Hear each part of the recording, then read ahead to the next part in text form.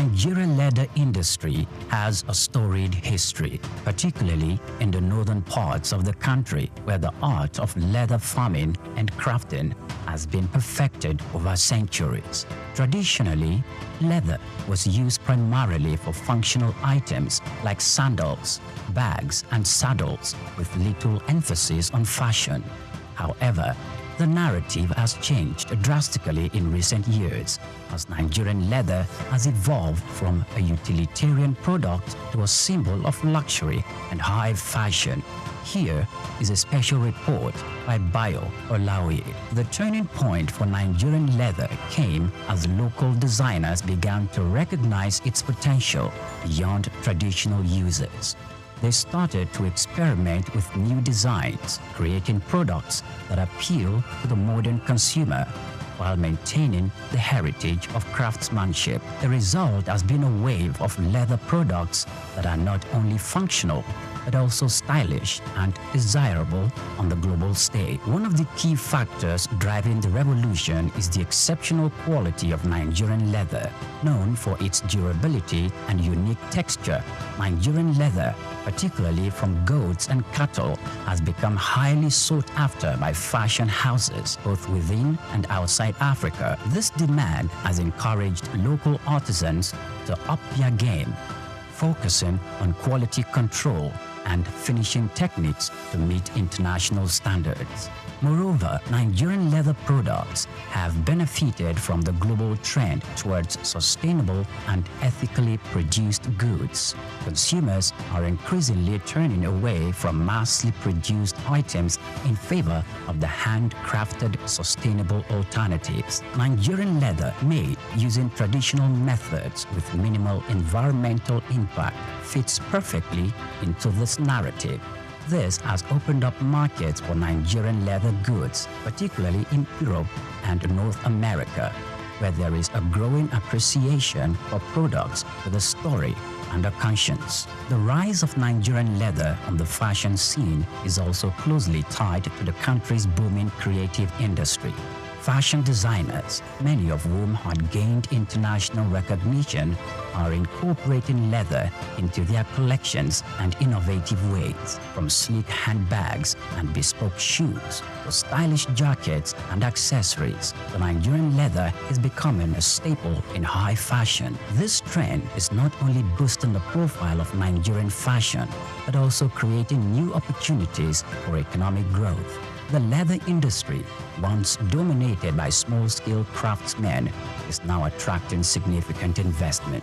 Entrepreneurs are setting up modern tannery and workshops, creating jobs and fostering skills development in the process. This industrialization of leather products is helping to formalize what was once an informal sector, leading to better working conditions and high incomes for artisans. However, the success of Nigerian leather market did not emerge without challenges. The industry still faces issues related to infrastructure, access to finance, and competition from imported goods. Additionally, there is the need for more investment in technology and innovation to further enhance the quality of leather products and make them more competitive in the global market. Despite these challenges, the future of Nigerian leather products looks bright. There is a growing recognition of the value of locally produced leather goods both within Nigeria and globally.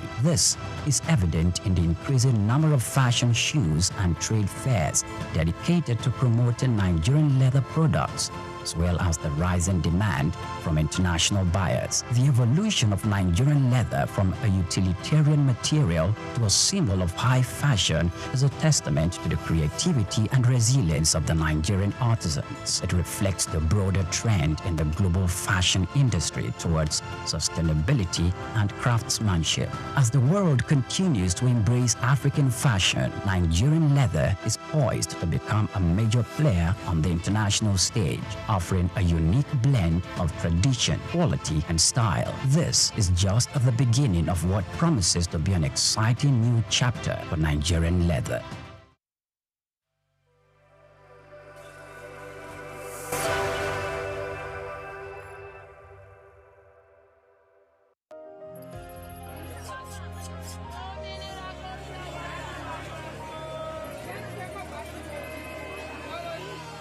Hello, Lagos.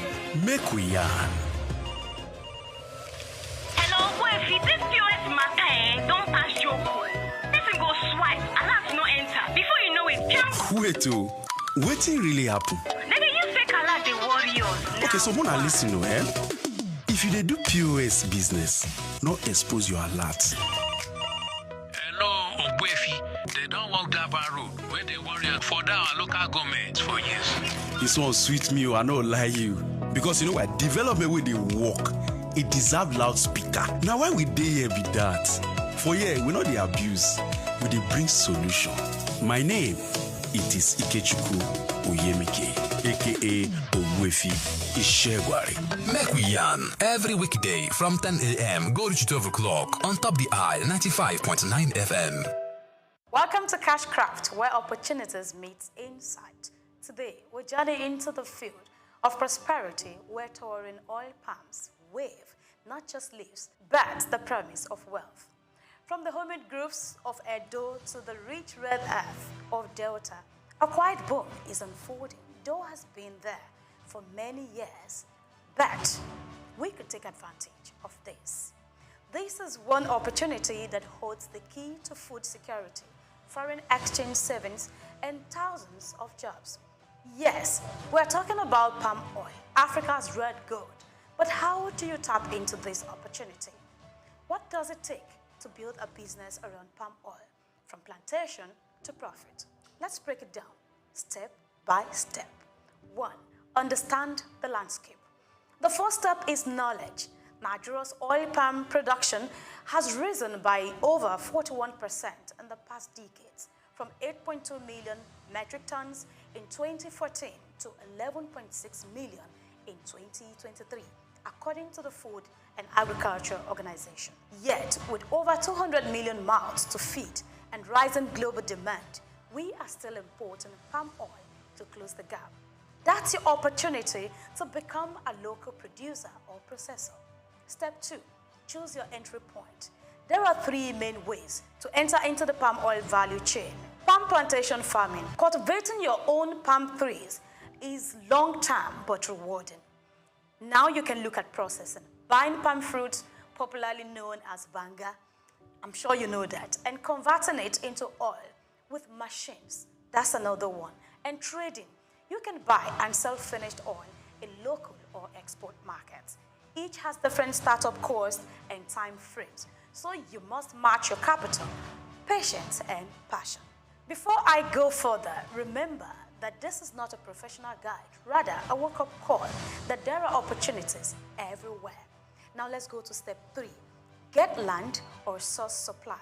According to research, some initiatives like the Edo Oil Palm Development Program, EOPDP, and Delta State Delcom scheme are making access to land to become easier.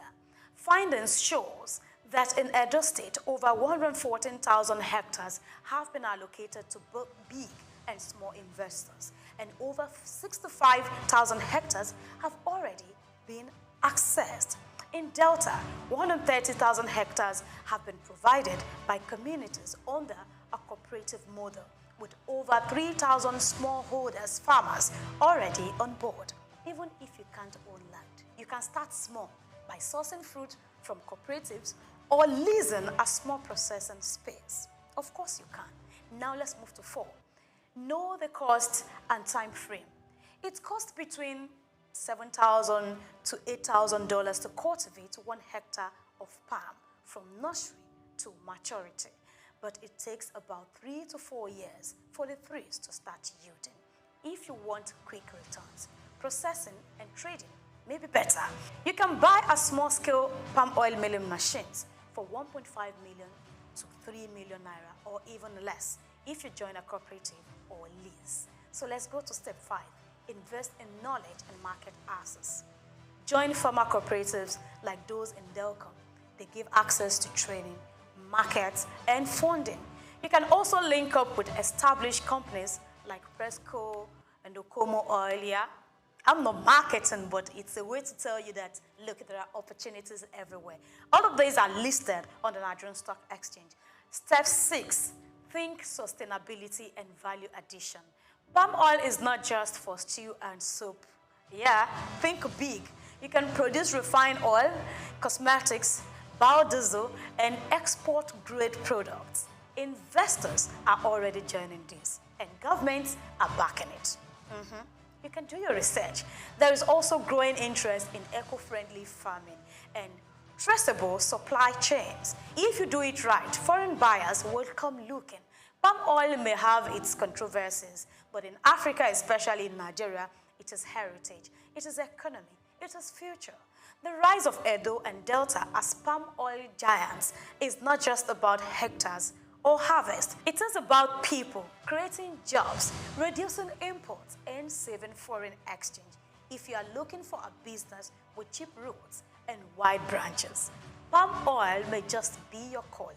This has been Cashcraft, your guide to turning ideas into income. I am Grace Komalafe. Join us again next time, and remember, the ground beneath your feet might be your next big break. See you again.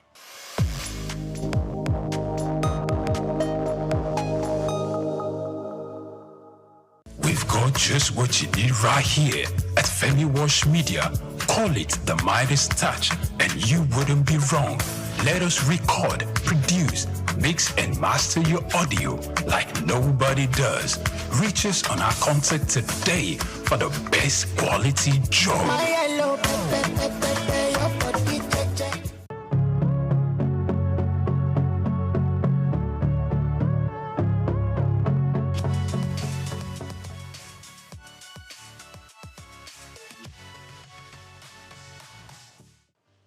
Well, I think as the name goes, we are still faring very well. We're still holding on. Basically, Niger Delta Power Holding Company Limited is a Nigerian company owned by the federal government of Nigeria, the 36 states, and the 774 local governments. The federal government has 47% shares in NDPHC, and the 36 states and federal capital territory, plus the 774 local governments own the remaining 53%. Originally, it was supposed to be a stopgap, build and sell power plants to increase the power availability. But in the process, as the company moved along, they discovered that if you build power plants, you also have to build complementary transmission networks. And then if you have transmission networks, you will also need the distribution network so that the power can ultimately get to the consumers. And so because of the gap that was in the sector at the time, Niger Delta Power Holding Company Limited was asked to build more power transmission networks, substations, injection substations. So over time, we had grown into the behemoth that we are today. Principally, we have 8 power plants functioning now, and then 2 are in the process of being completed. So that's what Niger Delta has been. But basically, I can say without any iota of contradiction that Niger Delta Power Holding Company Limited has been able to increase the capacity, the network capacity, by about 50%, and of course the distribution capacity by about 60%. We are capable of producing up to 4,000 megawatts now, but there are still some constraints in the transmission network, which is being addressed by the various arms of government and the various stakeholders in the sector.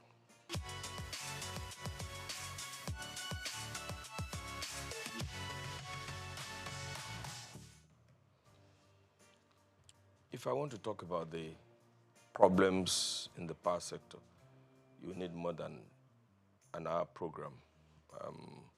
They are multifaceted. And each time solutions are being found, they are not far-reaching enough. For instance, before the enactment of the Electric Power Sector Reform Act, it was thought that the problem was we didn't have enough generation power. And that's what gave rise to the NIPP, which is the National Integrated Power Project, which was basically to increase the power availability in Nigeria. And there were gaps because at that time, I don't think the solution was holistic enough. I'm talking of during the time of President Olusegun Obasanjo. You remember the National Integrated Power Project was conceived at the time. And it's strange that for the past many years, we are talking about 4,000 megawatts, 4,000. In reality, the available power in Nigeria is about 16,000 megawatts now, between 13,000 and 16,000 megawatts. So you wonder, why are we producing or generating or putting on the grid about 4,800 megawatts? So there's a gap. And the gap is basically the fact that the present network is aged. It's inadequate. There is fragmentation in the sector. You have, as of today, about 26 different bodies in the power sector.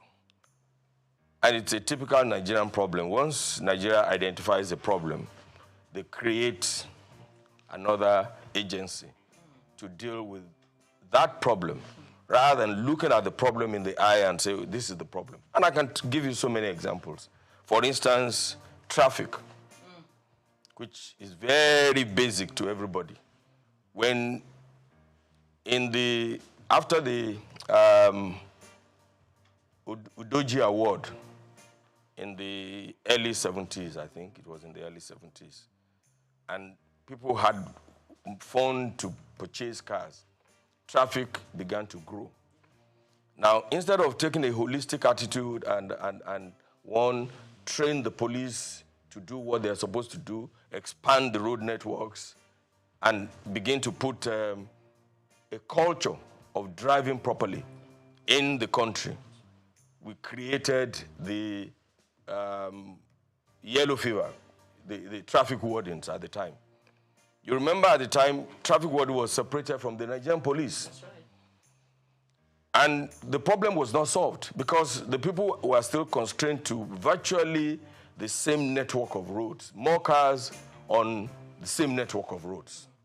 And then we stopped training drivers. So Federal Road Safety Commission was formed.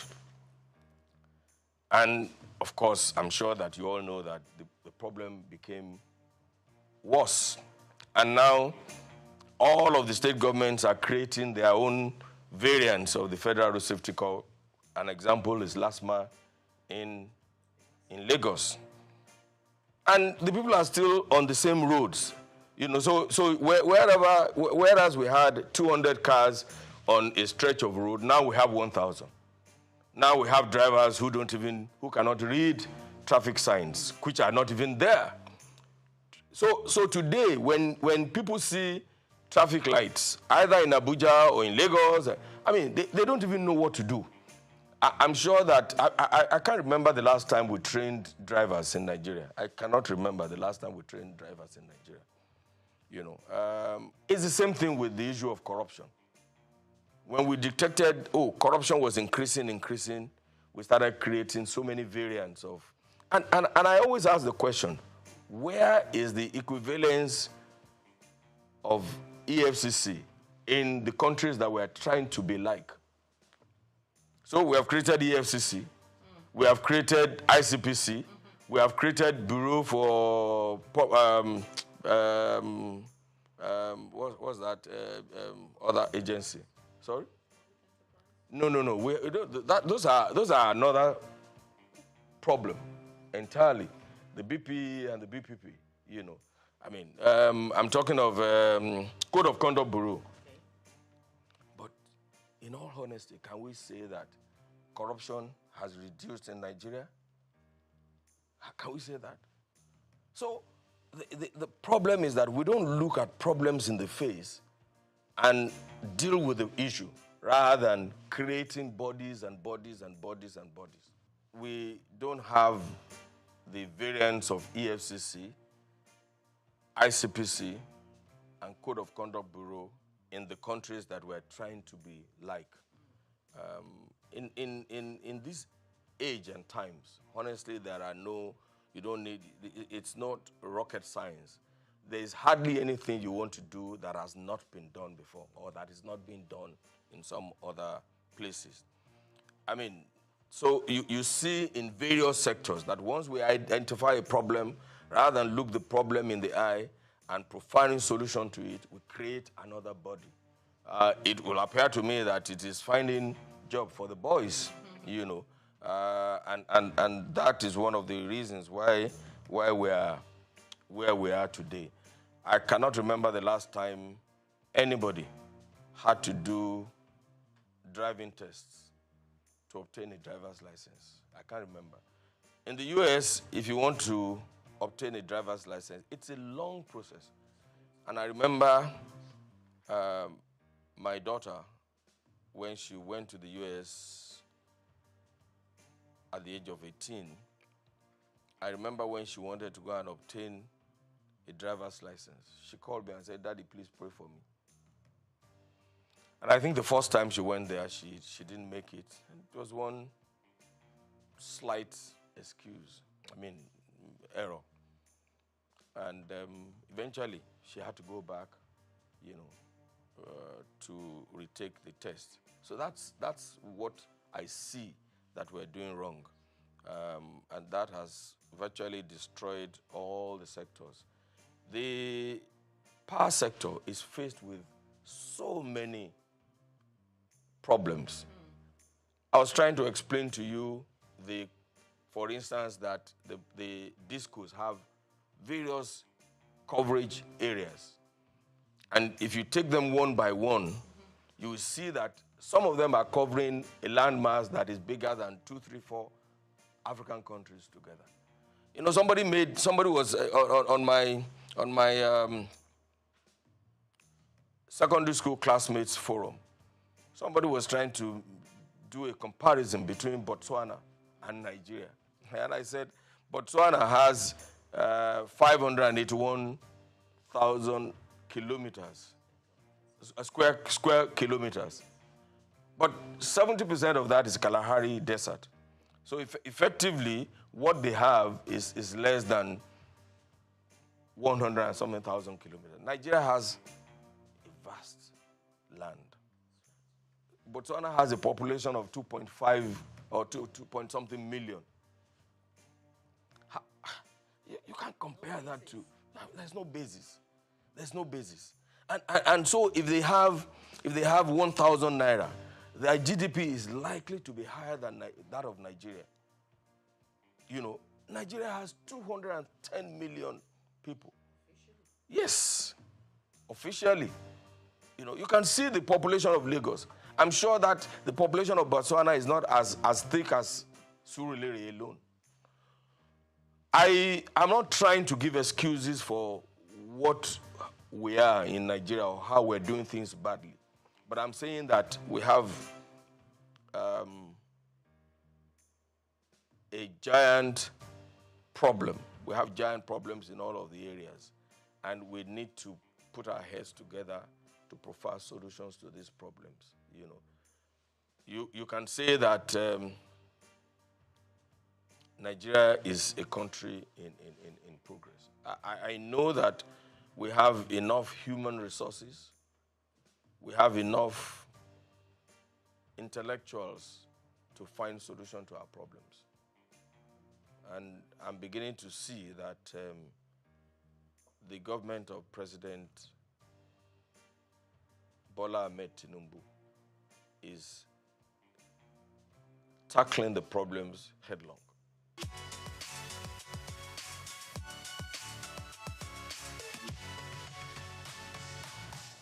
I don't want to say that they work in silos. I mean, it would not be absolutely correct. I don't want to say that. That would be too negative. I would like to say that there's need for better collaboration between all of them. And then one of the greatest things that we need to do is that there must be a coordinating agency that is not encumbered with or by bureaucratic procedures.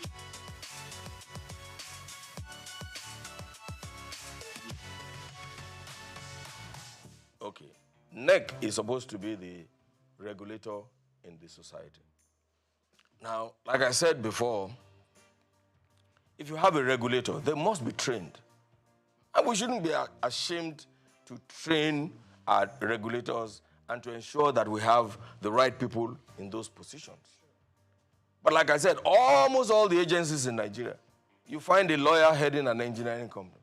You know, I mean, it's not done. And what happens is that, I don't want to create a war between professions, but the truth of the matter is that if you are a lawyer and you have, you're doing legal consultancy in the sector, that doesn't make you to be chief executive of a purely engineering company.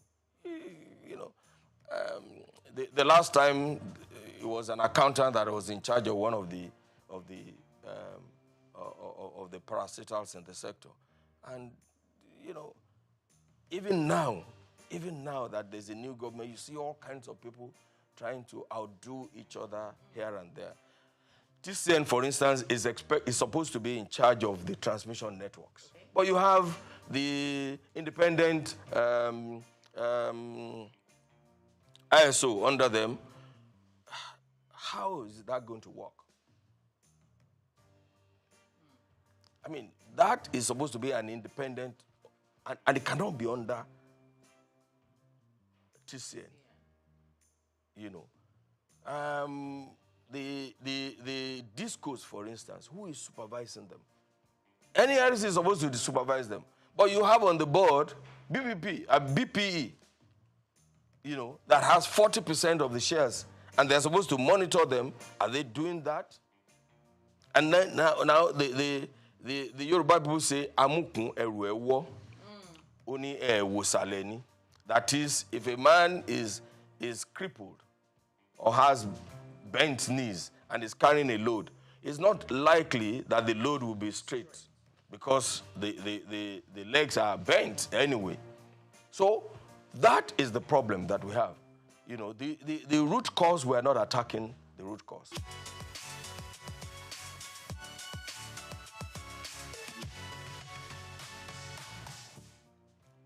You know, the electricity power sector reform has a transition program. But unfortunately, because we didn't do the privatization properly, we gave it to people who have no financial resources.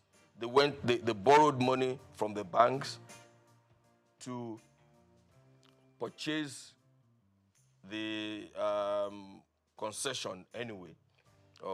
You know, because they borrowed money from the bank, they don't have enough funds to repair the aging facility that they inherited. So that is a problem. Now the bank is on them. The bank lent them money for 5 years, or you know, whereas this is a sector that is, I mean, you need long-term fund. You know, you need to have enough money to lay new cables, replace transformers. Some of these transformers have been there since 1960-something, to replace them. Look, where I come from in Ondo South Central District, we have not had power for up to 15 years now from the national grid. Everybody is an electricity generator company on his own. When we stepped into it to see what was happening, we discovered that the distribution company did not have enough money to repair the damaged distribution networks. So NDPC stepped into it, and we've spent almost 3 billion to repair all of that. Or almost 3 billion. I mean, we're talking about 6 local governments. At a point, by the time we had finished the reticulation of the networks in 5 of the local governments, we discovered that there is the source of supply is from Ondo. Ondo has a 2 by 30 MVA substation. One of that substation is gone. So it means that the distance of almost 100 kilometers from Ondo to Ore and to Ilaje, to Igbokoda area, to Mahin and Co. Just one single 33 kV line is coming from that. So by the time the light gets to Okitipupa, what you have is candle light. It's the same thing we saw in Lafia, for instance. For years, Lafia, even the government house in Lafia, was being operated on generator because the single line feeding Lafia and the entire Nasarawa state is from Abuja. So that's why we stepped in and built the 330, 132, 33 kV substation, which was commissioned early last year by President Muhammadu Buhari. And you can see the joy in the faces of the people.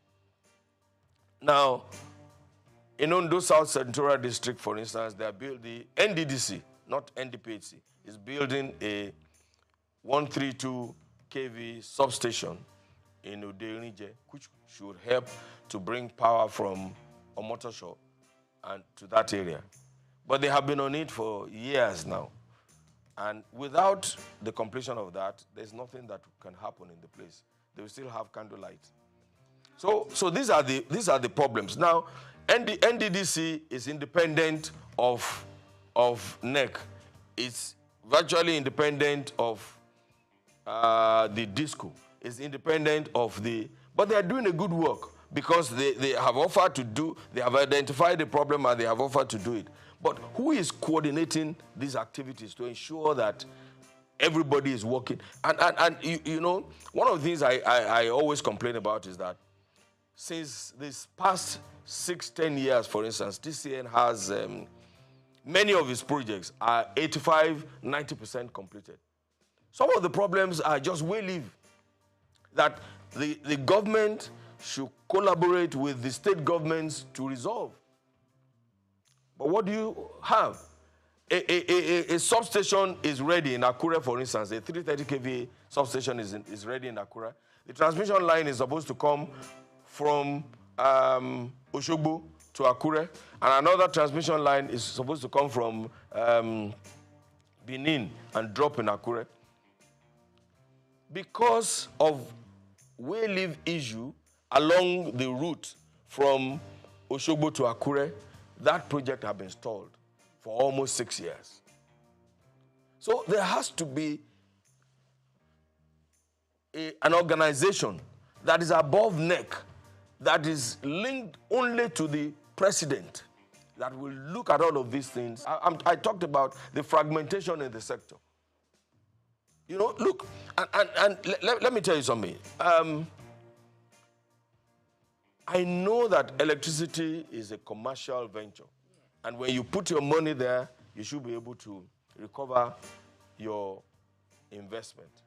However, it's also a social contract between the government and the people. It's a social contract. You know, so if you have such a transmission line, everybody should be involved. And I remember that it has to be a responsibility. I remember when we were doing a project in Owerri. And because the transformers have been there for a long time, we needed to remove the transformers to a workshop somewhere in Ikorodu there for repairs, so that when they take them back, it can function properly. And we had given authority to the EPC contractor to go and remove the transformer. But of course, when the community saw that they were removing their transformer, this was a transformer that has not been functioning for the past 10, 15 years. They refused to let them go, and the governor had to intervene. The governor also refused to let them take the transformer away. I had to personally intervene with the governor, speak with the governor, write an undertaking before the transformer can be moved to the workshop for repairs. It's not repairs, really, but they need to change the oil and make sure it's in good working condition, because it's been on the plinth for 15 years. So there has to be a coordinating agency that is devoid of bureaucratic encumbers. Initially, NDPC was created from the Federation account. The initial seed money for NDPC was from the Federation account. However, since we started producing electricity, let me put it that way, we don't receive some subvention from the government. So our revenue is from the sale of electricity, sale of energy to the network and to what we call willing buyers. For instance, you will see that we still, even outside the country, we sell power to countries outside Nigeria. Yeah. So that's how we derive our, but because also we are owned by the 3 tiers of government, we have also embarked on working with the other sectors to improve the networks. For instance, we build distribution. So from the profit that we have, we build distribution networks virtually in all. There is no state in Nigeria that has not felt the impact of NDPC. And then we, like I said, the transmission substation in Lafia was constructed by NDPC.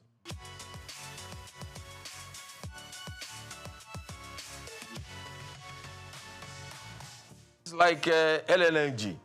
The LNG cannot receive subvention from the federal government anymore.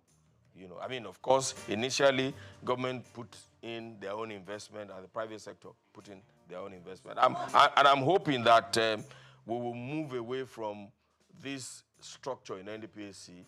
I'm really hoping that we'll and adopt the NLG structure, for instance, and bring in a huge investor to acquire 49% so that we can start operating like an LNG. There's a lot of confusion in the society, and even those even some high government officials don't even know the functions of NDPC. They don't even know.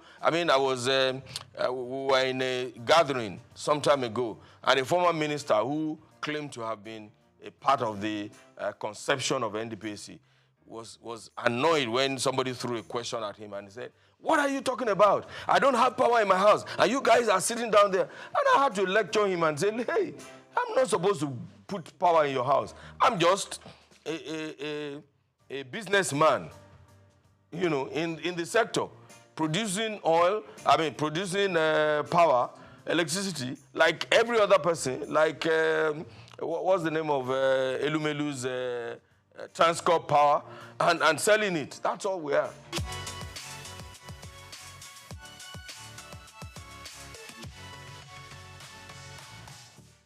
The problems are enormous.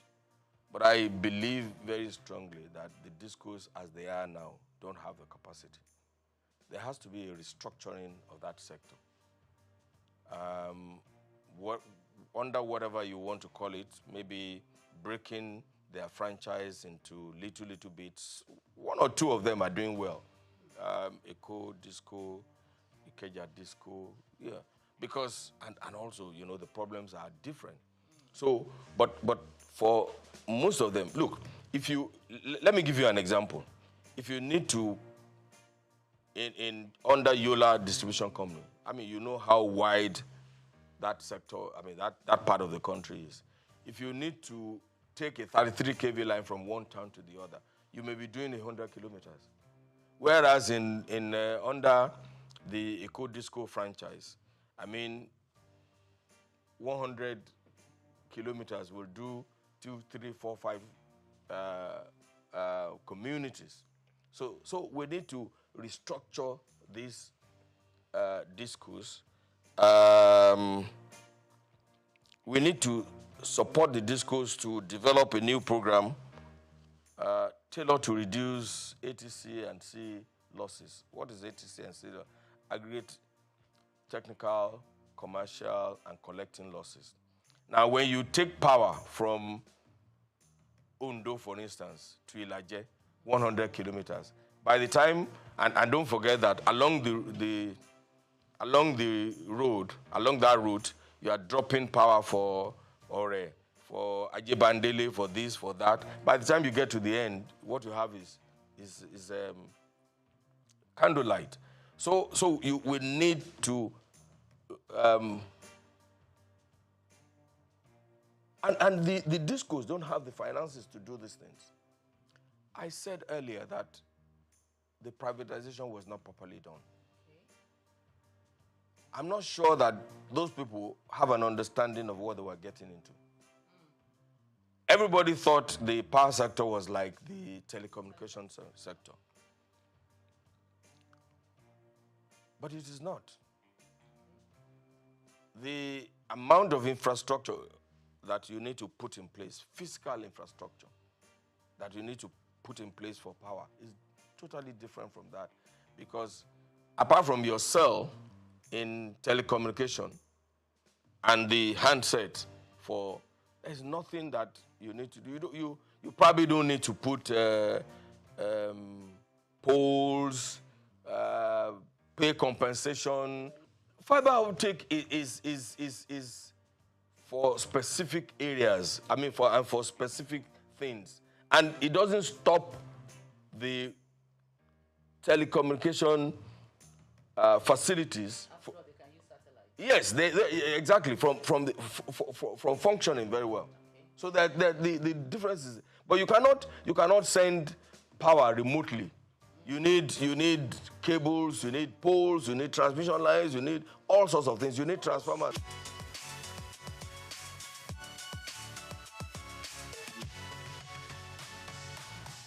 The discos should be responsible for them.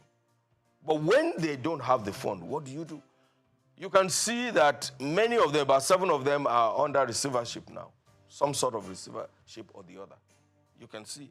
Because they borrowed money from the banks and they were not able to pay back within the time they thought, I mean, they were going to be able to pay back.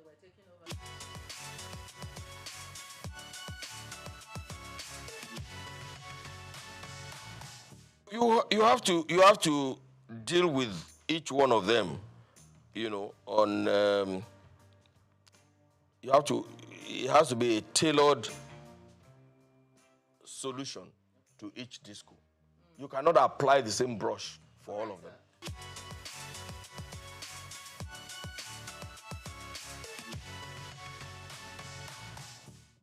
Well, the truth of the matter is that at some point there will be increase in tariff. However, this is not the time for it.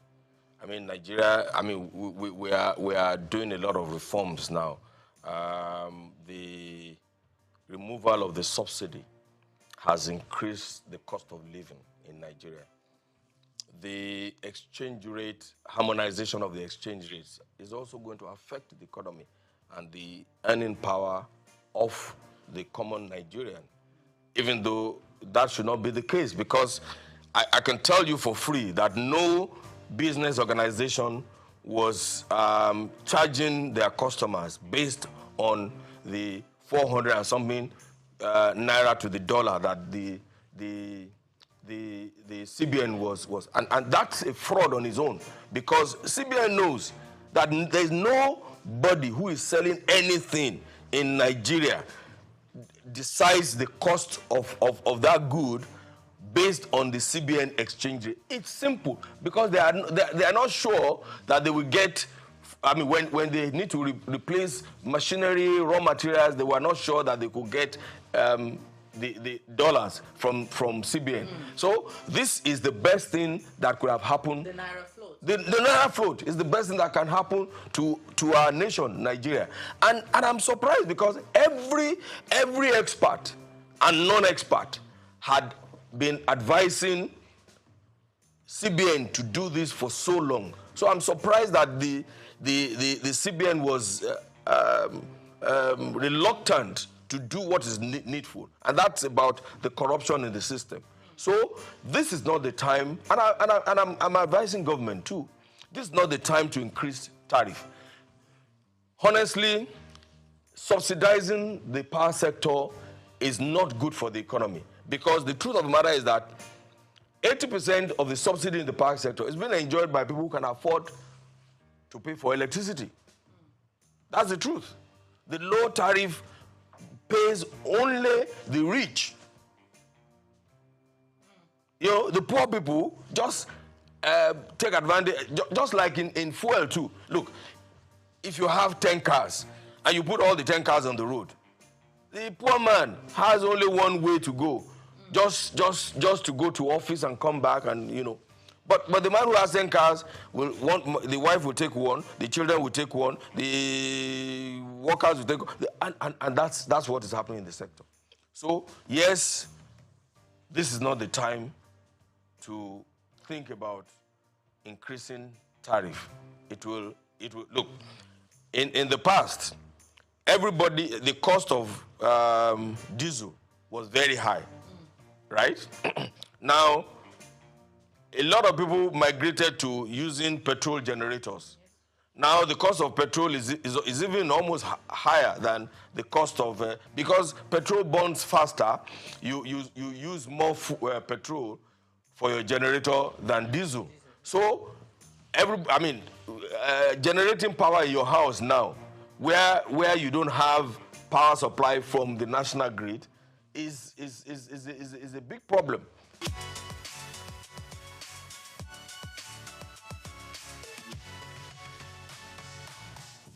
No, there's no doubt in my mind that we need to migrate to prepaid meter. I mean, not only intelligent meters, so that when we have intelligent meters, nobody can manipulate their consumption. You know, if you go to some hotels in the past, all of the heavy-duty consuming equipment, their laundry, their air conditioners are connected directly, or they bypass the meters, you know. But if you have intelligent networks, that cannot happen because it will be discovered and then you will be dealt with appropriately. So there's no doubt in my mind that everybody, and it's in the interest of the consumer too, to acquire prepaid meters. And it's not the only prepaid meters that the discos should supply. It should be intelligent networks. Of course, I said earlier that they don't have the money to do it. They don't have the funds. What was the intelligent network? What will you do? Look, if you had an intelligent network in a place like this, for instance, you can determine what is happening without you being there. Even on your phone, you can control your this thing. So I'm just trying to use that to explain what it is. So if you have an intelligent network, the discos in their control rooms will be able to monitor and ensure that energy theft is reduced to the barest minimum, and they can ensure proper operations in their own sector.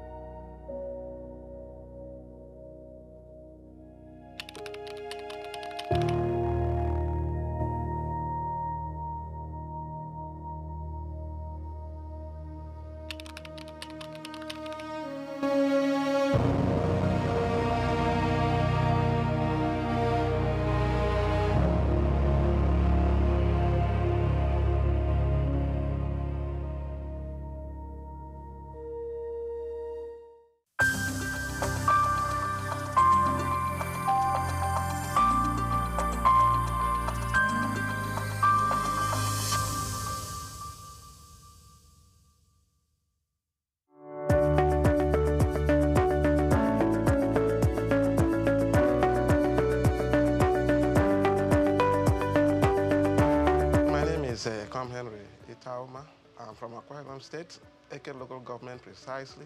My primary school at Akwa Ibom Church Primary School, so young Eket, where I grew up in the early 70s. I moved into government secondary school at Eket. I finished my school set in 1981. It was a jolly good experience.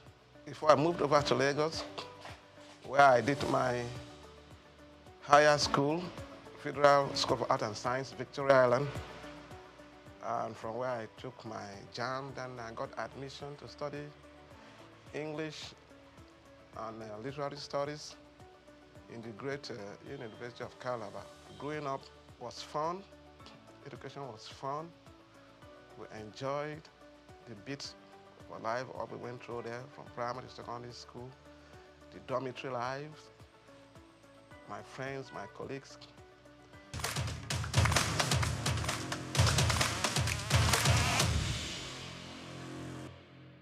Coming over to Lagos was quite an experience. My first time in Lagos, arriving after a tortuous journey back then.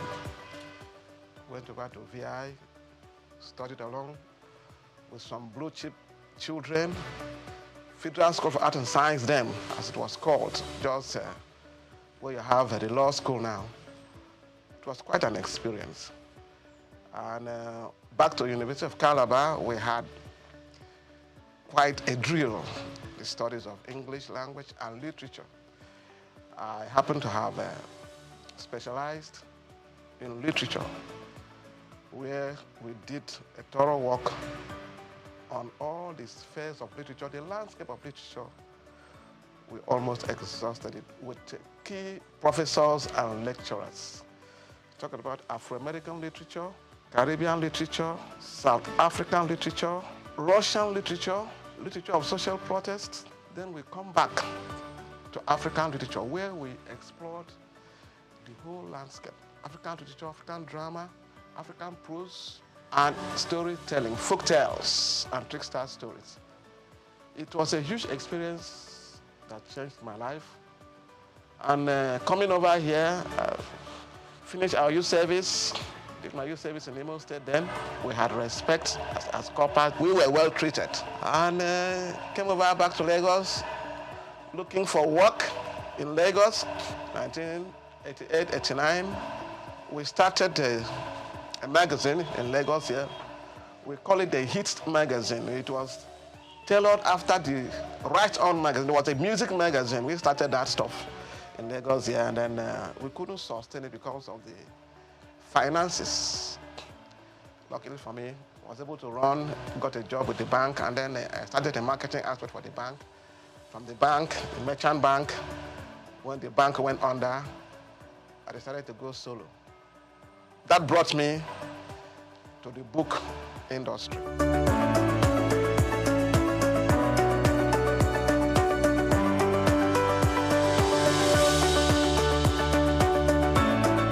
I have always have this passion for books, right from my primary school to my secondary school. My mom was a teacher, a successful teacher. We were encouraged to read books. We used to hide ourselves in the libraries, my local government libraries. So when I got admitted to the University of Calabar, all our long vacations, we were always found in the library. Of course, there was no GSM then. The library was our contact space, where we go to the libraries to get information about when the school is going to resume, because apart from news, radio, and all that, you may not know when the school is going to resume. But when you meet with your friends, you know, in the library there, we meet with some other undergraduates, Uniben, SOUQ, Ife, some of our friends who were studying there, who came home for long vacations. I mean, we interact with them, and before you know it, we hear, you people are going to resume this, that, and that's how my passion for books gets strengthened. When we resume schools, we exchange novels. We look for novels to read. We look for African writers series. We look for Headley Chase. We look for exotic books. We started collecting books. When we finished reading, we shared the books to our friends. We talked about the books, and from there, we were able to explore the world. we sat down in the library and we knew what was happening in the apartheid South Africa. I did so much about the history of South Africa. I read about the Zulu aftermath. I read about the Mau Mau wars, the challenge of colonialism, the pro-colonial times. I had a good teacher who taught me history in the secondary school, Mr. Houghton. He did a yeoman's job. He led us through the whole spectrum of West African history. West African history by Adekunle Aromolaran. We talked about the Oyo Empire, Songhai Empire, Timbuktu, the Great Mali Empire. You know, all these things stir up our curiosities. And since then, we never departed from books. We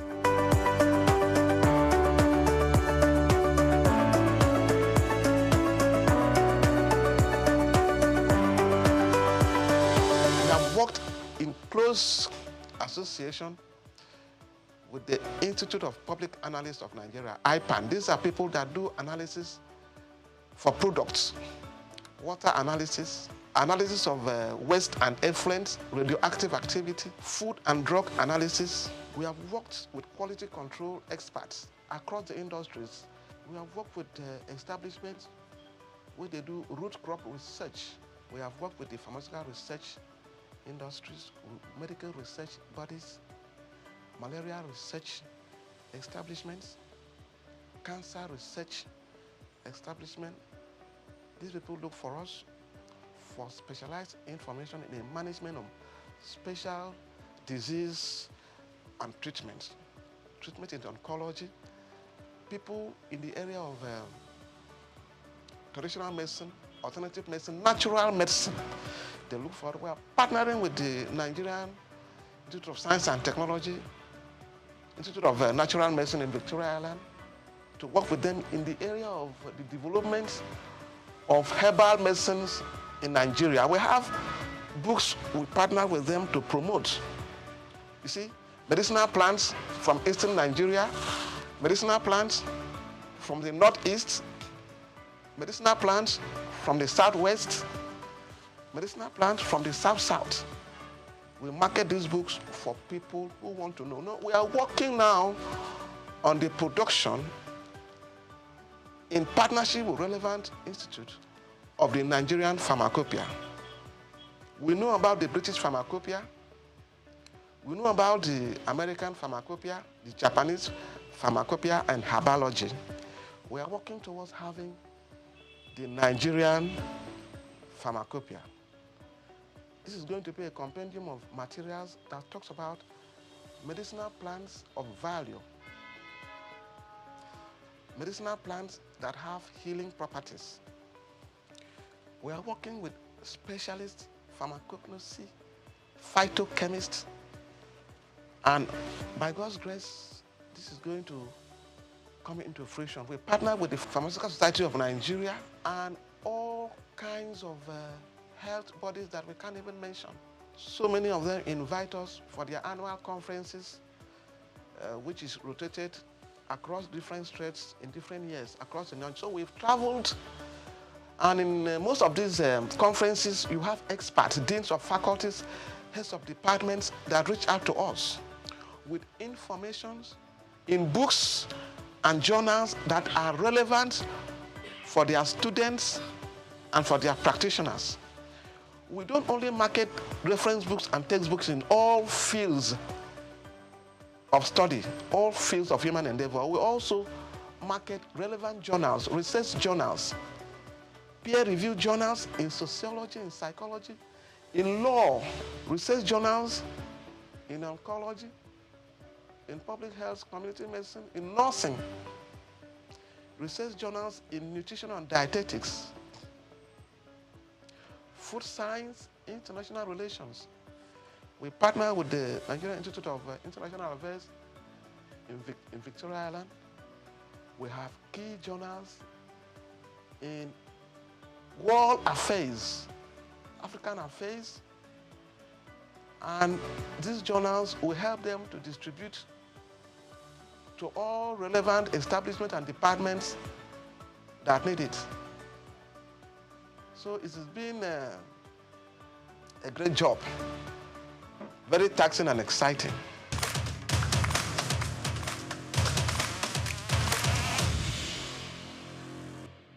Each book added a new spectrum of learning and knowledge for us.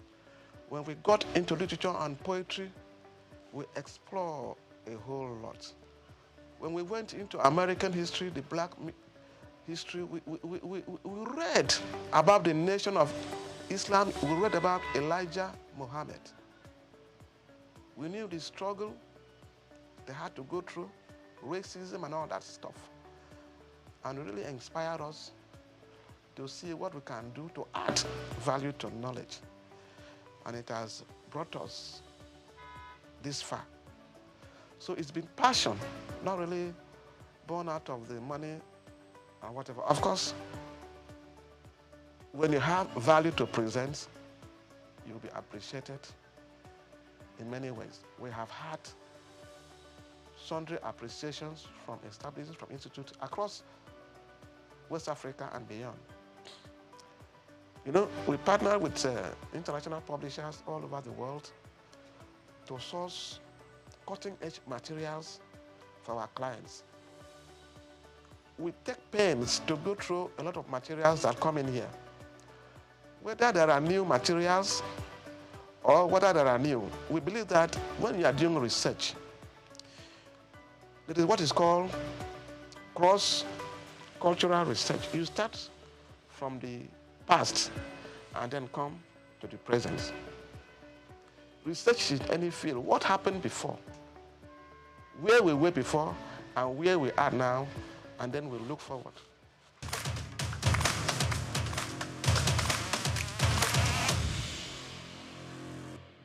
So we have a lot of materials for our clients, and we are on an endless journey of search.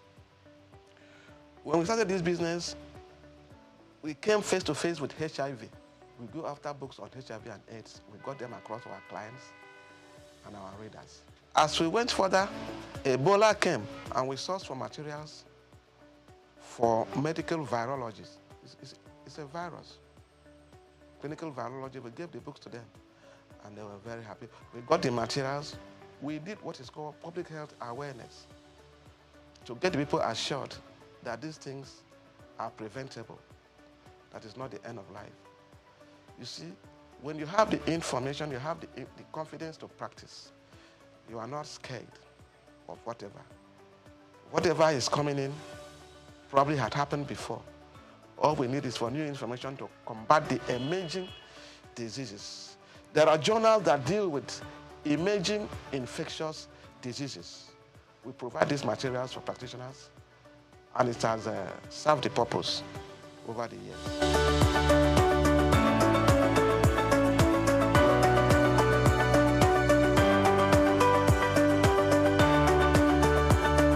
The secret of my success has been the impartation of specialist knowledge, tertiary knowledge for professionals. You know, education and learning is a lifelong journey. People talk about continuous professional development. For instance, in the media world and the real estate world, we have partnered with people who are doing media studies. You know, the print media, the electronic media, mass communication as a whole. We have provided a lot of materials for them. So now we have specialists in the media. We have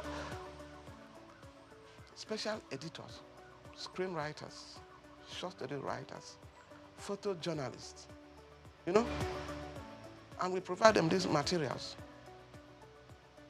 In the real estate world, we have attended conferences of real estate practitioners, providing cutting-edge materials for them. in real estate development, information technology, property development, property law. All these materials assist them in the practice of real estate. We have gone far more.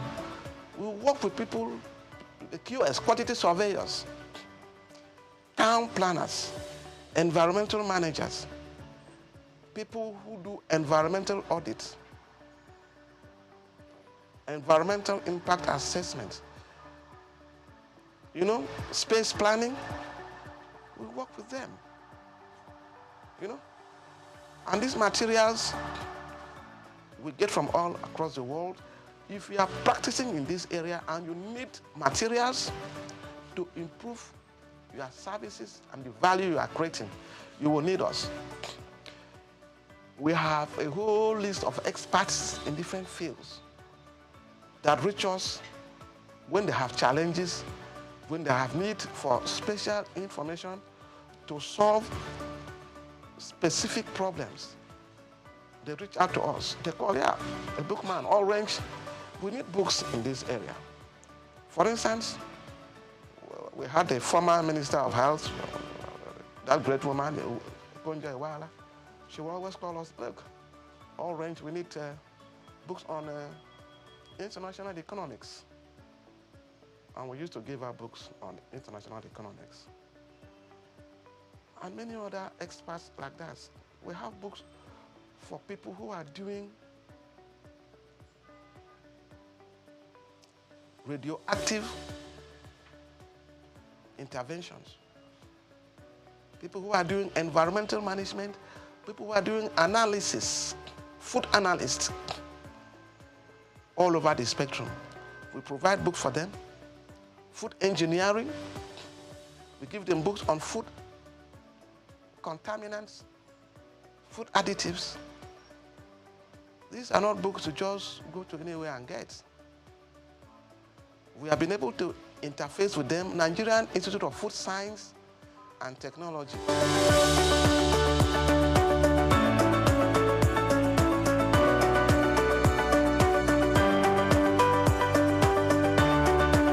Reading has a tremendous impact on influence on human life. It helps you to appreciate issues, ideas, views, and opinion.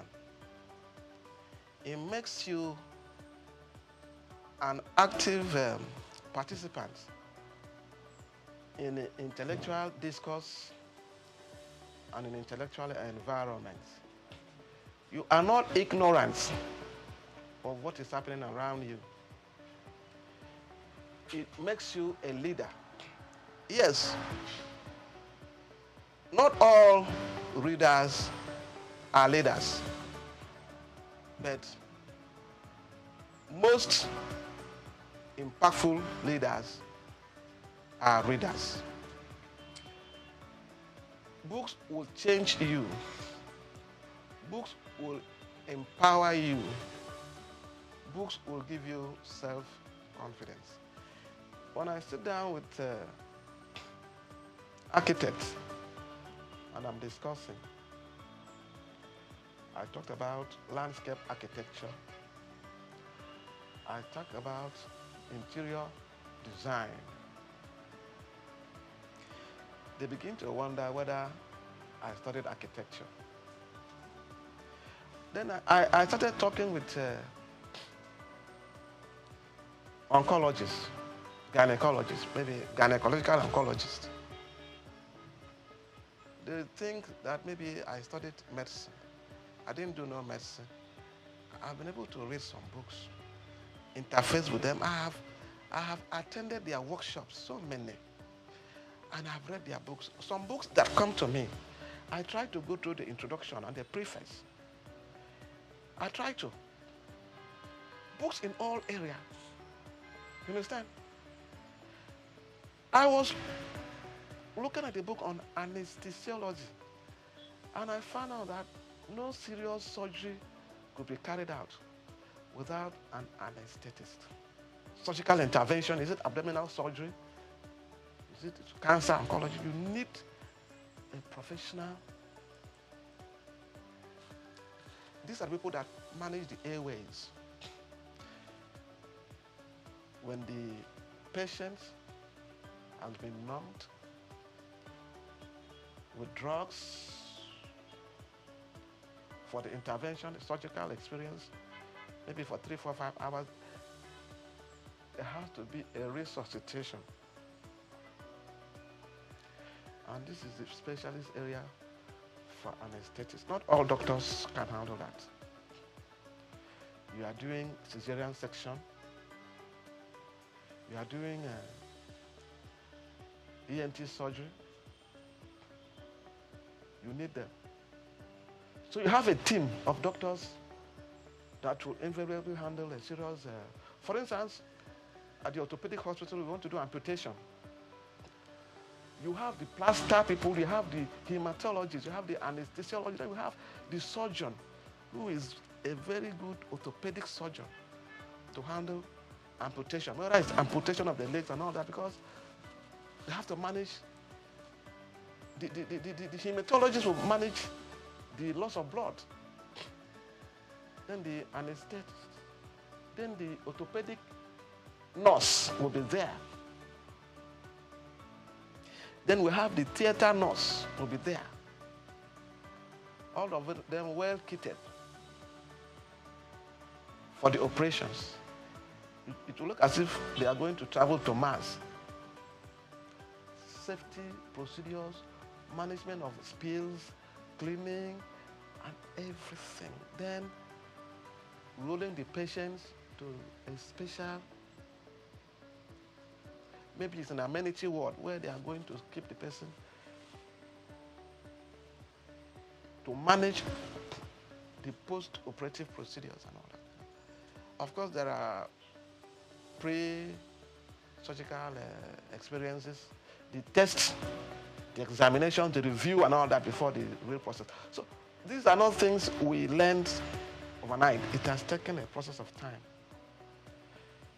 And we got to know that, oh, this is how the deal is done.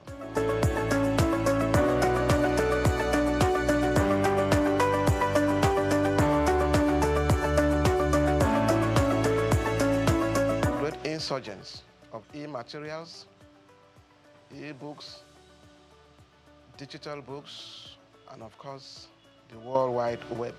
It has helped us to access materials easily. But you see, initially people were afraid that with the advent of the e-books and all that, that the textbooks, the physical books,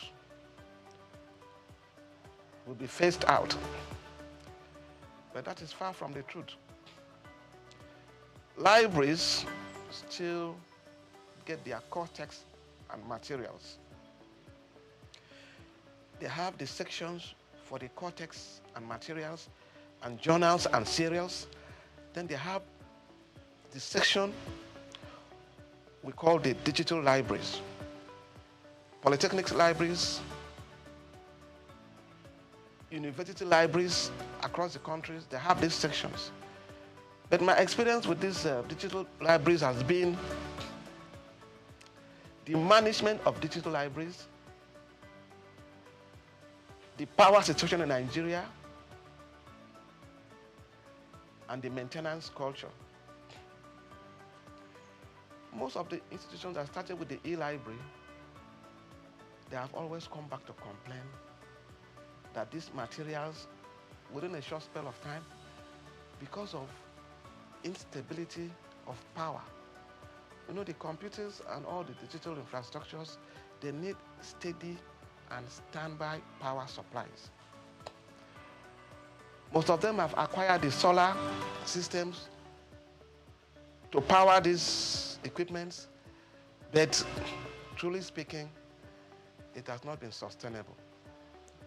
Sometimes we have some dubious students vandalize these facilities, and then people always have to fall back on books. With the smartphones now, students can get a lot of materials and all that, and they read, but I can tell you that people who are doing serious research, They come back to us for books. You are doing research, you have to do your references, your bibliography. You have to show evidence, materials you have read, both online and offline. You are doing your doctorate program, master's program, to whatever level.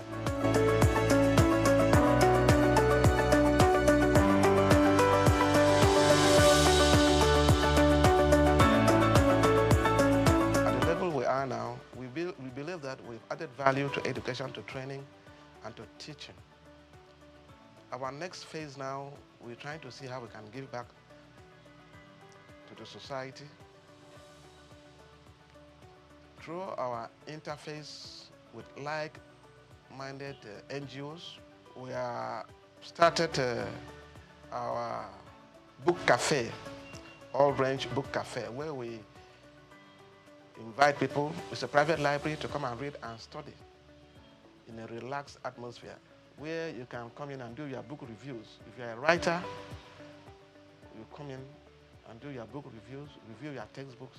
Going forward too, we also have our NGO, which we are working on, that borders on environmental management. We call it the Campaign for Sustainable Environment. This is a program we have been running the last 5 years.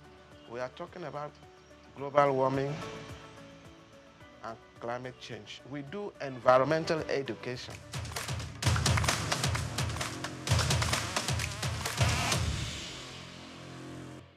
My name is Yinka Babalola. My name is Ijoma Pelokoro. My name is Joshua Hassan. I am Rotarian or Mosunde Lawson. It's Ife Yunwarita Ejeze. My friends call me Ife. My name is Rotarian Lola Dare. I'm inviting you to keep watching SOUQ News. It's the right station to tune to. I like SOUQ News. SOUQ News is good. I want to charge you all to listen to SOUQ News, watch the news. You can have unlimited news, first time. Find SOUQ News. Be with SOUQ News. Never switch off. You are better for it. SOUQ News is the real thing. Listen to their coverage and you'll be glad you did. Turn to your YouTube, turn to your Instagram, turn to all your digital channels and look for SOUQ News. Keep watching. Keep watching. Please, guys, keep watching SOUQ News. Welcome to Cashcraft, where opportunities meet insight.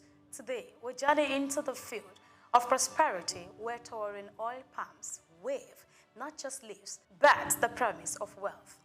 From the humid groves of Edo to the rich red earth of Delta, a quiet boom is unfolding. Dough has been there for many years, but we could take advantage of this.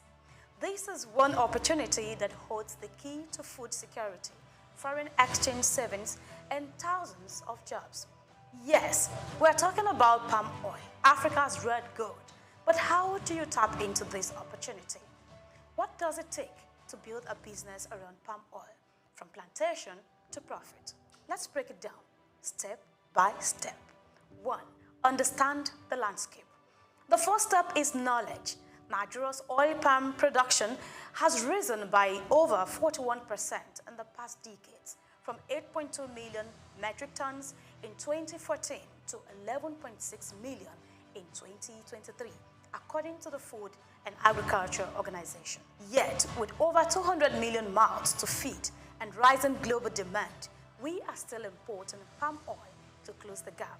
That's your opportunity to become a local producer or processor. Step 2, choose your entry point.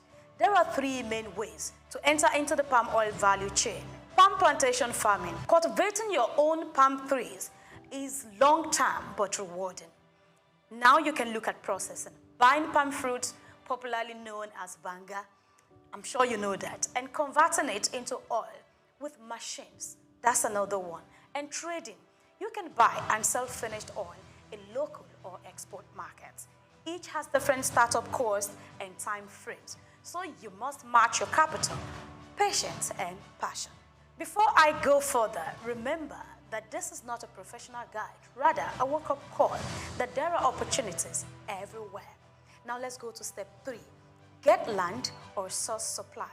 According to research, some initiatives like the Edo Oil Palm Development Program, EOPDP, and Delta State Delcom Scheme are making access to land to become easier.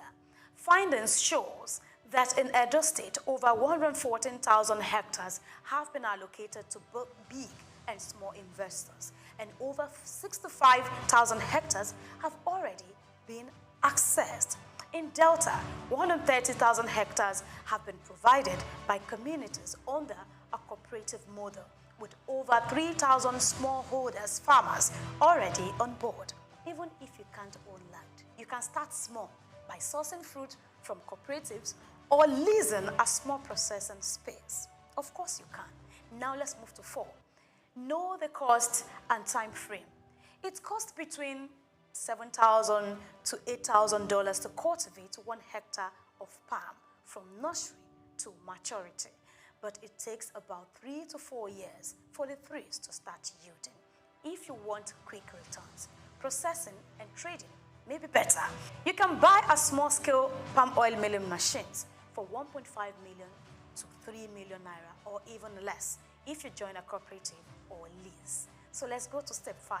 Invest in knowledge and market access. Join farmer cooperatives like those in Delcom. They give access to training, markets, and funding.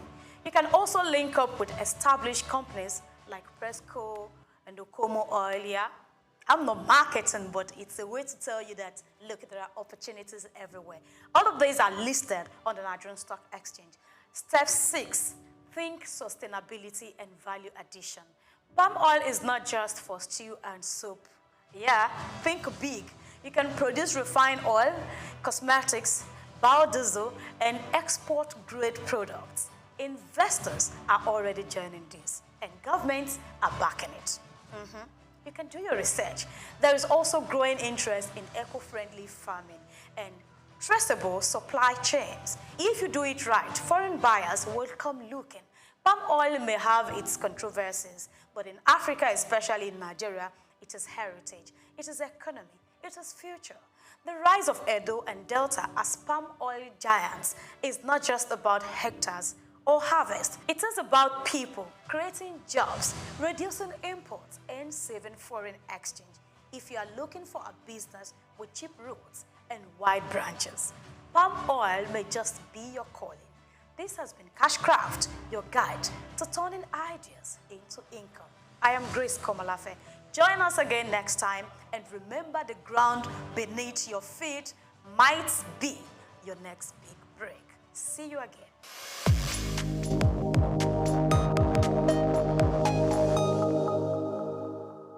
Hello Nigeria, hello Africa. Yeah, this is Sound Man. Keep watching SOUQ News. My name is Babalola from Excel LED. Keep watching SOUQ News.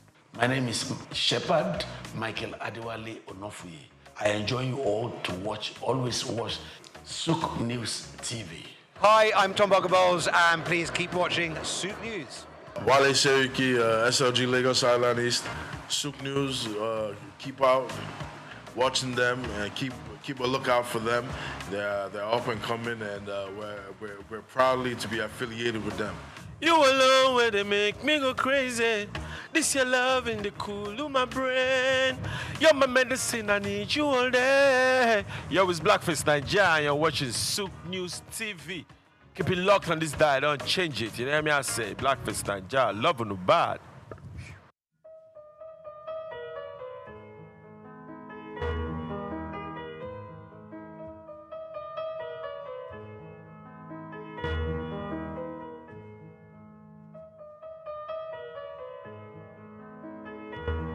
We're going to have increase in the number of facilities that we will visit in the year 2025 by 30%. That would have improved compliance and enhancement of data-driven decision making using data analytics. We're going to strengthen collaboration between our partners, and we're going to have 25% increase in our compliance rates by carrying out the key strategies. We want to expand our monitoring coverage.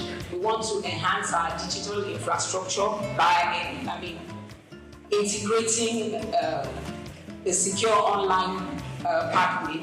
We also want to include the e-learning platform and our mobile platforms on the digital digital infrastructure. We want to strengthen our community engagement and build capacity of both the farmer staff and our partners. We want to drive innovation and research. This year, we want to carry out research on the quality of care. In doing all of this, we want to make the health facilities in Lagos safer by, leveraging on technology and ensuring that all our processes are data-driven. Thank you very much. Thank you very much, Dr. Onawiyede, Dr. Nibo Shinawo, Dr. Veronica Iwayemi, and Dr. Abiola Idowu. Your Excellency, the Governor of Lagos State, Mr. Babajide Olusola Sanwo-Olu, the Honorable Minister of State for Health, Dr. Isiaq Salako. Taking us further in the comparative study, I want to especially welcome a professor and consultant medical parasitologist at the College of Medicine, University of Lagos. He coordinates the International Malaria Microscopy RDT Quality Assurance Center, as well as the country's World Health Organization malaria specimen collection sites in the College of Medicine, University of Lagos. Ladies and gentlemen, please let's put our hands together for Professor Wellington Oyibo for a very short comparative study. Thank you very much.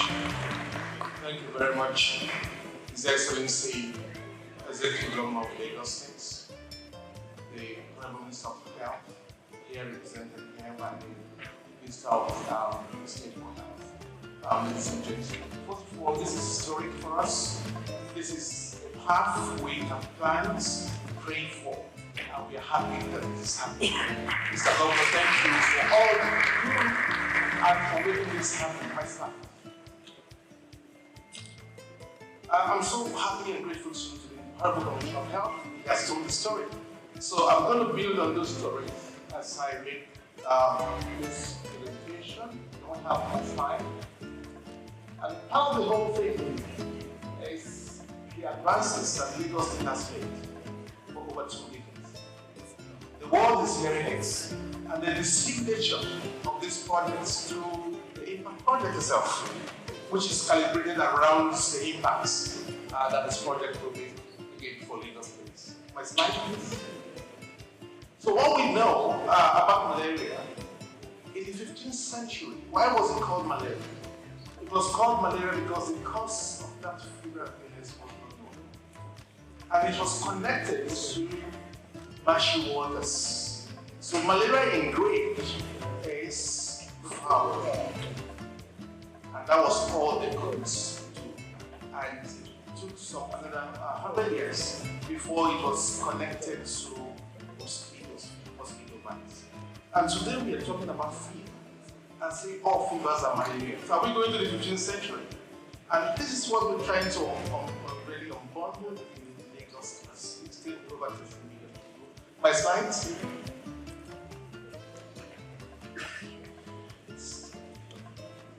So if fever is still malaria, we go back to the 15th century. And then, of course, for evidence base, meant that we will have to quickly provide the evidence. Can I have the slide up? Yes. So the horrible complaint of school is out from here.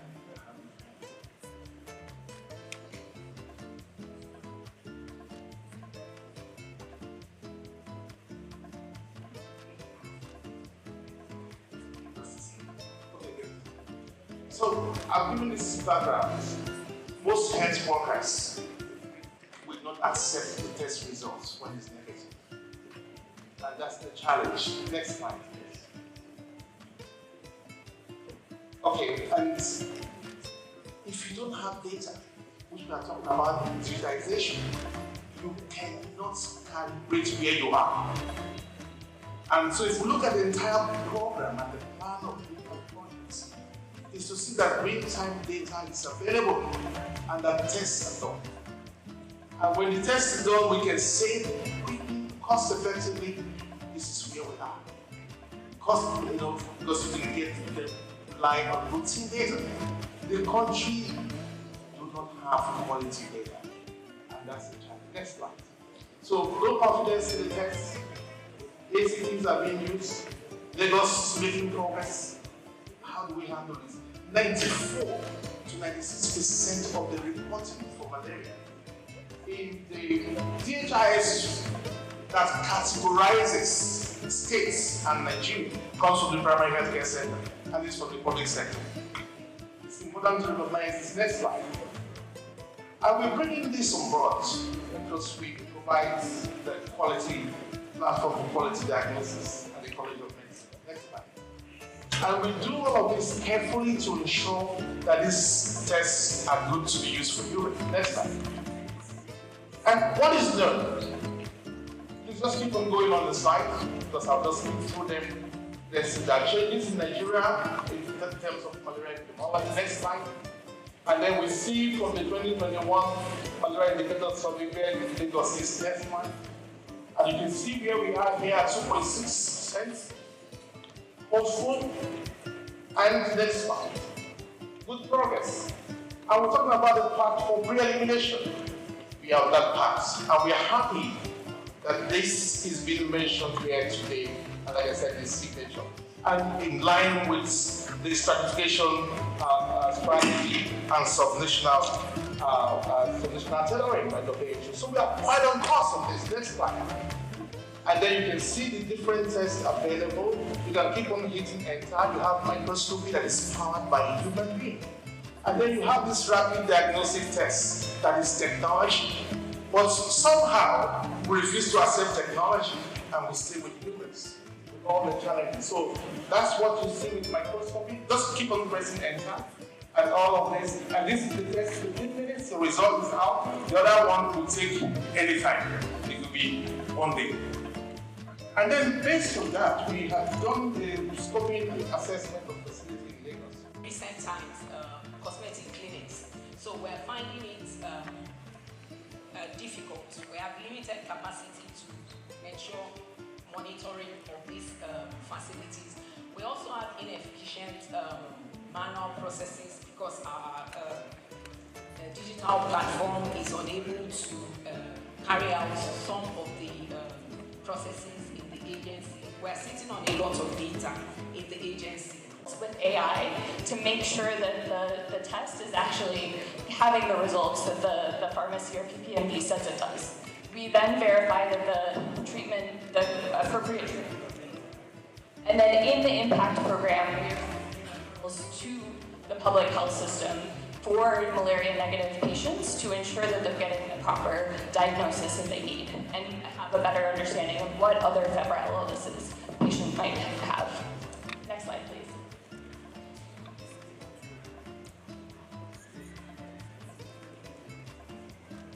Next slide. Okay, so I'll just talk briefly about all of the other partners that are working on this as well. So we are working closely, of course, with the Lagos State Ministry of Health, which envisioned this work and brought us in to support on this. With NMEP, which is overseeing the work and providing technical oversight. With WHO, which is providing, again, technical support and facilitation.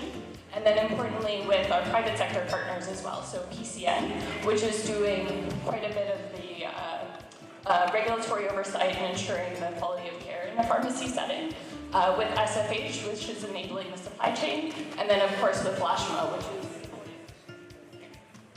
to go quickly into the final results on why this is improved quality of care. Oh, okay. Sorry about that. So the work is providing network expansion, innovative financing, integrated health systems, supply chain resilience, comparative research, and regulatory reform, leveraging all of these different partners that we've mentioned to ensure that patients are able to access quality care and that the data is being provided back to Lagos State to help improve regulatory support, policy, and other things. I've mentioned the partners that we have here already, but we're very grateful for all of the work that they are providing to ensure that there's quality of care in the private sector. And then finally, one final slide. To reinforce what Dr. Wellington said earlier, the work that is being done is also to be supporting with understanding the difference between rapid tests and microscopy to support on policy reform to ensure that rapid tests are always done before treatment for malaria in Lagos State. Thank you all so much, and we're very excited to be a part of this. Thank you very much, Dr. Jessica Venom, the CEO, Measurements. Ladies and gentlemen, taking us further, Dr. Nina Obulafo. Thank you very much. Thank you very much, sir. Your Excellency, sir. We're very happy that this is happening today. So just permit me to do something unique in terms of our focus for malaria control in Nigeria. To do this, I will call on Dr. Dao, Country Director for Malta.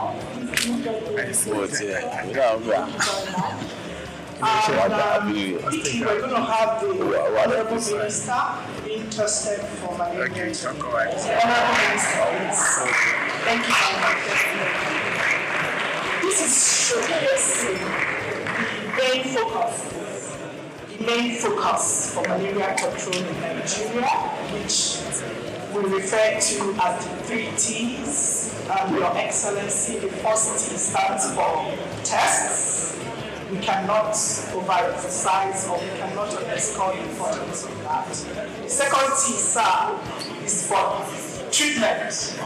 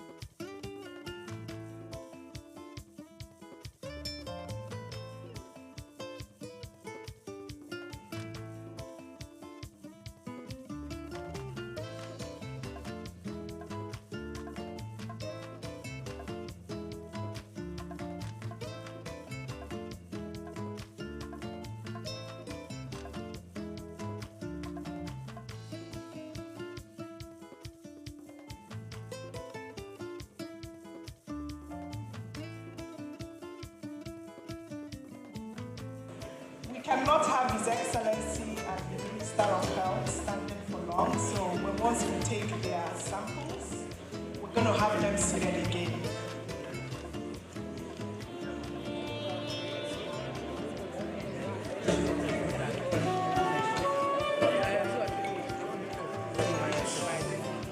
So can I have Dr. Walter on stage to come and quality check what is happening, sir, please? Thank you very much.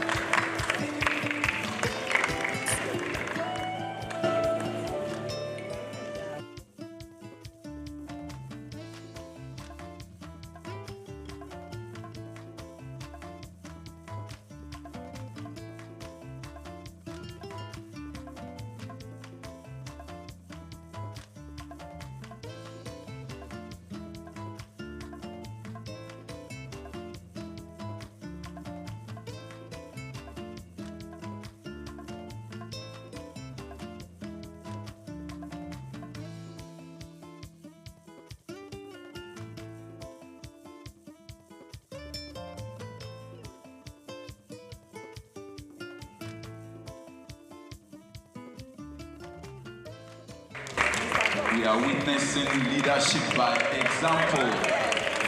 Leadership by example by Mr. Governor, Mr. Babajide Olusola Sanwo-Olu, as well as the Honorable Minister of State for Health, Dr. Salako. Please, let's appreciate them. That is the way to go for every one of us all. Thank you very much, Your Excellencies. So again, this is the way to go for malaria control program in Nigeria. The pre-elimination in Nigeria could commence in phases. We could commence pre-elimination in Nigeria in phases. Thank you, Your Excellencies. Thank you. So back to the fourth bullet on my slide. Your Excellencies, pre-elimination in Nigeria could be commenced in phases. It could start with the states, Lagos State, for example, and we could go geopolitical zones. So I was sitting with my sister, the Commissioner of Health from Ogun State. So the fever for pre-elimination have started. So I also want to say that it stands on Lagos State to make sure that this pathway for pre-elimination is properly done. The National Malaria Elimination Program is waiting to take the experiences and the processes that Lagos will use to achieve elimination to be replicated in other states. Your Excellencies, it's important to note that right now we have a couple of states under 10% prevalence in the country, and those states are Anambra, Kwara, and Rivers State. So what is happening in Lagos that has been flagged off today, it's like NMEP, it's poised to take what these processes and experiences are to states like that. Thank you very much. Thank you very much, ma. Let's appreciate her. Thank you very much. Thank you very much. Mr. Governor, sir, Minister of Health and Social Welfare, Professor Mohammed Ali Pate, who has been ably represented here today by the Honorable Minister of State for Health, Dr. Isiaq Adekunle Salako. A round of applause for him, please.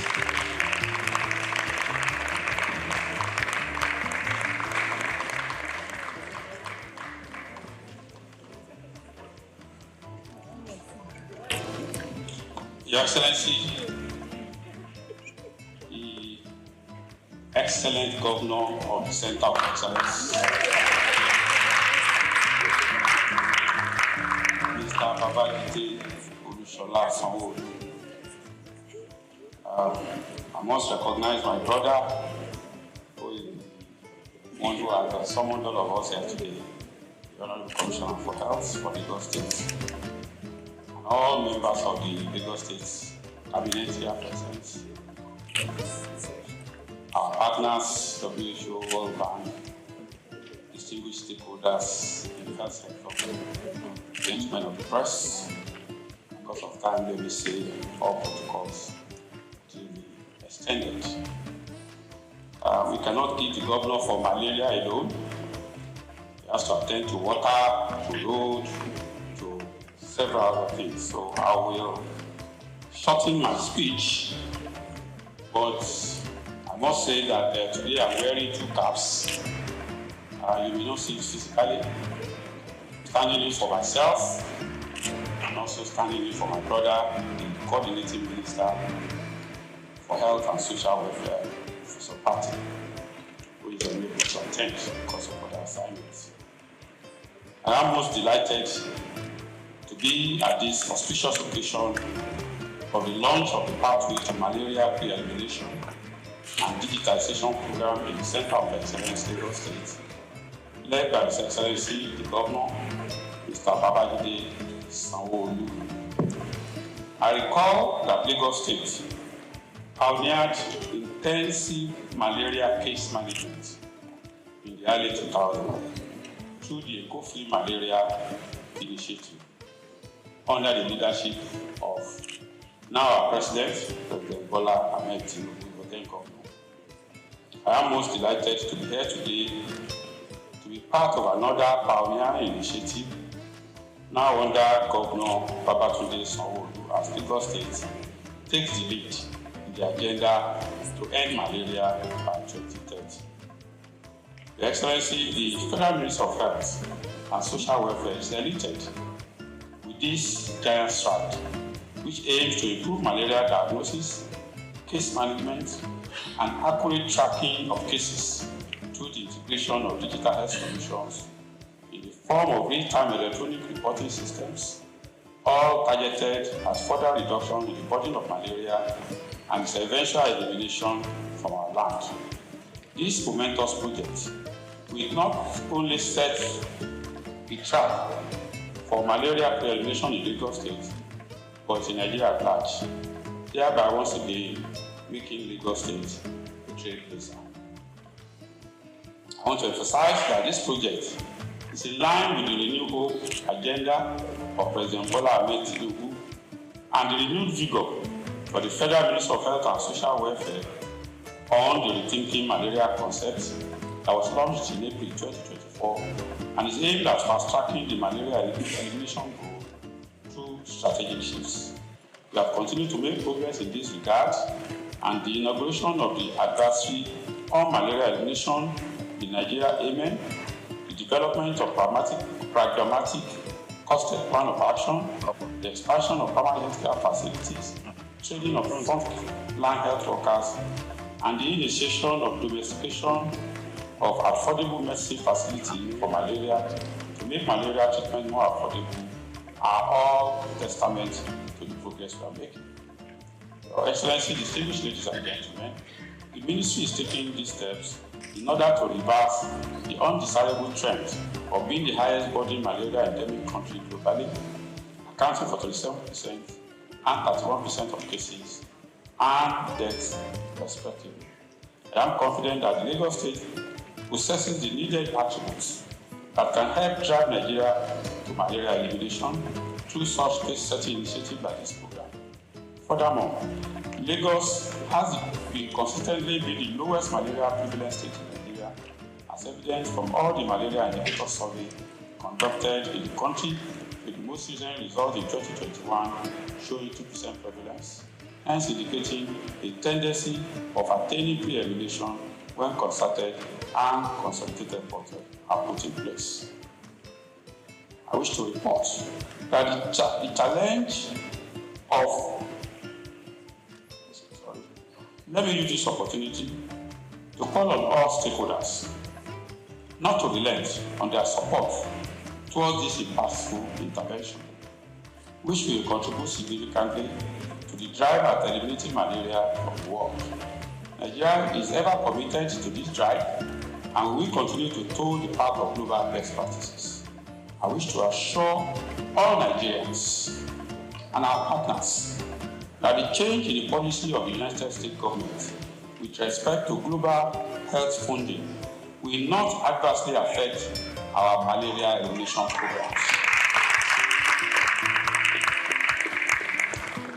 and other public health initiatives, as President Bola Ahmed Tinubu GCFR has approved a robust mechanism to ensure adequate and cost-effective funding for our public health programs. I call on all state governments to join hands with the federal government to ensure that our country becomes self-sustaining in the funding of our public health programs. Before I end this address, let me commend once again and appreciate His Excellency, the Governor of Lagos State, Mr. Babajide Sanwo-Olu, and his health team, led by Professor Akin Abayomi, for initiating and executing this laudable innovative project. I wish to also sincerely appreciate all the partners, World Bank, WHO, all the implementers, especially for providing the needed human resources, technical support, and the funding for the implementation of this initiative. I wish all of us a successful launch of this impactful project as a springboard for the elimination of malaria from our country. Thank you, and God bless the federal government.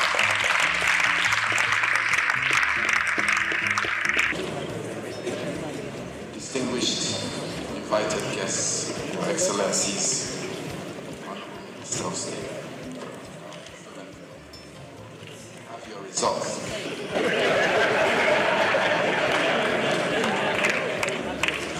To say that Honorable Minister of State, we will not be confining you in a bed in Lagos.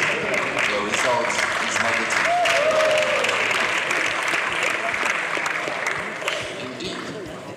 When patients go to clinics and the doctors tell you that they've performed a test, it is your responsibility as a patient to see the test.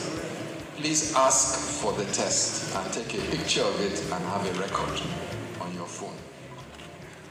My governor, the Excellency of Lagos State, I'm pleased to tell you that you may continue with your duties. Congratulations, sir.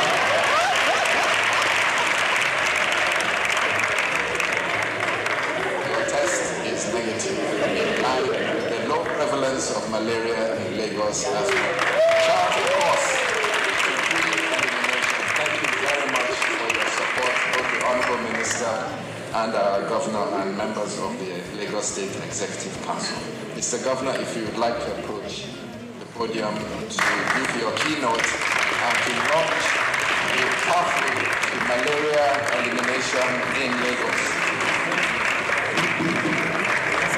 A practitioner himself and a strong politician, Dr. Thank you very much for finding out. Members of the State Executive Council, especially Professor Akin Abayomi, and Special Advisor on Health.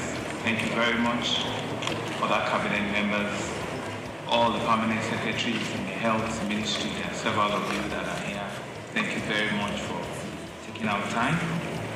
The Country Director for the World Bank, Dr. Diop, the Country Representative for the WHO, Dr. Walter, all of our partners that are here, MyShamed, Impact, SFH, the National Malaria Organization, our friends from our neighboring state, the Honorable Commissioner for Health in Ogun State, thank you. All of our health practitioners and stakeholders that are here, gentlemen of the press, ladies and gentlemen. When you are asked to come forward and conduct a test that you did not psych yourself for, what will happen is you quickly raise, your brain will raise back and say, have I been feeling unwell? What is going to happen? It just brought us back 5 years during COVID, and they said that they're going to do a COVID test. It was like, the heart was going to open and you don't know what will be the outcome. But you see, it's an important activity that we need to continue to subject ourselves to. You might think it's a simple thing, but it's so important. And that ability for you to come forward, if it has turned positive, what it will have just meant is that we need to make a treatment. It's not a death penalty, but it's really just for all of us to know that we need to do this thing and we need to be able to come forward transparently at all times and let us end all of these things that we don't want again in our sight. Thank you very much. And so it's an honor that I stand before all of you in this room are very strategic to launch the first in the country, another Lagos first, the pathway to malaria pre-elimination and digitalization program. We're here to affirm our commitment to safeguarding lives and the livelihood of every Lagosian. Malaria is more than a disease. It's a social-economic burden that has held back individuals, it has held back families and communities for such a long time. It robs us of our productivity, it drains us of our household incomes. And for many households in Lagos, especially those modest earners, malaria, the name it alone brings shivers. It reduces their earning and reduces their ability to continue to earn more for their family. And so this financial strain often affects families and a lot of times causes heartbreaks and the rest of it. But we're here to put a stop or to even bring a voice to the step at which we want to eliminate that completely. It has affected school children from going to school, it has affected businesses, it has seen a whole lot of absenteeism and a lot of challenges in our society for several decades. But today, we had to change all of that narrative. The eradication of malaria is not just a good health news, it is indeed an economic imperative. It's a good news that all of us must beat our chest and be able to carry, if there's a P, that we need to have, a pre-elimination, the campaign for it, we need to have it and we need to be able to dot it everywhere. We know from statistics how much malaria has cost our GDP, billions and billions of dollars. Imagine what Lagos could achieve with a lot of resources if we're able to eliminate all of this. We no longer have to choose between survival and opportunity. Imagine a Lagos where every child can attend school uninterrupted because of ill health, or an adult can contribute fully to the economy. And one thing that is instructive was the demonstration of the slide by Professor Akiambam, and I saw others as well. I can see that Prof already has a side job. Animation and cartooning is a job that he can conveniently retire into. And the narratives were very clear. But the message was very, very transparently done. And all of us, in one form or the other, are guilty of this. You feel unwell, you think you have a fever, the next thing is you are diagnosing yourself with malaria. Very easy. Just give me injection. Just give me this tablet. I know what it is. We are all, self-diagnosing ourselves and self-telling ourselves that that is what it can only be and that is what it is. So just give us. But we can see that with knowledge and with communication, a lot of all of those things you can rewrite them. And so this program represents a hope rooted on innovation, collaboration, and determination by leveraging digital tools that will ensure that every malaria case is tracked in real time. This is digital. Long are those days when you need to take a whole full blood from your body to just do a simple malaria test. I was asking for my bottle of Mortina, because those days when they take your blood test, you must replenish it with a bottle of Mortina. But you can see that with just a small prick, and in no time you can actually, that's what digital life, has done. And so it has helped us by strengthening partnership with the private sector. We will expand access for quality care. It will help communities to have the knowledge and resources. It will build a culture of preventing that leaves no one behind. And that's a message we need to come out of from here. All of us sitting in this room must immediately turn ourselves into an advocate, into a cheerleader, to be able to carry this message forward, to be able to tell everybody that needs to know. Go into our communities, pass on this message that this pre-elimination launch program has started, and it's for all of us to see it, to buy into it, and to work with it. The benefit of eradicating malaria goes beyond just health.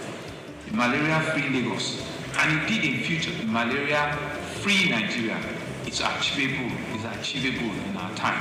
And we've all put our minds to it, it's something that could be done.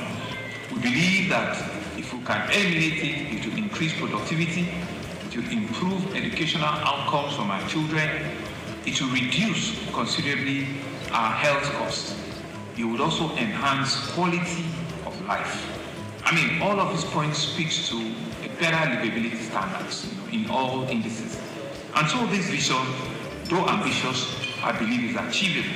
It's because, therefore, all of us, government agencies, healthcare practitioners, healthcare providers, community leaders, development partners, and indeed all citizens, to work together with an unwavering resolve. Success will not come overnight, but will be sustained effort and collaborative action. We will prevail. You saw the slides that a farmer and the lady on malaria and the lady on immunization. You saw the statistics between January and February, what the run rate should be.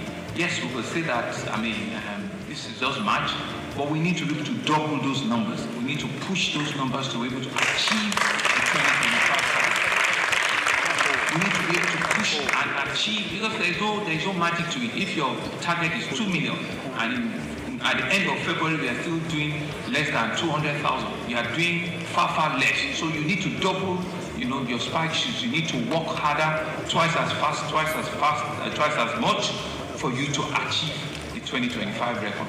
And Doctor told us, Prof, he told us from WHO that it's 2025, they are going to close the envelope. Hello? Yes, they said they are going to close it. And there's a 20, where is it?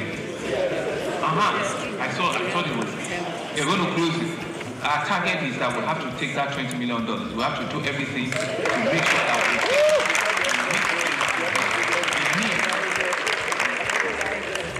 we'll meet the criteria very quickly. Because if it's something that we've all said we want to do, then everybody must be on the same page. I want to commend the farmer and all the ladies that came forward forward transparently to show us those data. And what we need to do is we don't need to wait in October before we now cry. We need to be able to track this thing on a month-on-month basis. So I want to thank all of you. I want to thank our partners, the World Health Organization, the World Bank, the National Malaria Elimination Program, our community pharmacists are here, all of our pharmaceutical associations are here. Thank you very much. Our various private and public hospitals, and all of you that are here for your valuable support in making this initiative positive. Of course, permit me to thank in absentia our very hardworking Honorable Minister of Health and Social Welfare, Professor Mohammed Al-Pate. Our best regards and our best wishes to him. We know all of the things that he has brought about in his tenure as the Honorable Minister of Health. We wish him well. We are also tracking and monitoring, all of his deliverables so that we can say at the end of it, in your time, you did all of this. And to also thank the Honorable Minister of State for cooperating and operations with the Honorable Minister. We believe that if you do all of these things and you do them well, your time, your time in that ministry will be written in gold, and Nigerians will forever be grateful because we know that you are pushing everything to ensure that we save over 1 million lives, and you're doing so many things, so many big health initiatives. I want to wish you well. To Dr. Diop, our country director for the World Bank, thank you for your invaluable support at all times, funding your technical assistance. We believe it will continue to catalyze our health initiative.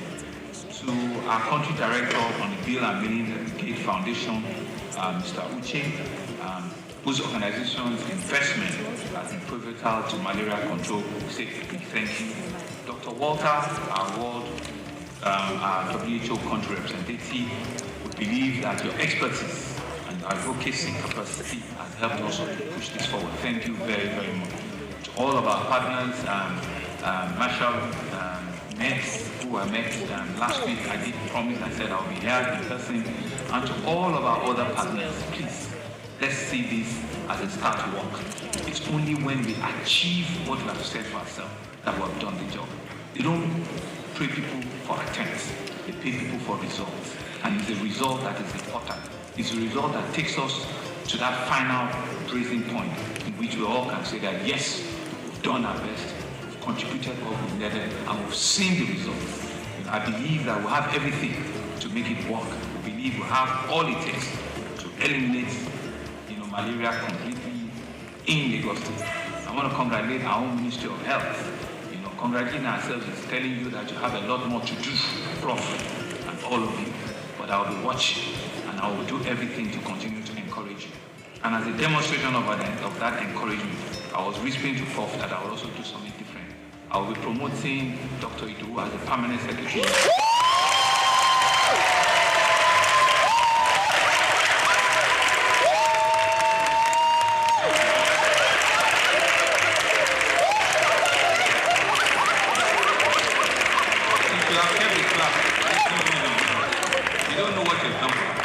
Clapping means that she's going to work twice as much. So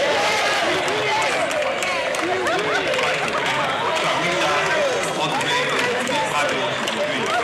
To my fellow Lagosians, fight belongs to each of us. Let us embrace a preventive measure like eliminating mosquitoes, adapt, test before treatment. And I think that is the message we need to take away. All of our pharmaceutical establishments ensure that we can pass this message. Test before treatment. It is so important that we do not just take this for granted.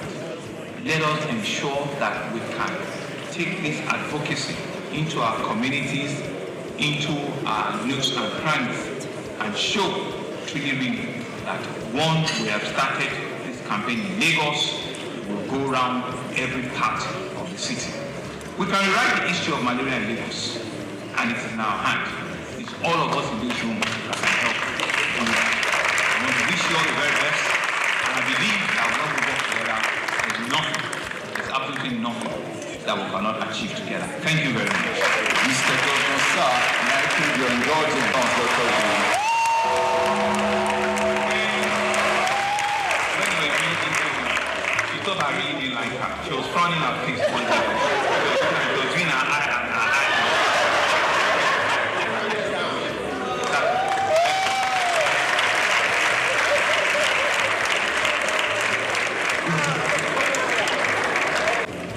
this pre-examination launch of malaria from Lagos State.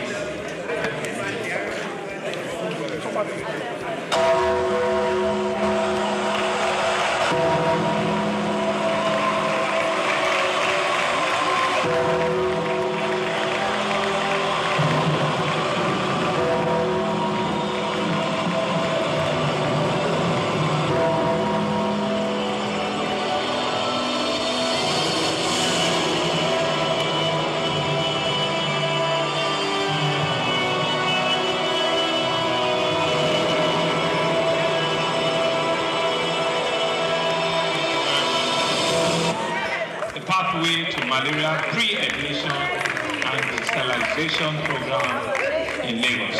Thank you very much. Thank you. Mr. Governor, sir, may I crave your indulgence to quickly invite this Honorable Commissioner for Health, Special Advisor on Health and Permanent Secretary, Ministry of Health, to join you for the first photo op.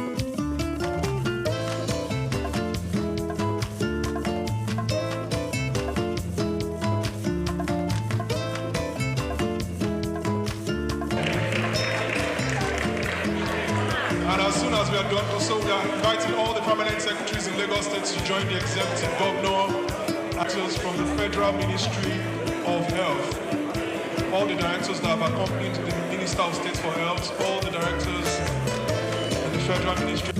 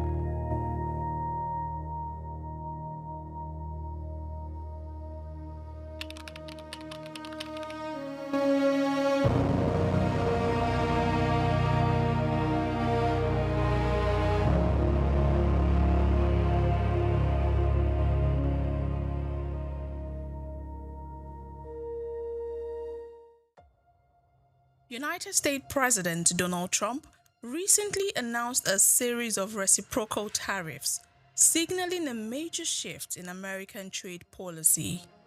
This move replaces the multilateral approach that guided United States strategy for decades with a bilateral model focused on country-by-country negotiations. While these tariffs are presented as directly proportional to the barriers other countries allegedly impose on U.S. goods, they actually are based on a widely criticized formula. This formula has produced a wide range of tariffs, from 10% to 50%. Many of these rates are repeatedly revised, often for reasons unrelated to the bilateral trade balance. This approach hits the world's least developed countries particularly hard. Consider Lesotho.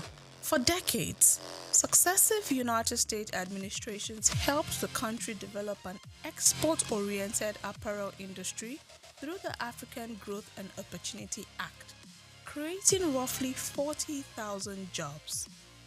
In 2024, Lesotho exported $237 million worth of goods to the US, but imported only $2.8 million in return, largely due to its landlocked status. Under the current administration's agenda, this translates into some of the steepest tariffs imposed on any nation. Although an initial 50% tariff was later reduced to 15%, and it remains a serious threat to Lesotho's economy. This regime doesn't just undermine World Trade Organization rules, it strikes at the heart of the multilateral trade system. Across the continent, economies are in the crosshairs. The United States delayed full implementation of these tariffs until August 7th to allow for bilateral negotiations, a move that further signals a global shift toward ad hoc bilateralism.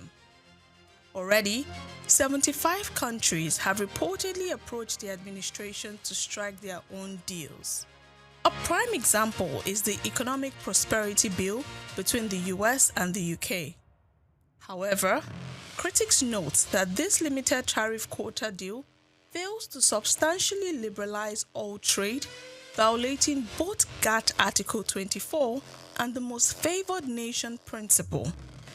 Similar bilateral agreements have been reached with Vietnam, the Philippines, and Japan, with adjusting tariffs ranging from 15 to 20%. So far, no African country has secured such a deal. Zimbabwe was the first to respond, perhaps prematurely, by suspending all tariffs on US imports in a show of goodwill.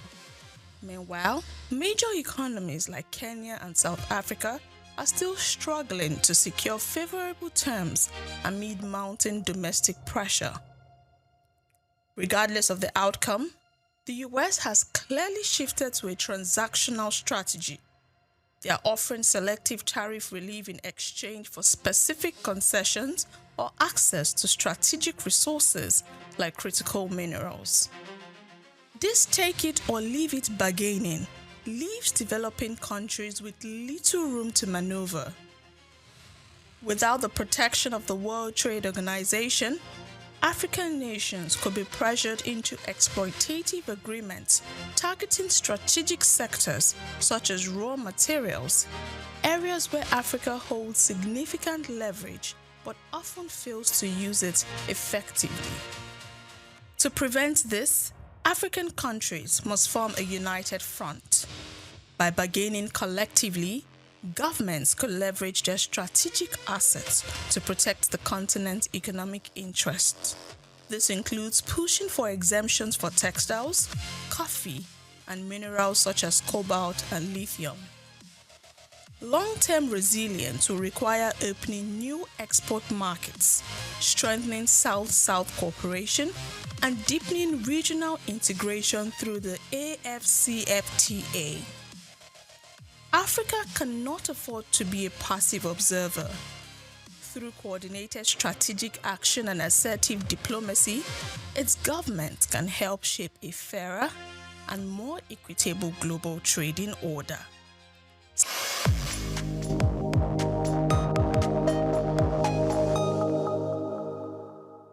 Hello and welcome to SOUQ Special Report, where we go beyond the headlines to decode the deeper systems shaping our world. Today, we examine a bold, unconventional idea. Is capitalism only about market, or is it also about intimacy, relationships, and power? According to Noam Uren, capitalism cannot be fully understood through markets alone. Instead, he proposes a striking lens: the sexual economy, a framework that examines how relationships like marriage, love, and even prostitution reflects deeper economic structures. But what does this mean in practical terms, especially for society like ours? Historically, marriage was more than a romantic union.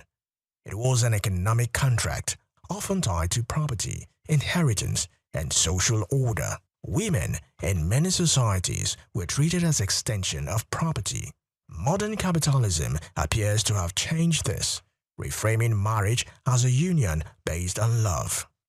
Yet, scholars like Betty Friedan and Ali Hodgson argue that hidden economic roles remain, especially in unpaid labor and emotional expectations. Even in modern societies, marriage still carries economic weight, not always in obvious ways like property, but in expectations around care, support, and responsibility. So, while love is the language, economics is still part of the structure. One of the most compelling ideas in this theory is the role of the family. In capitalism, the family is excluded from the market, but it remains central to the economy. It produces care, stability, social reproduction, yet operates outside buying and selling. This creates a paradox.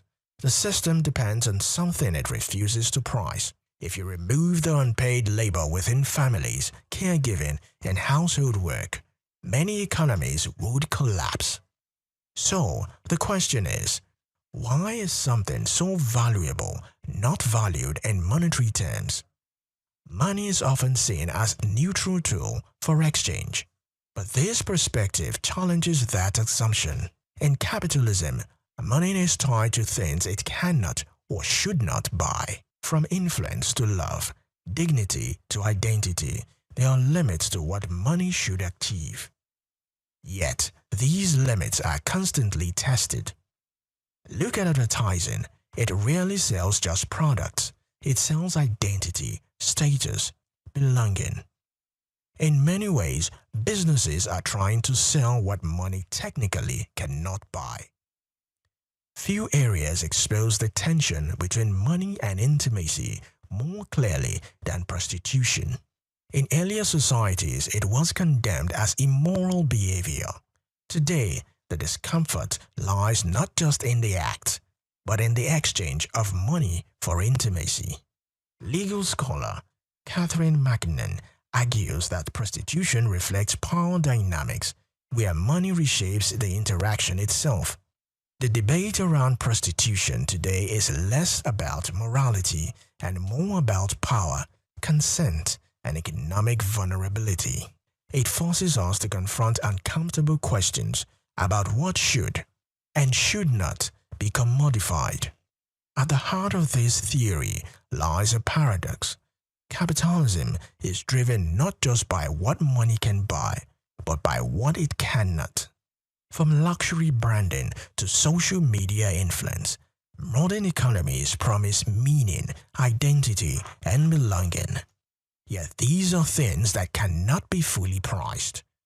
We are living in an economy of aspiration. People are not just buying products, they are buying into narratives about who they are or what they want to be.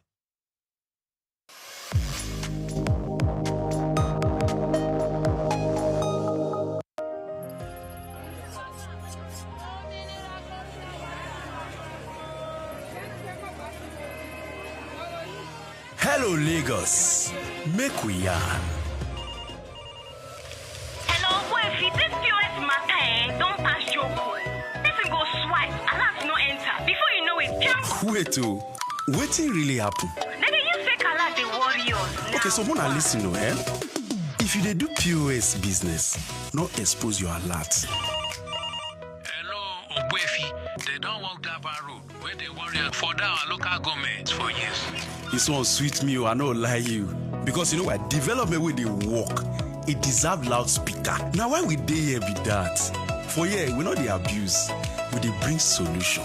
My name, it is Ikechukwu Oyemike, aka Ogwefi Ishegwari. Make we yarn every weekday from 10 a.m. go to 12 o'clock on Top the Eye 95.9 FM.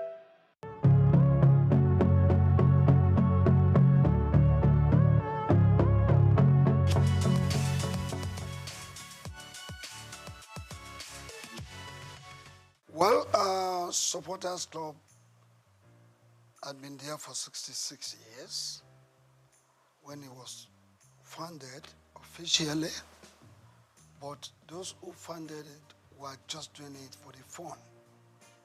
We just come to the field, drum, sing and go.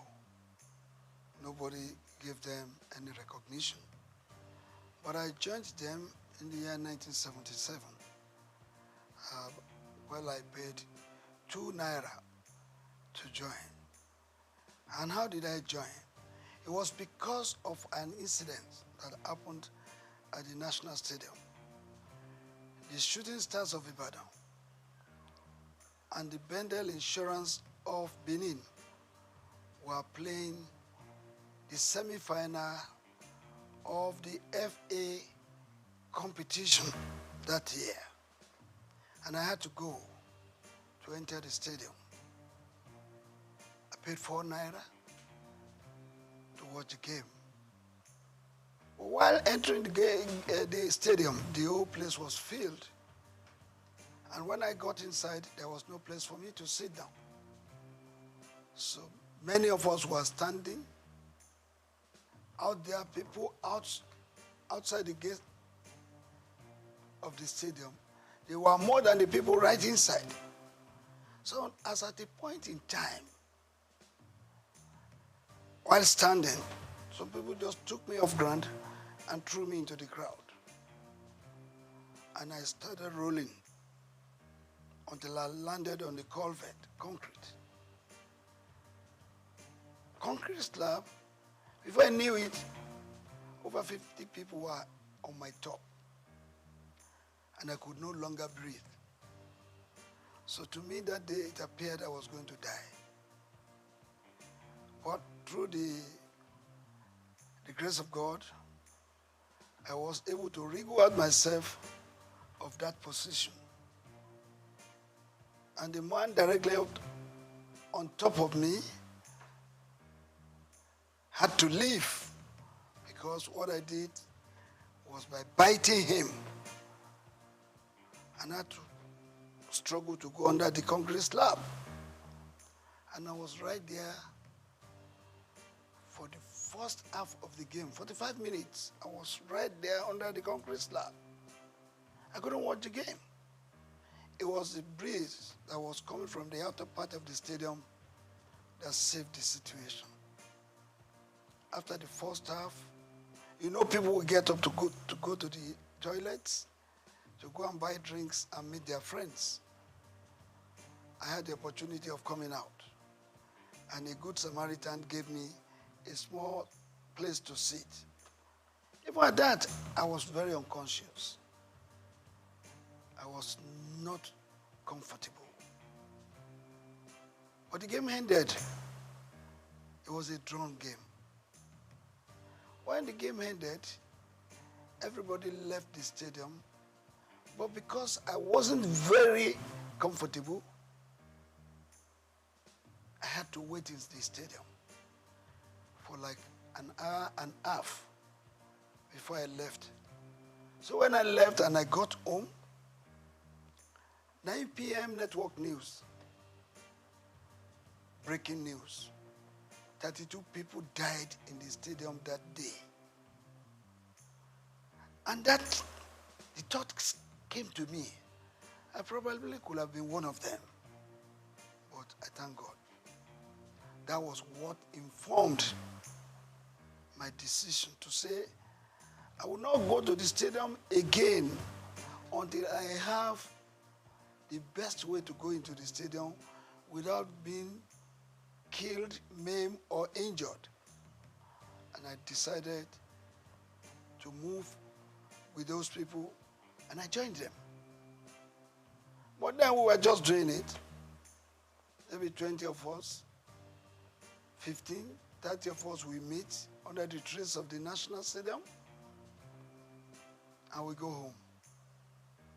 And since that period, immediately I became a member, I introduced what they call flag bearing.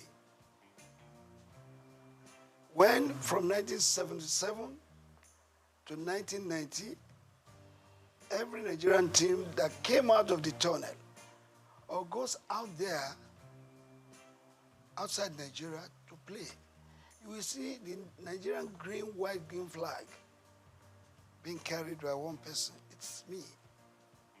I did that flag bearing for 13 whole years. Whenever the team is played, I will be there with them, whether it's the Super Eagles, the under-20, the under-23, the Falcons, and the rest, all our national teams. Even our club sides going out to play Continental, when you see the green, white, green of Nigeria, I used to be the one carrying that flag. So I was with them, and I rose within the ranks from being an assistant secretary to becoming the national secretary and also the chairman of the disciplinary panel of the Nigerian Football Supporters Club.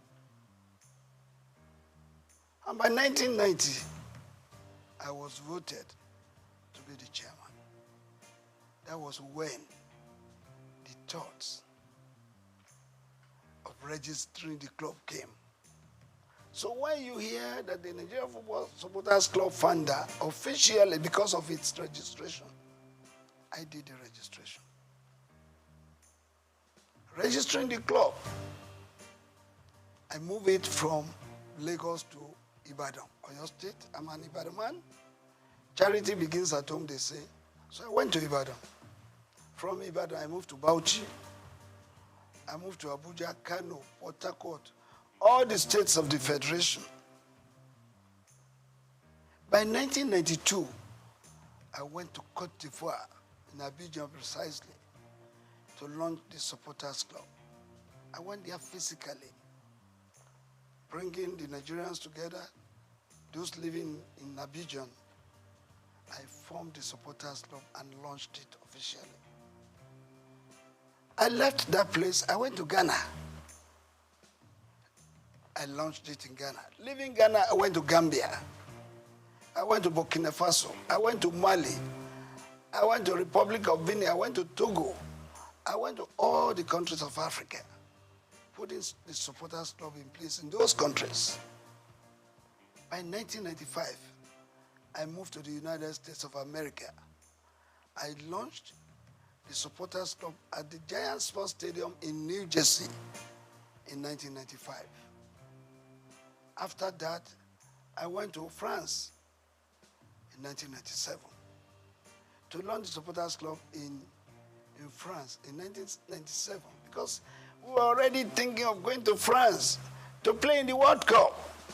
And if the Super Eagles will not have enough supporters there, what will happen to them? Don't forget that I led the Supporters Club to the United States of America for the very first time we played in the World Cup in 1994. I was at the Copa America in 1995. That was when I had the opportunity of launching the Supporters Club in America. In 1996, I led the Supporters Club to Atlanta in 1996. And the winning of the trophy, the gold in football event, made possible by the Supporters Club, support of the Supporters Club.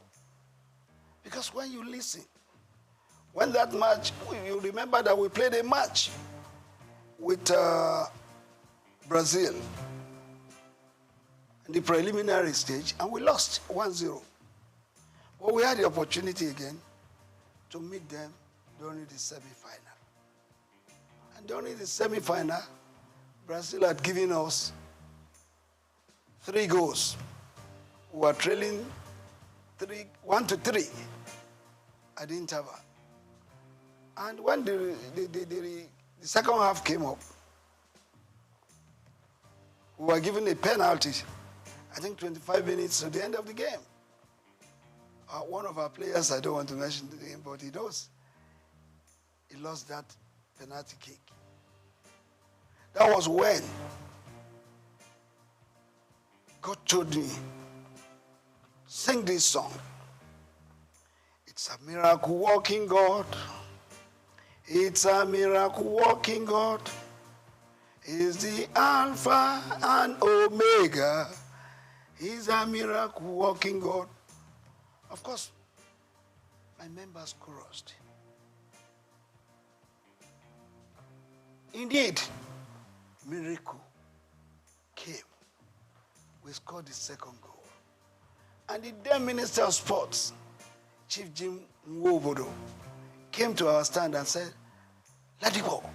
I heard you guys singing, it's a miracle working God. It's like God is going to make a miracle to happen today. I said, yes. And we continued. I changed the song. I have a Father who never fails. I have a Father who never fails.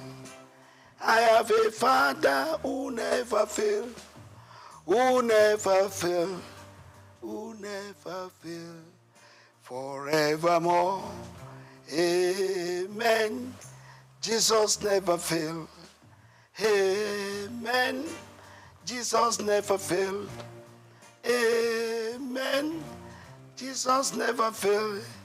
Jesus never failed. Jesus never failed. Forevermore. We scored the third goal. Then another song came. Boya chukuna gaza. Boya chukuna gaza mere. Messiah yobiuma. Boya chukuna gaza. The match ended and there was to be the extra time. And that time it was a sudden death rule. Immediately I sang that song, my people chorused. And the ball was coming to Kanun Wako. He was backing the goalkeeper. Chested the ball, raised it up, turned around and tapped it to the net. And that was the 4 goals the Nigerian team scored against Brazil. And they started crying. And I decided to form another song. When Nigeria beat Brazil, when Nigeria beat Brazil, oh, Bebeto start to cry. When Nigeria beat Brazil, why Bebeto? Because they pulled him out. They were thinking they were reserving him because they thought they would meet Argentina in the final. Unknowingly to them, that they will be beaten, they don't know. So I did that song, and we sailed into the final, meeting Argentina in the final. And that again happened. Argentina was leading us 2-1, but we came from 1-2 to beat them 3-2. Yeah, to answer your question, I did that to tell you what the supporters club is to the team. And what this man felt by registering the club is that I have that belief. And it is general. Everybody must have it. That this is Nigeria, it's our country. We have to do something by giving it a positive image, whether in Nigeria or outside. You do know that all of us cannot be Mr. President of Nigeria. All of us cannot be governors, and not all of us will be members of the National Assembly. But all of us as Nigerians have special roles to play in giving our country a befitting and positive image that is the reason why this man has been following football supportership all the time to date.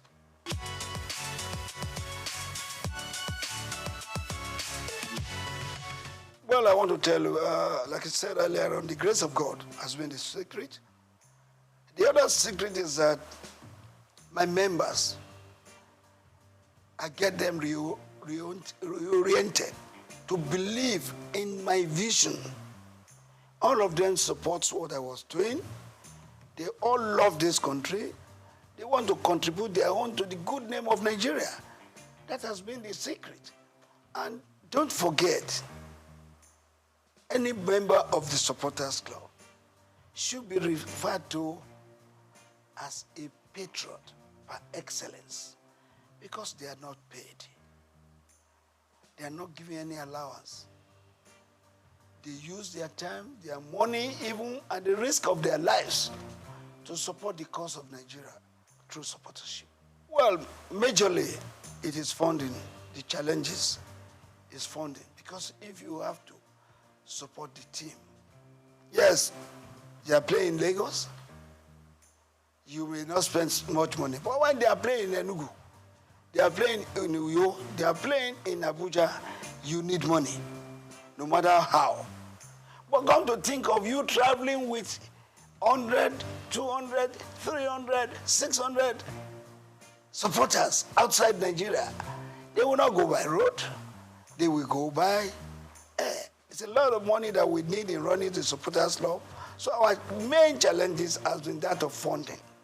But I can assure you that God has been good to us. We have had some philanthropists, some organizations who have come to assist us by way of supporting us, giving us a lot of money.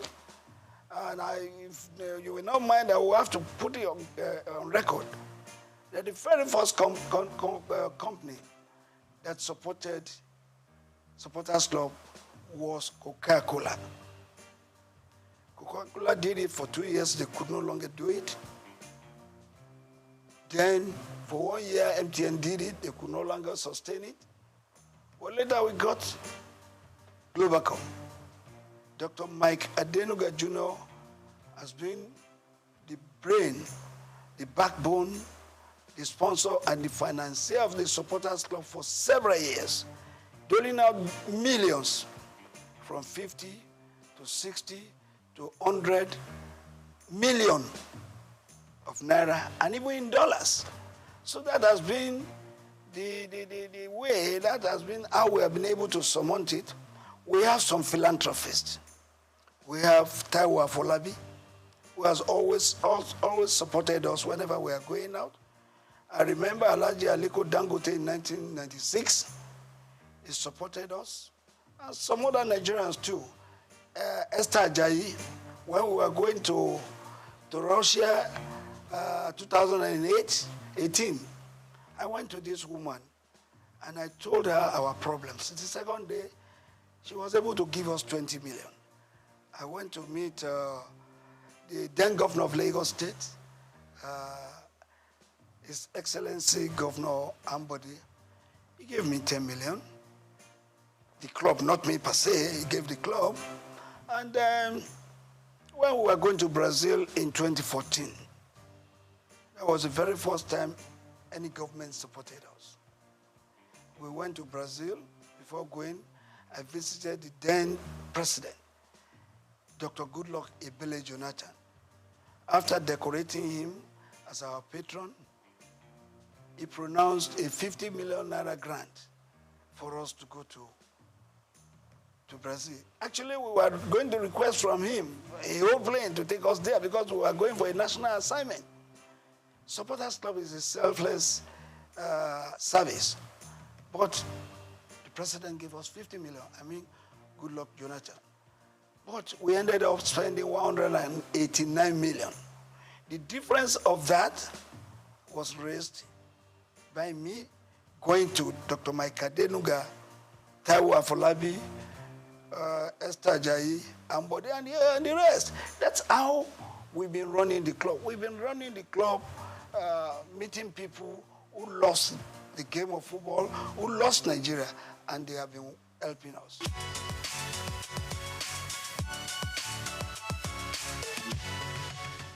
Well, very, very unfortunate. It's a story I hate to be talking about all the time because I've said many things about it more than 100 times.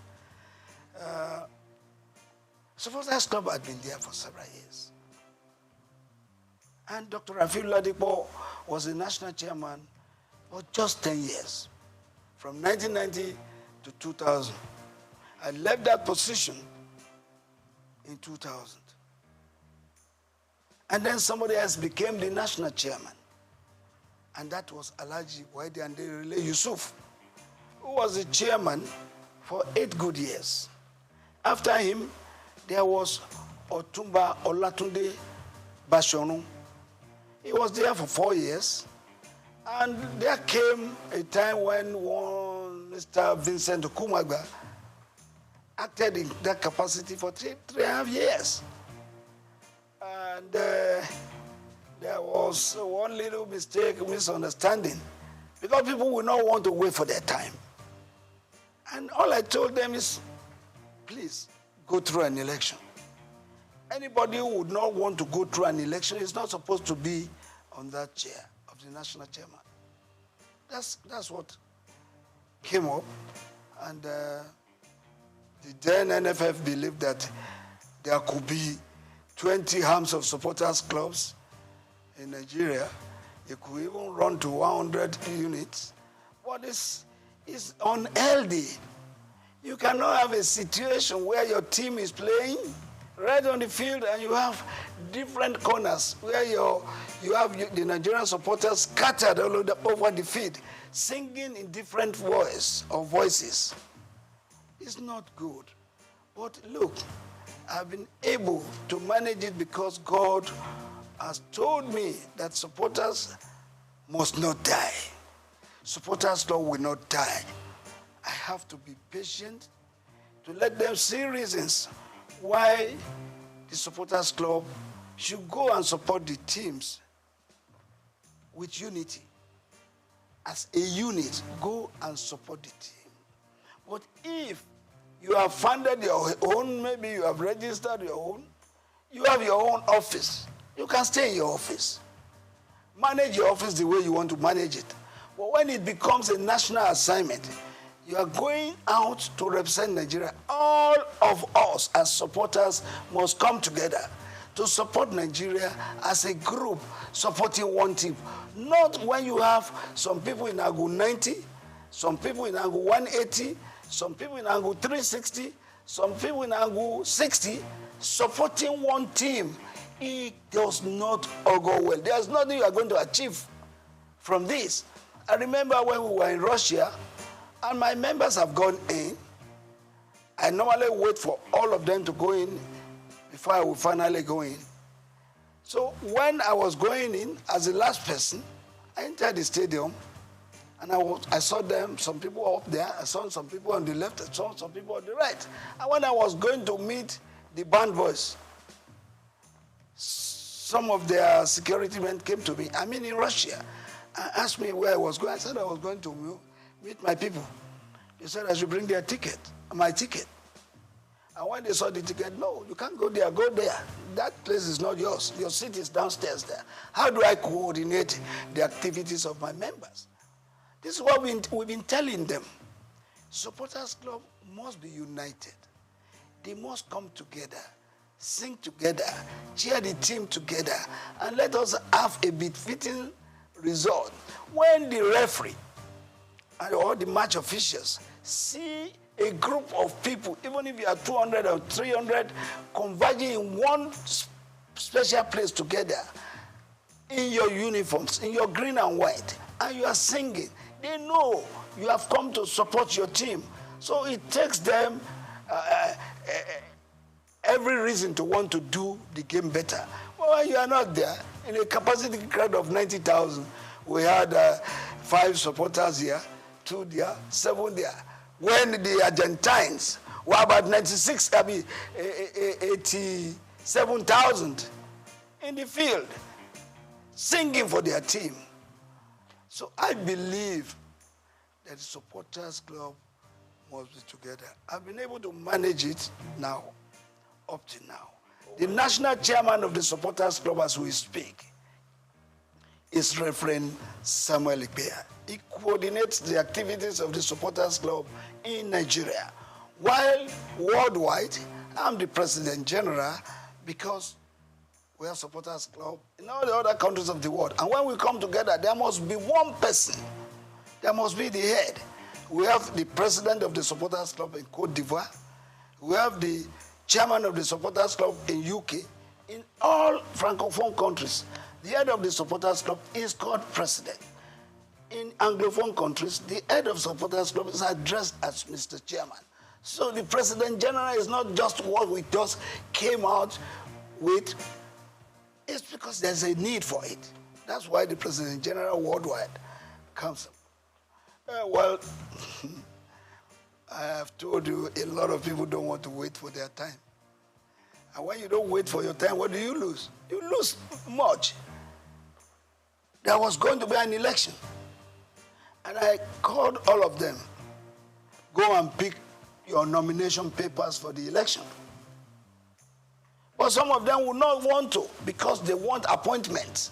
And I don't believe in appointments because we have a constitution in the supporters club that says everybody and anybody who wants to be an officer must contest for election.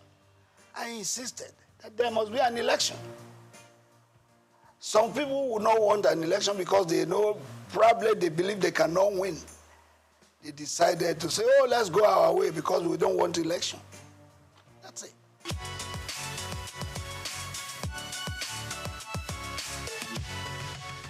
Before now, up to about 8 years, 10 years ago, the Super Eagles were really super. But in the last 8 years, we have not been there. We have not been doing well. Don't forget that in 1994, Nigeria's team, the Super Eagles, were judged to be the 5th best in the world. What is our ranking now? 37th in the world. Even in Africa, what is our ranking? So the Eagles of the last 8, 9 years ago, no, they have not done well at all. I want anybody to tell me what did we win in the last 8, 9 years. Don't forget that in 1980, we won the Cup of Nations right here at the National Stadium. In 1994, we were in Tunisia. We won it. In 2013, we were in South Africa. We won the Cup of Nations. In 1996, we won the Atlanta Olympics. Since then, what can we point to that we have won? So the Eagles of the last 8, 9 years, no. They did their best, but their best was not good enough for Nigeria. And that's why we didn't win nothing. But I want to believe that the present crop of Eagles being put together now, going for the Cup of Nations, we want to write their names in gold. And if that is so, it means they have to put in their best to see that going to Cote d'Ivoire 2024 will not just be going there to make a number. We're going there to give a very good account of ourselves. Who says it is not possible for Nigeria to win the Cup of Nations again? It is possible. But it takes a determined group of people as players who wants to write their names in gold to do that. When you are rating the coach, a coach is as good as his last match. Pasero was employed, he was given a target, and the NFF has the power to either sack or renew his contract. I think according to them, maybe he has performed according to what they want. But for me, as a Nigerian, I want Pasero to go to Cote d'Ivoire and show us that he is serious and show us that the Super Eagles can still fly and make us get minimally play in the semi-final of the Cup of Nations. Anything short of that, no.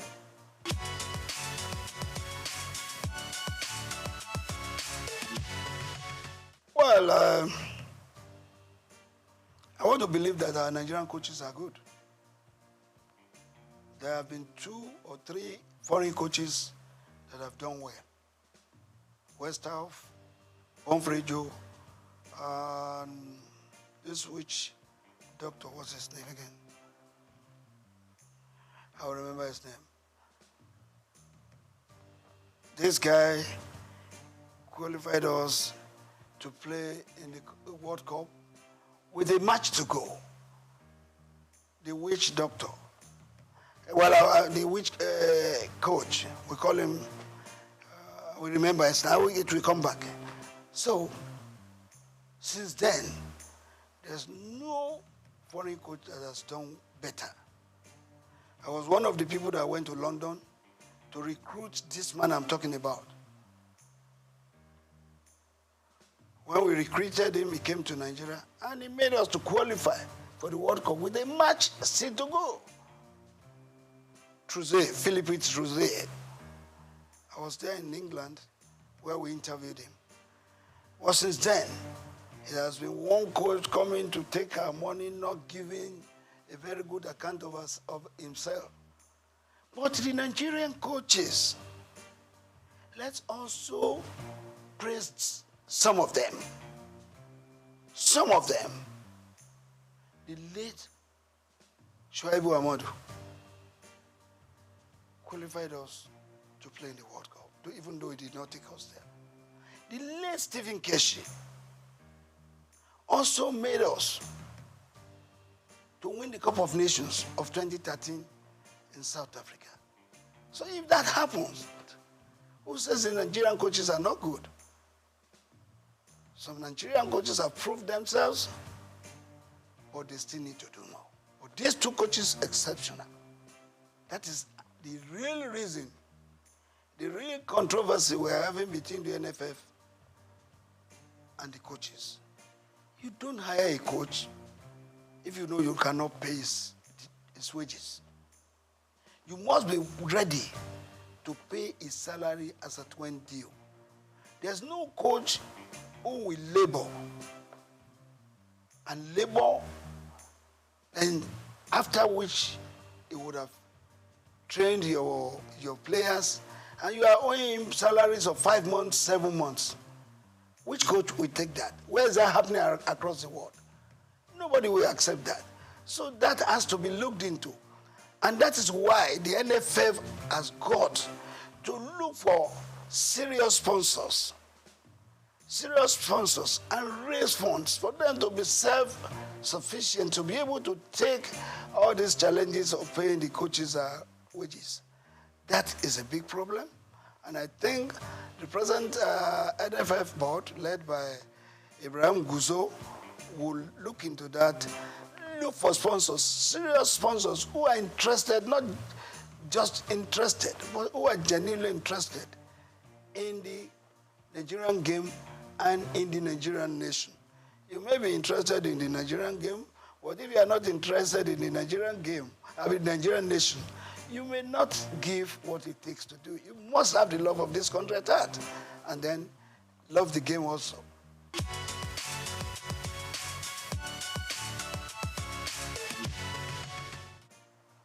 The last 15, 10, 8 years, our boxing went down. In the last 5 years to today, our boxing has come up. I am the president of the Nigerian Boxing Board of Control, and I confirm to you that every week now, we have a boxing championship. We had one last week. Tomorrow, we will have one in Abuja. When I come back the following week, there's another one. We have promoters now promoting our boxing events. And our boxers are now earning big money other than what they were earning before. In those days, they were earning 20,000, 30,000. They go on the ring, they hit them, they shed blood, and they sweat. What do they earn? But since the last 3-4 years, our boxers have been earning big money. Some of them earning millions. Some of them traveling abroad to earn $5,000, $10,000. And that is made possible because we have a group of people in the Nigerian Boxing Board of Control who respects each other, who respect the boxers, who respects the coaches, and who respects the promoters. Take, for instance, I'm sorry to mention, Go TV. Go TV night every day. They've had about 29 Go TV sessions. You know what that means? Go TV for every boxing fight. They don't spend less than 20 million. They even spend more. And our boxing now is being watched all over the world, if not just Africa.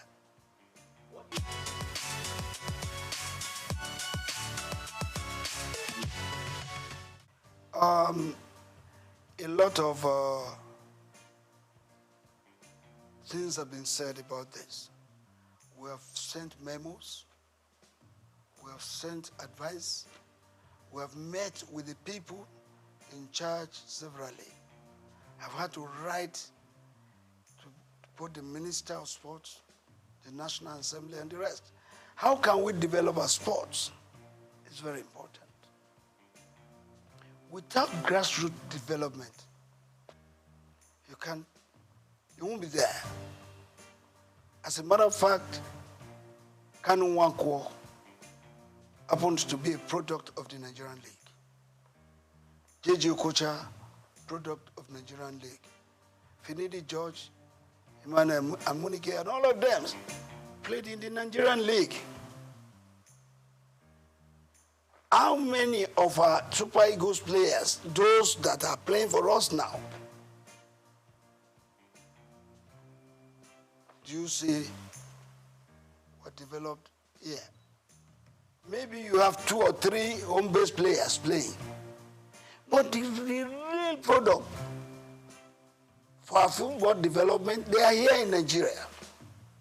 We have to go back to those things we were doing that time when we got the likes of the Segun Odegbami, Henry Nwosu, Christian Chukwu, down to, Stephen Keshi, Okocha, and the rest. We have to go back.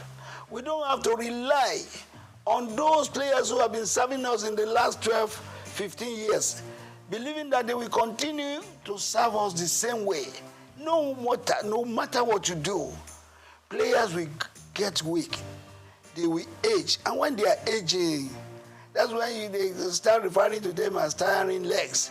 You need replacements for them. How do you get that?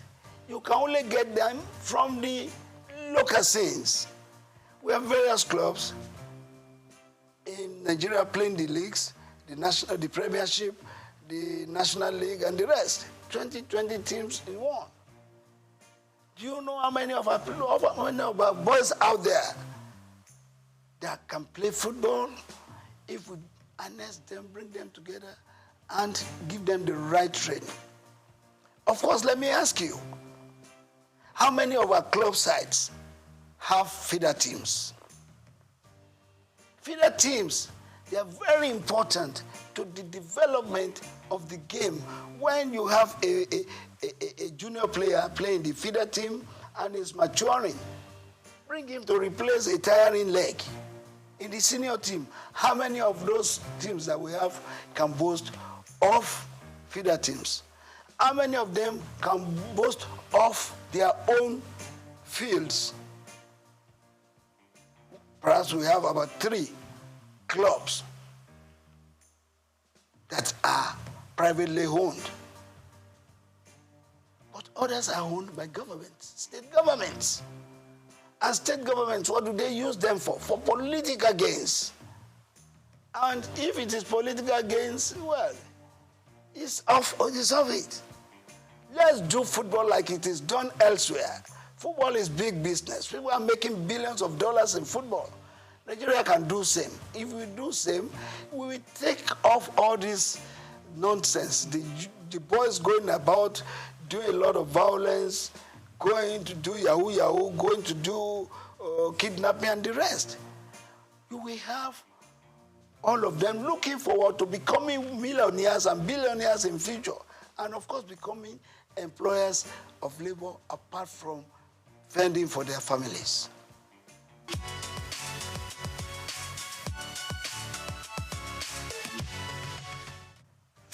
Above 50 football. Yeah, it's above 50. I'm the chairman worldwide for that. And my president is Ambassador Edward Olutoke, who has given his support, his finances to be able to do this game. The thing is this, if you have played football, you have played up to the level that you are about 40, and you are no longer playing, you are no longer doing what you know how best to do, you now go and sit down, not doing nothing. Boredom sets in. And within that period, rather than getting fit, you are aging. Some of them developing sickness, various sicknesses that they ought not to have. But because they were no longer doing what they know how best to do, they sit down. So the concept is bringing them back. Not just the footballers, but anybody above 50 could play football. Keeping fit, and above all, living a standard life. Making money. There's a way, we have one thing we are developing with the above 50 concept for you to make money. Anybody who is above 50 and has no car of ease or no house of ease or a home has not been living standard.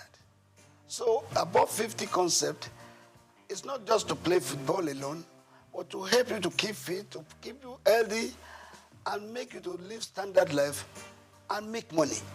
That is what we are doing. And as I speak with you, Brazil has embraced it. Mexico has written to us that they will want to play with us. The last competition we had 8 clubs. Ajegule, Surulere, Redeem, Etiraikate, Abeokuta, all of them, they came to play at the National Stadium. And the prize, the winner's prize was 5 million, which was paid instantly. The second place was 2 million, while the top place was 1 million. And we put a lot of money in organizing that. We are going to start the second edition very soon. We are now having clubs from Benin, Edo, where people from Abuja, people from Kwara registering to be part of the above 50 football.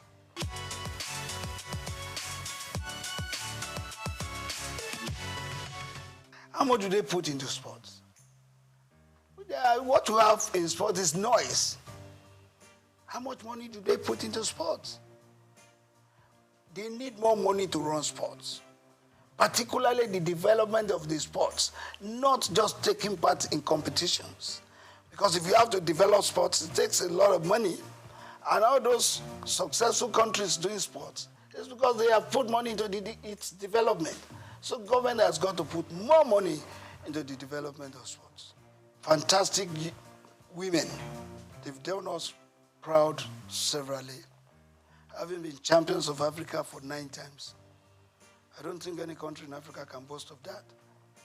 But beyond that, we should also realize that these ladies, they are getting old.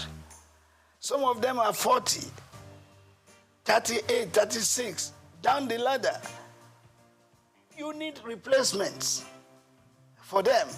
That's where we're asking that we should put more money. We should put more focus in the development of sports, both male and female. I think with what the female national team has done for Nigeria, we owe it a duty to put more money into the development of female football.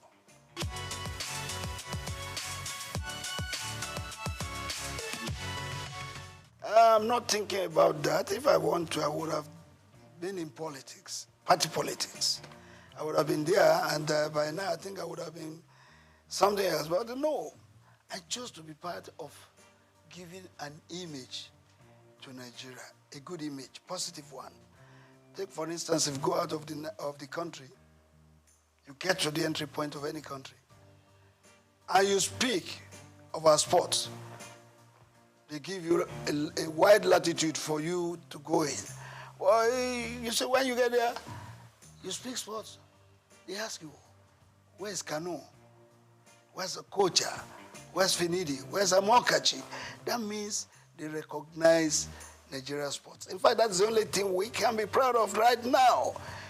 Every other thing we talk in diversities. But when it comes to sports, every one of us were together. If the Nigerian team is playing and a Christian has to pray, and he say, I pray that the Super Eagles wins today's match. In Jesus' name I pray. Even the Muslim will say amen. So together in sports, we are in this country. Football and sports is a lifeline, particularly football. Football unites not just the states, it unites the country, it unites the countries of the world. So I believe we can do much more in promoting and supporting our sports so that we get the best benefits, as we say. First and foremost, I want to use this opportunity once again to congratulate him on his appointment. I've met him twice now, and I'm going to meet him soon again. And why am I going to meet him is to advise him on what I think from my own views and from what I've seen to improve sports. First, we have talked about it. The development of sports is key. Not just the taking part in competitions. Because if you are not developing sports, you are only taking in competition. If you don't win, what happens? But if you develop sports, 1, you are helping the youth. 2, you are helping the nation. 3, you are growing the economy. And thirdly, you are removing restiveness and restlessness of the youth in the society. I want us to advise the minister to key into the development of sports from the grassroots. Let's go back to the schools. Let's go back to the rural areas. Football is played everywhere. Go under the bridges, you see people playing football. Let the minister put in place, through the NFF, a consortium of coaches that will go to these schools, that will go to these corners. Everywhere in Nigeria, you have talents that can be helped, sponsored, and nurtured to stardom. Once we do that, our sports will improve. And let the minister put his feet there on ground and say, every club that is playing in the Premiership and the National League must have their feeder teams, must have their own fields and other infrastructures to make them develop sports. Thank you very much. I want to pray for this organization to continue to thrive, to continue to blossom in making money, because without money, this kind of things that I hear cannot be sustained. So God will grow you the more, and your business will continue to flourish.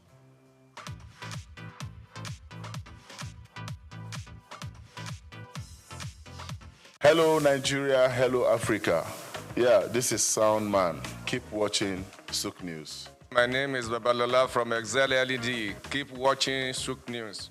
My name is Shepherd Michael Adewale Onofuye. I enjoy you all to always watch SOUQ News TV. Hi, I'm Tom Boggaballs, and please keep watching SOUQ News. Wale Seriki, SLG Lagos Island East, SOUQ News. Keep out watching them and keep a lookout for them. They're up and coming, and we're proudly to be affiliated with them. You alone where they make me go crazy. This your love in the cool of my brain. You're my medicine, I need you all day. Yo, it's Blackface Nigeria, and you're watching SOUQ News TV. Keep it locked on this dial, don't change it. You know what I say? Blackface Nigeria, love no bad.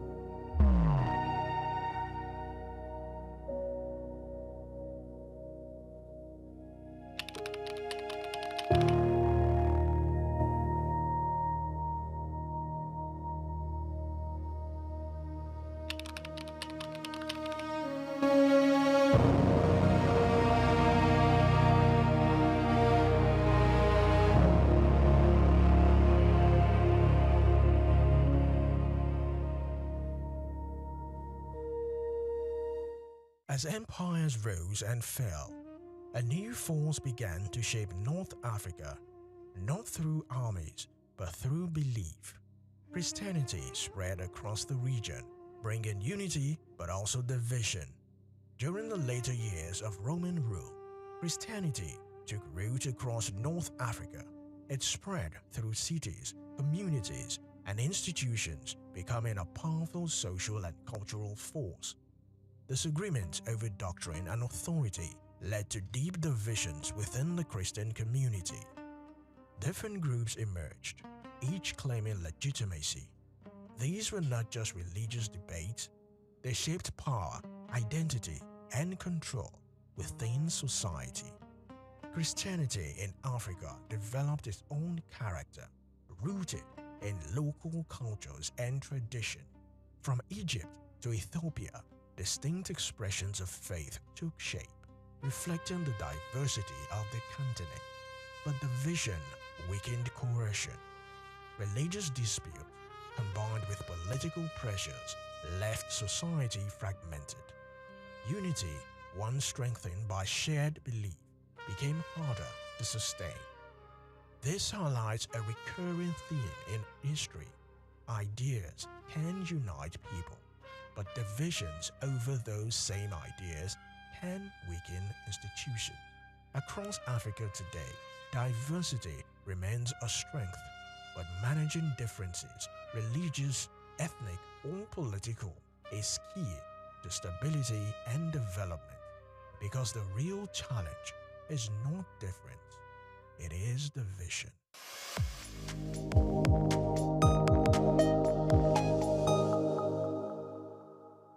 Across Africa, belief has always been more than personal. It has shaped communities, authorities, and everyday life. But when belief systems compete, the stakes become much higher.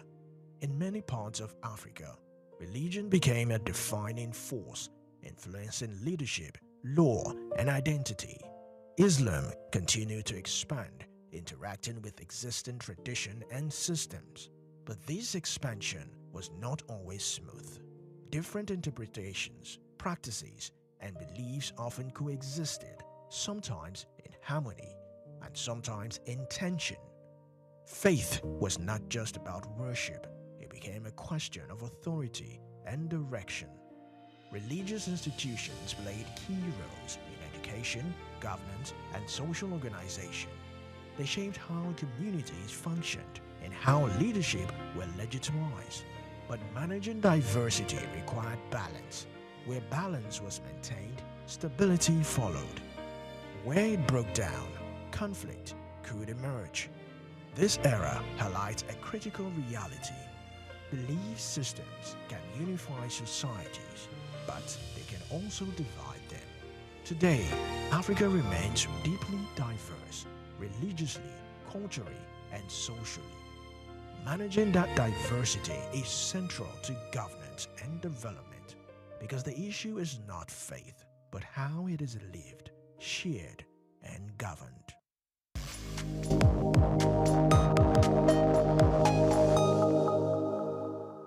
In West Africa, a movement emerged, driven not just by power, but by belief, reforms, and conviction. In the early 19th century, a scholar named Usman Dan Fodio led a movement that would transform the region. He called for religious reform, challenging existing systems and leadership. What began as a reform movement soon grew into a wider campaign, spreading across large parts of West Africa. It led to the establishment of a new political and religious order, the SOUQ Caliphate. The new system combined faith and governance, creating structures that organized society under shared principles. Leadership, law, and community life were closely linked. The movement brought change, but also conflict, as existing systems were challenged and replaced. Transformation came at a cost, as competing visions of authority clashed. This era highlights a key dynamic. Ideas can reshape society, especially when they are backed by organization and momentum. Across Africa today, movement, religious, political, or social, continue to influence governance and development. The question is how they are managed and what outcomes they produce, because ideas are powerful, but how they are applied defines their impact.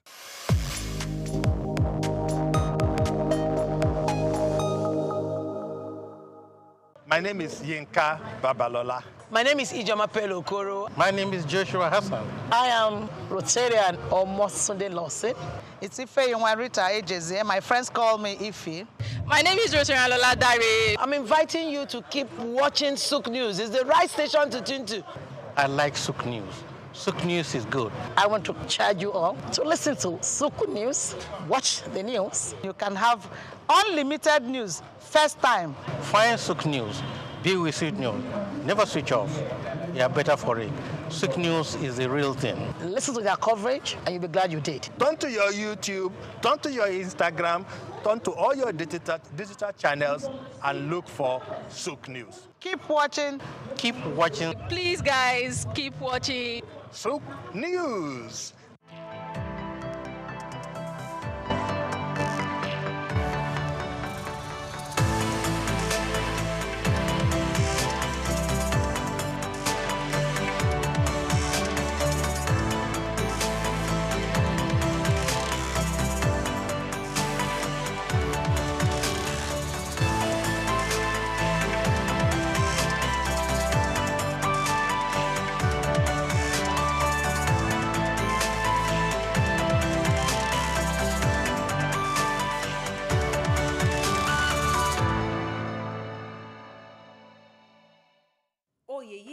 Adeboye is one who comes from a lineage of entrepreneurs.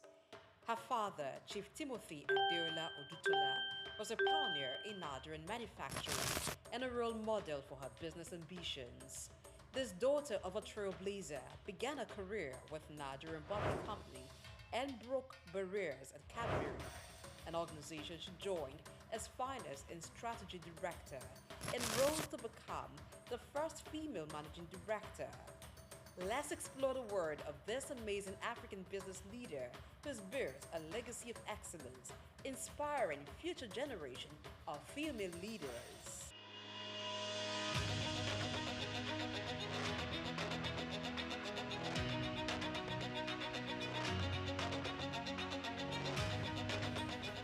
Oyeyemika Adeboye comes from a lineage of entrepreneurs. Her father, Chief Timothy Adeola Odutola, was a pioneer in Nigerian manufacturing and a role model for her business ambitions. Oyeyemika was born to late Chief Timothy Adeola Odutola, a foremost entrepreneur of his time. He was one of the pioneers of indigenous manufacturing in Nigeria, alongside the likes of Alhassan Dantata, the great-grandfather of business icon Aliko Dangote, and Louis Ojukwu, father of Odumegwu Ojukwu, a Biafran leader. Chief Timothy Adeola Odutola became the first president of the Manufacturers Association of Nigeria when the body was formed. As daughter to the man who created a multi-million-dollar conglomerate, including 3 factories, a realty franchise, a cattle ranch, a 5,000-acre plantation, a sawmill, an exporting business, as well as established Adeola Odutola College and Adeola Odutola Elementary School in Ijebode, Ogun State. In addition to having a mother who was a very successful businesswoman, Oyeyemika was highly inspired towards business by her parents who served as role models.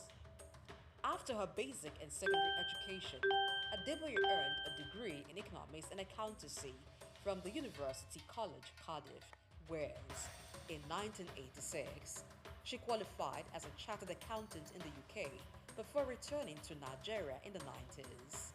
She became a fellow of the Institute of Chartered Accountants in England and Wales and a member of the Institute of Chartered Accountants in Nigeria. She also got Executive Management Education Certification in Finance and Business Administration from the Institute of Management, Development, Lausanne, Switzerland, between 2000 and 2007. Oyeyimika began a career outside the shores of Nigeria as an article clerk with a United Kingdom accounting practice. On returning to Nigeria in the 90s, Oyeyimika took up a job with the Nigerian accounting and tax practice of Arthur Addison & Co. for a couple of years. From there, she moved to Nigerian Bottling Company PLC in 1994, where she held the position of Finance Director and Chief Financial Officer for about 13 years. Returning to Nigeria from the United Kingdom proved a career-defining moment for Oyeyimika.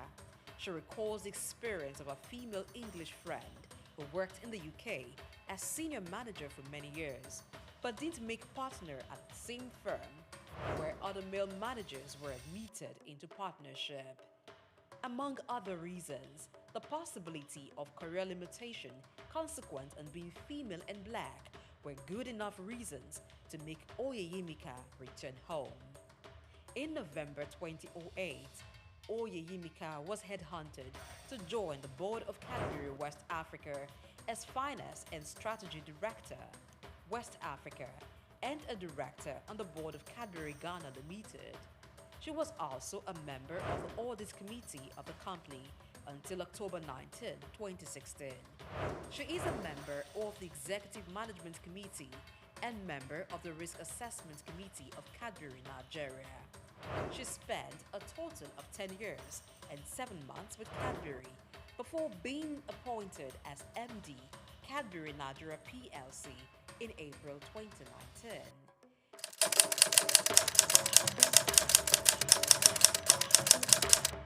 She also became MD Mondelez Cadbury West Africa. 2 months later, Mondelez International is the parent company of Cadbury Nigeria PLC. After consciously building a career in finance, strategy, and business administration, both in Nigeria and the United Kingdom, for over 2 decades, one can almost say that Oyeyimika had spent all the years preparing for the top. Her appointment as the MD CEO of Cadbury Nigeria PLC is a testament to the company's acknowledgement of fine talents. Position as the Managing Director of Cadbury Nigeria PLC. In April 2019, she was announced as the successor to Amir Shamsi. By this development, she became the first female MD of the company in its over 50 years of existence. It's very important as you're growing your careers. You come here, you learn a lot, and this is a fantastic initiative, by the way. You come here, you learn a lot, and then you go out there, and you're wondering what next. What I always say to people is don't limit yourself. You must never limit yourself. I gave you a statement. I said I'm a finance person. Today I'm a general manager. I did not learn general management in school. So whatever you're learning here, I'll call it a drop in your learning pool. Okay? You spend a year here, you learn something. Whatever you learn from here is a drop in your learning pool. Some things you will learn in life. You know where HR people, she's gone, I wish she was here. They always tell us that your development, 80% is in your hands, 20% is in your employer's hands. Your employer can do a lot for you, but all they do for you is really 20%. If you don't get up and do something for yourself, you cannot promote yourself and you will not grow your career. Oyeyimika Adeboye sits on the Board of Trustees of the Timothy Adeola Odutola Foundation, named after her father. The foundation targets its philanthropic works towards providing educational, industrial, and technological development for Nigerian youths that may be unable to gain admission into tertiary institutions for their higher education. Adeboye is a member of the board of Odutola Holdings Limited, a family-owned group of companies. Oyeyimika also serves as the chairperson of the advisory board of Genesis House, a home for disadvantaged young women, which was set up by Freedom Foundation. She's a member of the board of the Parity in Income and Education Foundation. Just like Oyeyimika Adeboye was able to break the corporate glass ceiling as the first female MD of Cadbury Nigeria PLC.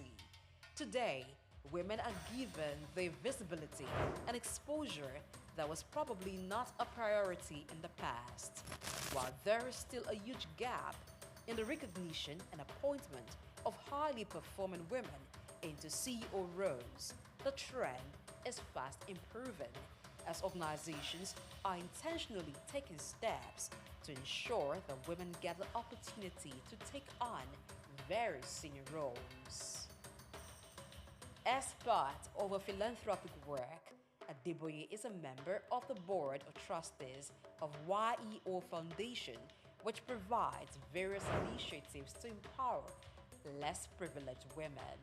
She also contributes her time to partner with Handmaidens WRLS, a Christian NGO which seeks to mentor and empower professional women along an ethical career path. Oyeyimika is a member of the Board of Trustees of the Timothy Adeola Odutola Foundation, a family-owned philanthropic foundation set up for the purpose of providing educational, industrial, and technological development of Nigerian youths who may be unable to gain access to higher education. For these accomplished women, only God comes before her family in the scale of priority.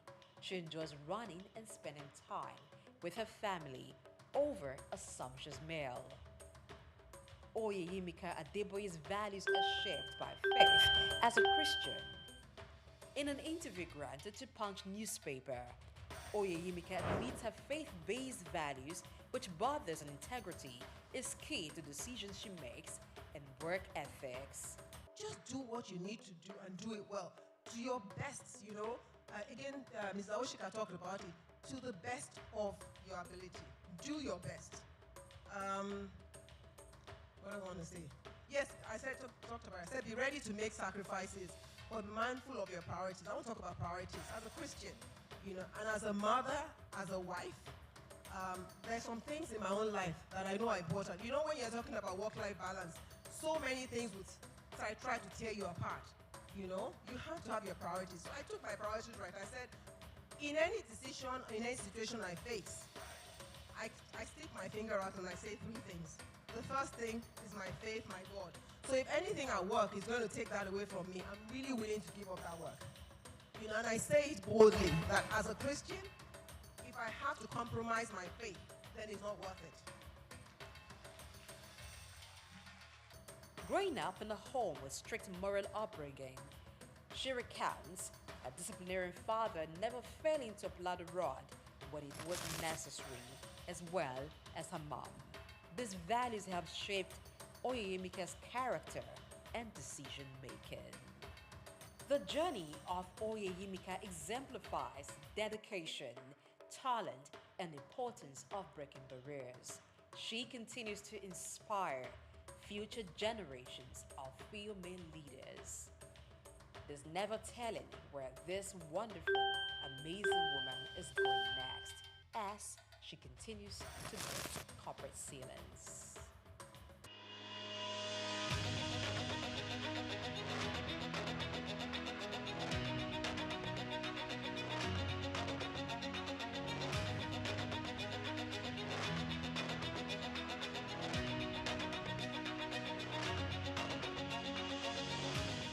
We've got just what you need right here at Femi Wash Media. Call it the Midas Touch, and you wouldn't be wrong.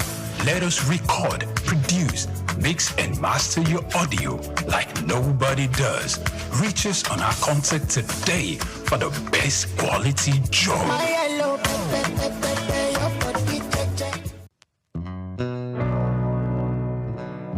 Olumorok, Lishabi, and the people of Egbala. A story of resilience and transformation. Telling the story from afar may not be as beautiful as visiting the historical scene for a more engaging storytelling.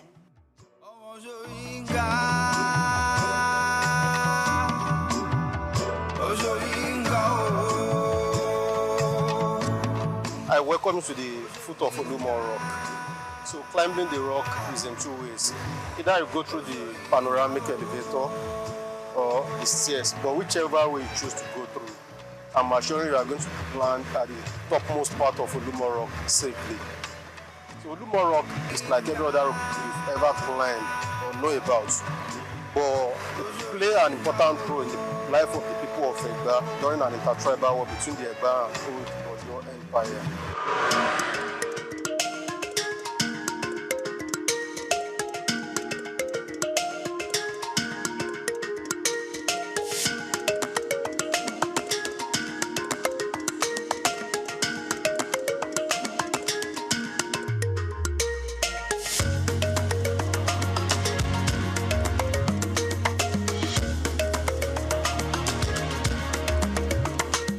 History and culture are the intertwined thread that shape the identity of a people, offering a glimpse into their past struggles, triumphs, and the rich traditions that continue to define their presence. So from here we can have the glance view of the immediate environment around Olumo Rock, because Olumo Rock is centered at the middle of Abeokuta.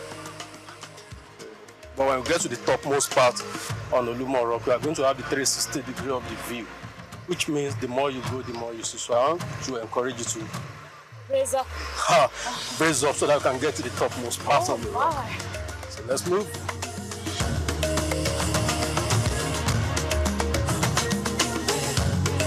History is what we bring to you today. What is the connection between Olumo Rock, Lishabi, and the Egba people? My name is Grace Komolafe, and this is SOUQ Perspective. Let me take you on an inspiring journey through the history of one of Nigeria's most significant landmarks. Come with me. I welcome you to the first level on Olumo Rock. Thank you. So this is the first level on the rock. Olumo Rock is in 3 stages, from the ground floor to the first landing scape. I want to inform you that you have climbed 120 stairs to come this far. Can you give yourself a round of applause for that? And I'm sure you are fit to climb to the topmost part in Olumo Rock. I'll try. That's great to know. So the first level of Olumo Rock is called Lishabi Garden. Lishabi Garden is named after one of our past warriors called Lishabi Agbungwakala. Lishabi was one of the warriors that fought for Egba to gain their freedoms from Old Oyo Empire. It is a natural garden set aside for people to take relaxation after climbing the first level of the rock. Also at this spot, we have 2 trees that we can talk about. The first one is Dongoyaro tree. This is it here. Dongoyaro tree. English call it neem tree. It botanicizes as Adirata indica. If you get from its leaf and cook cassava and drink, it kills malaria. And if you drink from its stick, it clears bad breath from mouth. Also, its name is derived from an Hausa face, which means tall boy, Doko Yaro. This is a flamboyant tree. Its botanic is Dilonis regia. It produces some lumpo. Look at the branches. If you get from those brown pods, there are some seeds inside it. When it dries up, if you tap or shake, give a kind of sound sheke sheke. And that was where the Yoruba derived its name from. That is why we call it pansheke in the Yoruba land. The pods serve as a natural musical rattle for traditional dancers, nursing mother to play with, before the invent of tambourine and some other musical instruments. When we go up on Olumo Rock, we are going to turn and visit all historical places. There are some shrines and worshippers around Olumo Rock. They are not harmful. They are here to showcase our cultural and traditional heritage. So I wish you a pleasant trip as we rock.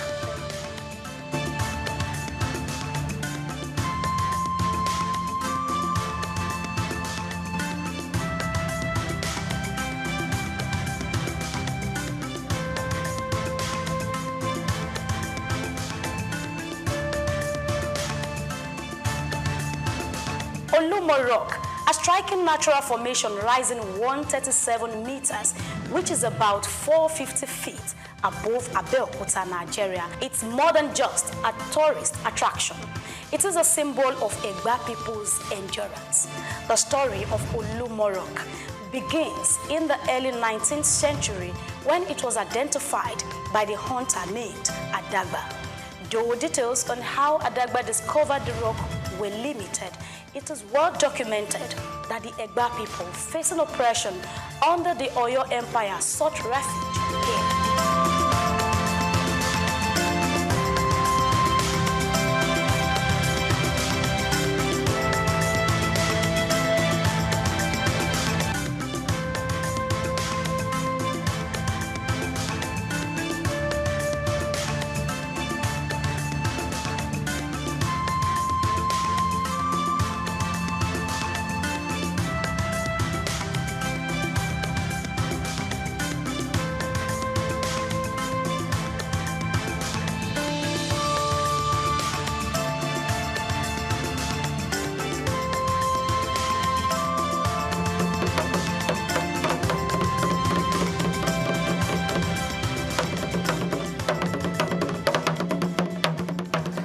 This is the key. This was where the people of Egba took refuge during the war. From that side, there was some dripping water. Some water is to drop from that side. It is tagged the medicinal water of Olumo Rock. Whenever the water is gushing, traditional believers always come to pick from its drop. And they claim it cures so many ailments in the body. But the water is not flowing now because God determines when the water flows. And this grave, that's the resting place of Chief Sonny.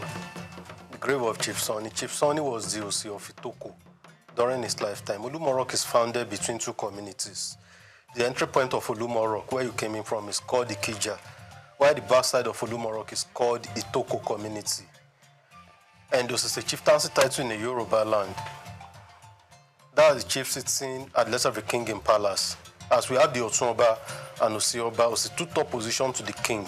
According to the custom and tradition of Yoruba, when the chief died, they bury the chief either at the front of his house, at his bedroom, or at his backyard. He must never be taken to a cemetery. That was why Baba was buried here. And this rostry roof building is the family house of Chief Sonny. The family has an extension. Baba dies on the 23rd of January 1956. 20 years after his death, government took over this place as a tourist site. That was why government decided to fence the family house so that they will not be blocking up the passage of the tourists. So the people of Egba took refuge here during an intertribal wars. The war started in 1830. Then the people of Egba were under old Oyo Empire. They basically want freedoms and where to settle. That was why they consulted the Ifa Oracle for lead. Ifa instructed the Egbas to come and settle there. On their way coming down, they met a man on the road. The name of the man is called Adagba. Adagba was a great hunter farmer. He was the one that discovered Olumo Rock during his hunting process. During those periods, the entire city of Abeokuta was thick forest. Only the powerful ones and the warriors that could come around to do anything and return back home alive. But when the Ifa instructed the Egbas to come, Shodeke, who was one of the founding fathers of Egba land, led the people of Egba down here. And they were here for years. During their stay, they took the natural suspension shape of the rock advantage and built their rooms. The rock is naturally standing. They only took the advantage of the shape and built their room. So the rock served as the roof of the room. 4 of the rooms they built has collapsed, remains only that. Those are the signs of the fallen rooms. That was where they kept wives and children. Men and warriors will surround the rock so that the enemy will not gain access to this place. All these holes you are seeing on the surface of the rock, that was where they do their grindings. Like we use blenders now, Yoruba call it Oluata. So the process of their grindings make the holes deep like this. After the war in 1833, the people of Egba from Ifa Oracle to confirm maybe they should leave this place to go back to where they came from. Ifa told them to keep on dwelling here, that this is where God has put an end to their problems. And that's how they derived the name to the rock, Olufimo. Olufimo means where God put an end to all our tribulations. Ibiti Oluwa fi ogun wàhálà ti dààmú ayé wa mọ̀ sí Olufimo. But people later shorten it to Olumo to gain a very short word. Another meaning to Olumo, Olu in the Yoruba land means God. That's God Almighty. Mo means mode or molded. The people then believe that God benevolently molded the rock for them so that they can take their refuge under it. Oluwa ló mọ̀ fún wa láti fi ṣe ibi ìsádi kúrò lọ́wọ́ ọ̀tá. God molded the rock for our refuge. So when they came out from the rock, others were asking the Egbas of their whereabouts, and they told them, hid ourselves under the rock. Under the rock or beneath the rock in Yoruba means Abe Okuta. And that was how the name got changed from Egba, and they started referring to them as Omo Abe Okuta. Also, the popular city of Abe Okuta started from here. So if you have been anywhere around the town and you have not visited here, you haven't been to Abe Okuta. The name Olumo is derived from the Yoruba words Olu means God and Mo meaning molded, signifying God-molded rock. This reflects the deep spiritual connection the Egba have with the rock, seeing it as a divine creation that shaped their destiny. Today, the rock remains not only a historical site, but a place of cultural rituals, including annual sacrifices. Over here we have the main shrine of Olumo Rock, the main shrine of the rock. The main shrine is a local temple where the people of Egba worship and make sacrifices to the deities of Olumo Rock. Olumo Rock is an historical monument. It's also a symbol of Egba unity, strength, and unfailing protection. Because under the rock, the people of Egba took refuge during an intertribal war. And after the war, the rock has become a deity. That is why Egba people offer sacrifice to Olumo Rock once in a year with a big black cow. During the festival, only two people have access to enter the shrine. That is why the shrine is always locked. And the two people are the paramount ruler of Egba land, that's Alake of Egba land, and the chief priest. The chief priest is called Abore in the Yoruba land. Other traditional rulers in Abeokuta invited guests, indigenous of Abeokuta, will stay outside to say amen to his prayer. During the festival, the Alake of Egba land will pray for the whole nation. He pray for Egba unity, also the climbers of Olumo Rock, so that they will not fall. No one has ever fallen while climbing the rock. Also at the shrine, traditional believers always come to make their requests in prayers.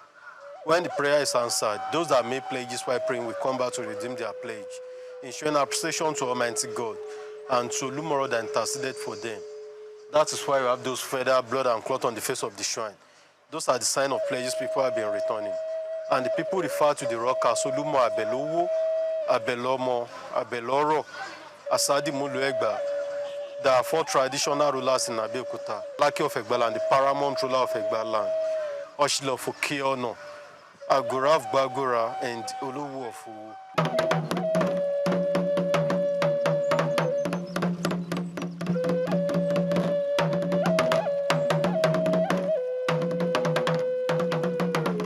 Traditional believers always come to make their requests in prayers. Maybe they are looking for words, children, or anything in life. So when the prayer is answered, those that make pledges while praying will usually come back with their pledges. That's why we have those feather, blood, and stuff on the face of the shrine. Those are the sign of the pledges. And the people refer to the rock as Olumo Abelowo, Abelomo, Abeloro, Asadi Mulu Egba, meaning a deity you can pray through for words, children, and every other good things in life.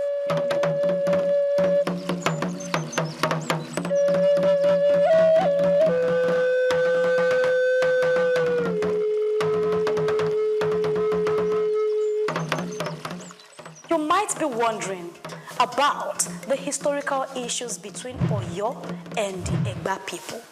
How Oyo to exert control over them. The western region of Nigeria, primarily composed of Yoruba descendants, was dominated by the Oyo Empire, a powerful political entity that rose to prominence around the 15th century. By the 18th century, Oyo had become one of the largest and most influential states in West Africa, known for its sophisticated governance, military strength, and expansive trade networks, controlling neighboring kingdoms, including the Egba.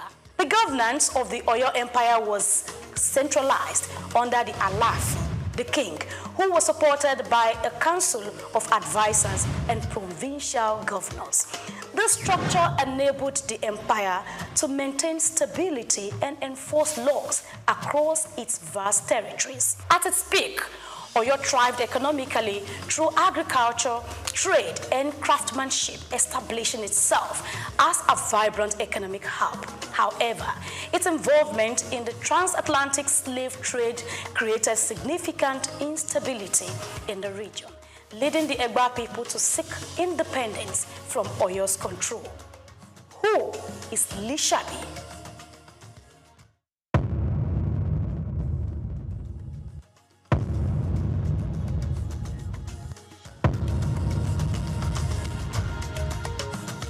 No story about the Egba people is complete without mentioning Lishabi, the legendary warrior whose courage and strategic leadership freed the Egba people from the oppressive dominance of the Oyo Empire. Lishabi heroism is etched deeply in the annals of Yoruba history, as he led a rebellion that broke the chance of subjugation and paved the way for Egba autonomy. Lishabi Agbongbo Akala, a native of Itoku, Abeokuta, was not just a fearless leader, but also a tactician. In the late 18th century, the Egba were subject to heavy taxation and constant exploitation under Oyo's rule. To resist this, Lishabi secretly mobilized a group of Egba farmers and hunters into a covert warrior society called Egbearo, a vital step in organizing the rebellion. With his deep understanding of the terrain and his influence over his people, Lishabi led a series of coordinated guerrilla attacks against Oyo forces stationed in the Egba region. His strategy was not one of open warfare, but a methodical plan to undermine Oyo's authority. By ambushing Oyo tax collectors and military detachments, Lishabi weakened the empire's grip over the Egba. His leadership unified the Egba people, turning their frustration with Oyo into a force for liberation. Following their eventual victory, the Egba people were freed from the oppressive rule. In 1830, this newfound freedom led to the establishment of Abeokuta, meaning under the rock, a city founded under the protective watch of Olumorok. Olumorok provided both a literal and symbolic refuge as it sheltered their people during their struggle for independence. From this safe haven, the Egba built a thriving community rooted in agricultural trade and craftsmanship, becoming a key cultural and economic hub in the region. Today, Lishabi Agbongbo Akala's legacy is celebrated not just as a warrior, but as a symbol of unity and resilience. His actions not only ensured the survival of the Egba people, but also contributed to the rich historical and cultural fabric of Abeokuta and the entire Yoruba as a whole. By the mid-19th century, Abeokuta had attracted European missionaries like Thomas Freeman, whose introduction of Western education and Christianity left a lasting influence on the community. Inscription about the, just a little write-up. The next spot is where we used to have the mamas. So this was one of the water pots they drank from there. Yoruba call it Kokoamo. It's for water storage and preservation. Water point here is as cold as water from the refrigerator, but it has been cemented for proper preservation. The Yalorisha, they are here as the custodians of the rock, and people do come to them for spiritual consultation and a whole lot more. So this is a crown tree. Crown tree. Yoruba call it Igia Koko. If a king has to be installed, or they want to make a chieftaincy title in the Yoruba land, they pluck from the leaf Igia Koko to coronate king. But this very one is mainly used for the paramount ruler of this town, Lake of Egala, only for him. And the tree has been growing there for over 250 years. It doesn't grow than this. So it has been. Poster of the newly studied Yalumo, she's 98 years of age. And this is a poster reflecting the old Yalumo. She died at the age of 137 years, over 2 years ago now. They have a deity they worship here. They call it Orisha Igu. Orisha Igu. That's the deity that controls longevity. They believe the more they worship, the longer they live. So they have other deities around. One of such is Orisha Ojubo Obaluaye. Obaluaye is the deity that controls chickenpox and measles. Yoruba call it Shopono. So if chickenpox or measles striking all over, they do consultation from here. So whatever instruction they get, so once they follow it, everything that comes up will disappear to go. So that's Ojubo Obaluaye right there. And this Ogun, god of iron, the famous god of iron. We have a baobab tree. Baobab tree. B-A-O-B-A-B. In the eastern part of Nigeria, they call it Afon Apunwa. In the northern part, they call it Kuka. Here in Southwest, we call it Gioshi. It botanica is Adansonia digitata. The encounter of the tree is that traditional believers always come under to pray for protections. Because there's an adage in the Yoruba land that goes those. Wanipo do ikapa, apa okapa, wọ́n do ika igi oṣe, apa okoṣe, wọ́n do ika konga oṣe binukosi. Meaning there's no way you can wrap your arms around the tree. It is impossible because of its massiveness. That's why traditional believers always come under to pray for protections. So that's the Gioshi right there. On the floor here we have the faces of the warlord. Those that fought for Egba to gain their liberations. So their memorial sculpture was molded here.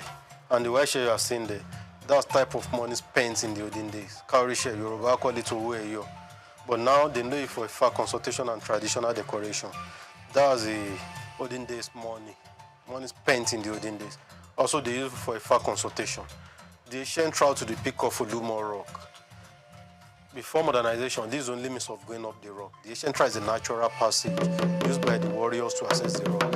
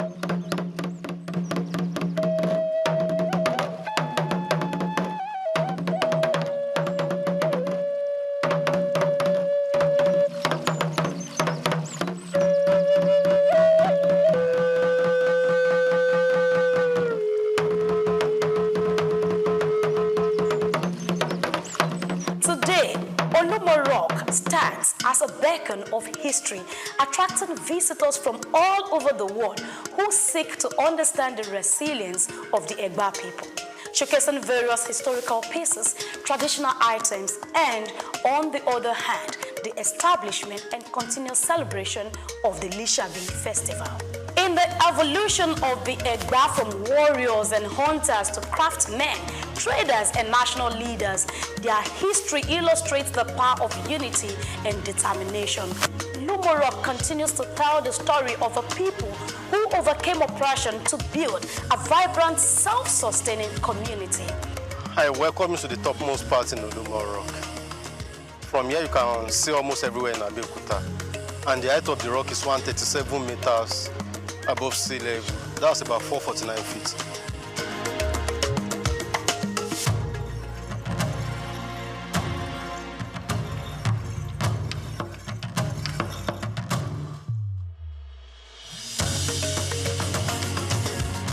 This is the rich, unyielding legacy of Olumorok, Lishabi, and the Egba people.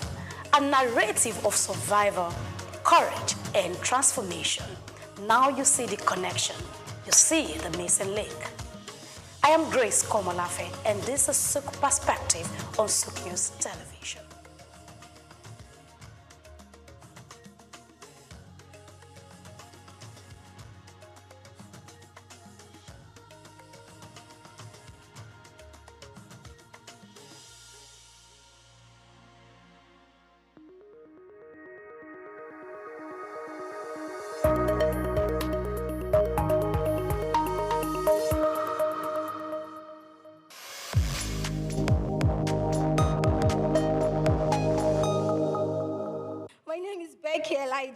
I'm from UBA, so keep watching SOUQ News.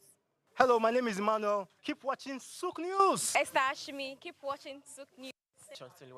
Keep watching SOUQ News. My name is Helen Otongwa. Keep watching SOUQ News. My name is Okayemi Temiyemi. I am an entertainer. I am representing Egypt, as you can see. So keep watching SOUQ News. Hi, my name is Nenna Okavi. Keep watching SOUQ News. My name is Tom Aldo. Keep watching SOUQ News. I'm Elizabeth from POS Services UBA. Keep watching SOUQ News. Hi, my name is Kelechi Agu. Keep watching SOUQ News. Power in North Africa shifted once again from local dynasties to imperial control.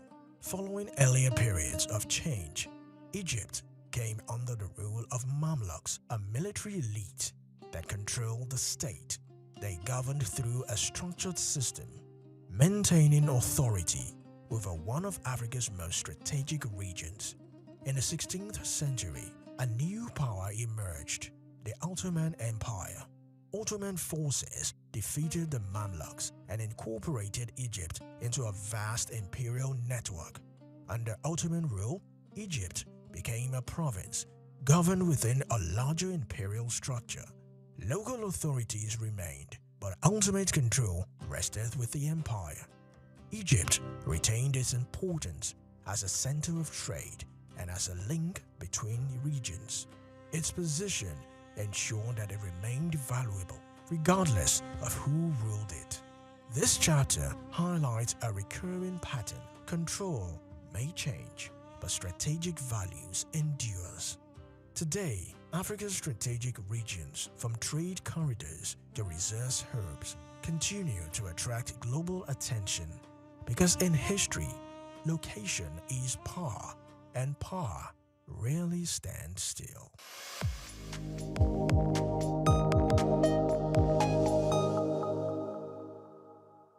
The story of Ile-Ife.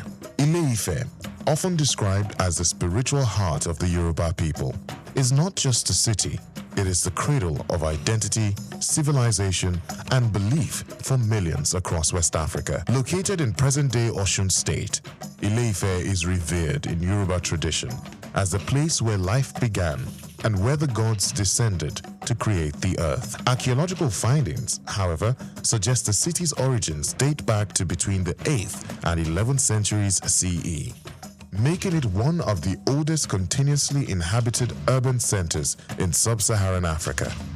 According to Yoruba mythology, Oduduwa is regarded as the progenitor of the Yoruba race and the first ruler of Ile-Ife. Oral traditions say he founded the kingdom, from which many Yoruba monarchs trace their descent. His legacy symbolizes unity and divine kingship among the Yoruba. Centuries later, under the reign of Obalufon II, believed to have ruled in the 14th century, Ile-Ife experienced a golden era marked by exceptional artistic and technological achievements. This period produced the world-famous Ife bronze and terracotta heads, celebrated for their realism and craftsmanship.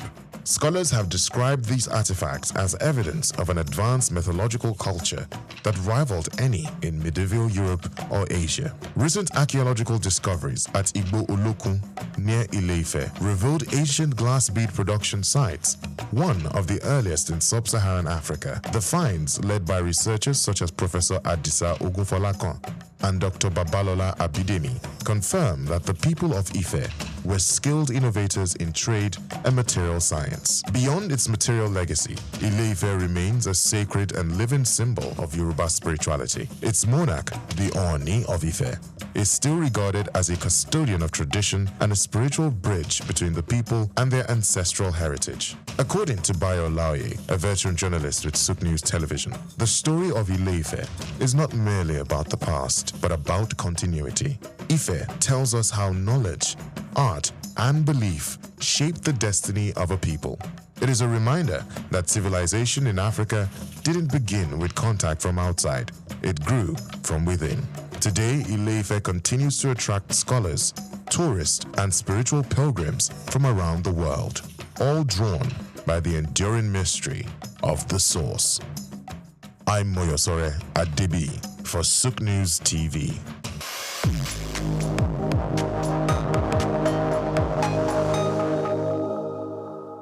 For the Roman Empire, Egypt was more than a territory. It was a lifeline, a source of grain, a pillar of survival. But dependence came with risk. After the fall of pharaohs and the struggles of competing empires, Egypt came under Roman control. Its role changed from an independent power to a critical supplier with a vast imperial system. The Romans relied heavily on Egypt's agricultural output, especially grain shipped along the Nile and across the Mediterranean. Egypt became the breadbasket of Rome. Its fertile lands fed a growing population far beyond Africa. This created a powerful economic link, but also a dangerous dependency. When the system worked, it sustained an empire. But when disruptions occurred, whether from political instability, mismanagement, or environmental factors, the consequences were severe. The Nile, once a source of life, could also become a point of vulnerability. Maintaining control over Egypt required constant oversight. The stakes were too high. Any disruption in supply could threaten stability far beyond its borders. Over time, pressures mounted. The system that once sustained power became increasingly fragile. This highlights a key economic lesson. Resource wealth can strengthen a system, but overdependence can also weaken it. Across Africa today, many economies still depend heavily on a single resource: oil, minerals, or agriculture. The question remains, how sustainable is that model? Because history reminds us what feeds growth can also expose weakness.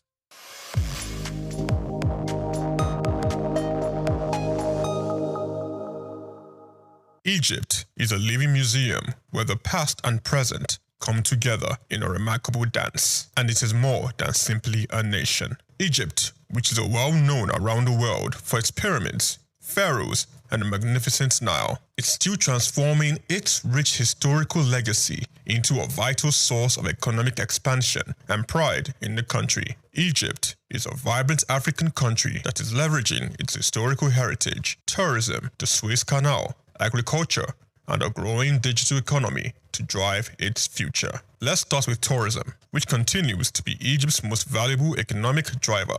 Egypt is home to more than 1/3 of the world's antiquities, and Cairo, Luxor, Aswan, and Alexandria welcome millions of visitors each year. Beyond its aesthetic value, the Great Pyramids of Giza, the Valley of Kings, and the soon-to-open Grand Egyptian Museum serve as economic hubs that support employment, foreign exchange, and Egypt's place on the world cultural map. Egypt has recovered quickly despite international disturbances like the COVID-19 epidemic, with current tourism receipts surpassing $13 billion.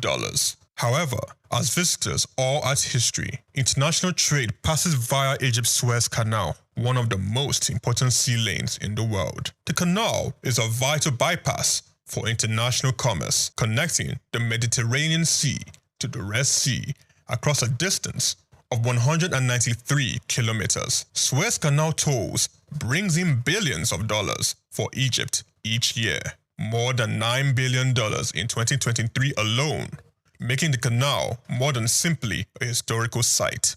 It is a vital component of international trade.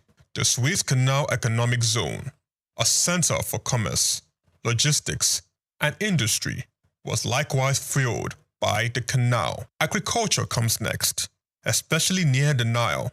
Important products including wheat, rice, cotton, and dates are grown in the lush Nile Valley and Delta. Citrus fruits, particularly oranges, which are highly sought after in Europe and the Middle East, are among Egypt's biggest exports worldwide. Innovations in irrigation and climate-smart farming are growing, and agriculture still contributes to national food security and rural lives. Infrastructure and energy are also changing quickly. By exporting liquefied natural gas to Europe and other countries, Egypt has established itself as a new energy center in Africa and the Mediterranean. This change includes the Zohr gas field, one of the biggest in the Mediterranean. In addition, Egypt is developing smart cities, high-speed rail, and new administrative capitals, while investing in solar energy through initiatives like the Benden Solar Park, Africa's largest. Not to be overlooked is Egypt's creative economy.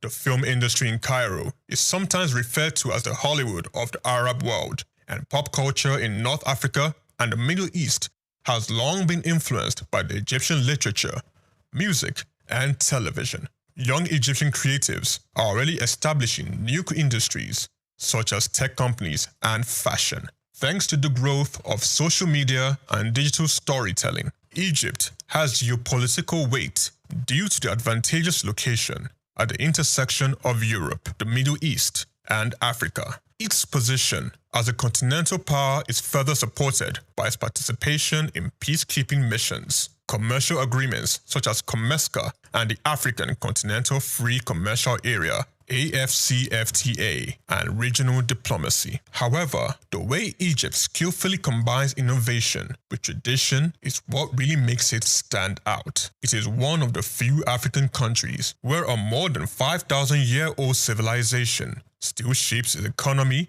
and reputation outside. Egypt continues to leverage its history to forge a strong and aspirational future, whether it's a software entrepreneur in Cairo, a relic in a museum, or a ship across the Suez. This is Just Africa, and I am Chike Okolo.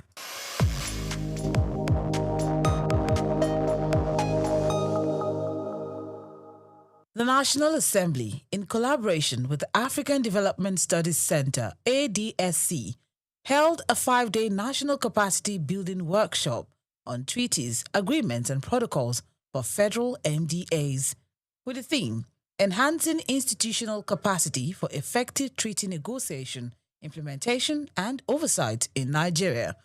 Honorable Barrister Rabiu Yusuf, Chairman of the House Committee on Treaties, Protocols, and Agreements in the 10th Assembly, highlighted the importance of strengthening the skills of key government officials in treaty processes. At this particular moment of our country, we need a situation whereby all the stakeholders involved in external engagement with other countries, particularly state and the federal governments, and mostly MDAs of the at national level, to ensure that they are aware, they know what it takes, they know how it will be, and they know what it takes to ensure the institutionalized democracy and the legal approach as far as ratification, engagement, domestication of treaties. That is why the 10th National Assembly, under the able leadership of the Right Honorable Speaker Tajuddin Abbas, mandated our committee, pursuant to Section 12, Sub 2 of the Constitution, that we should reach out to all necessary stakeholders who are personally stakeholders on this engagement to ensure they know how it takes and they know how to execute it. Basically, that is the reason we are conducting this exercise. Actually, I think there is no point for me to deliver my remark at this time because I'm very much aware that my remarks have been delivered yesterday in extension. So in other words, I will just say I sincerely appreciate your presence in this program. And I believe it will go far in helping the system, stimulating the system, and work for the Nigerian progress. So I wish you a fruitful discussion, and and a successful outcome. Thank you very much. The major challenge, everybody is going silo in the sense that we are not trying to bring ourselves into the same table to ensure that before you find any entity, be it state, local governments, or federal entity, as far as engagement is concerned with other outside worlds, you need to know there are provisions of the Constitution which you need to comply. Failure to comply with that provision of the Constitution, whatever you do, it will go to a nullity, invalid, and is inconsistent with the provisions of the Constitution. And to the extent of that inconsistency, it is null and void, of no effect whatsoever. So we're trying to avoid this scenario whereby at national level or at international fora, Nigeria will be embarrassed because the stakeholders, the principal actors, they didn't even know what they are doing. So that is why we decided at this particular moment, it is ripe and necessary to ensure that we engage with unnecessary stakeholders. That is the basic reasons for engaging these activities. Actually, I recommend their effort to any other entity because if you can see, most of them, they are legal luminaries. They know their audience, they know what they are doing. So I really appreciate they did a very wonderful job. And I sincerely appreciate. That's the main reason that I say I need to be here in Lagos, at least to supervise the happening in Lagos. And I'm impressed. Engagement with outside world, it is two ways. It is going to be either bilateral or multilateral. So with this kind of workshop, or with this kind of discourse, we believe the principal actors will now know what it takes to enter a treaty. And if they comply with what they are taught in this session, if they advise their principal when they go back to their respective MDA on the right way to go, I believe most of the treaties will be legally binding in Nigeria, provided they follow the procedure laid down by the Constitution. The future is bright. And the future, we will ensure in the future that all the treaties, all the agreements, all the international protocols have been observed to the latter, have been protected and enforced as it is enshrined in the Constitution. And with this kind of workshop, we believe we will create a series of events whereby we will engage other parties, other necessary stakeholders. We just set the ball rolling, and we will be there, inshallah. Also sharing insights on the workshop, the clerk of the House Committee on Treaties, Protocols and Agreements discussed the value of the training in improving the understanding and application of international agreements across MDAs. He noted that the engagement served as an eye-opener, equipping participants with tools for more effective negotiation and oversight. I'm a Nigerian, I'm a citizen of Nigeria, and I want Nigeria to benefit from its interaction with the international community, and it starts from things like this. For us to be able to interact well, we need to know what it entails to engage in the international community. When we are talking about treaties, what does it entail to enter into treaties? How do we do that? How do we negotiate? How do we implement? How do we oversight as a parliament? So it is my duty as a clerk of the committee to advise the chairman and the committee members on how to go on all these issues. And also very instrumental to the organization of this workshop today. Our partners, the facilitators, are very, very excellent. We appreciate them. And it's also a collaborative effort between us and them. And so far, so good. What we have ensured so far has been fantastic. The participants are very, very impressed. I myself am impressed.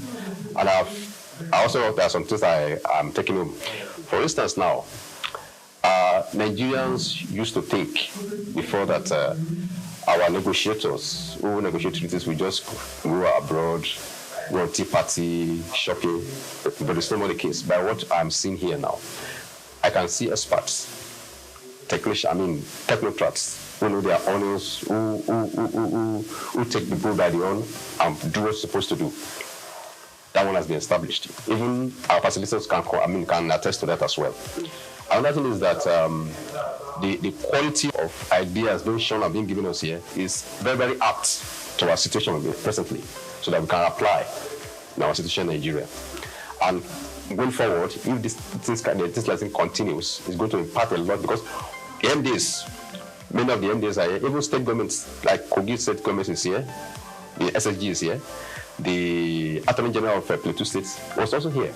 And also some top directors in the federal MDA, they are here. So it's a high-class, high-level engagement workshop. We are in a political environment, I must tell you that.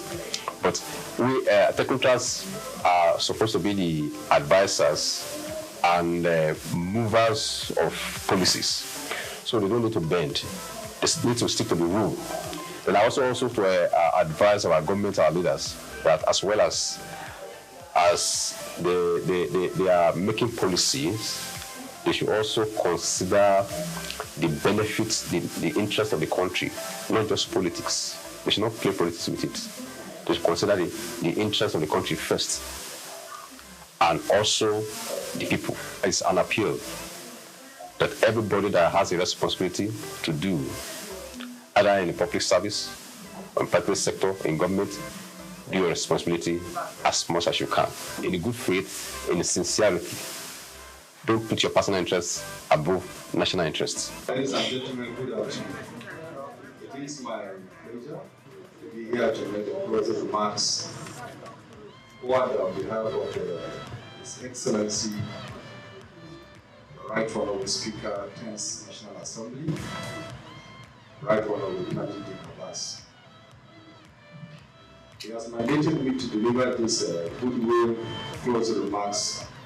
We appreciate your time, your dedication, and your efforts in trying to attend this program and attentively pay attention to the discourse and the further issue being deliberated here. And it is believed that this message you have learned here, or what you have learned here, will be passed towards your chief executive officers, and at the same time you will guide them in achieving the necessary mandates in deciding issues of treaties, operation of treaties, and what have you. So at this juncture, on behalf of the Right Honorable Speaker, we wish you a safe return to your various destination, and we believe you will pass the message to all other necessary stakeholders. Thank you very much.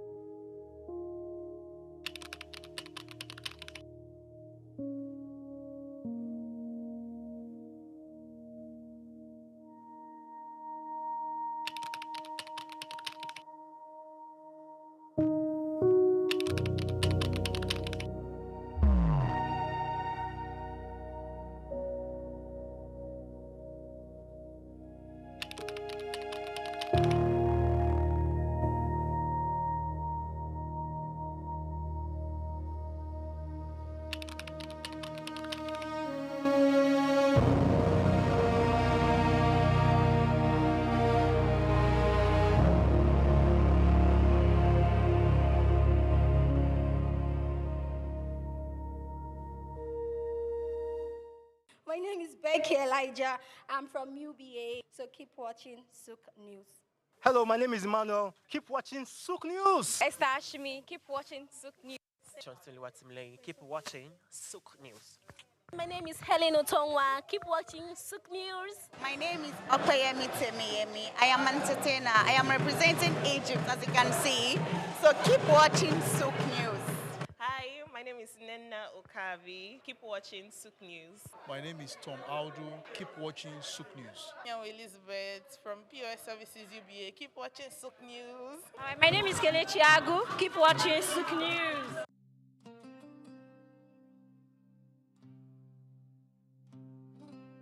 In the 7th century, a new force emerged from Arabia, one that could transform North Africa permanently, not just politically, but culturally, economically, and religiously.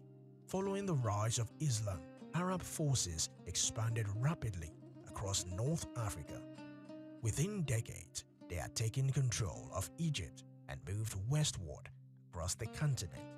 This was not just a military expansion, it marked the beginning of a new order. Islam became a unifying framework, influencing governance, law, and daily life. Arabic spread as a language of administration and trade. North Africa was gradually integrated into a wider Islamic world, stretching far beyond the continent. Trade routes expanded, linking North Africa to the Middle East and beyond. Goods, ideas, and people moved across vast distances. The region became part of a larger economic network, connecting Africa to global commerce in new ways. But this transformation was not immediate or unified. Local tradition, identities, and systems continued even as new influences took root. Over time, a distinct North African identity emerged, shaped by both indigenous and Islamic influences. This reveals a key pattern. Integration into wider systems can expand opportunity, but it also reshapes identity and control. Today, Africa continues to engage with global systems through trade, technology, and partnership. The question remains, how can integration happen without losing local strength? Because history shows connection creates opportunity, but balance determines success.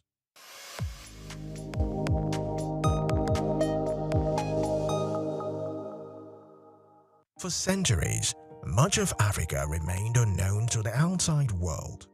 Not because it was empty, but because it was unexplored, misunderstood, and unmapped. In the 18th century, European knowledge of Africa barely extended beyond its coast. Maps of interior were often filled with guesswork or left blank entirely. As one observer noted at the time, map makers filled the unknown with drawings of animals because they simply did not know what lay beyond.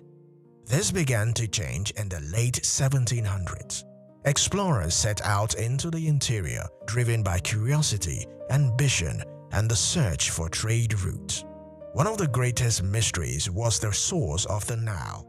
Scottish explorer James Bruce traveled deep into Ethiopia in 1770, determined to find it. But even discovery came with uncertainty. Bruce identified a source of the Blue Nile, but later realized that another river might be even more significant. Yet, like many explorers of the time, he focused on his own claim, highlighting how knowledge of Africa was still incomplete and contested. Back in Europe, Africa was still largely a mystery. Stories from explorers sparked fascination, but also skepticism. Some accounts were dismissed as exaggerations. The result, a continent rich in reality, but poorly understood globally. Yet beneath this uncertainty was a growing interest in trade, in resources, in access. Understanding Africa's interior was not just about geography. It was about economic opportunity and strategic advantage. Today, the challenge is different, but familiar. Africa is no longer unknown, but is still often misrepresented or misunderstood. And just like in the past, those who understand the continent best will shape its future.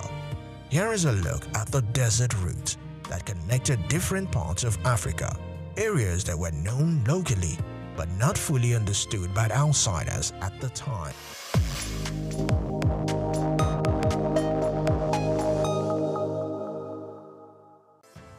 Nigeria, rich in traditional and cultural heritage, is intentional about promoting history and retaining cultural values. The country has succeeded in preserving its identities and that of the forefathers for ages through folklores, folktales, traditional ceremonies, community-based initiatives, cuisine, and most notably, museums and cultural centers. These institutions serve as invaluable repositories of history, ensuring that future generations remain connected to their roots and appreciate the diverse cultural tapestry of the nation. In Nigeria, there are over 38 museums comprising national, state, and privately owned institutions scattered across the country. Each of these museums plays a crucial role in safeguarding Nigeria's vast historical wealth, with collections that reflect the uniqueness of different ethnic groups, traditional practices, and historical transitions over time. In Lagos, the National Museum, located at the center of the city in Onikon, claims a notable collection of Nigerian art, including pieces of statuary, carvings, archaeological, and ethnographical exhibits, among others. Of particular significance is the terracotta human head, known as Jema head, dated between 900 and 200 BC, which is part of the renowned Nok culture. The piece is named after Jema, the village where it was discovered. The museum is administered by the National Commission for Museums and Monuments and remain a key educational and historical attractions for visitors. Another prominent artifact housed within the museum is the famous Benin bronze head, an evidence to the artistic excellence of the Benin Kingdom. The museum has a lot of functions, some of which are to educate, to entertain, research, interpretation, conservation and preservation of our cultural heritage. And then the museum was established, Lagos Museum particularly, was established in 1957. It was formerly referred to as Department of Antiquities. So, well, the journey so far has been interesting because, we are here, to showcase our cultural heritage, not just to the country, but to the world. And we've had, we have series of, events that we do, that involve the community. And because of that, we create that awareness that this is where you can come and, see and feel your cultural heritage, your traditions, your history. Because it is said that a people without a history is a people without identity. So the museum portrays this to the people. And over the years, that is what we've been doing. Through education, community participation, we have galleries, that we display some of our objects, our antiquities, that showcase our patrimony and all there is to know about our cultural inheritance.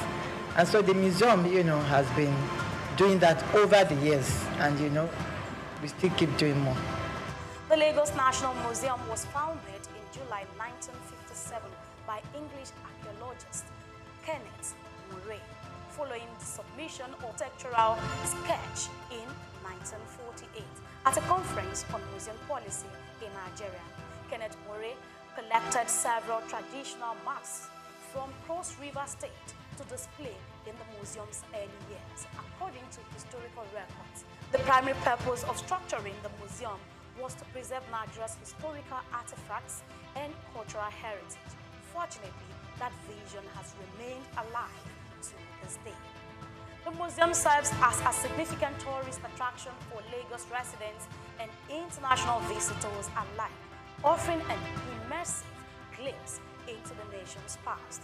Some of the remarkable artifacts currently on display at the museum include the bullet-ridden car in which former Nigerian head of state, General Murtala Mohammed, was assassinated, pictures of previous rulers and presidents of Nigeria from different eras, a diverse collection of cultural drums, tools, and ceremonial staffs from various ethnic groups, historical crowns and caps of revered traditional rulers symbolizing their power and authority, photographs of Queen Elizabeth II and her entourage during her visit to Nigeria, reflecting moments of colonial history.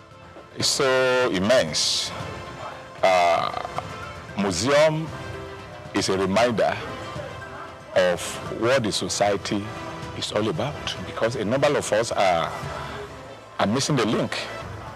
We don't even know the role the significance of the society we find ourselves because of foreign influence. But when you come to museum, it will bring your mind back to the original habitat, the way of life of people, how things should be seen in the society, and how we should react to phenomenal changes in our environment.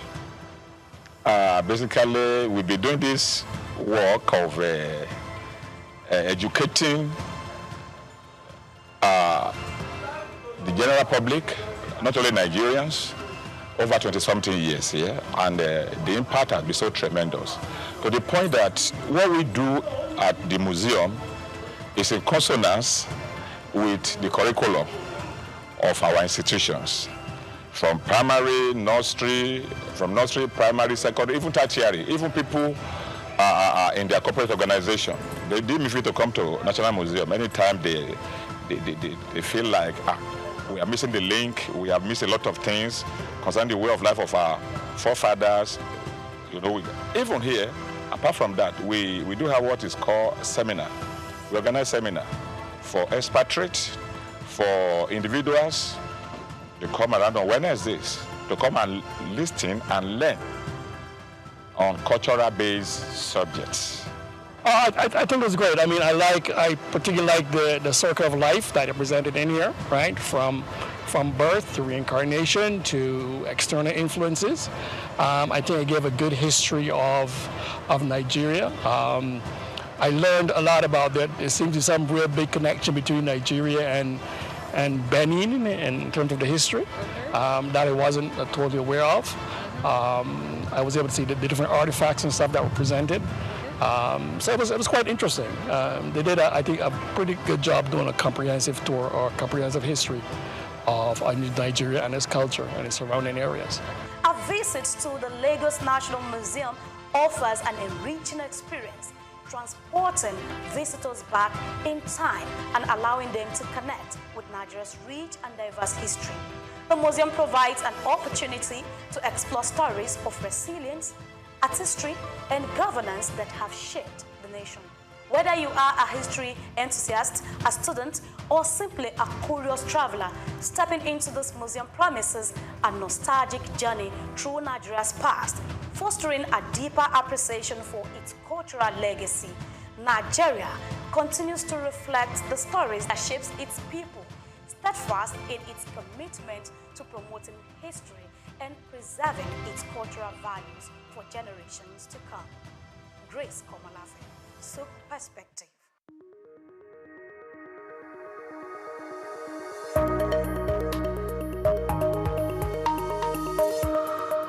Hello and welcome to SOUQ Special Report, where we go beyond the headlines to decode the deeper systems shaping our world. Today, we examine a bold and unconventional idea. Is capitalism only about market, or is it also about intimacy, relationships, and power? According to Noam Yoren, capitalism cannot be fully understood through markets alone. Instead, he proposes a striking lens: the sexual economy, a framework that examines how relationships like marriage, love, and even prostitution reflect deeper economic structures. But what does this mean in practical terms, especially for society like ours? Historically, marriage was more than a romantic union. It was an economic contract, often tied to property, inheritance, and social order. Women, in many societies, were treated as extension of property. Modern capitalism appears to have changed this, reframing marriage as a union based on love. Yet, scholars like Betty Friedan and Ali Hodgson argue that hidden economic roles remain, especially in unpaid labor and emotional expectations.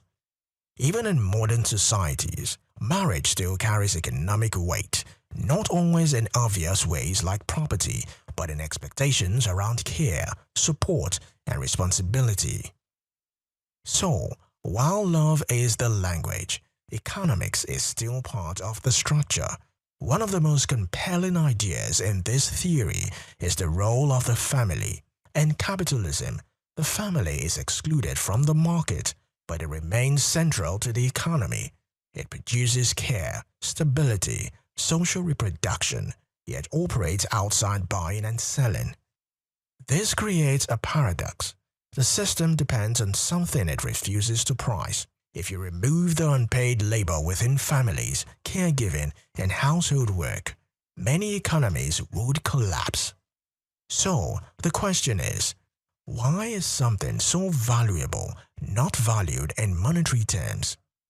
Money is often seen as a neutral tool for exchange, but this perspective challenges that assumption. In capitalism, money is tied to things it cannot or should not buy. From influence to love, dignity to identity, there are limits to what money should achieve.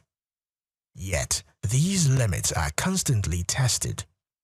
Look at advertising. It rarely sells just products. It sells identity, status, belonging. In many ways, businesses are trying to sell what money technically cannot buy. Few areas expose the tension between money and intimacy more clearly than prostitution.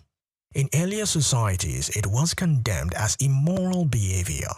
Today, the discomfort lies not just in the act, but in the exchange of money for intimacy.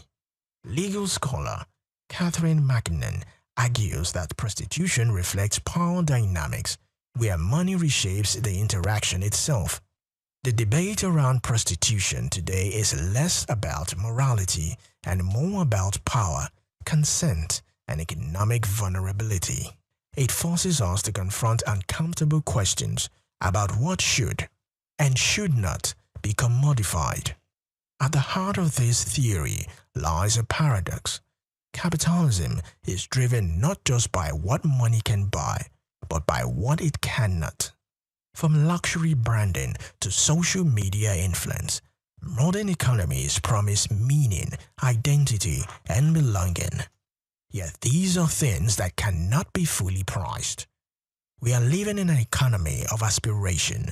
People are not just buying products, they are buying into narratives about who they are or what they want to be.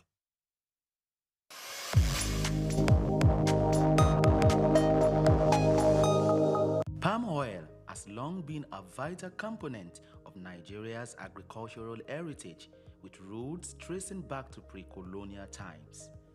Originally serving local needs, its importance has grown exponentially, propelling Nigeria into a prominent global producer. Spread across regions like Edo, Delta, Cross River, and Ondo states, the country boasts extensive plantations and advanced processing capabilities. It takes about 4 years for oil palms to produce fruit suitable for harvest. Each tree will then continue to produce fruit for up to 30 years, at which point they will have grown to around 40 feet tall. According to reports, Nigeria's palm oil production increased to 1.4 million metric tons in 2023, witnessing steady growth since 2009, with a peak surge in 2010. Despite a surge in domestic consumption, reaching 1.8 million metric tons in the 2021-2022 crop year, Nigeria still imports 350,000 metric tons, primarily from China and Malaysia. Similarly, some of the challenges plaguing the sector include declined production, outdated equipment, and insufficient financing, resulting in a notable production deficit. To address these challenges, government intervention is imperative, necessitating increased funding, favorable policies, and enhanced environmental protection measures. Furthermore, Nigeria and other African countries must move away from the local way of producing palm oil to a more mechanized method for effective and efficient production. Additionally, fostering collaborations among farmers, processors, marketers or consumers, and equipment fabricators is vital for sustainable production and value chain development. Israel Adeyemi, SOUQ News. My name is Yinka Babalola. My name is Ijoma Pelokoro. My name is Joshua Hassan. I am Rotarian or Mosunde Lawson. It's Ife Yonwarita Ejeze. My friends call me Ife. My name is Rotarian Lola Dare. I'm inviting you to keep watching SOUQ News. It's the right station to tune to. I like SOUQ News. SOUQ News is good. I want to charge you all to listen to SOUQ News, watch the news. You can have unlimited news first time. Find SOUQ News. Be with SOUQ News. Never switch off. You are better for it. SOUQ News is the real thing. Listen to their coverage and you'll be glad you did. Turn to your YouTube, turn to your Instagram, turn to all your digital channels and look for SOUQ News. Keep watching. Keep watching. Please, guys, keep watching. SOUQ News.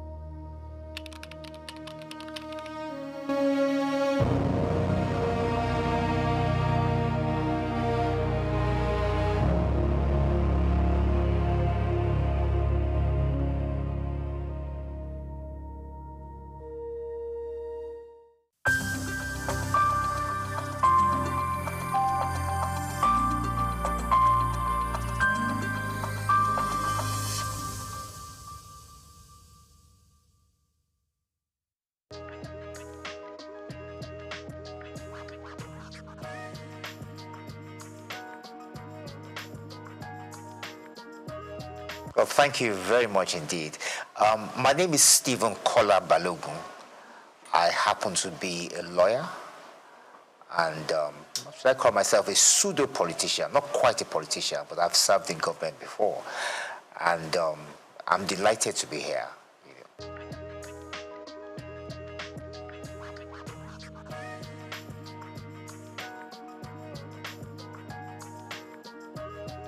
Well, thank you very much. Well, yes,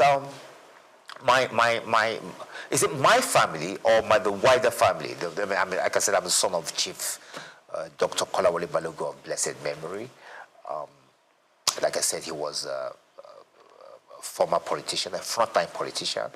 He was the General Secretary of the National Council of Nigeria and the Cameroons, later National Council of Nigerian Citizens.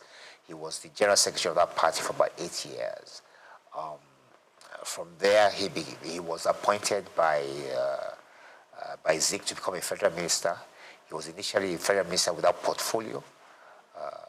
Consequently, after that, he became acting minister for labor and social services, and then he became Nigeria's first federal minister for information in 1956.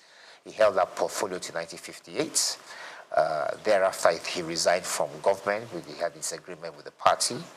And Tafawa Balewa felt that he was a useful politician that could be sent to Ghana. And he went to Ghana to find out what was. Ghana was a bit ahead of us in terms of politics at the time. And I think it's fair to say they got independence just before us.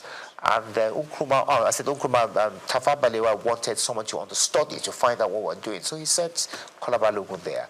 Initially, he was commissioner. And later, when we gained independence in 1960, he became High Commissioner.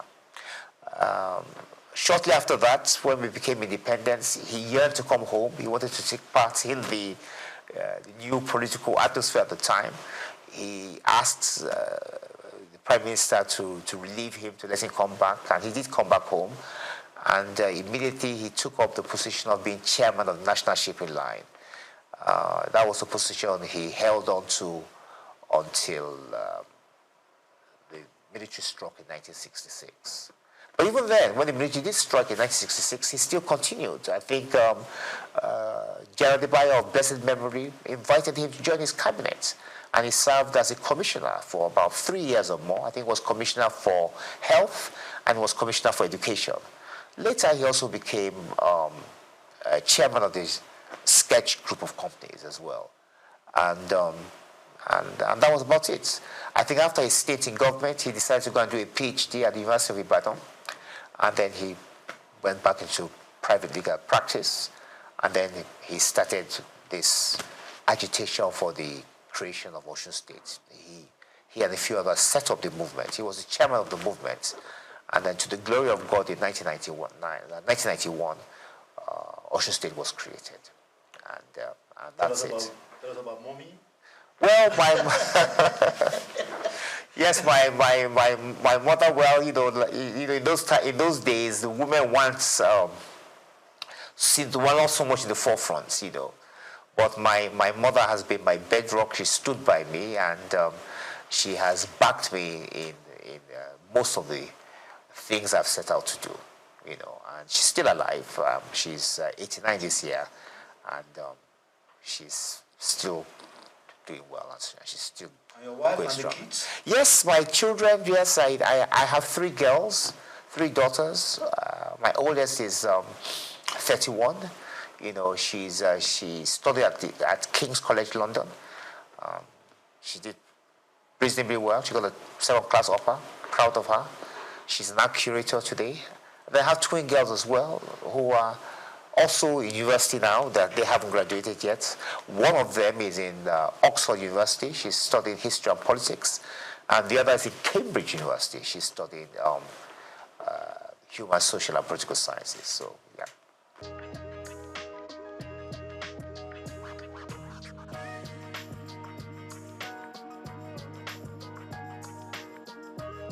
I did. My father, Chief Kolawole Balogun of blessed memory. Yes, he was in the first cabinet in the First Republic, the first ever cabinet Nigeria had, and he served as the Federal Minister of Information and Research. As a matter of fact, he happened to be Nigeria's first information minister.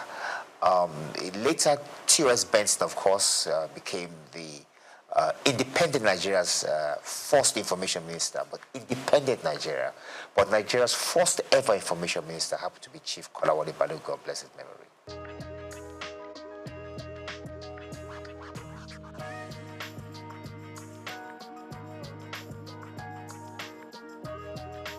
No, I didn't. I took an opposite route from my father. My father went into politics straight immediately after he finished his education, and then he now ventured into law a little bit later. I decided to look at things differently. I thought that after academics I should practice law a bit, and that's what I've been doing. But at some point, I think that was in about 2011, I was called upon to serve in the Osun State government as a commissioner, and I took up that opportunity, and I enjoyed myself.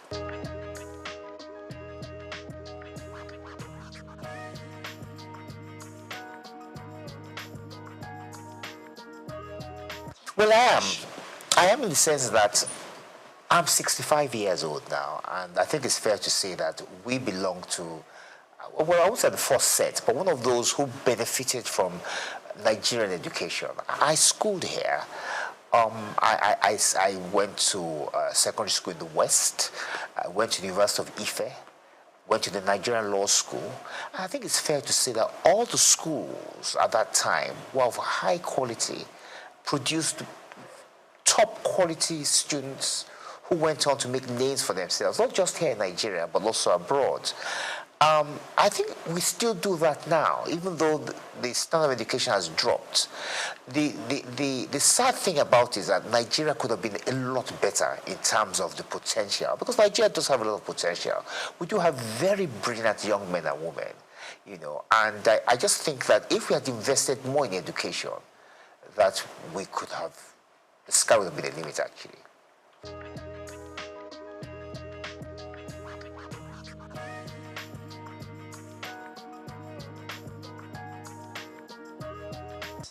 Well, my take on this is that it's the system of law itself.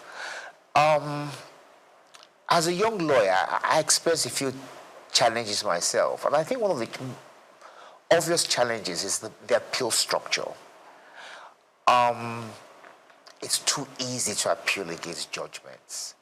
At the same time, when you file actions in court, there are no penalties for costs. In other words, I can file a frivolous action. I could insult you, as an example, and then you could sue me. And I say to myself, well, I'm going to eke it out. I'm going to take it. You're going to have to take me all the way to the Supreme Court.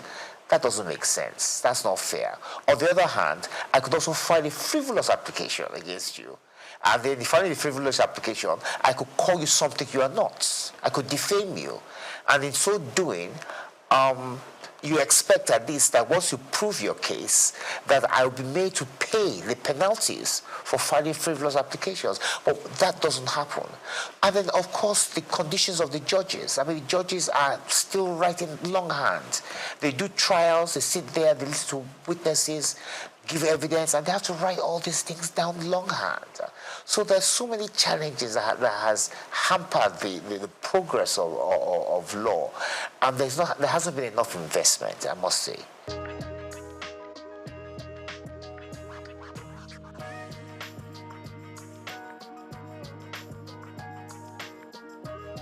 Well, I agree with that, and I'm going to give an example as to how that I think we could possibly do that. Now, the Supreme Court hears everything. It's the final court in Nigeria. So they're going to hear issues related to criminal law, civil matters, constitutional matters, as you know, all these matters that's got to do with elections, so on and so forth. As a matter of fact, when we have an election cycle, the legal system slows down because the judges are hampered. They're too busy listening to the various appeals from the various states and the federal government to do with the elections. So as a consequence, the other matters to deal with shipping, banking, criminal law are put on the back burner. I think we need what you call a constitutional court, whereby which the judges in the Supreme Court are divided. So you have those judges whose responsibility it is entirely to deal with constitutional matters, and then you have another set whose duty will be to deal with shipping, banking, civil matters, criminal matters, and so on and so forth. So I believe it's high time Nigeria has a constitutional court to try and aid the Supreme Court with the workload they have, which is, quite frankly, quite a bit.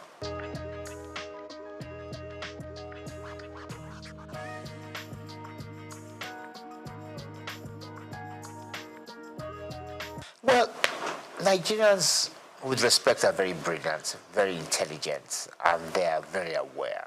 It doesn't matter who you are, whether you're a tailor, you're a driver, you're a lawyer, engineer, they are quite well informed. And the truth of the matter really is that this is the longest republic we've had. This republic started in 1999, and this is 2025, so 26 years. Nigeria's never had a republic this long. But the main flaw is the one you just mentioned. The fact that that constitution that was bequeathed to us by the military in 1999 was never really approved by the people. That doesn't make sense, and that's unfair. In fairness, we ought to be able to look at the constitution, improve upon it, and put our own input into it. Now, there's a way around that, and I've always believed, many people oppose this, but I'm of the view that what Nigerians need to have is a referendum. Have a referendum to ask the Nigerian people whether they want to persist with the 1999 constitution, or do they want to drop a new one. If the answer to that question is yes, we want to drop a new constitution, then that puts paid to the 1999 constitution, and then you can now have a system, a constituent assembly, whatever the case may be, where people will sit around the table and fashion out a new constitution. If the people say no, that means they've indirectly approved the 1999 constitution, and then we continue with it. But what we can't do is continue having this debate, these arguments as to whether the 1999 constitution has been approved by Nigerians or not, because it has not been. So I think the way around that is to ask the Nigerian people through a referendum, asking them whether they want to persist with this constitution. If they say no, then we have a new one. If they say yes, we continue with the old one. And that ends the debate.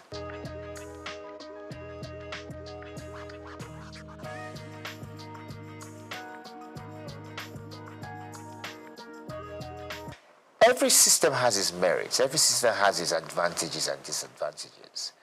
To some extent, the presidential system of government has an advantage. It has the advantage in the sense that it has brought government nearer to the people. So the people of Osun, from where I'm from, for instance, now, have their own state. Same thing can be said, it's been replicated across the country.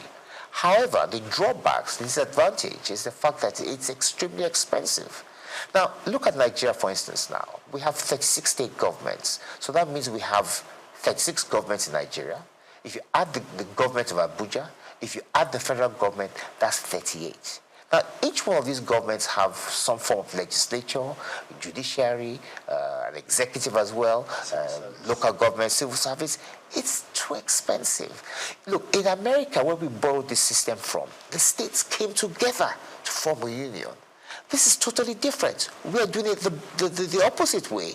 So we've had a structure that we're now going back. So at the end of the day, many of the state governments are still dependent on the federal government. And as a consequence, the kind of progress we ought to be making, we're not quite making it. So I personally, and this is a personal view because others would disagree, I would prefer that we reduce the size of government by having some kind of regional structure. And I believe that that will reduce the burden of governments. And if we can reduce the burdens of government, we can use this money to do many other things. And I also think it will also improve standards as well. Not just standards of government or parliamentary standards or whatever the case may be, but there'll be less people involved in the political system. And that would help us a great deal.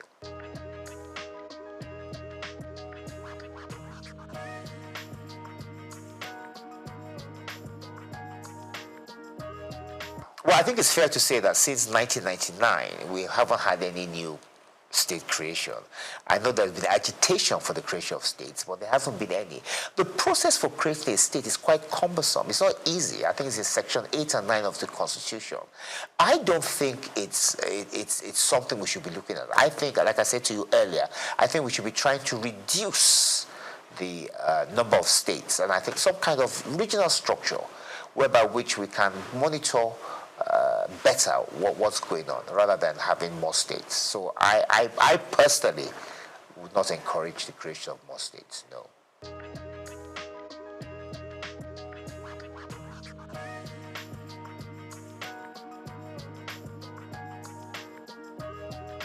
In the 1950s, we had 3 regions, if I'm correct.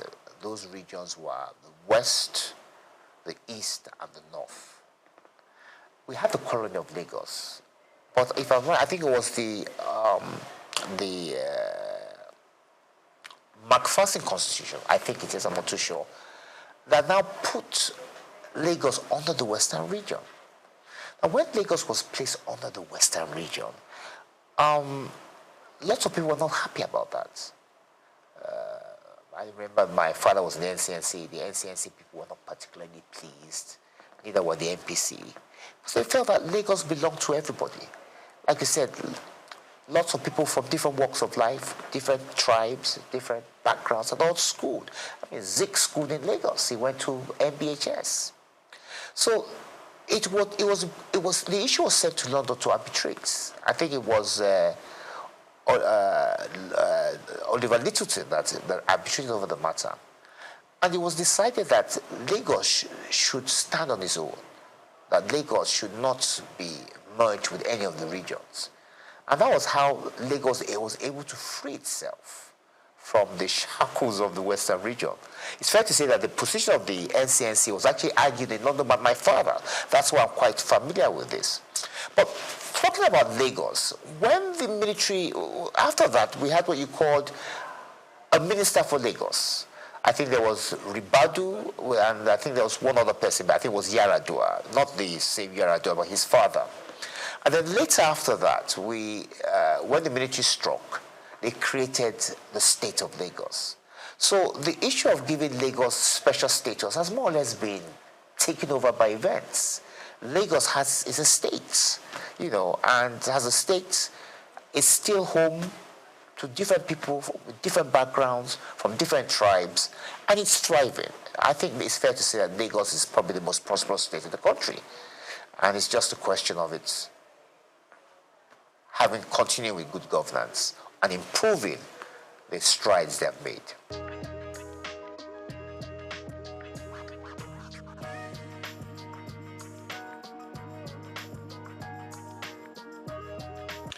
Once again, let's go back to the past. We had what we used to call the House of Chiefs, wasn't it? And in those House of Chiefs, many of the members of the House of Chiefs were people, were traditional rulers, chiefs from different backgrounds, and they had a say in the running of the affairs of state. It's like it was more or less akin to the House of Lords.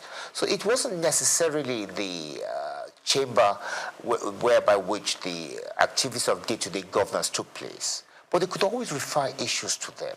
And I think that if we change our structure of governance, if, that's a big if, then yes, we can have something like that. We can have a second chamber, which is more or less advisory in nature, similar to the House of Lords, whereby which we will have obas and chiefs and people of influence who will be able to advise government from day to day from of the experiences and the way forward, but not necessarily binding. I think that's important. That decisions won't necessarily be binding on us, but at least they'll be able to share their views and experiences with the people.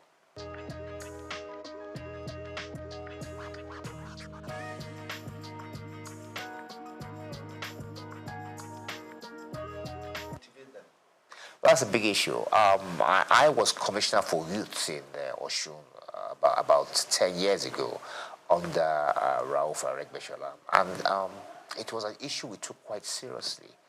In Osun State, we had quite a number of youths who were unemployed, and the governor thought, what can I possibly do to give them something to do, to keep them employed? So he created what we call the Osun State Youth Empowerment Scheme. Now, under the State Youth Empowerment Scheme, unemployed youths were given particular tasks in state. Help us sweep the roads. Some were part-time lecturers. Some were doing all sorts of things. They were given a stipend.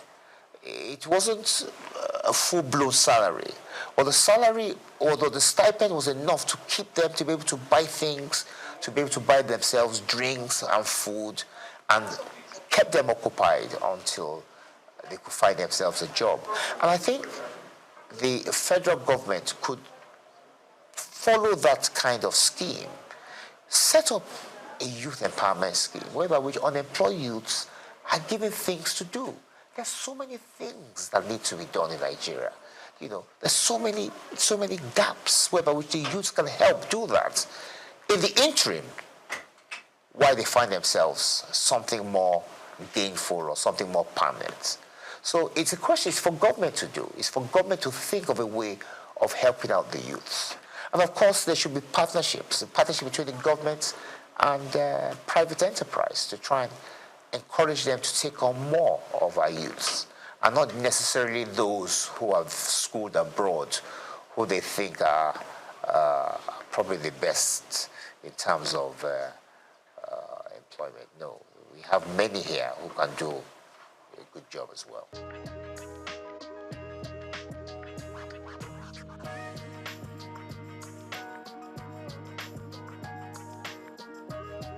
Sustaining democracy is about discipline. It's about the people being disciplined. It's about those who rule us being disciplined. I started out by telling you that this is the longest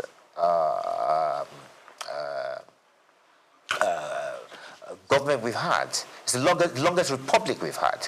We've had democracy now since 1999, 26 years. If you go back to the days of independence, there's been no republic that has been this long. So it shows that the people have embraced democracy. They've come to it's part of us now. They've come to enjoy it. Yes, there are hiccups in terms of the fact that we could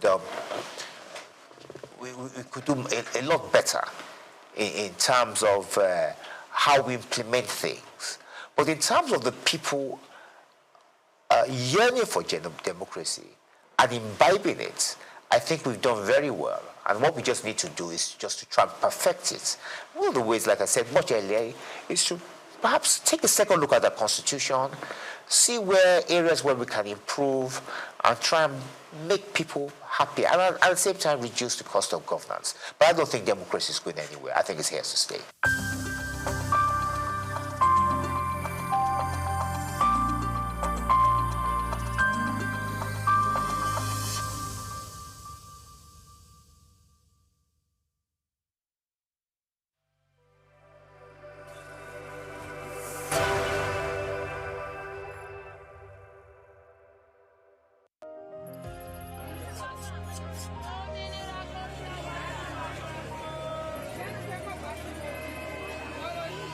Hello Lagos, make we yarn. Hello, boy, if this POS matter, don't pass your call. Person go swipe, alert no enter. Before you know it, jump. Wait oh, wetin really happen? Maybe you fake alert the warriors. Okay, so mona listen oh, eh? If you dey do POS business, no expose your alert. Hello, Ogbuefi. They don't walk Daba road where they warrior for our local government for years. This one sweet me, I no lie you. Because you know what, development with the work, it deserve loudspeaker. Now why we dey here be that? For here, we know the abuse, we dey bring solution. My name, it is Ikechukwu Oyemike, aka Ogbuefi Ishegwari. Make we yarn every weekday from 10 a.m. go to 12 o'clock on Top the Eye 95.9 FM.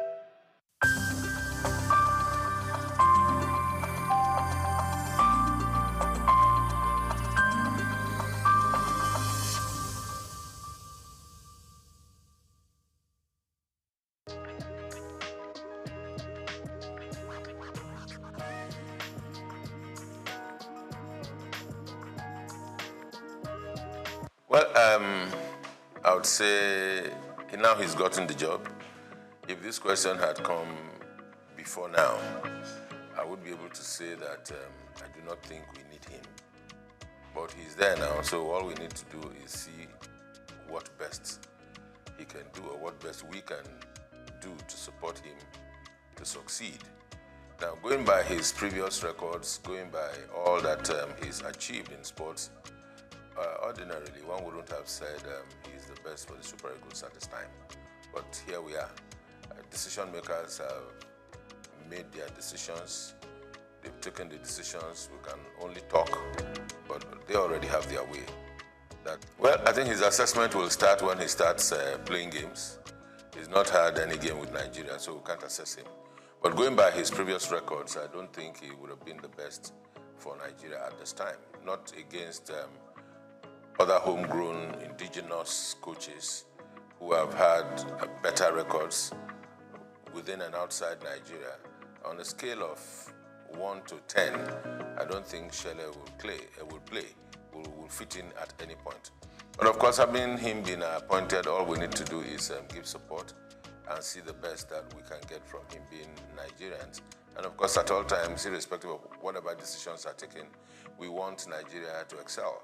Because in Nigeria's excellence, we are proud. In Nigeria's excellence, those of us that are in the media and sporting media, to be precise, we can do business. If Nigeria is not winning, the biggest brand for Nigeria is the Super Eagles, sports-wise.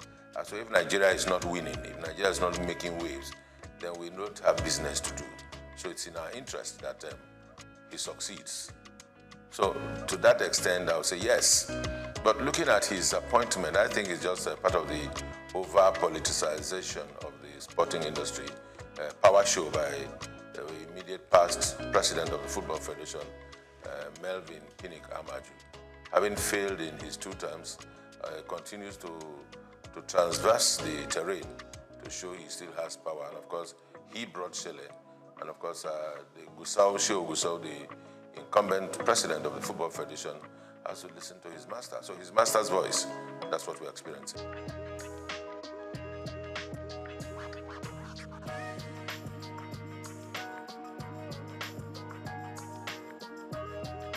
If they like, let them bring the Hirusadi. see, there are things about Nigeria and Nigerian sports that should not surprise anybody.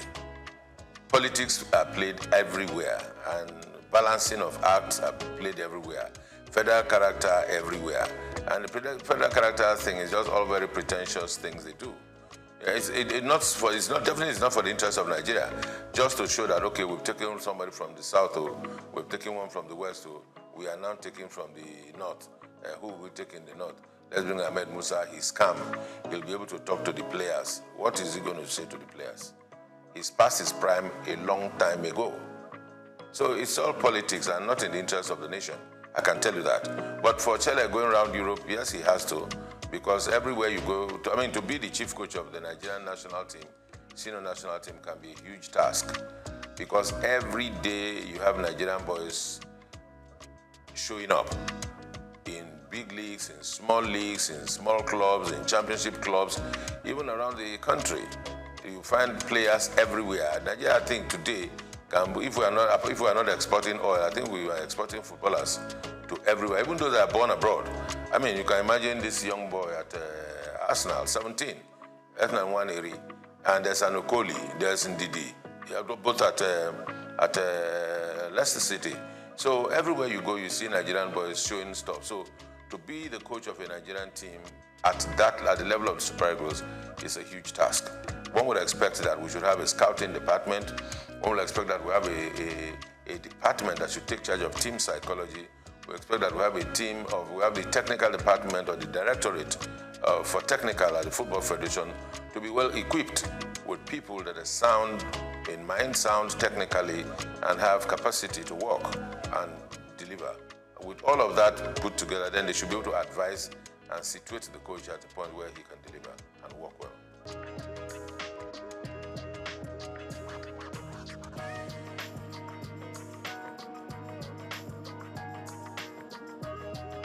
Well, you see, I said yes, because I've been one of those that have always been clamoring that there's need to have a National Sports Commission.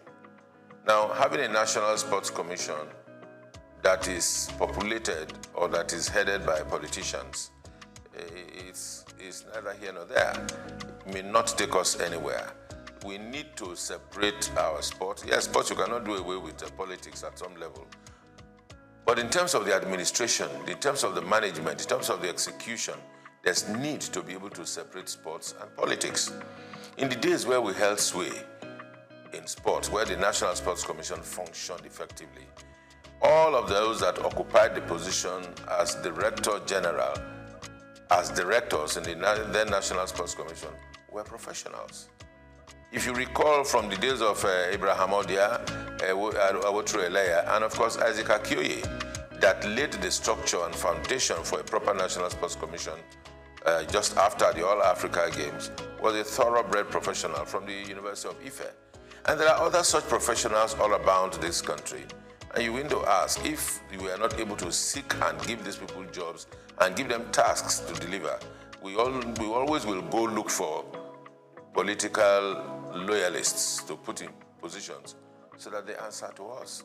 Politics is just, to me these days, it's more like a window for public relations for political parties and individuals that are into politics to express themselves, or maybe also at the same time also reward loyalists. That's what we find. So in terms of the technicalities on administration and management of sports, in its true sense, we are still very far from it.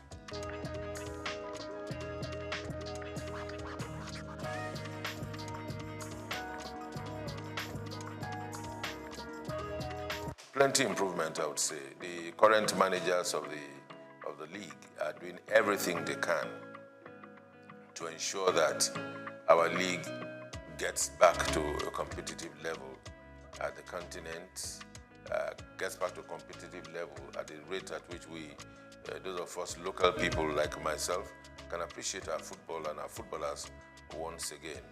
The question to ask is to say, are we doing enough? The answer will be no. Who are those not doing enough? The media, the sporting media in Nigeria is not doing well enough. Would I say sporting media? Yes. And also the bigger media, is not doing well enough. And because we are not doing well enough, that's why our league is still where it is. We would have gone further than this. The other aspect of it is government across the states.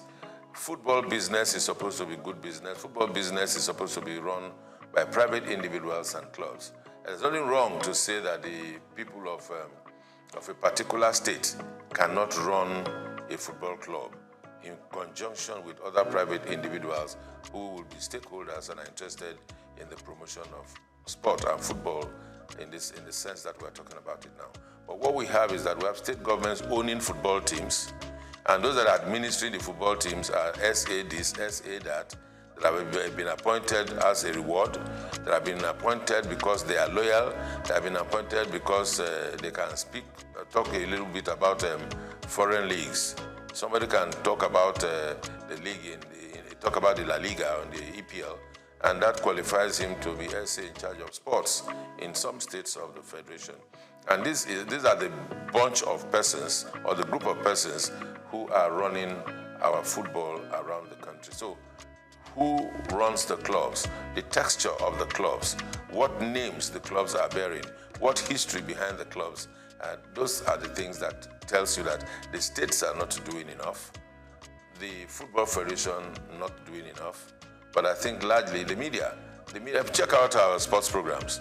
All you find are talking heads talking about who scored the best goal in the world, who scored the best goal in Europe, who scored the best goal in England and all that. That's what we find. You hardly will see shows, package shows about the best goals of the Nigerian league over the past weekend. The best goals, the best dribbles, how many passes, proper statistics, because the media is not doing enough. The sporting media, that is journalists, that are practitioners, they are not doing enough because they are not tasking themselves.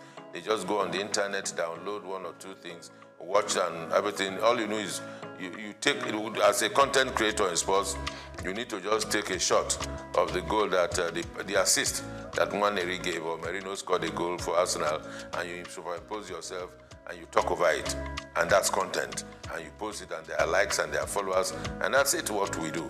But you do not have individuals going to places to take content. All around Lagos, that's we look at as we are now, all around Nigeria, sports is going on every day. As a practitioner myself, in those days when I used to be the street reporter, we covered football from everywhere. From Abeson, from Bagada, from Volkswagen, down on Ojo, Abete, anywhere. All of those places, and boys are still playing football. You go to Evans Square, boys are still playing football. Go to Lafayette, they're still playing football. Go to Alakoro, you still see boxing. So all of these sports are still going on. But where are the journalists that will cover these events and bring them to the fore and package them? The journalists are not ready to do that job. Even those that are ready are not funded.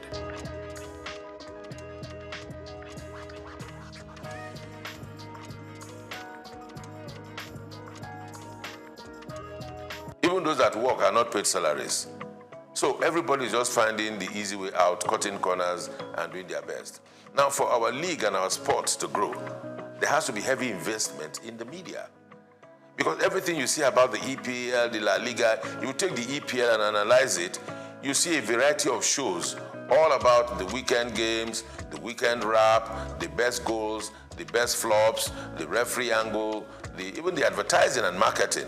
Because when all of this are put in a fray, then people can relate to it. People can leverage on it. Brands can come and give sponsorship. But we are not able to attract sponsorship because there's nothing for the brands to take away. Because if you give brands value, they will attach to it. And it never used to be so. Before 2006, the La Liga was not popular. The EPL was not popular. The Champions League was not popular. What were Nigerians watching? Because the media itself sold out. By investing, Nigerian media organizations came together, put money together, and went to buy rights of the EPL and started broadcasting it on Nigerian television for the consumption of Nigerians so they can make cheap money from telcos and from the brewing industry, they made more money for themselves. I mean, the media houses, rather than invest in the local league. Then they will tell them, who will watch Nigerian league? I mean, those are the questions they asked at the time. Some of us that that were able to find courage, we found courage and we asked them, why would we be doing this? But of course, we were not many enough for our voices to be heard. And that's why we're here, we are where we are. So it's not far when we lost it. Can we redeem ourselves? Yes, we can, if we want to. But it will take a whole lot of courage. It will take a whole lot of work. It will take a whole lot of commitment. God help us.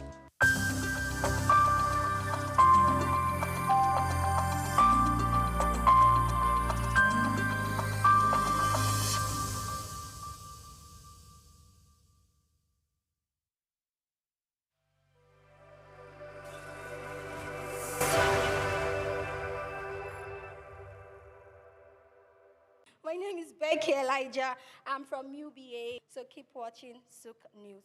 Hello, my name is Emmanuel. Keep watching SOUQ News. Esther Ashimi, keep watching SOUQ News. Keep watching SOUQ News. My name is Helen Otongwa. Keep watching SOUQ News. My name is Okayemi Temeyemi. I am an entertainer. I am representing Egypt, as you can see.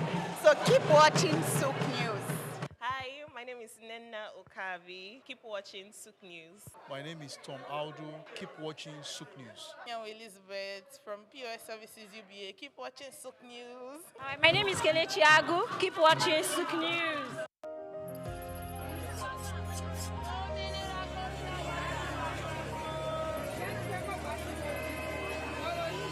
Hello, Lagos. Make we yarn. Hello, boy, if this POS matter, don't pass your code. Person go swipe, alert no enter. Before you know it, jump. Wait, wetin really happen? Then you fake alert the warriors. Okay, so Mona, listen, if you dey do POS business, no expose your alert. Hello, Ogbefi. They don't walk that bar road where they warrior for our local government for years. This one sweet me, I no lie you. Because you know what, development with the work, it deserve loudspeaker. Now why we dey here be that? For here, we know the abuse, we dey bring solution. My name, it is Ikechukwu Oyemike, aka Ogbefi Ishegwari. Make we yarn every weekday from 10 a.m. go to 12 o'clock on Top the Eye 95.9 FM.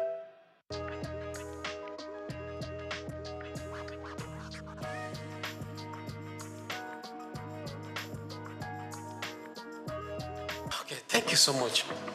I think the bill is a good one for Nigeria. And I think that the bill will be a catalyst for business to thrive in Nigeria. So my position and my perspective to the bill would be that it will be a very positive one for Nigeria going forward. If eventually the bill scale through the legislative processes and it have actually eventually become a law. So that would be my position.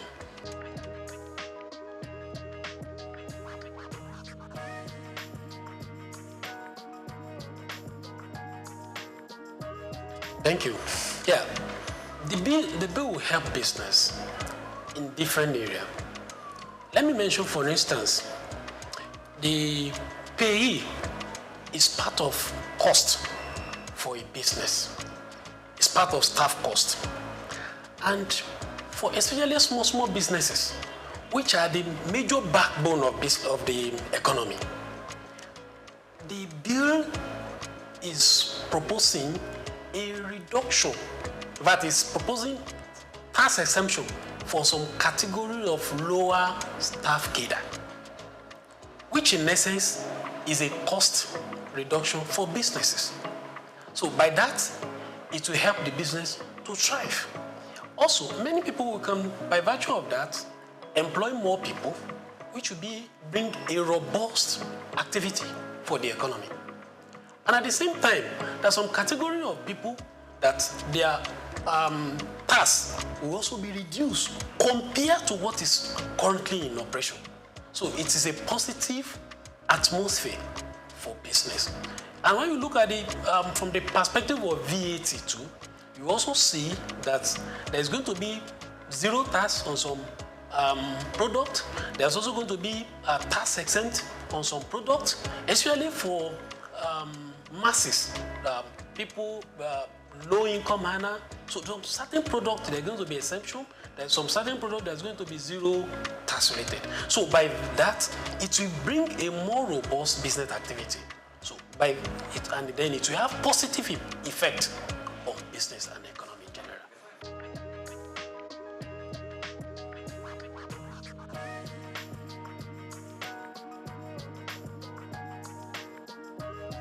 Yeah, the argument is important. It's very, very important. But when you look at it, fix the small business, it will encourage more small business. And also, even the 50 million turnover is not a small thing for business, though it is still small relatively to the economic activity. But it is a plus, right? And again, for business that their activity are more than 50 million, then it's good that they should pay tax and contribute little as company income tax back to the economy. Now, if their taxes are used judiciously, then it will bring more infrastructure to the economy. Then there will be development in the country. Then we'll also be able to look at the advanced country. We envy them, we look at them that there are infrastructures in places, then these things are not cheap. They are not cheap. So, but the main focus for now is that is in a positive trend. It's a positive trend. I encourage that the bill should be passed and implementation then should be followed so that it will bring a positive effect to the economic generally and the business will thrive going forward.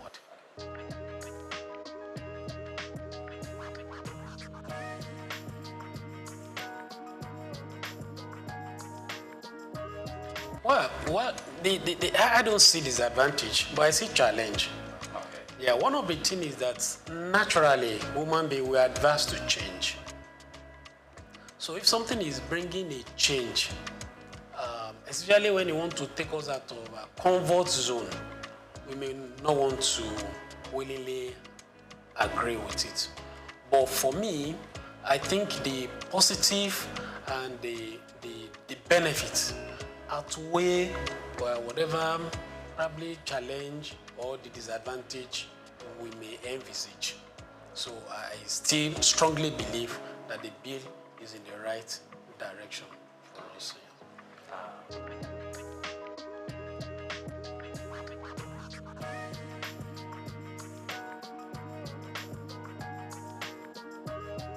Okay, I think from the angle of the value-added tax, what I would like to say in that area is that it will help the lower income earners because, like I mentioned earlier, that there's some products that's going to be zero rated, which means that there is not going to be tax VAT on them. There are some that are totally tax VAT exempted, so which means that, and these products, they are products that commonly is everybody really, but more of a masses low income earner will know with the VAT that will have been paid on it will have been an impact on them, then it's taking off. So I think from that perspective is also a good and a welcome one. And it compared to what was proposed before, a general increase in the VAT rate across board. So this one is narrow it down to a particular area. So where it also exempt or puts zero rated on some product that are commonly used by the masses. So it's a positive direction. It's a good one.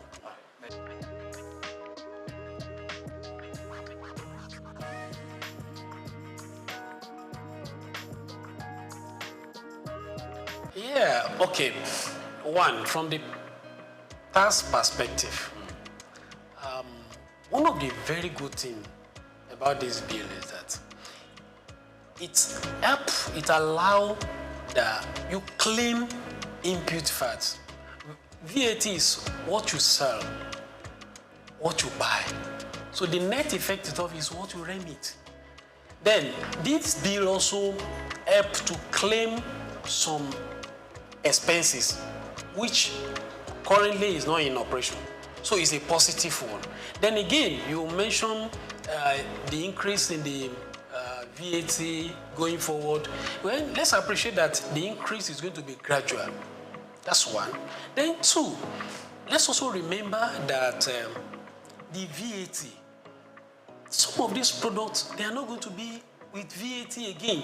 That with common people like me and you, transport, there's not going to be VAT on it.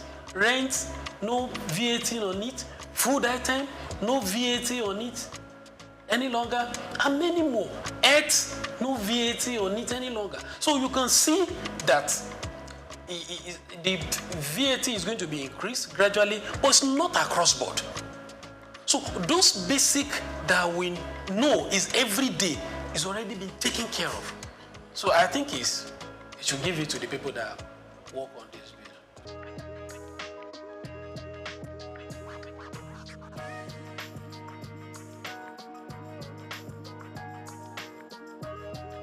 Okay, thank you so much for that angle and the question. I want to say that Federal Inland Revenue Services, they are really trying. And I can tell you, there's no system that doesn't have its own challenge. For FRS, they are trying. And they are moving from those days of Alanok. Now we have tax promise. You can do your filing right from the comfort of your office. You don't need to visit their office except there is a challenge. Right? So they are doing well, but they are not yet at the best. So, and there is room for improvement. They are already deploying technology. So what they need to do is to scale up and up to the task. But currently, they are doing well. So they just need to improve.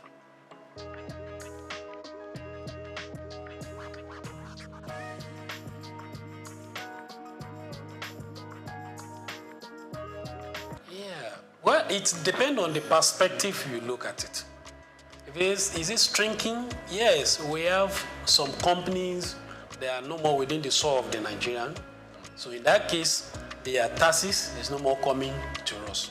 But again, look at other businesses that are springing forth. So definitely those are coming to the tax net. And then again, there are some companies that are not businesses that are not in tax net. So through the use of technologies by FRS, they're already bringing them to tax net. So the tax net is increasing. So the net effect of it, you can say, is increasing. Though we have some that are leaving the soul of Nigeria. So net effect of it, the tax net is increasing. Because we have people businesses that are coming to Nigeria, and we have people that are businesses that are already in Nigeria, but they are not in tax net, but they are already bringing them to tax net. So it's like they are looking at perspective of increasing the threshold from 25 million to 50 million, as the case may be. Yeah. So are they saying that government should also still be taxing 25 million threshold?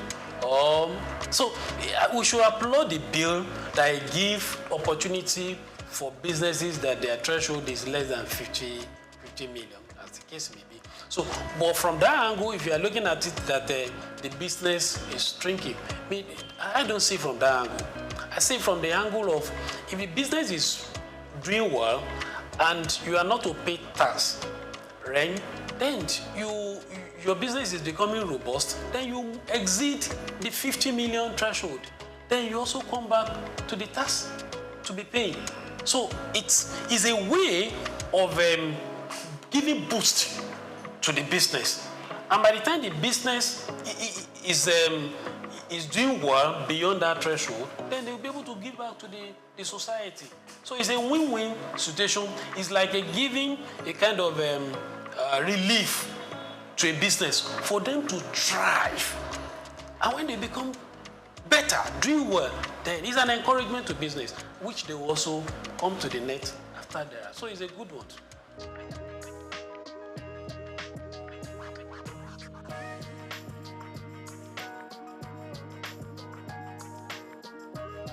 The chairman of the year. The chairman. SOUQ. Yes. How would you assess his performance so far? Yeah, I think Mr. SOUQ is a reformer. Yes. Looking at the step he has taken after assuming the office, and I also see that he's somebody that is listening. He has a close relationship with the former chairman of FRS.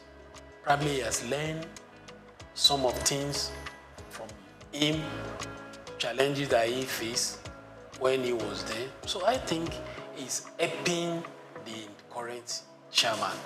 And if you look at the revenue they are getting, they are meeting up with the target. And at the same time, if you look at the staff, I don't see much of issues, challenges within them. So those are the indices that you can look at from the performance of a leader. Look at the staff that is leading. Look at the target, the businesses also. Are they failing? So I think he's doing well, but he can do better.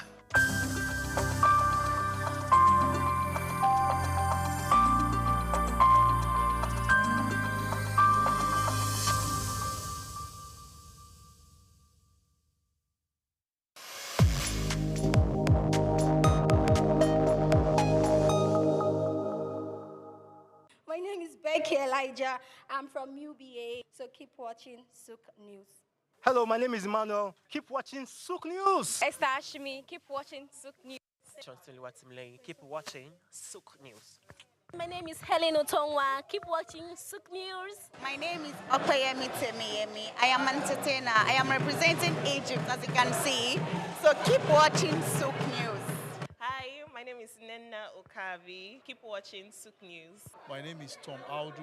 Keep watching SOUQ News. I'm Elizabeth from POS Services UBA. Keep watching SOUQ News. Hi, my name is Kelechi Agu. Keep watching SOUQ News. Hi, my name is Grace Komolafe. Welcome to Cashcraft, your daily guide to profitable ideas inspired by African heritage, global markets, and local possibilities. Today we travel north to Libya, a country known for its oil, but one whose hidden treasure lies in leather. Yes, premium leather crafted by desert hands and traded through centuries. But this is not just Libya's story. This is a business opportunity you can tap into. From Kano to Accra, Lusaka to Nairobi. Let's break it down. But do not forget that this is not a professional guide, rather a wake-up call and an eye-opener to the many opportunities out there. Now, the leather business is simple, but strategic. From raw hide to refined fashion, the value chain runs deep. What you need raw material, which is animal hides. It could be from goats, sheep, cow, or camel. That's up to you. You need tanning. This helps you turn hide into durable leather. Other elements involve crafting, which is the process of making bags, shoes, belts, sandals, wallets, and more. Branding plus sales. This can be achieved via online platforms, boutiques, or local markets. One thing you need to know is that Libya's traditional leather is thick, durable, and often dyed using natural desert herbs, an edge for eco-conscious buyers. That's your niche, right? Now, are you ready for this business? Then let's get familiar with the necessary steps so you can get started. Step 1, source your raw materials. Connect with local abattoirs, herders, or meat sellers. In Libya, camel and goat hides are popular, cheap, but durable. Step 2, tanning. You either set up a basic tanning unit using lime, salt, water, sun drying, or partner with a local tannery. Modern vegetable tanning is eco-friendly and adds brand value. Step 3, crafting your products. Start small. Leather, wallets, bracelets, passport covers, all of that, you can just pick any. Needed tools, cutter, hole puncher, edge burnisher, thread, and all of that. Now, you need to train with a local cobbler or learn online.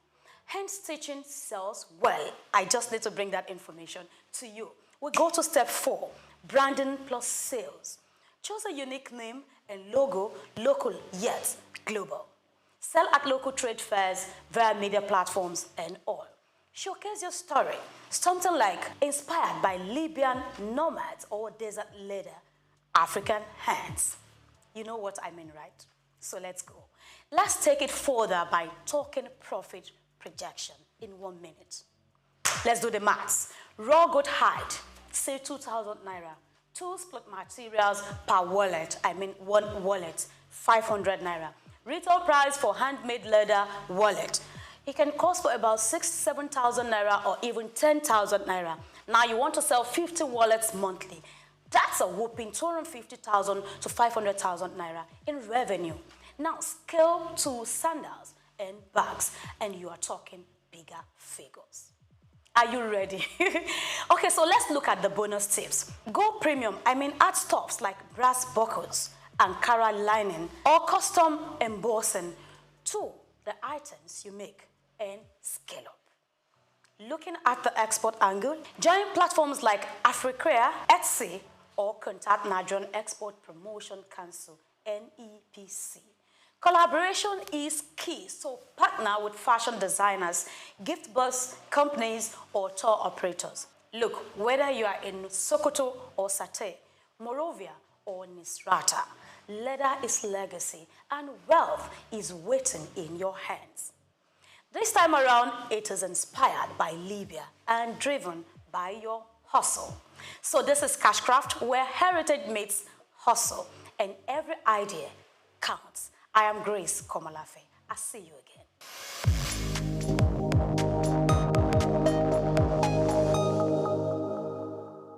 The Global Leadership Conclave Lagos has brought together policymakers, business leaders, development experts, and young innovators under one roof, all united by a common vision, transforming leadership ideals into practical action for sustainable development. Organized by the Global Lives Transformers Network in partnership with the Nigerian Institute of International Affairs, the event is themed Redefining Leadership for a Sustainable Future. Global Leadership Conclave is all about bringing leaders of diverse sector and field to come together to discuss on leadership in the age of disruption, innovation, resilience, and sustainability. Here we come together to discuss on the ever-disruptive world that we're in now, and how leaders can stay resilient, can be innovative, and then build sustainably.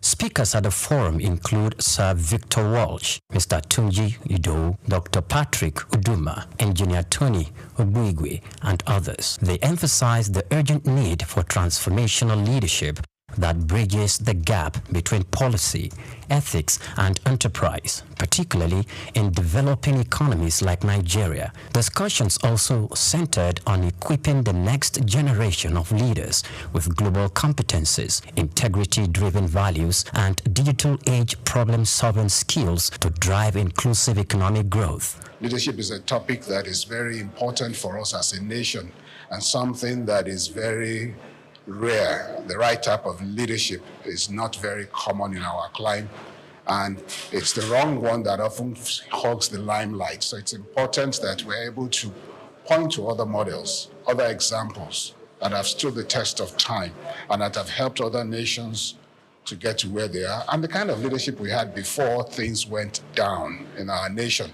so that people, the young ones, can see alternatives, and then they can be reset and redirected on the right path.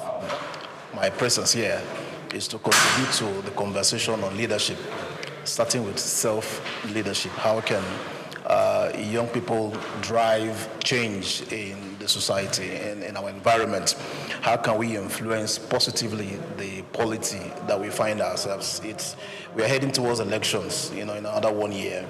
How can we make a significant impact in that system, in that process? The conclave, holding at the Nigerian Institute of International Affairs Auditorium, Kofo Abayomi Street, Victoria Island, features panel sessions, keynote addresses, and networking segments designed to strengthen collaboration between government institutions, private sector players, and civil society actors. Yes, I think that these youth have the most amazing age, because not only have they found mentorship, they've also found role models, because I say that the quality of your mind determines the quality of your life. And the quality of information that they have can revolutionize their life, their family, and the entire nation. Participants said the platform reflects a growing recognition and that effective leadership is the foundation of national progress and the international competitiveness. Oyinpriye Krumale, SOUQ News Television.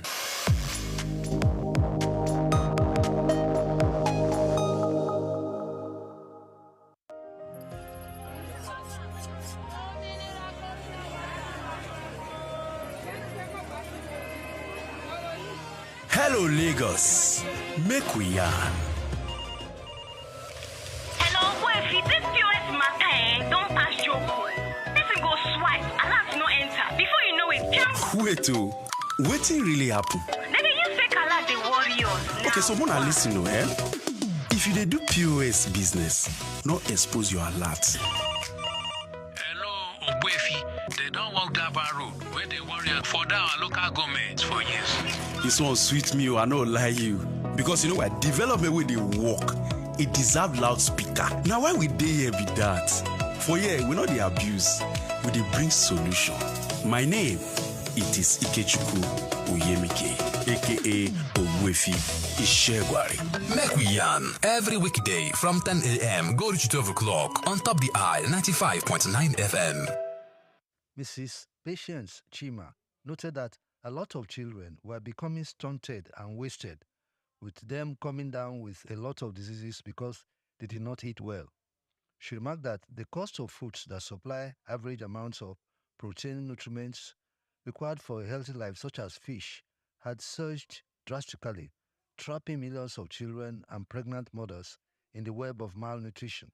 55% of Nigeria's public spending on food security and nutrition went into food consumption and health between 2018 and 2021, according to a new report on state food security in the world. Nigeria spent 45% of its food expenditure on tackling the major drivers of food insecurity and malnutrition within the same period, but the effort had little influence on access to nutrition such as fish. The global assessment was in collaboration between the Food and Agricultural Organization FAO of the United Nations and the International Food for Agricultural Development, the United Nations Children Fund, UNICEF, the World Food Programme, and the World Health Organization. The creation of a breeding population of genetically improved farmed tilapia fish to boost fish yield without compromising the nutrition quality was one of the interventions that the federal government implemented last year under a 5-year agricultural technology and innovation policy launched in 2022. The initiative saw high-yielding tilapia distributed to hatcheries and farmers in an attempt to diversify local aquaculture from catfish, which accounted for local fish farming. According to the Consultative Group on International Agricultural Research, this strain of tilapia originated from Nile tilapia, which has faced multiple generations of selective breeding, making it fast-growing, adaptable to a wide range of conditions, including cheaper feed requirements. It also provides many of the same nutritional value, such as zinc, iron, vitamin A, calcium, and protein as other fishes. In 2022, World Fish teamed up with others for a hatchery and fish farm in Ogun State to ship 60,000 tilapia pieces of fish from Malaysia to Nigeria, where they entered a mandatory months-long guaranteed period.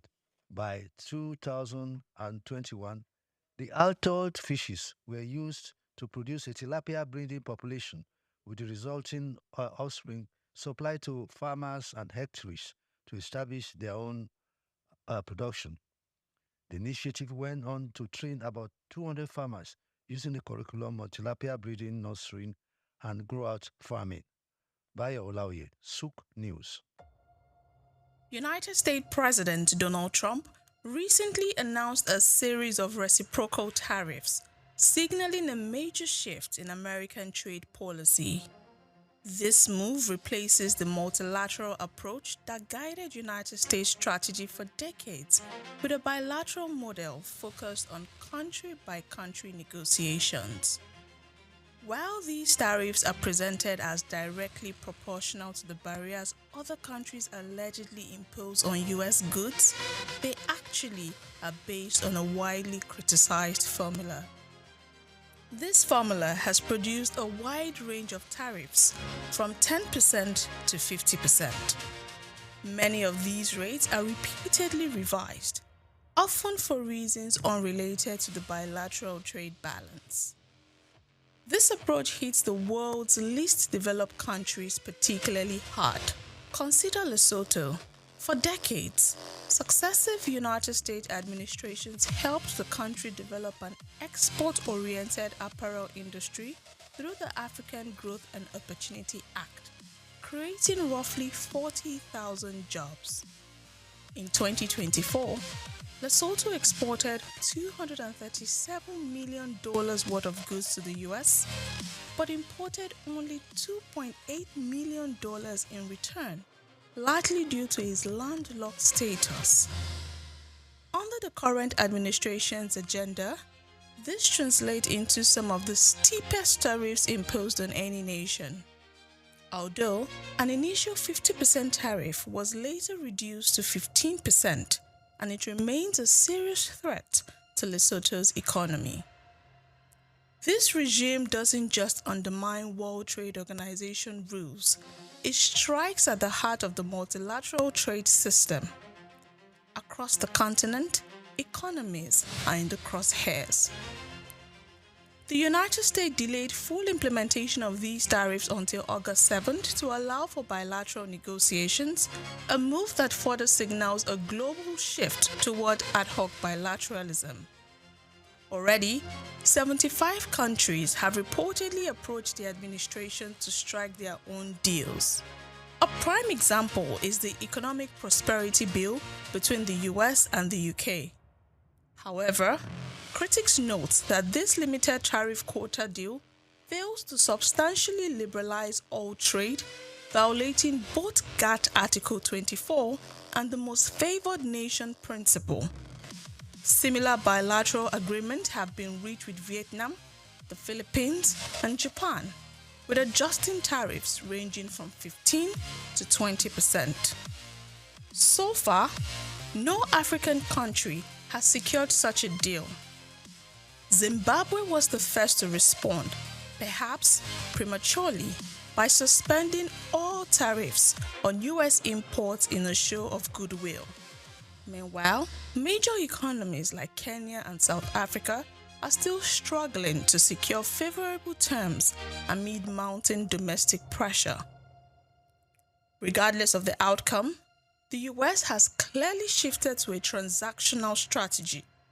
They are offering selective tariff relief in exchange for specific concessions or access to strategic resources like critical minerals.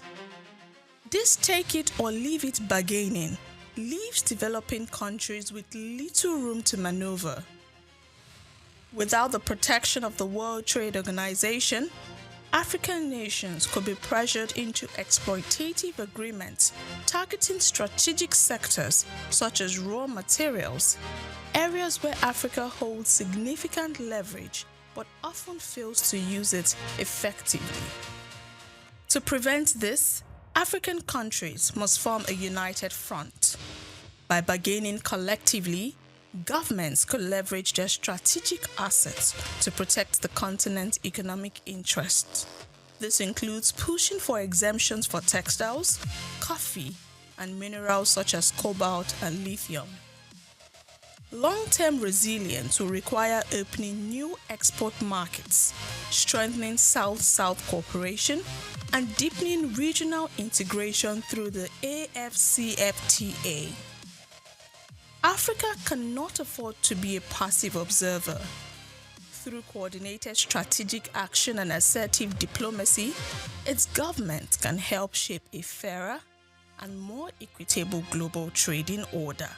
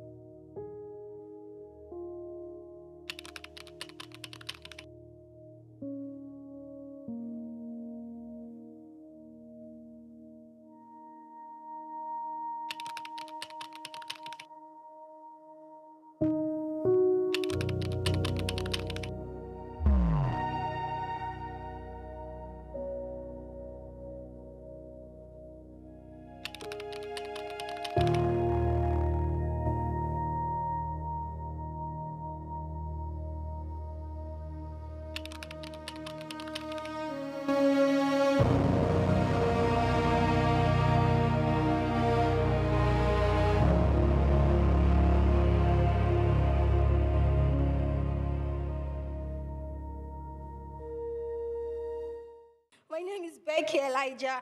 I'm from UBA, so keep watching SOUQ News. Hello, my name is Emmanuel. Keep watching SOUQ News. Esther Ashimi, keep watching SOUQ News. Keep watching SOUQ News.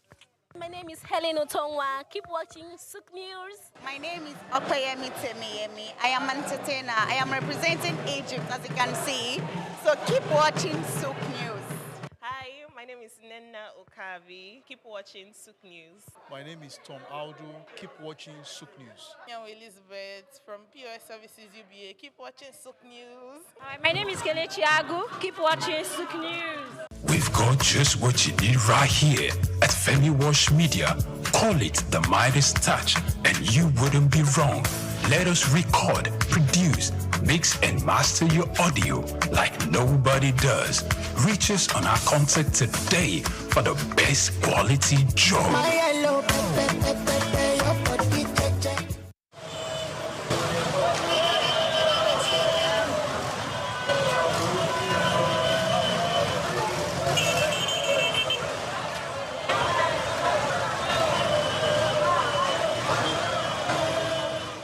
Traffic regulations are practices put in place in both developed and underdeveloped countries. They are designed to ensure the safety of all road users, reduce accidents, and promote orderly movement. Either you are a driver or a passenger, every road user is required to understand and follow these laws. Under obligations, drivers must possess a valid driver's license issued by the authorized body. In Nigeria, this is the Federal Road Safety Corps, FRSC. Individual, like I've just said, most Nigerians, as we know, celebrate their date of birth. And as such, when you obtain a driver's license, says for 3 years or 5 years, you already know if you do it today, in the next 5 years, when you'll be celebrating your birthday, you are already aware that your license is due for renewal. You don't have to even wait until that date. By law, a month to that date, you should start processing the renewal of the driver's license. While other countries have their respective designated authorities, vehicles must also be properly registered and insured, with up-to-date documentation readily available when requested by law enforcement officers. Mandatory rules include observing speed limits, which vary depending on the road type. In cities, the limit is 50 km per hour, increasing to 80 km per hour on highways and 100 km per hour on expressways. Before hitting the road, seat belts are mandatory for both drivers and front seat passengers. Also, all traffic signs, signals, and road markings must be obeyed. Drivers must remember that using a mobile phone while driving is a punishable offense unless assisted by a hands-free device. Drunk driving is illegal with penalties ranging from fines and license suspension to imprisonment. For passengers, wearing seatbelts is essential and distracting the driver should be avoided at all costs.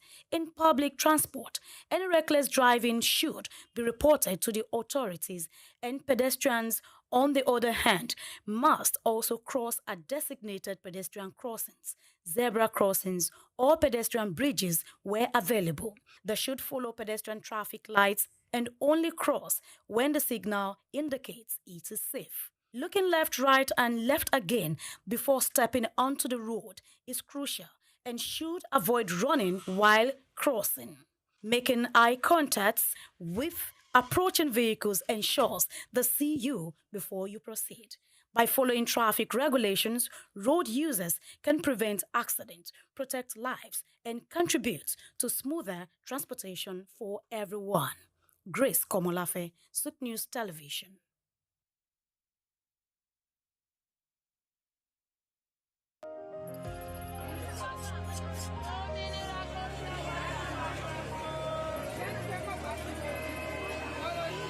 Hello, Lagos. Make we yarn. Hello, boy, if this POS matter, don't pass your code. Person go swipe, alert no enter. Before you know it, jump. Wait, wetin really happen? Then you say alert the warriors. Okay, so wanna listen, If you dey do POS business, no expose your alert. Hello, Ogbuefi. They don't walk that bar road where they warrior for our local government for years. This one sweet me, I no lie you. Because you know why? Development with the work, it deserve loudspeaker. Now why we dey here be that? For here, we know the abuse, we dey bring solution. My name, it is Ikechukwu Oyemike, aka Ogbuefi Ishegwari. Make we yarn every weekday from 10 a.m. go to 12 o'clock on Top the Eye 95.9 FM. My name is Yinka Babalola. My name is Ijoma Pelo Okoro. My name is Joshua Hassan. I am Rotarian or Sunday Lawson. It's Ife Rita Ejeze. My friends call me Ife. My name is Rotarian Lola Dare. I'm inviting you to keep watching SOUQ News. It's the right station to tune to. I like SOUQ News. SOUQ News is good. I want to charge you all to listen to SOUQ News, watch the news. You can have unlimited news first time. Find SOUQ News. Be with SOUQ News. Never switch off. You are better for it. SOUQ News is the real thing. Listen to their coverage and you'll be glad you did. Turn to your YouTube, turn to your Instagram, turn to all your digital channels and look for SOUQ News. Keep watching. Keep watching. Please, guys, keep watching SOUQ News.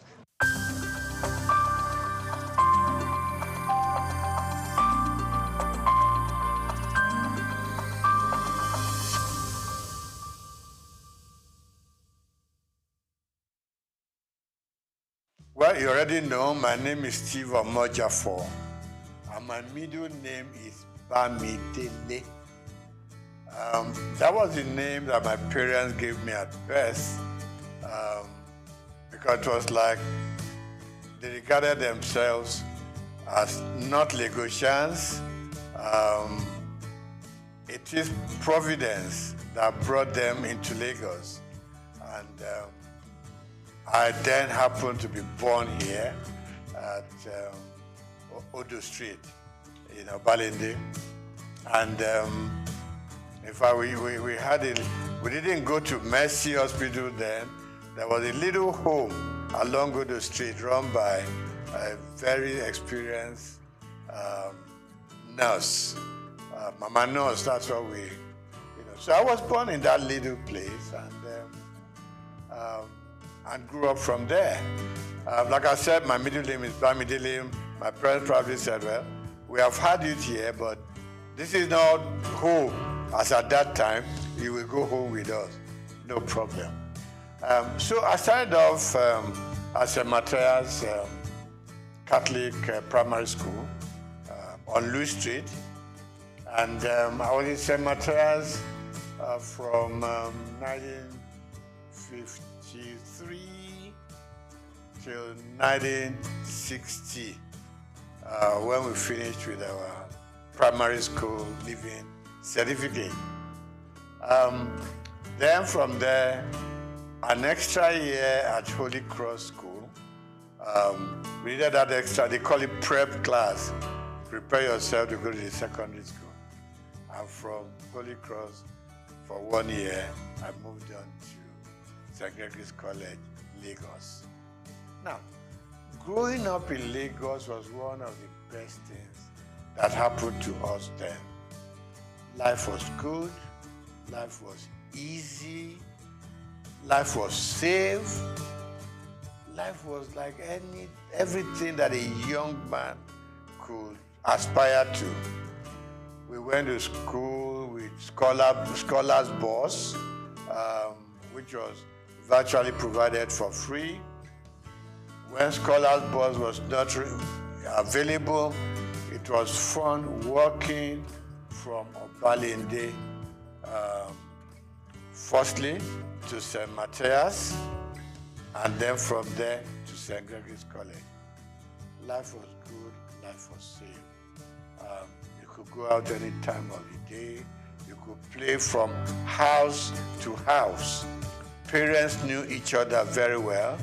And so, in fact, when you were late somewhere on your street or in your neighborhood, you could sleep there because they would send a message to your home that Dele is here, so don't bother. The next morning you wake up, have your bath, have breakfast, return to your home. There was this community life that we all lived. Parents could discipline children of their friends, okay? Not like these days, you dare not touch any other child. The parents will come and, do a battle with you. That I didn't send my child to you to be flogged or to be beaten. So it was a very beautiful life. So went to St. Matthias, went to St. Gregory's College, and then from there to University of Lagos. We were our brothers' keepers. School was fun. Teachers were all there just to teach you. There was no messing around.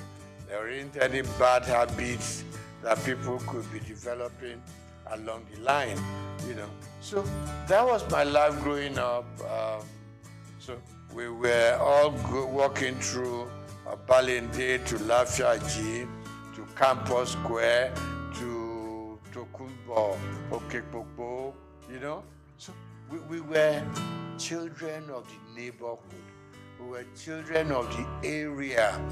So I'm never ashamed to say I'm an area boy in Lafiaji, Today it has become a taboo, but then we were proud of our origin. We were proud of our place of birth, and we were proud growing up in the neighborhood. So today, still believe me, I get up on some Fridays, I just go to Lafiaji, I stay with the guys.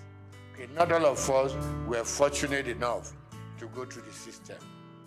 Okay, so those who, in quote, we left behind, we still, a lot of the time, we still talk to them. We still relate to them when there are problems that we could fix. We help out. Because, it wasn't their fortune to be able to have gone. I know some dropped out, on their own volition. But generally, we all like the idea of going to school, but some couldn't make it. But we still relate to them. We are still friends. So I'm not surprised I leave Holy Cross Cathedral and I just hear people call me my names. And I know these people are those who knew me when we were growing up.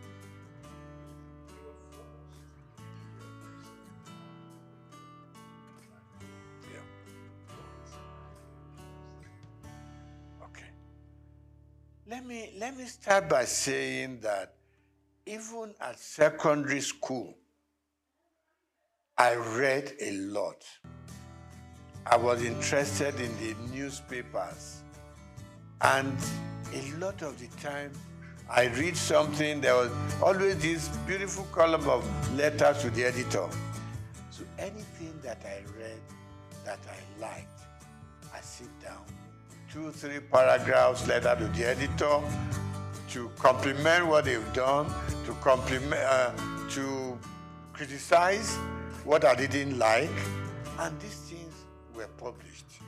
And I liked it, okay?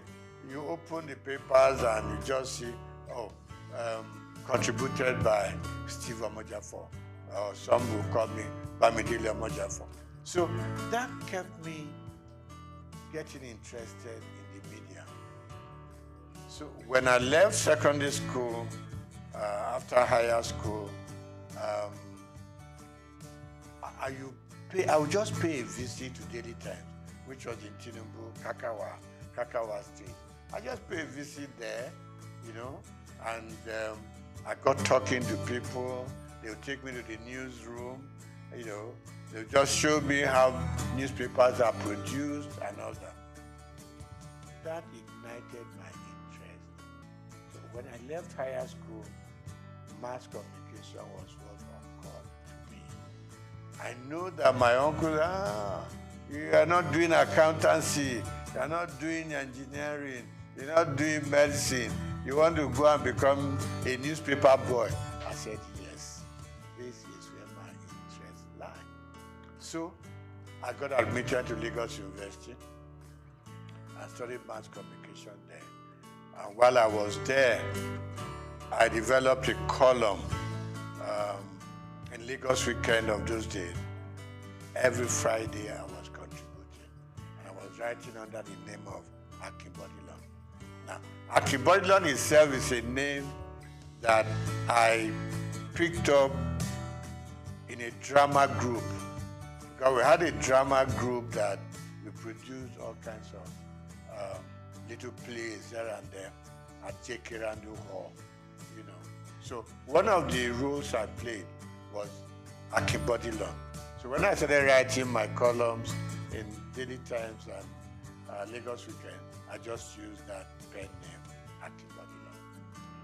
So I did the program and I started writing for Daily Times campus news, things that happened during elections, battle between the male and female, problems with the tutors and everything. So it became a very regular program. In fact, I inherited the program from late Golabo Ogusawo, who was my boss in the Daily Times. So I did that program for 3 years. It became very popular. It got to a point, Vice Chancellor would call me to say, there's a little thing going on in the university. I hope you have covered it for your paper. And I said, I'm not even employed there. I'm just writing, So I left University of Lagos, had all kinds of jobs that one could do, but I headed for Daily Times because I just had developed a path for myself, and that is journalism. Okay. So while in the Daily Times, worked with the Lagos Weekend, went to Daily Times proper and worked there. I was a columnist, I was a sub-editor, and also a reporter. Combined everything. So that was where my interest grew, and it was very painful when I had to leave the Daily Times organization. And what did I go to? Linters advertising. When I walked into Linters, and I said to the chairman managing director, and I said, I want a job. I said, just like that? I said, yes, sir. Then it was easy to communicate with people. We're not too many, so they listen to you. So he said, what are you doing? I said, I'm a sub-editor at the Daily Times. So why are you coming to advertising?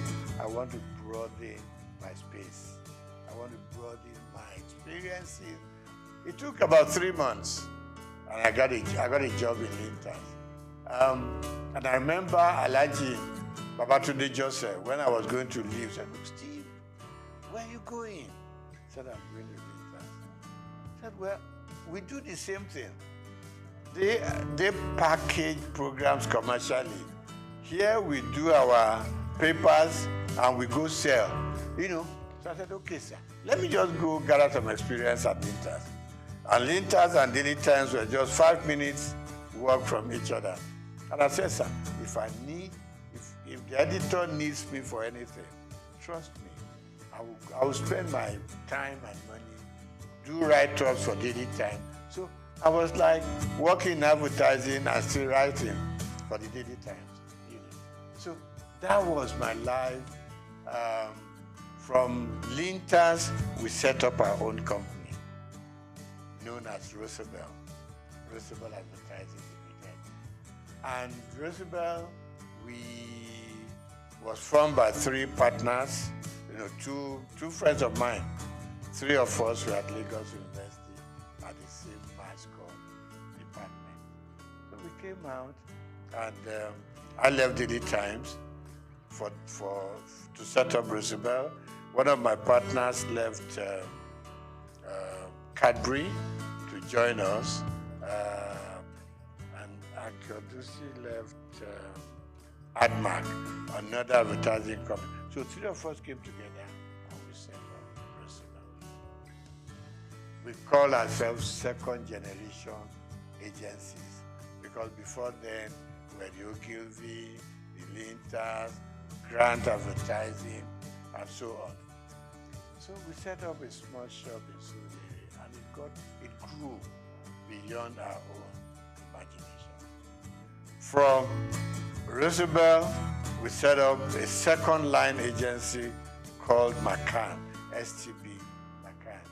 Got affiliated to a company in America, McCann Erickson. So that was how it all went on. Now, I didn't do banking and I didn't work as a banker. The interesting story is that one day, while still at Roosevelt, no, STB McCann then, I got a phone call from somebody I've never met before. And I picked up the call. He said, "My name is ABC, blah, blah, blah." And he said, the managing director of Zenith Bank wants to talk to me. So I said, "Look, there's no problem. I know I'm not owing any bank and all that." He said, "No, he just wants to talk to you." So I picked up, he picked up the line and said, "My name is this. I said, "My name is this." He said, "Can we meet?" So I said, "She, no problem." He said, "No." So we agreed to meet. And it got to be that he wanted to appoint a couple of directors for the bank before they went public. And what I said to him was, "I'm not a banker. I didn't study finance or economics." He said, "No. What I want from you is your name and your integrity. Nothing beyond that." That was the beginning of the story. So I got onto the board, and I learned a lot. You know, I'm somebody who doesn't get to a place and I want to show them what I know or what I don't know. You could make a fool of yourself sometimes. So for me, like the first 6 months or 1 year, was just go to the meeting, listen to them, know where they are coming from, know what the focus is, and know what the expectations are. So I picked it up from there. Gradually, I got into the system. Of course, naturally, buy some books on banking, finance, just read, you know, so at least you know how the banks operate. I've always been a customer of the banks in a very small scale. And all I did was follow the banking trend. You know, there weren't too many banks in Nigeria at that point in time, but I followed through, and that was it. I got onto the board, And somewhere along the line, there was the policy of the central bank. The managing director had to step aside, so to say. The chairman had overspent some time regulated by the CBN. And they approached me and said, you are going to become, at the board, you're going to become the chairman of the board. I said, me? And they said, yes. I've met a lot of people here, so why me anyway? To cut the short story long, I was eventually made the chairman of Zenith Bank. And I was there, I was chairman for 4 years. And then CBN rules changed again. The MD came back, and I was very happy to hand over the bank to him. And I said I was going to leave when he came back. He said no. Statutorily, as he had 2 more years on the board, that no, you got to stay and live out your time. And then, so I did. And after 12 years, I eventually bowed out from the bank and returned full time to my own job, which I've been known for, and that is the media world. Okay, so I get invited for interviews, for programs here and there. Like you said, it's always a good thing. You have something you have learned over the years, you want to impact it on the younger ones, who are coming. I mean, my first son, for instance, went through the media scene, now in advertising, and I go on encouraging them. I retired from active day-to-day operations about almost 15 years ago. But I'm still keeping pace with what is going on around me.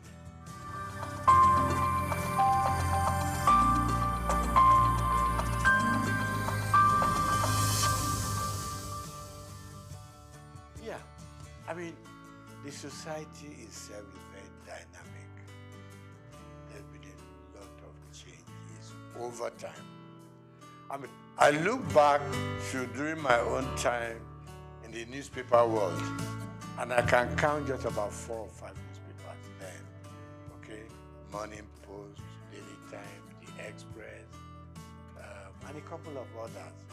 So we knew each other, we knew the practice, we exchanged news information, we exchanged, I mean, if you had a news that was breaking, you want to call up colleagues from other papers, we all go there as a team, right?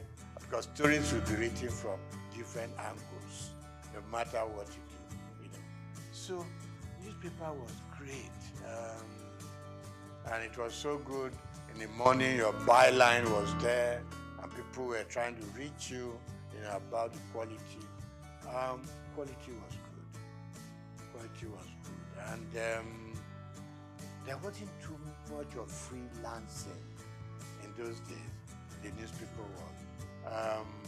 So you were either fully employed or you didn't belong. Same thing for radio. I mean, for instance, television I didn't do much about. While in journalism and in newspaper world, I was writing for radio. Okay, interesting stories. I had there was a name to this program, the Oddities, Odd World. So we were picking up things that were odd. People that didn't imagine what they were. It's not something that was very common. So we went on doing that.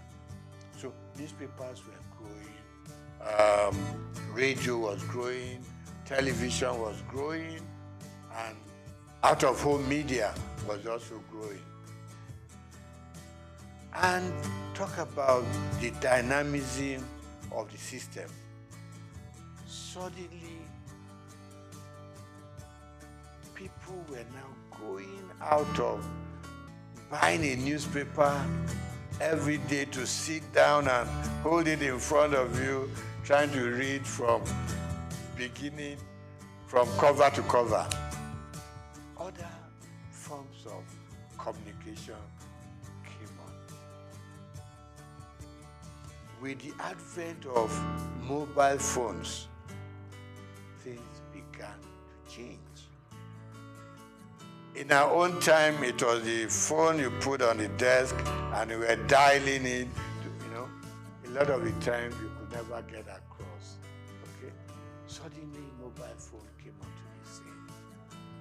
And news coverage was transformed completely from what it used to be. Okay?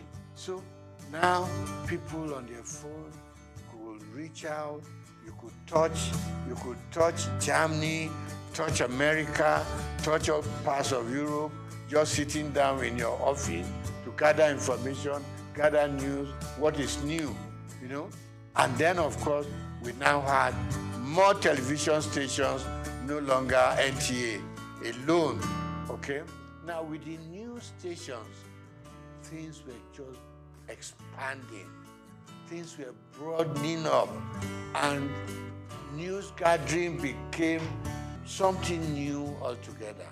And everybody was heading for a new phenomenon altogether.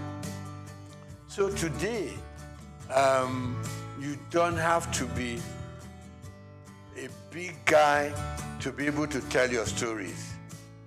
Little children tell their stories, females tell their stories, So really we have moved from the days of waiting to read your newspaper to gather your news.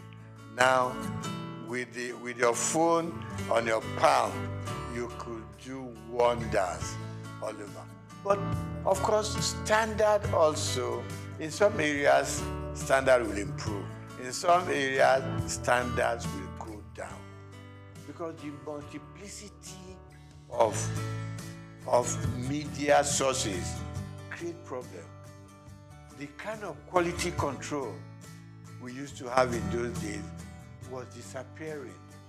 And people can build up stories without even being there to know if it is factual or not. So of course, the turmoil that we are going through in the media space now is better imagined.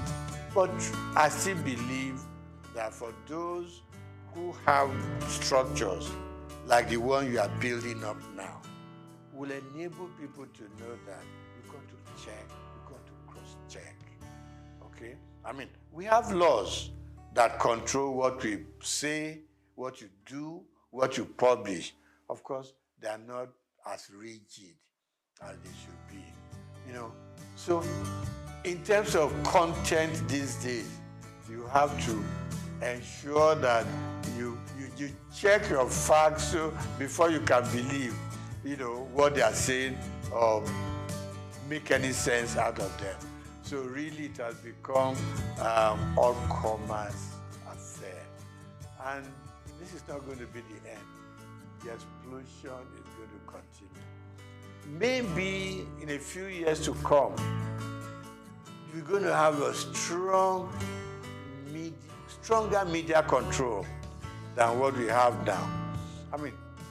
People are building content. You go on YouTube, you go on all kinds of media, and you are getting all kinds. What you hear from your WhatsApp is different from what you're going to get in your YouTube. You go to Instagram. People are selling themselves with all kinds of stories. So really, for me, we've gone through the era of sanity. And I hate to say, we've gone into the era where anything you can think of, say it, write it, do it. And for the consumers, it's like you either take it or you leave it. But it's good that we can now reach out much, much widely. Thanks to our mobile news. You talk to people in any village in Nigeria, and suddenly one thing that didn't grab us so early was you open up your Google map, and you don't have to stop people on the street anymore. Show me where I'm going. Just go to the app, and it leads you to front of the house you are going to. So we have a lot of improvements, and I think it's going to be improving some more. All we just need to watch is to ensure that we remain truthful and we remain factual, so that we don't mislead people on the street, particularly people in the rural areas. One day you just see everybody running helter-skelter because somebody posted a news that is not correct. So we need to watch that and put some more control. But I like the growth in the media space.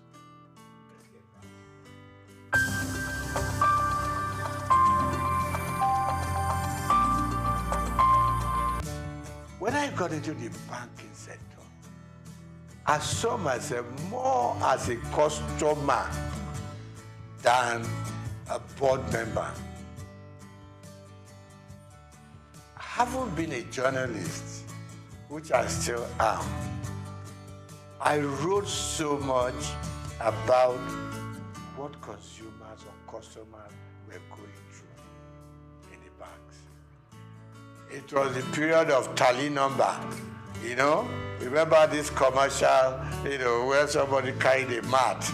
I said, what are you carrying a mat in the bank? I said, I want to lay down here because I know before I get my money, I will have slept once or twice and woken up, So I was very consumer oriented.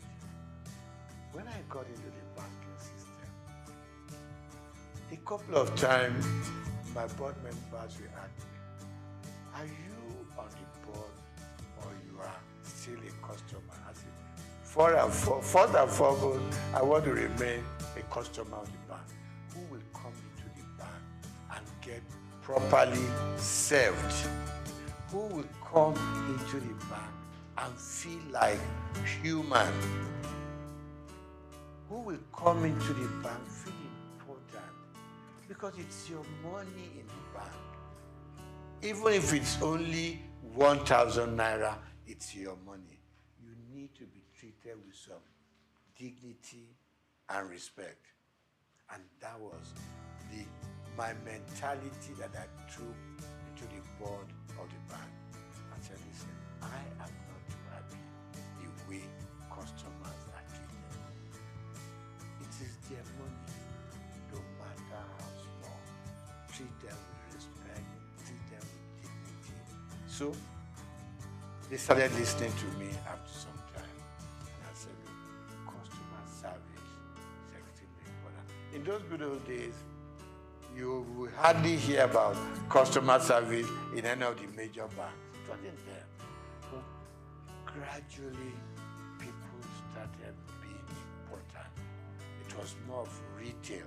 I mean, yeah, you can deal with the big corporate organizations, but at the same time, it is these poor students, poor market women, people who are out there on the street laboring hard to bring their money.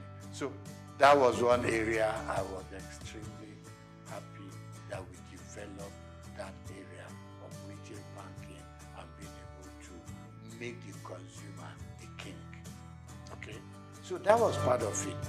Then, of course, I said to the bank, I said to them, fine, it is very good to make huge profits, okay? But at the same time, the customers that come in here and from their money we make our profits, let us also consider the kind of interest they get from their deposits. Today, when the banks take your money to deposit, okay? No. When you go to the bank and say, I need assistance, I need a loan, and you tell them, give them all the facts and figures, okay?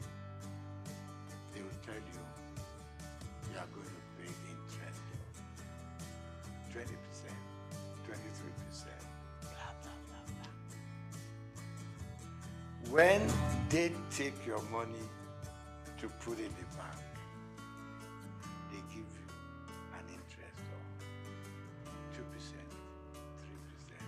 4%. And I just couldn't live with it. I mean, if you are giving me a loan, you're charging me so much. When I put my money there, it's also a loan to you. Why will you leave me with 2 or 3%? And I thought the system wasn't quite right. It was too skewed towards the bank than the customer. So I met a lot of pushbacks, in that area. And I must still say, it's an area I think government should still be interested in. In the civilized world, interest rate hovers between 3%, 5%. In Nigeria, it goes as far as. Maybe in Africa, not just Nigeria. I know we are developing, but at the same time, let's develop together. For both those that we are taking in their money and for those we are giving money to, so there be some level of balance. So I really worked hard in that area. I may not have fully succeeded. Then I think finally, one other thing that I think I was able to do at the bank is our staff also requires some upliftment. And suddenly, banks started, employing senior people. They started moving people up. They look more at the system now than just ownership. So generally, of course, more banks have come into the scene. A lot of new banks, so people can spread out and salaries started going up for bankers and all that. But of course, requirements were also extremely high. So generally, I think today we have a much stronger banking system and we are still going.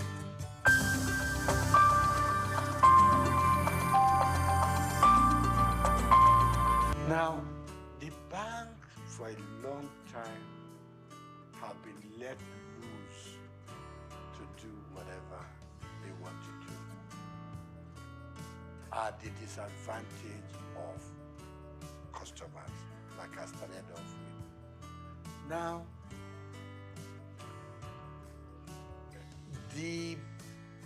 our leaders, and when I say leaders, let me point on just our presidents. The system was such that our presidents could do anything they like with the banks. It was almost an extension of the State House. You just pick up your bell and you ring and the governor of Central Bank will come shaking because you had the power to bring him in and fire him. So he had to respect everything that the president wants. And it's wrong. This time around, I can say, even in some parts of Africa, you couldn't run the central bank the way we run it here.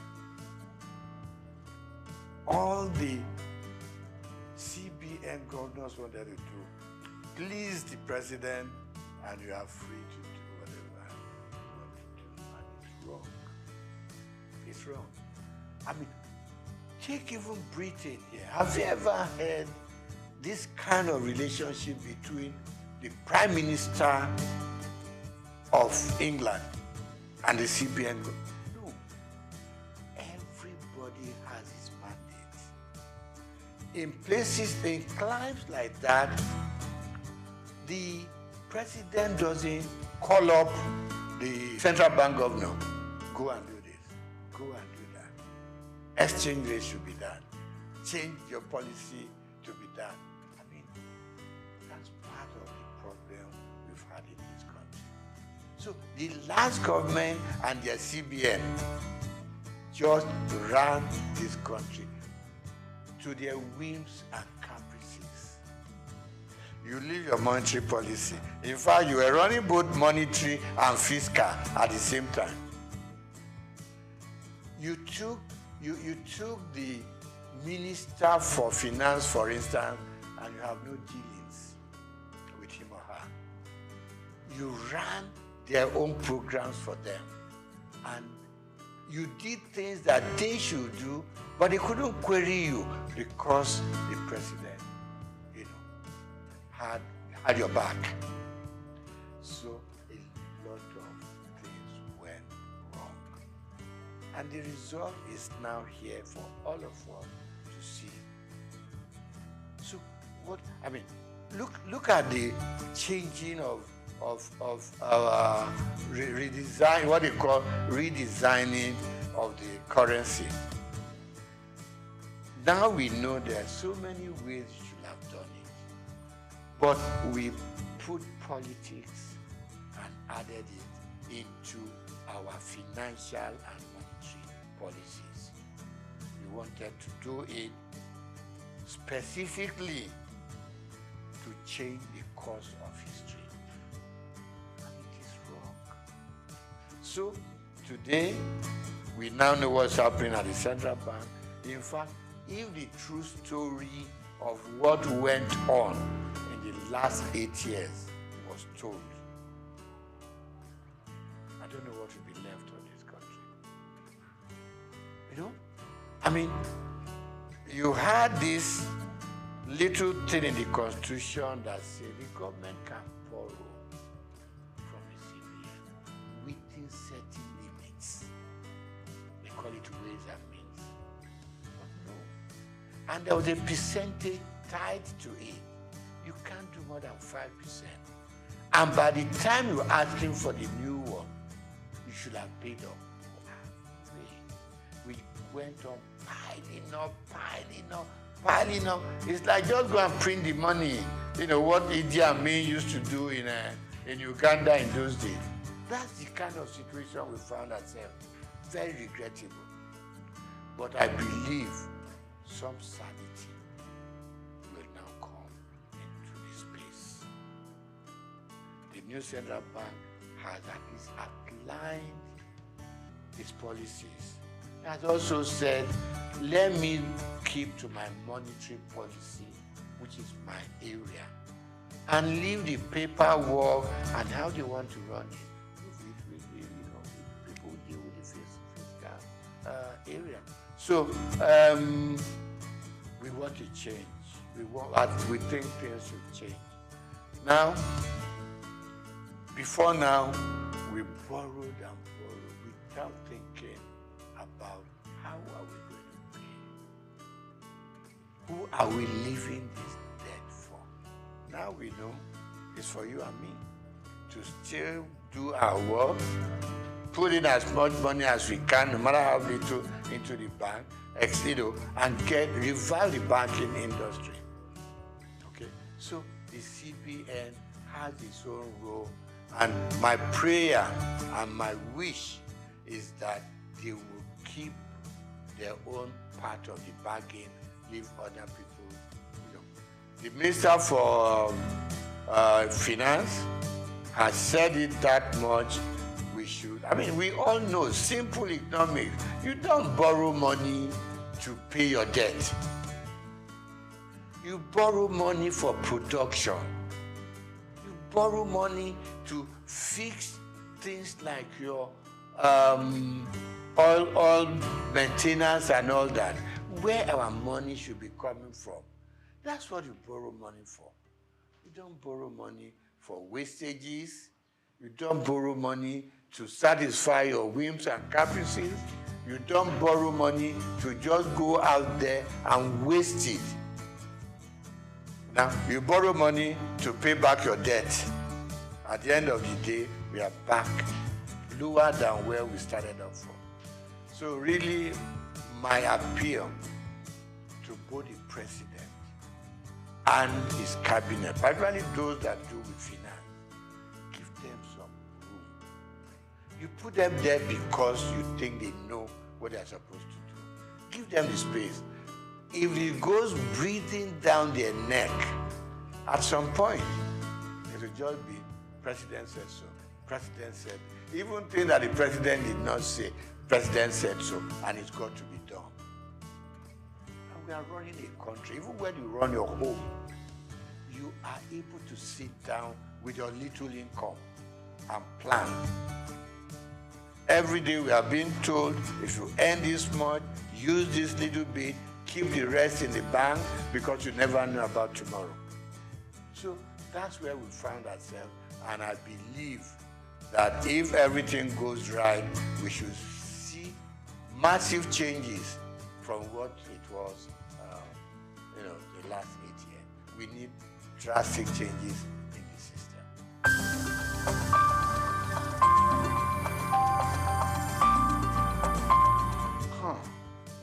My mom in Abalinde used to say to me, when I want to be lazy, he will make sure you do what she wants you to do. And he will remind you that hard work doesn't kill. It is laziness that turns you into an inconsequential human being with no sense of direction. We grew up learning hard work, both in school and out of school.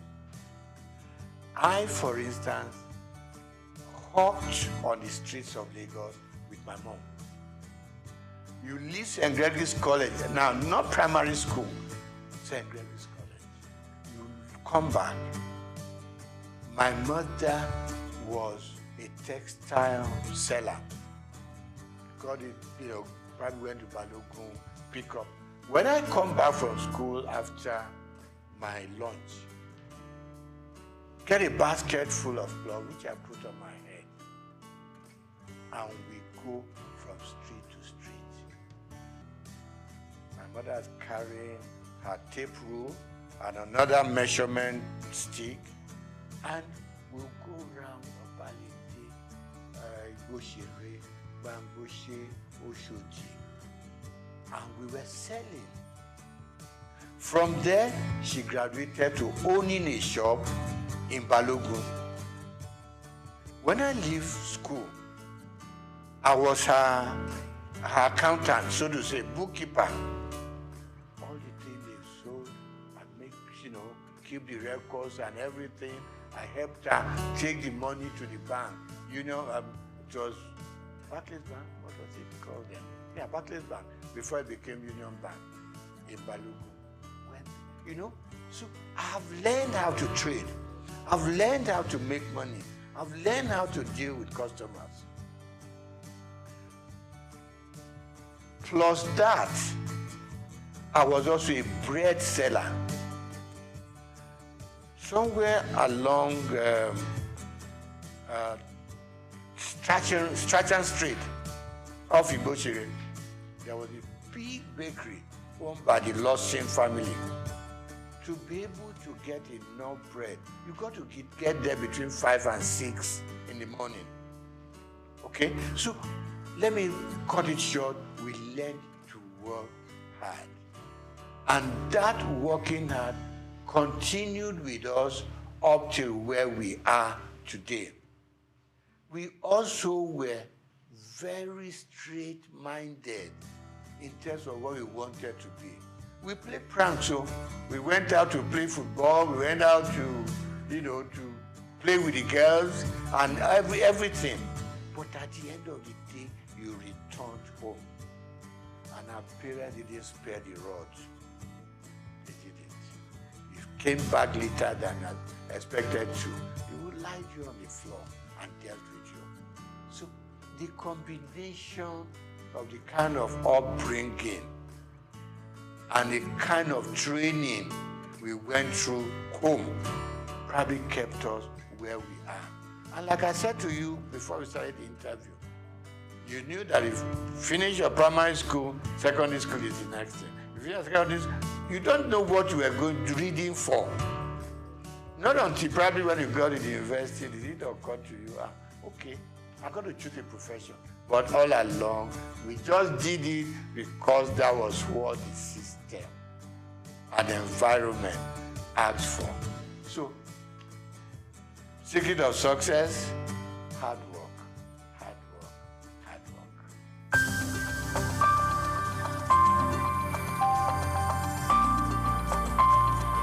No. I had a father who was very finicky about appearance. When I lived on Igboshere Road, our church was on Louis Street, so to say, walking distance. He taught me how to wear full agbada right from primary school, secondary school. I mean, today, you just wear buba and shokoto, you go to church. Never was that happening. It's got to be full. Right. Then from there, by the time you got into, I mean, my father died while I was in university. Before then, he was always having this very thin bow tie, not this bigger one, bigger sizes now. Thin, you know, even when his dress is khaki and khaki, he still had it on. So I admired him, but initially I was on my long time, up till a point, and I look back at some photographs we took when we were in the secondary school, and I thought, no, let me go back to those old days. Some people tell me it makes you look old. I said, I don't mind, you know. But these days, I have just acquired that fashion taste, you know, which has suddenly become my, what do you call it? Become what I'm known with. And I enjoy it. And I encourage people, once in a while, put on your bow tie. It makes you look good, makes you look impressionable, it makes you look a serious person, and it makes people take a second look at you.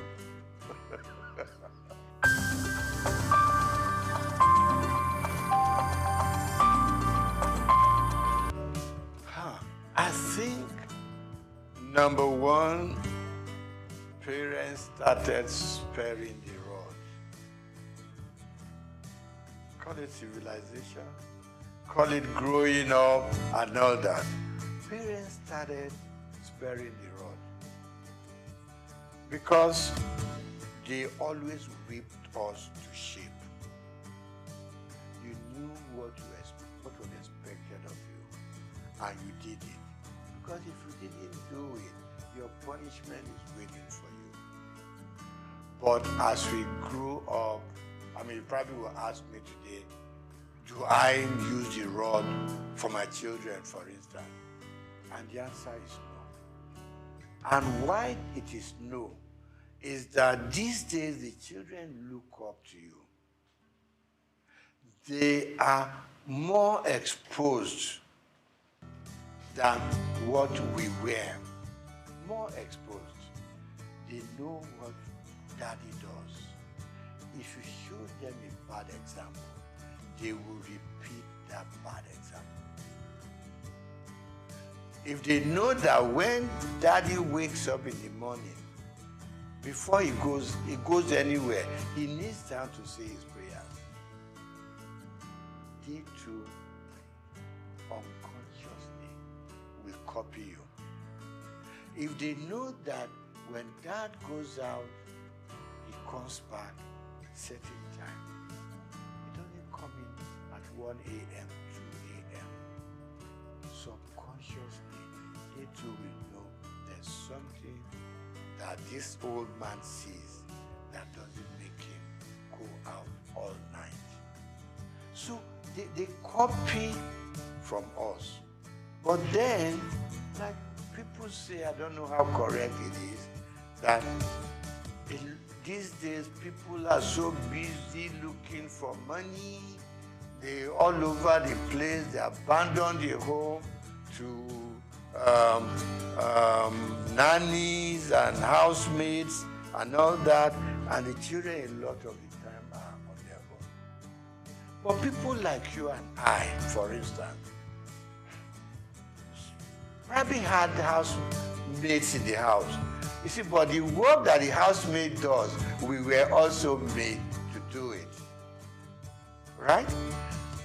Washing our plates, staying in the kitchen to see how things are prepared. You took us through it, even if you didn't have to do it yourself. And that's why you and I are what we are today. But for the modern young families, most if there's some money to back it up, no, the children don't touch a lot of housework in the homes. They can go out by the time they learn. They can wear, I mean, you see some little young girls and what they wear.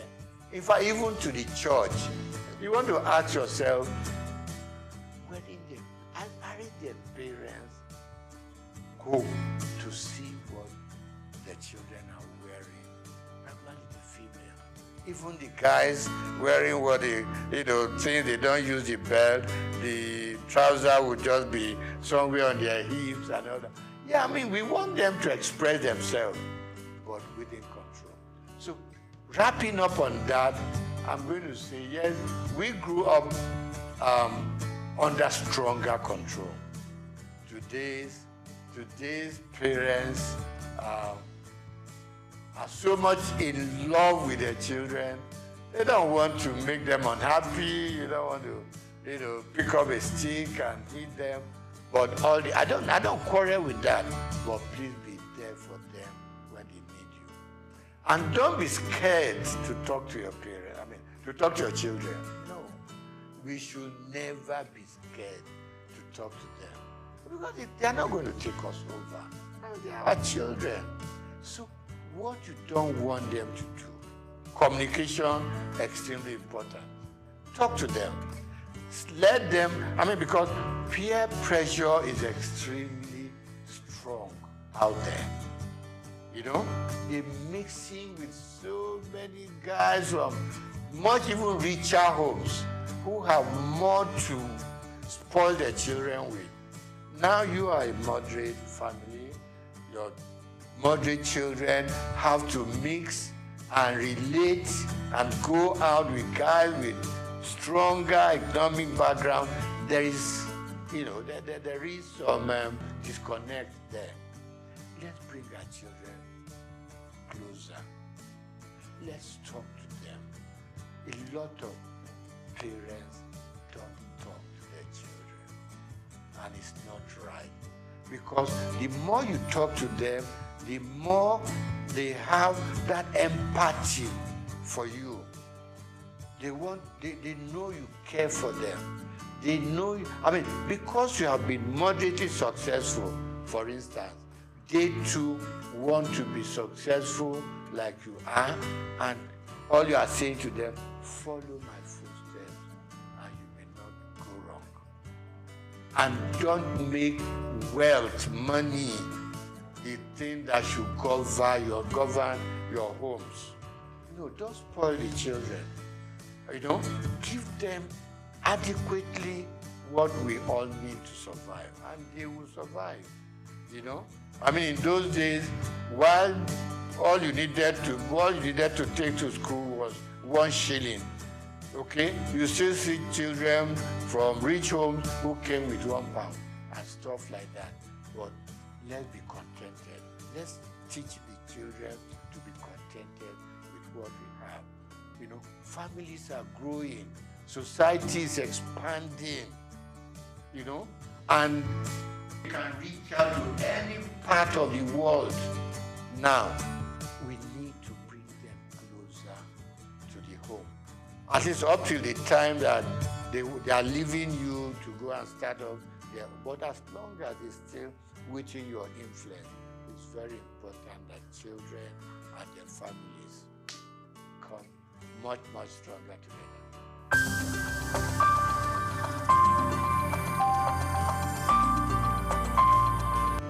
I'm going to start with sports. I was an avid squash player. Okay, back in school, a bit of football, a bit of tennis, and other. But when I started growing up seriously, I loved squash. And I played squash until I was over 50. Okay, and the doctor said, slow down on squash. So today, I do my swimming. Okay, I still do my swimming 2-3 times a week. Okay, and then of course, I walk. There's this thing that keeps on saying, I mean, if all you can do is walk for 30-40 minutes a day, okay? And then, of course, I'm an avid fan of football up till today. I wish we could develop a local league so that I could slow down on my European Premier League sessions. So I love football and I love lawn tennis. Now, favorite color, subdued. Okay. Hot colors frighten me. Okay, and if you have to do it, just make it minimal. When I pick my dress, for instance, you got to know you want the kind of shirt you want to wear to match the color of the tie you want to use, to match the color of your suit, so it doesn't run riot. So it's extremely important. And I said to my friend, just Google it.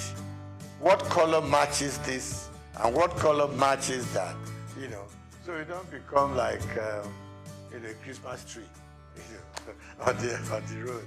That was the third one, food.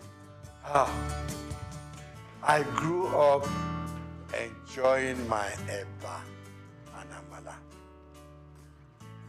Growing up from Obalinde, okay? So I do my eba, I do my amala. Rice, occasionally. But then these days, from age 70 upwards, the doctors are screaming, watch what you eat, what the quantity you eat. So my wife draws up a weekly timetable. Monday is this, Tuesday is that, Wednesday is that, and she manages to mix up a slightly heavy one and a slightly lighter one so that you have a good mix. With age, you cut down on a lot of things. Cut down on your booze, cut down on your champagne, you cut down on your wine, you cut down on your salt. In fact, it's like they're punishing us. But then they say that is the way to go to be able to at least live longer and enjoy more of life.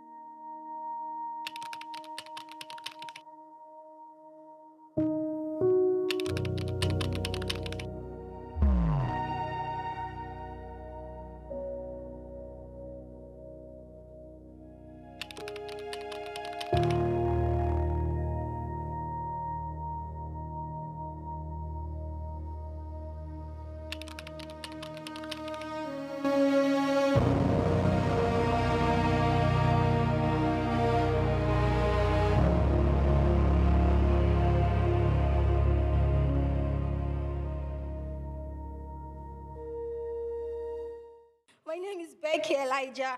I'm from UBA, so keep watching SOUQ News. Hello, my name is Emmanuel. Keep watching SOUQ News. Esther Ashimi, keep watching SOUQ News. Keep watching SOUQ News. My name is Helen Otongwa. Keep watching SOUQ News. My name is Opeyemi Temiyemi. I am an entertainer. I am representing Egypt, as you can see. So keep watching SOUQ News. Hi, my name is Nenna Okavi. Keep watching SOUQ News. My name is Tom Aldo. Keep watching SOUQ News. I'm Elizabeth from POS Services UBA. Keep watching SOUQ News. Hi, my name is Kelechi Agu. Keep watching SOUQ News. We've got just what you need right here at Femi Wash Media. Call it the Midas touch, and you wouldn't be wrong. Let us record, produce, mix, and master your audio like nobody does. Reach us on our contact today for the best quality job.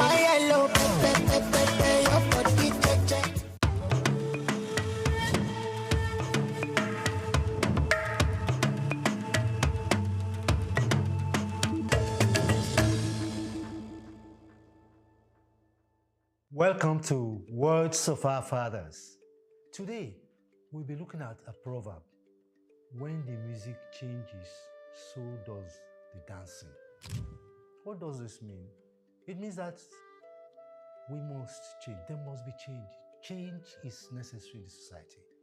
For companies, for individuals, for communities, for firms, for organizations, for the country itself. In the business world, there's something called diversification, where a company decides to either change a brand or go into other brands or go into other areas of manufacturing. For an individual, there's a need to change, the need to train, the need to develop one for the future. For communities, there's need for change. You need to build roads, you need to have water supply, you need to have electricity. One cannot just sit down and fold its arms thinking something will fall from the skies. We must endeavor to change. We must endeavor to initiate, create. So as we begin today, let us consider change. Let us consider new initiatives that will make life better for our people. The words of our fathers are words of wisdom. My name is Bayo Olaoye.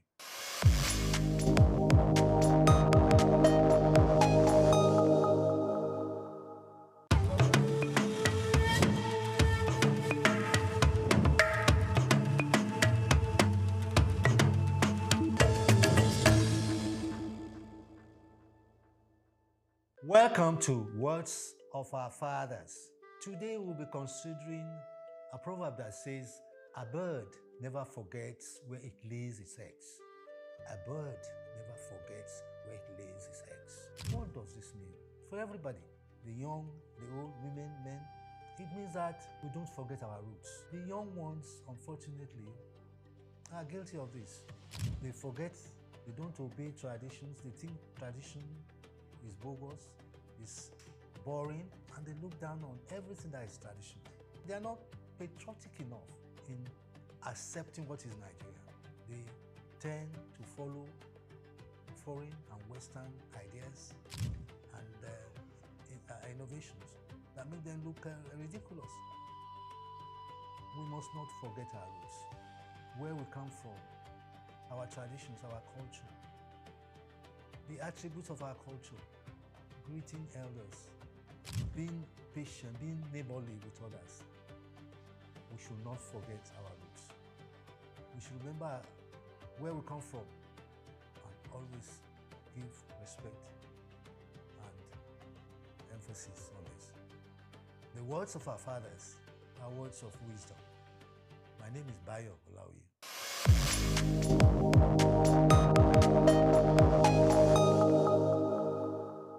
Hello Nigeria, hello Africa. Yeah, this is Sound Man. Keep watching SOUQ News. My name is Babalola from Excel LED. Keep watching SOUQ News. My name is Shepherd Michael Adewale Onofuye. I enjoy you all to watch, always watch SOUQ News TV. Hi, I'm Tom Boggaballs, and please keep watching SOUQ News. Wale Seriki, SLG Lagos Island East, SOUQ News. Keep out watching them and keep a lookout for them. They're up and coming, and we're proudly to be affiliated with them. You alone where they make me go crazy. This your love in the cool of my brain. You're my medicine, I need you all day. Yo, it's Blackface Nigeria, and you're watching SOUQ News TV. Keep it locked on this dial, don't change it. You know what I say? Blackface Nigeria, love no bad.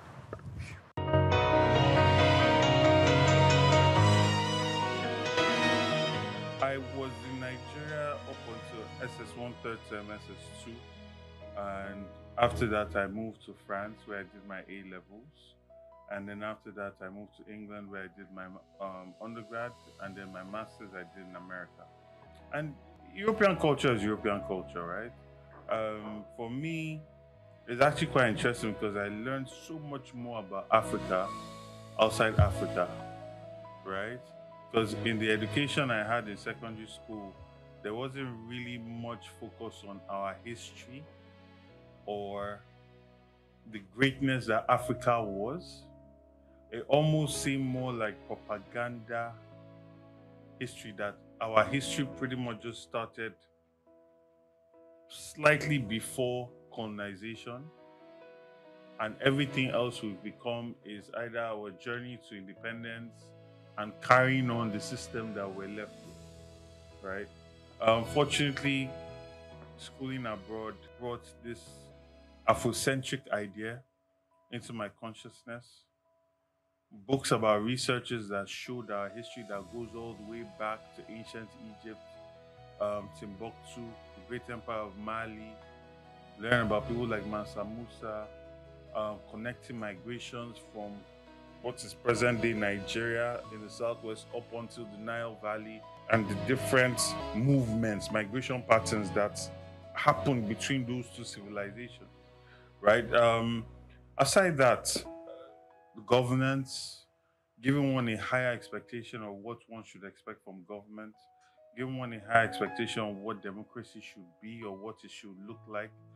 Because you can't really operate outside of what you've been exposed to.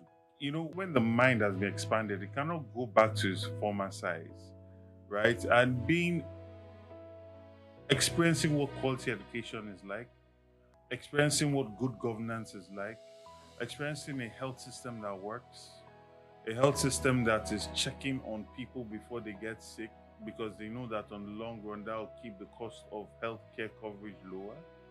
Preventative medicine as opposed to constantly solving problems as they're happening. Understanding the value of data-driven policy, and how all these come together to create a system that works and that people can thrive in. Understanding the value of people paying taxes, right? And the services they get in return of those taxes.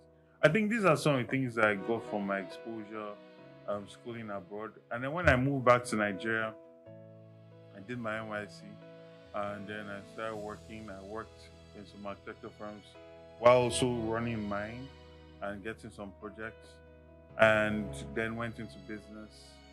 And then when I wanted to go into politics, after leading a GMO campaign alongside other notable patriotic Nigerians, I decided that, you know, experiencing leading a 2,000-man march on the Senate and understanding how they responded to us, which in my opinion did not show people that actually prioritize the well-being of their people, I felt that it's important to go into politics.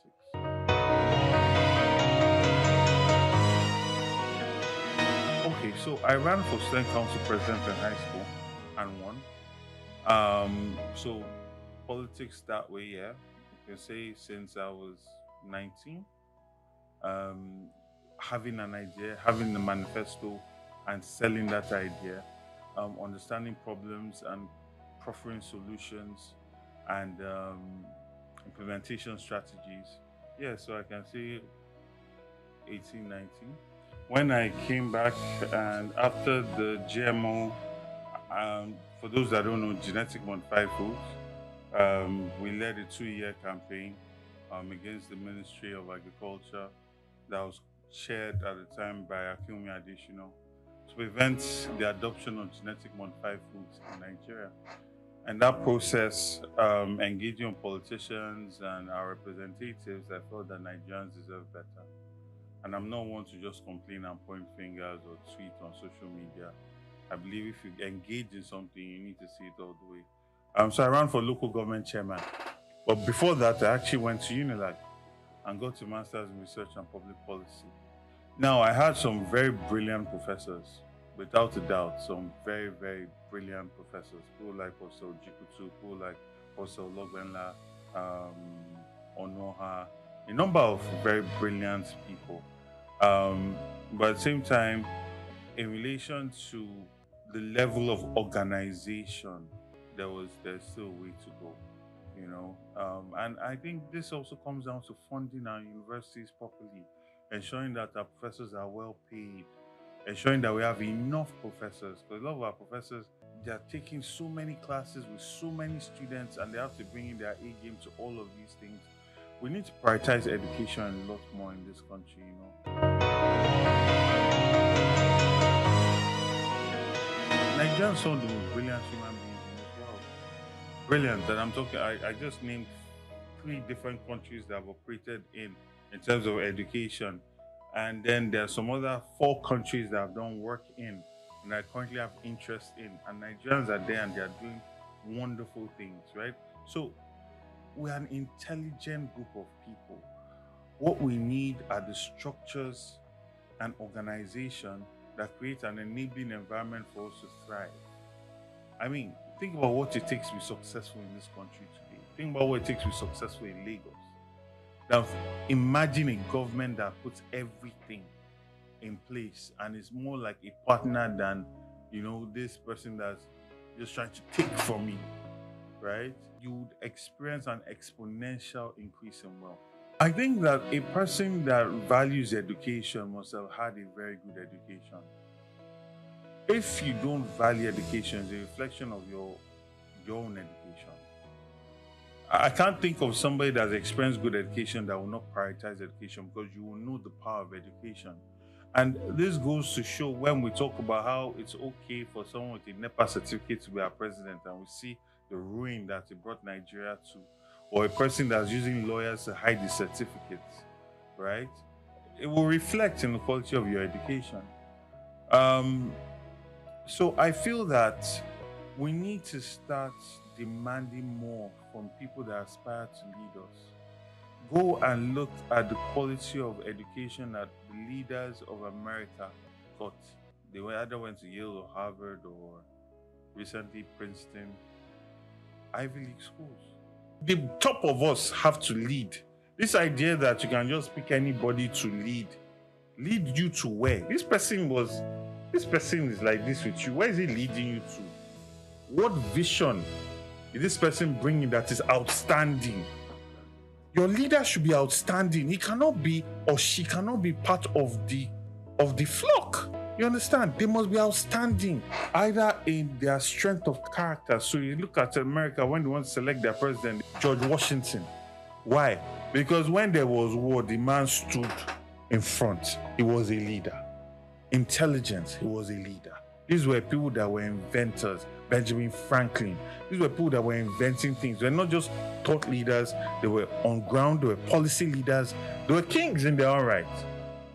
It was not a commoner. And I don't mean commoner in the sense of money. You see, people think it's just about money. No, it's about what are your values? What are you willing to stand for? What do you stand for? Right? If the wind blows, you just move to the place that favors your pocket. You clearly don't have a backbone. So how can you lead?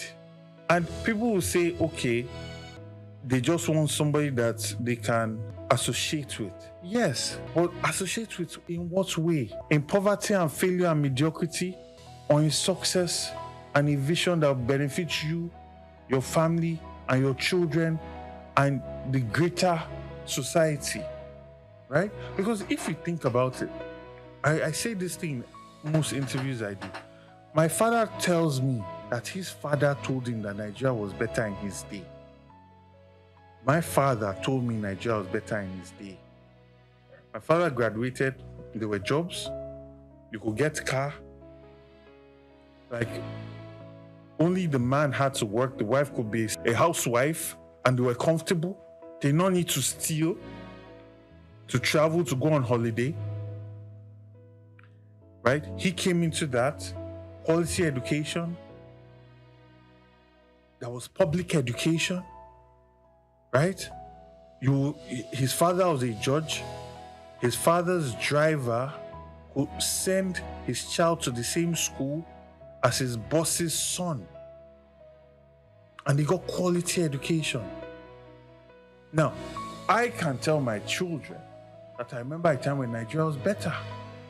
When I would change 1 million naira and get 4,000 pounds. I can barely get 1 million naira now with 500 pounds. Do you understand? So it's perpetually in a nosedive. And why is that? Lack of continuity in quality leadership and visionary leadership, right? No leader that is truly focused on creating a Nigerian identity that celebrates our uniqueness and our differences and sees that as a resource as opposed to something that divides us, right? People that are traveling to the UAE, they are going there to enjoy the culture. And this culture is old, it's ancient, but they've repackaged it. That makes people want to come and visit, want to come and spend their hard-earned money there, right? And this is the visionary type of ideas I'm talking about that will create jobs, right?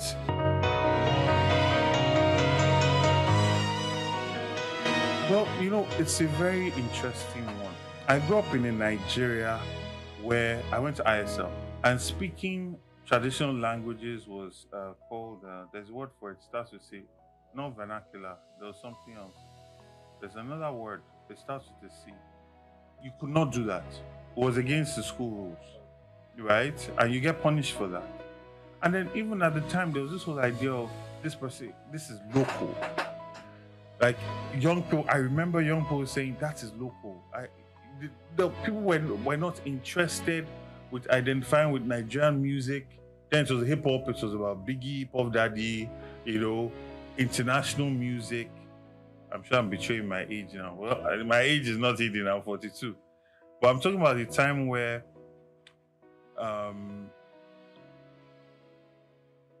nobody was wearing trad. We grew up seeing our parents wearing suits, trousers and shirts, you know.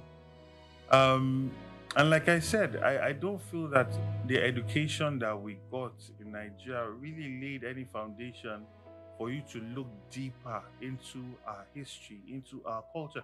And I know this now because I've experienced education elsewhere. And I know how the British lay emphasis on their history. So that even if you're an art student or a science student, you had an in-depth knowledge of the history of your people. And this history is not just a linear one. It's one that is connecting different events and moments and always trying to show your people to be great, right? So you see the British will hide the idea of the part they played in slavery and enslavement. It will not be prominent in the history, but where they conquered or where they uprooted slavery from the African continent, the role they played in doing that will be highlighted, right? That is curated. Now you might say that's not right, it's not fair, but they're programming their citizenry. And that is what a thinking government will prioritize. Same thing with America, right? So I don't really feel we had that in our education system. But then there was an Afrocentric awakening that happened later on. And this had also happened earlier. The kind of thinking that informed people like Nnamdi Azikiwe when he traveled to America, the kind of thinking that informed Fela Nicola Kuti when he traveled to America, or even to England, where he met Afro-British people that knew the histories of Africa, that awoken that idea in him, in Fela, in Nnamdi Azikiwe, in a number of Africans, in Kwame Nkrumah, right? they didn't get it at home, they got it elsewhere, and they came and they brought that we are African, we are great, black is beautiful, you know. And when you open that doorway, it then starts to lead you into understanding your culture more, understanding the depth of it, you see.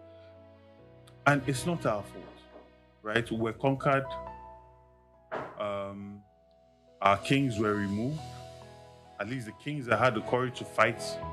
They were removed, they were exiled, some were killed, our people were kidnapped with the collaboration of some Africans. Our people were kidnapped and sold. Some of the strongest men were kidnapped and sold. So you have diaspora cousins and everybody outside of the country, the few that were saved, you know, were brought back. But you now had a situation of religion. And unfortunately, the religion that came through in partnership with colonization pretty much said to us that everything that we were before them was bad, was evil, was demonic. So you have a people that claim that they are from a certain tribe, speak the language, but the depth of the thinking they associate with being evil. So there's still a significant level of identity crisis that we struggle with. And you don't really see that with Indians who were colonized by the British. You don't really see it with the Chinese who also dealt with their own level of colonization, nor the Japanese, right? And you see, understanding your identity or crafting your identity as a people, because China, as we're seeing it today, was not just monolithic. It was not just one group of people. There are huge, different groups of people all over China, different tribes, but they were united by a visionary king. Similar thing happened in Japan, right? Similar thing happened in England, right? In England, you had part in what you call England, or what was Great Britain or England at the point. You had the Welsh, you had the Scottish, you had the Irish, right? You know, and they were united at the point by a conqueror, right? So sometimes you also craft identity. Sometimes identity is created by facing a threat that is bigger than all of you independently. So you have to come together to face that. And sometimes it's just visionary leadership, right? You see visionary leadership in Singapore with Lee Kuan Yew. We saw that creates an identity that you can be proud of. Like there is no China man now, or even if there will be very few that will not be proud of China and not want to be associated with the bigger identity of China as opposed to their identity as a tribe, because China is so great and it pays you to be associated with it. It is when there's a failure in that bigger identity that people recoil back to their smaller identity, right? And that's what you find going on in a lot of places. But all in all, yeah. I think the government, you see, what has happened is because we've had governments or politicians that don't really have a vision to sell, they rely on selling division. Because the classic divide and rule strategy. If you have a vision, you want to sell a vision and unite people. Visions unite people, right? So you sell a vision, so people unite behind the vision. When you don't have a vision, so you sell the vision so that people can be separated. When you separate people, it's easier to rule over them. And you see that has happened significantly from the last election, right? And you then see in how the government has ruled this country. Significant nepotism, significant levels of corruption, significant levels of lack of transparency or accountability. You see that the government is very extractive without really paying any attention to being accountable to the people they want to extract from. You see that they talk about stopping subsidy payments. And there was a hope that those monies that would have otherwise been used for subsidies would have been put to make life easier for Nigerians. Life is not easier for Nigerians. Inflation rates are at an all-time high, right? Insecurity is at an all-time high. For the first time in decades, we're having a foreign country, bombing our land, our territory, which is an indictment on the failure of our security system. And you think about how much money is spent on these things, on our army, on our military, that goes unaccounted for. And you see how corruption is rewarded by ambassadorial appointments. So there's a lot of politicking as opposed to governance. And it is in quality governance, creating excellence in governance, where you are moving away from personalities to institutions. And people are now normalizing an excellent standard of service, right? So it's no more about the personalities, it's about the quality of governance.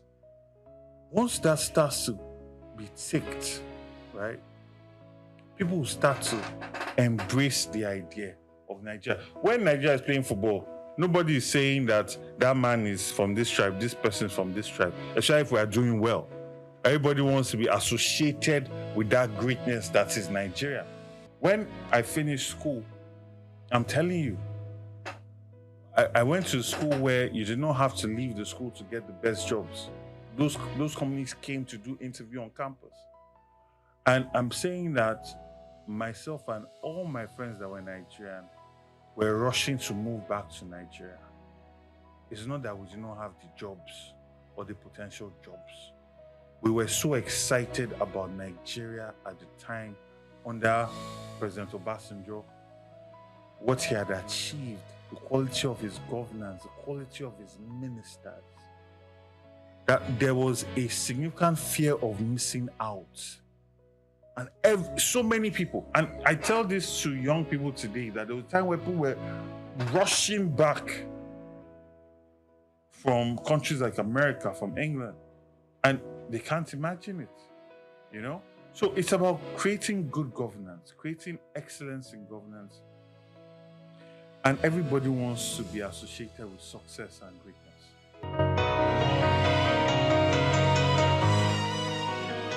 There was a time where we had governments that were very empathetic to the common man. They were welfarist to an extent. Governments like Alhaji Lateef Jakonde. And that was really the ideology of Obafemi Awolowo. It was very welfarist. So civil servants did not have to hustle for housing. They had quality housing in prime areas. Affordable housing was a priority. It was prioritizing the people that were the middle class, that were the working class. That is the role of government. But you find that now government is more fixated on producing properties or being involved in properties for the rich. Whether it is how they are allocating land, whether it is in how they are sand filling. I mean, how many Nigerians can afford to live at Eko Atlantic?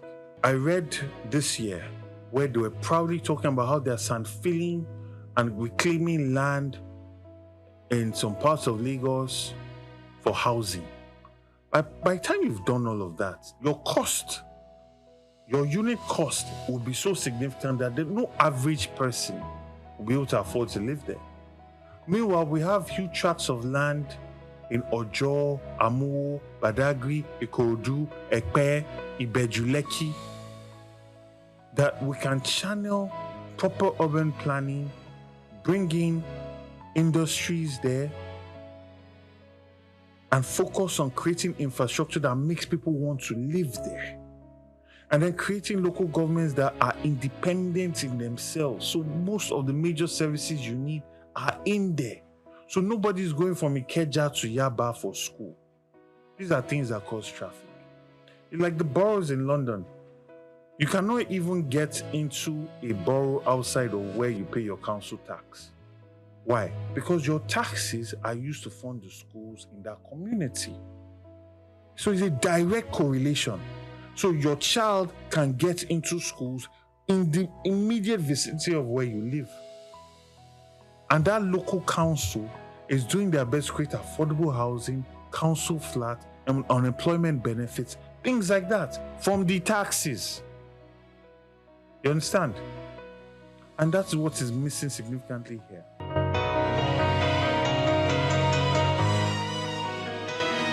You've talked about flooding. Flooding is tied to our drainage systems and it's tied to our waste disposal systems and waste management systems, right? That in itself is also tied to the traffic that we have, especially in rainy season. It's also tied to traffic outside of rainy season because if your water is not draining properly, it's destroying your roads. That's how we then get potholes. That also causes traffic. That also spoils cars, which then leads to cars breaking down the road, which then leads to traffic. So it's an entire holistic system that must be solved in a holistic way. And there's a famous saying that you can never solve a problem from the same headspace or mindset in which that problem was created. You must step out of it to solve that problem. So this problem must be solved in a holistic way. Why are our gutters still open? All these are our elites, they're not even elite. Our politicians, our political leaders, they travel abroad. Shiba, our president, has gone to, I think he's gone somewhere to Europe and then the Middle East. I'm sure he's not seeing open gutters when he goes to Dubai, right? Or England or France, right? I'm sure he knows of the proper drainage systems in these places, right? So we need to do better as a people.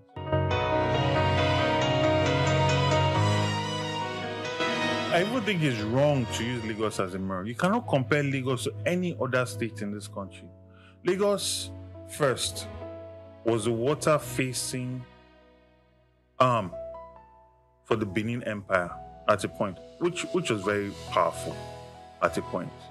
It was, aside from the Awori and children of Olofin that came and settled it, the monarchy was from Benin. And it was a water-facing arm of the Benin Empire. Then Lagos then received all the influx of Europeans that came in for colonization. Lagos was the port in which Nigeria was formed. There was a time where all politics in Nigeria happened in Lagos. Everybody from all over came to Lagos. Think about the level of exposure. Think about the level of development from back then. Think about the level of commerce, level of finance from back then.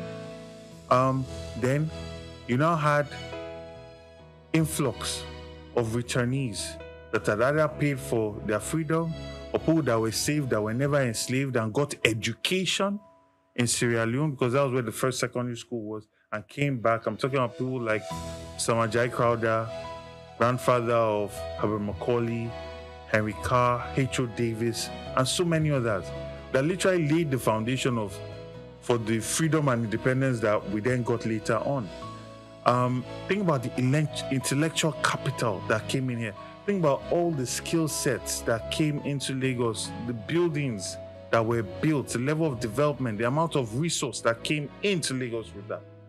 Then after that, Lagos then became this capital. Think about all the investments that came with that, all the infrastructure that was created by the Nigerian state before it now relocated to Abuja.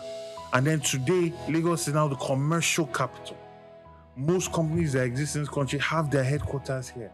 So it's extremely unfair to compare. Lagos State it's like that child that has been blessed and blessed and blessed. You know, it's like all the other children were on the farm and all the prophets were just coming and blessing and blessing and blessing. It's not fair to compare Lagos to any other state. It cannot be compared.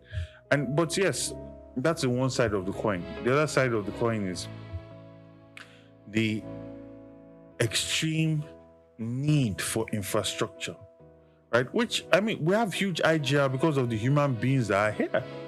So those money should be put into creating infrastructure for them to have a beautiful quality of life, to be more productive, to be able to earn more, which would then increase the IGR that Lagos generates, right?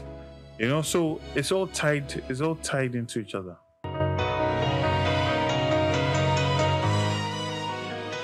Well, first of all, it's not a thing that's unique to me. You know, the APC, Lagos especially, the APC Lagos arm of politics is bigotry. Is based on bigotry. I mean, there's still pictures of banners that were hung of Jimmy Agbaje being called Jimmy Chukwu, governor of the Southeast. He's a man that is blue blood from Ikorodu. We know his grandfather. We know his antecedents. We know what he did. This is not somebody that his history or his pedigree or his name or his age or his sex is under question or under any kind of controversy. We know him. We know his grandfather. We know his father. We know his family. Right? And this is what they did. So anybody that seemingly rises to challenge the Tinubu hegemony, the first thing that is challenged is your Yorubaness. Right? I remember when they were saying that even somebody like Padi Banjo, the reason why he supported Peter Obi or was anti-Tinubu was because his mother was Igbo. Or they said Obasanjo's father is this. Anytime somebody challenges the Tinubu hegemony, they attack your identity. They try to strip you of your Yorubaness. In my situation, unfortunately for them, they could not challenge my family. They could not challenge our history. There are all sorts of nonsense. But I give God the glory that my parents are alive. You know, I give God the glory that my family has a very good habit of keeping records, all the way to newspaper articles from the 1800s. So imagine if one did not have that. Imagine if one's parents were not alive and these people just came together with this propaganda. You start questioning, what's really going on? But I thank God, I come from a family that history has written a lot about. You know, so we know who we are. And as Lagosians, Amorawa, we know ourselves.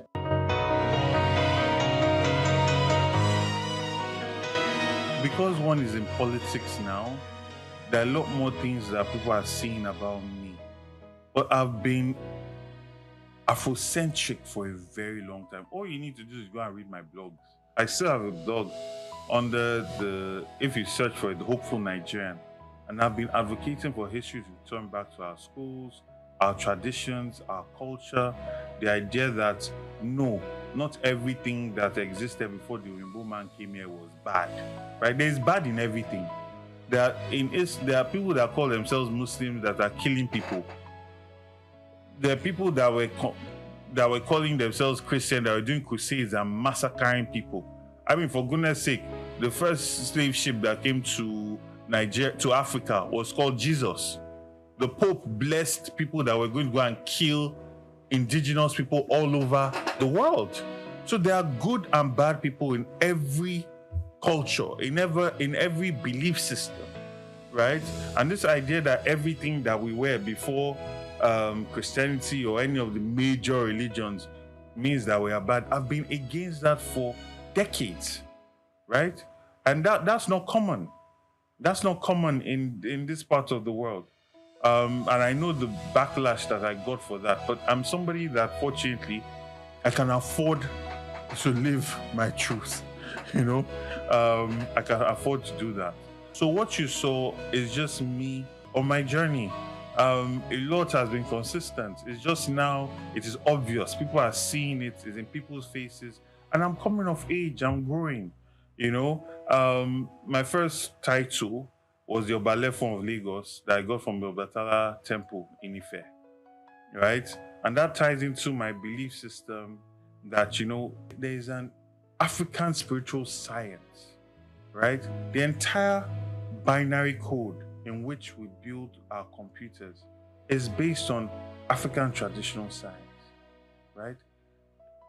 The understanding of time not being linear, but being circular and intertwining, right? These are things that quantum physics is proving, right? So you find that we have known things from time that science, Western science, is just interpreting and bringing to common knowledge now, right? And that is something that I will grow in. And you know, as some will say, your head calls certain things to you. You know, so that title is something that I embrace because, you know, it's something that I've understood and it's something I value. It's very important to me. And then also, I am the Are of Igbale Koka, which is the house that was headed by Justice Koka. He was the Olori at a point, and Baba Isale of Lagos. So those are the titles that I have, that I got recently. As relates to Yoruba titles, I also have an Igbo title, Ochiaga of Ndibo in Lagos State.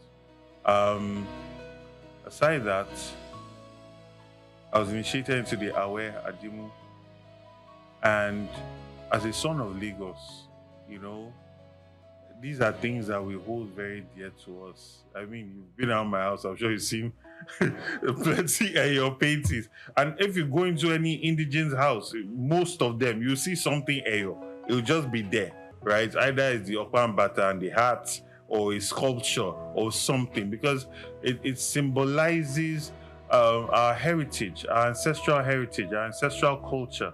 It's our day to show, you know, who we are as a people, because Lagos, like I said, is a cosmopolitan port, so sometimes our identity gets lost, and there are always different groups that, you know, it's almost like when you talk about the history of Lagos, it's somehow covered by the history of Nigeria, because so much of the history of Nigeria happened in Lagos. But we have our own history, very rich history, with a lot of intrigues, right? And your festival is for Lagos Island, a way of showing our uniqueness, our heritage, our culture. And that is not to say that it's only limited to Lagos Island. You know, we have brothers that are coming Ikorodu, coming from Ekpe, coming from Badagry, and then all of these places also have their own rich culture and heritage. Like the Zangbeto Festival in Badagry is amazing. I cannot wait for it to be properly mainstream, for the government to actually bring it into mainstream culture. You also have the masquerades in Ekpe and Ikorodu, masquerades all over the mainland, you know, all that Ikejai, Fakojai area, they have that culture there as well. These things need to be mainstreamed. They need to be brought into and repackaged, right? The tradition itself, the masquerades, the pageantry is beautiful, it's perfect. It's now the environment at which it operates, right? We need to create the environment that will pull tourists in, make them feel safe, make them feel comfortable, clean environments, right? That can now create these things with world-renowned cultural experiences that people fly in because they want to come and see. Think about the Brazilian carnival, right? You know, I mean, yeah, things like that. We want people to fly in because this is how you generate income for those communities and, you know, also puts us on that world map.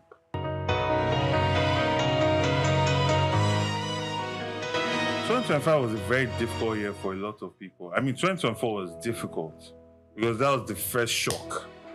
But 2025 has not been easy at all. A lot of companies have laid off staff, right? Things are extremely expensive. Go and ask anybody that's about to pay their rent. They've seen their rents double. People that rented a place for 3 million are now looking at paying 8 million, right? People that got a place for 500,000 are now looking at 1.5, right? I have to acknowledge that there is a new bill that's passed in the State Assembly that is pushing for monthly payments of salaries that's protecting tenants, and I think that's a very, very good thing. Implementation of it, our laws are not the problem, it's the implementation of it.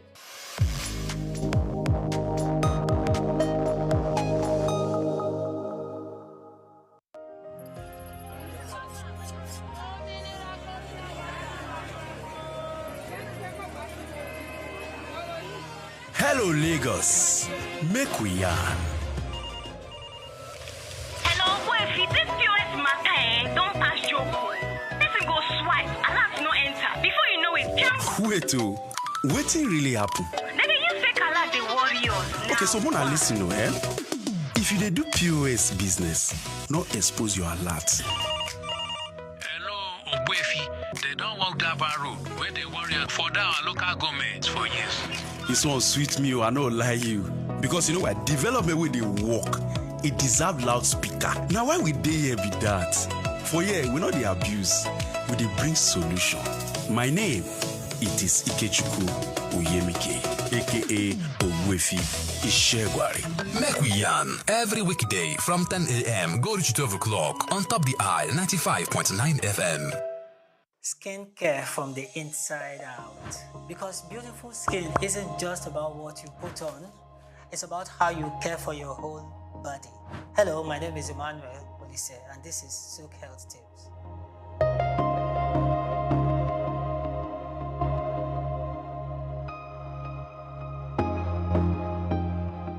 Let's talk about something that is seen every day in the clinic. People investing in expensive skincare products, but overlooking one major factor: internal health. The truth is, your skin reflects what's going on inside your body. As a medical personnel, I can tell you that achieving clear, radiant skin starts far beneath the surface. Number one, nutrition matters more than you think. Your skin is your largest organ, and like every organ, it needs the right nutrients to thrive. Eat foods rich in antioxidants like berries, spinach, and green tea to help fight free radical damage. Include omega-3 fatty acids from fish and walnuts to reduce inflammation and keep your skin barrier strong. Limit refined sugars and processed foods, which can trigger acne and accelerate aging through a process called glycation. 2. Hydration is skin deep.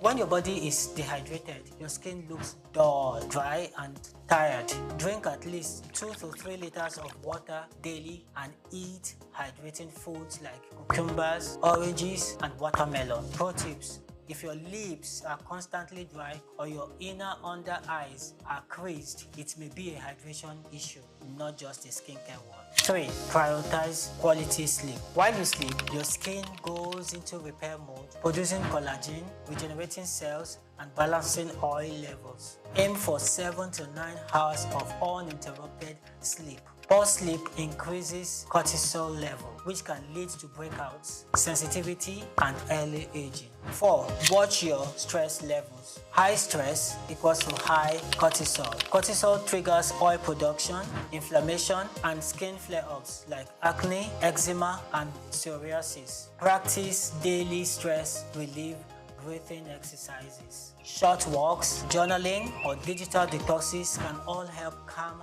both mind and skin. 5. Support your gut health, because the gut-skin connection is real. An unhealthy gut can lead to inflammation that shows up on your skin as acne or dullness. Add probiotics. You get your probiotics from your yogurt or supplements, and prebiotics from garlic, onions, and oats to nourish your microbiome. Bonus: skincare products still matter, but they work best on a healthy foundation. Yes, your cleansers, moisturizers, and SPF are important, but they can't fix what poor diet, dehydration, or stress are damaging from the inside. In summary, if you want healthy, glowing skin, treat it like a system, not just a surface. Nourish your body, sleep well, stay hydrated, manage your stress, and then invest in a good skincare routine. Beautiful skin is a lifestyle, not just a product. I'm Emmanuel Olise, and this is SOUQ Health Tips. Remember, your skin listens to everything your body tells it. So let's speak health from the inside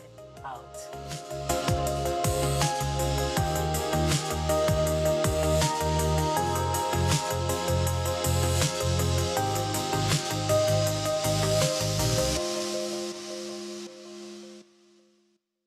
We've got just what you need right here at Femi Wash Media. Call it the Midas Touch, and you wouldn't be wrong. Let us record, produce, mix, and master your audio like nobody does. Reach us on our contact today for the best quality job. The Trump administration has once again thrust U.S. immigration policy into the global spotlight. with the recent announcement of a new voluntary self-deportation program that offers a $1,000 stipend to undocumented immigrants who agree to leave the country on their own. This incentive-based strategy is a calculated shift from the traditional, more aggressive deportation measures and is already stirring debate among policymakers, immigration advocates, and the public alike. The program, introduced in early May 2025, is being implemented by the U.S. Department of Homeland Security. It allows undocumented migrants to register for voluntary departure using the CBP-1 app, after which they will receive a government-funded flight and a $1,000 stipend upon confirmation of their exit. Homeland Security officials argue that this move is designed to save taxpayers significant amounts of money. According to data provided by the DHS, a forced deportation process costs the government an average of $17,121 per individual. In contrast, the stipend program is seen as a cost-effective alternative that also reduces the strain on overcrowded detention centers and court dockets. This new measure is a part of a broader, intensified effort by the Trump administration to curb illegal immigration and tighten control over the U.S. southern border. Since returning to power, President Trump has reinstated several policies from his first term, while introducing new ones aimed at deterring undocumented migrants. Deportation numbers have surged, with nearly 66,000 individuals removed from the U.S. within the first 100 days of his new term. Family detention centers, once heavily criticized for their impact on children, have been brought back into operation, while legal aid for unaccompanied minors have seen severe cuts. These developments come at a time when the United States is experiencing a historic high in its foreign-born population. As of 2023, nearly 47.8 million immigrants were residing in the U.S., with an estimated 11 million of them undocumented. Many of these individuals have lived in the country for over a decade, raising families and contributing to the economy. Immigrants, regardless of status, are a vital part of the U.S. labor force, contributing billions in taxes and significantly shaping industries such as agriculture, construction, and caregiving. Critics of the $1,000 self-deportation offer argue that the program may oversimplify the complex reasons behind undocumented migration. Many of those targeted by the program have deep roots in the U.S., including U.S.-born children, community ties, and long-term employment. Human rights organizations warn that such policies, while less aggressive on the surface, may pressure vulnerable individuals into making life-altering decisions without legal representation or full knowledge of their rights. There are also concerns about the ethical implications of offering monetary incentives for departure, particularly in cases involving asylum seekers or those fleeing violence. From a strategic standpoint, the administration insists that this approach is a practical way to reduce the migrant population without resorting to mass raids or extended detentions. Supporters say it offers dignity and a choice to undocumented migrants while protecting national interests. However, immigration experts question the actual effectiveness of the program, noting that similar efforts in the past have yielded limited results. The offer of $1,000 may not be enough to motivate individuals who have risked everything to seek better lives in the United States. The debate around this policy underscores the broader tensions within American immigration discourse, balancing border control and national sovereignty among humanitarian obligations and economic realities. With the 2026 midterm elections approaching, immigration remains one of the most polarizing and politically charged issues on the national agenda. In the wider global context, policies like this could set a precedent as other countries monitor the U.S. approach, especially those in Europe and parts of Africa facing rising migration numbers. Questions around voluntary migration, incentives, and state-led deportation policies are likely to spark wider international debates. What remains clear is that the Trump administration's latest move is not just a domestic policy. It is a bold, controversial experiment in reshaping the global migration conversation. I am Moyosore Adibi for SOUQ News TV.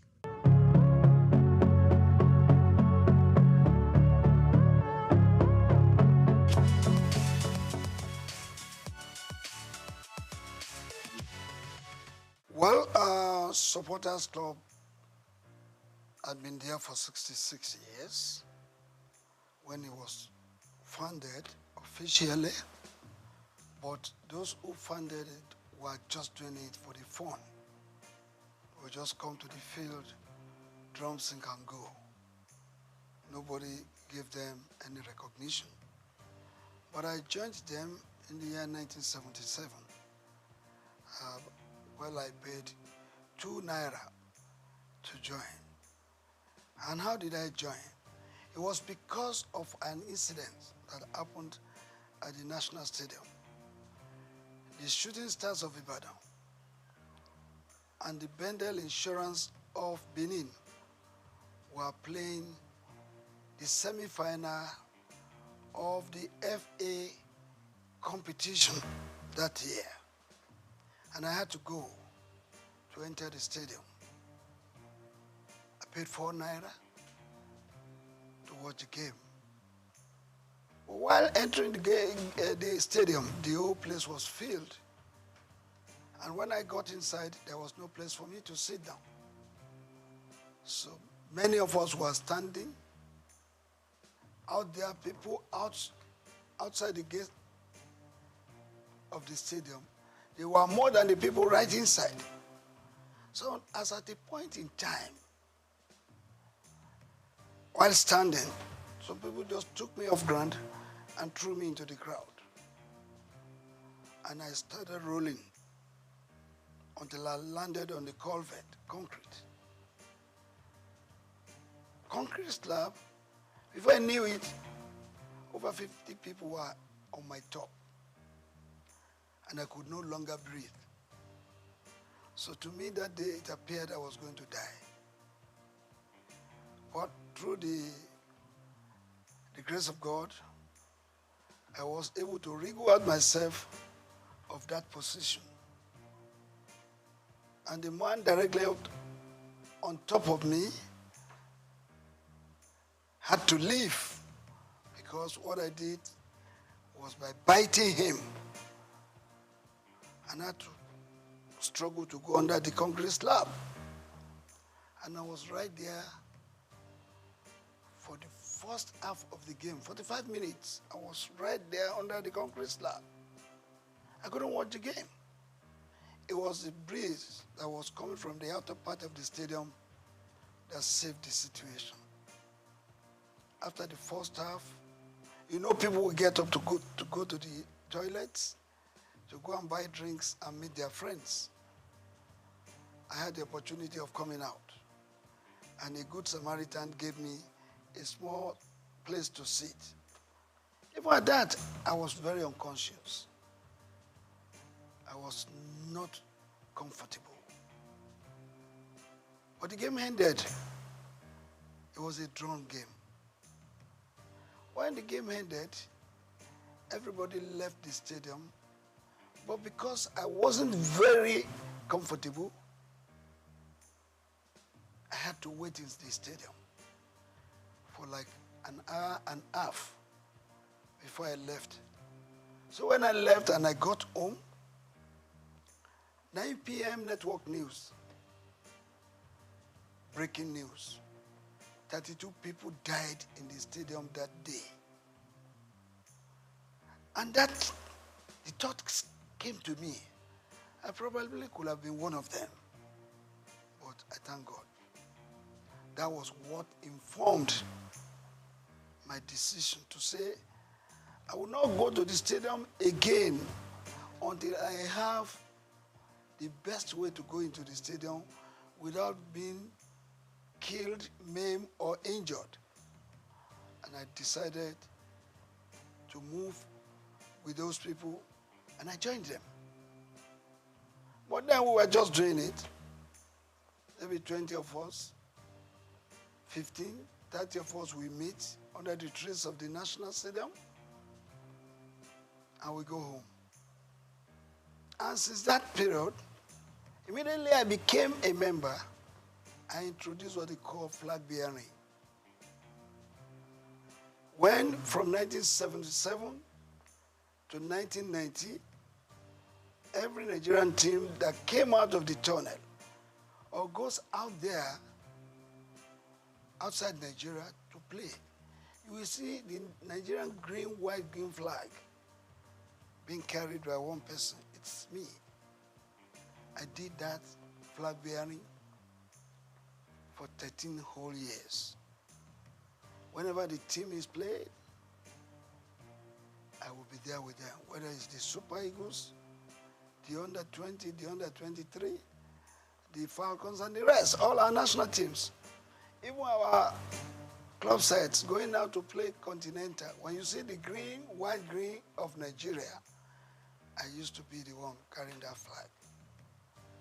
So I was with them, and I rose within the ranks from being an assistant secretary to becoming the national secretary and also the chairman of the disciplinary panel of the Nigerian Football Supporters Club. And by 1990, I was voted to be the chairman. That was when the thoughts of registering the club came. So when you hear that the Nigerian Football Supporters Club founder officially, because of its registration, I did the registration. Registering the club, I moved it from Lagos to Ibadan, Oyo State. I'm an Ibadan man. Charity begins at home, they say. So I went to Ibadan. From Ibadan, I moved to Bauchi. I moved to Abuja, Kano, Port Harcourt, all the states of the Federation. By 1992, I went to Cote d'Ivoire, in Abidjan precisely, to launch the Supporters Club. I went there physically, bringing the Nigerians together, those living in Abidjan. I formed the Supporters Club and launched it officially. I left that place, I went to Ghana.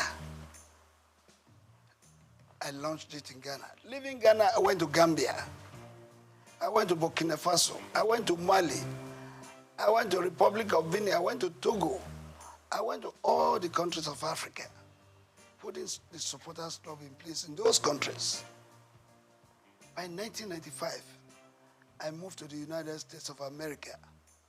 I launched the Supporters Club at the Giant Sports Stadium in New Jersey in 1995. After that, I went to France in 1997 to launch the Supporters Club in France in 1997 because we were already thinking of going to France to play in the World Cup. And if the Super Eagles will not have enough supporters there, what will happen to them?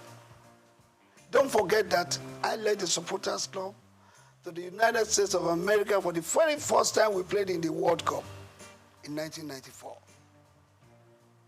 I was at the Copa America in 1995.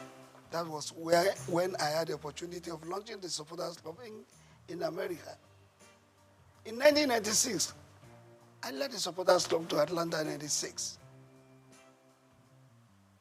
And the winning of the trophy, the gold in football event, made possible by the Supporters Club, support of the Supporters Club. Because when you listen, when that match, you remember that we played a match with Brazil in the preliminary stage, and we lost 1-0. But we had the opportunity again to meet them during the semi-final. And during the semi-final, Brazil had given us 3 goals. We were trailing 1-3 at the interval. And when the second half came up, We were given a penalty, I think 25 minutes to the end of the game. One of our players, I don't want to mention the name, but he knows. He lost that penalty kick. That was when God told me, sing this song. It's a miracle working God. It's a miracle working God. He's the Alpha and Omega. He's a miracle working God. Of course, my members chorused. Indeed, miracle came. We scored the second goal. And the then Minister of Sports, Chief Jim Nwobodo, came to our stand and said, let it go. I heard you guys singing, it's a miracle working God. It's like God is going to make a miracle to happen today. I said, yes. And we continued. I changed the song. I have a Father who never fails. I have a Father who never fails. I have a Father who never fails. Who never fails. Who never fails. Forevermore. Amen. Jesus never failed. Amen. Jesus never failed. Amen. Jesus never failed. Jesus never failed. Jesus never failed. Forevermore. We scored the third goal. Then another song came. Boya chukuna gaza. Boya chukuna gaza mere. Messiah yobiuma. Boya chukuna gaza. The match ended and there was to be the extra time. And that time it was a sudden death rule. Immediately I sang that song, my people chorused. And the ball was coming to Kanun Wakwo. He was backing the goalkeeper. Chested the ball, raised it up, turned around and tapped it to the net. And that was the 4 goals the Nigerian team scored against Brazil. And they started crying. And I decided to form another song. When Nigeria beat Brazil, when Nigeria beat Brazil, oh, Bebeto start to cry. When Nigeria beat Brazil, why Bebeto? Because they pulled him out. They were thinking they were reserving him because they thought they would meet Argentina in the final. Unknowingly to them, that they will be beaten, they don't know. So I did that song, and we sailed into the final, meeting Argentina in the final. And that again happened. Argentina was leading us 2-1, but we came from 1-2 to beat them 3-2. Yeah, to answer your question, I did that to tell you what the supporters club is to the team. And what this man felt by registering the club is that I have that belief. And it is general. Everybody must have it. That this is Nigeria, it's our country. We have to do something by giving it a positive image, whether in Nigeria or outside. You do know that all of us cannot be Mr. President of Nigeria. All of us cannot be governors, and not all of us will be members of the National Assembly. But all of us as Nigerians have special roles to play in giving our country a befitting and positive image. That is the reason why this man has been following football supportership all the time to date.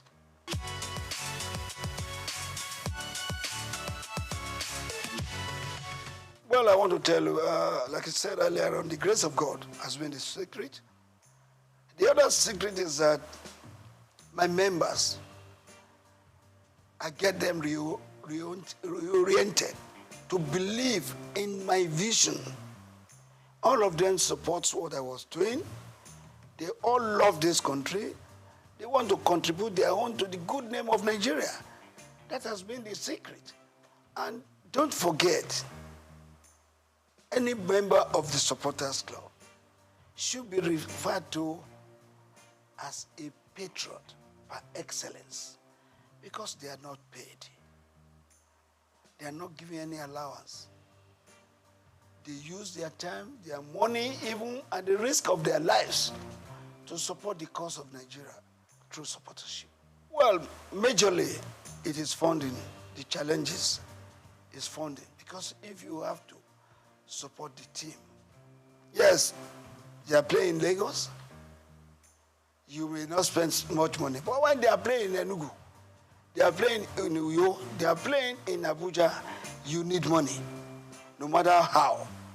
But come to think of you traveling with 100, 200, 300, 600 supporters outside Nigeria. They will not go by road. They will go by air. It's a lot of money that we need in running the supporters club. So our main challenges has been that of funding. But I can assure you that God has been good to us. We have had some philanthropists, some organizations who have come to assist us by way of supporting us, giving us a lot of money. And if you will not mind, I will have to put it on record that the very first company that supported Supporters Club was Coca-Cola. Coca-Cola did it for 2 years. They could no longer do it. Then, for 1 year, MTN did it. They could no longer sustain it. Well, later we got Globacom. Dr. Mike Adenuga Jr. has been the brain, the backbone, the sponsor, and the financier of the Supporters Club for several years, doling out millions from 50 to 60 to 100 million of naira, and even in dollars. So that has been the way, that has been how we have been able to surmount it. We have some philanthropists. We have Taiwo Afolabi, who has always supported us whenever we are going out. I remember Alhaji Aliko Dangote in 1996. He supported us. And some other Nigerians too. Esther Ajayi, when we were going to Russia 2018, I went to this woman and I told her our problems. The second day, she was able to give us 20 million. I went to meet the then governor of Lagos State, His Excellency Governor Ambody. He gave me 10 million. The club, not me per se, he gave the club. And when we were going to Brazil in 2014, that was the very first time any government supported us. We went to Brazil. Before going, I visited the then president, Dr. Goodluck Ebele Jonathan. After decorating him as our patron, he pronounced a 50 million naira grant for us to go to Brazil. Actually, we were going to request from him a whole plane to take us there because we were going for a national assignment. Supporters Club is a selfless service. But the president gave us 50 million. I mean, Goodluck Jonathan. But we ended up spending 189 million. The difference of that was raised by me going to Dr. Mike Adenuga, Taiwo Afolabi, Esther Ajayi, Ambode, and the rest. That's how we've been running the club. We've been running the club, meeting people who lost the game of football, who lost Nigeria, and they have been helping us.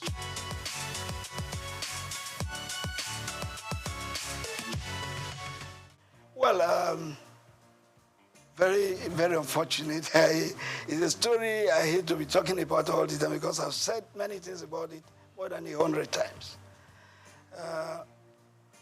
Supporters Club had been there for several years. And Dr. Rafiu Ladipo was the national chairman for just 10 years, from 1990 to 2000.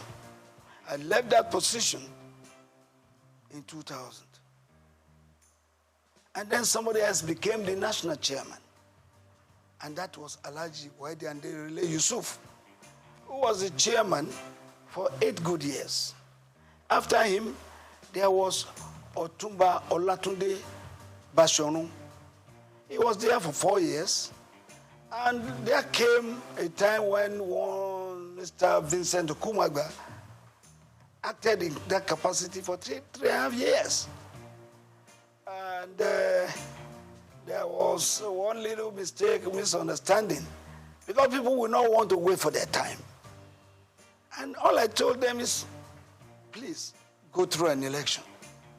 Anybody who would not want to go through an election is not supposed to be on that chair of the national chairman. That's what came up.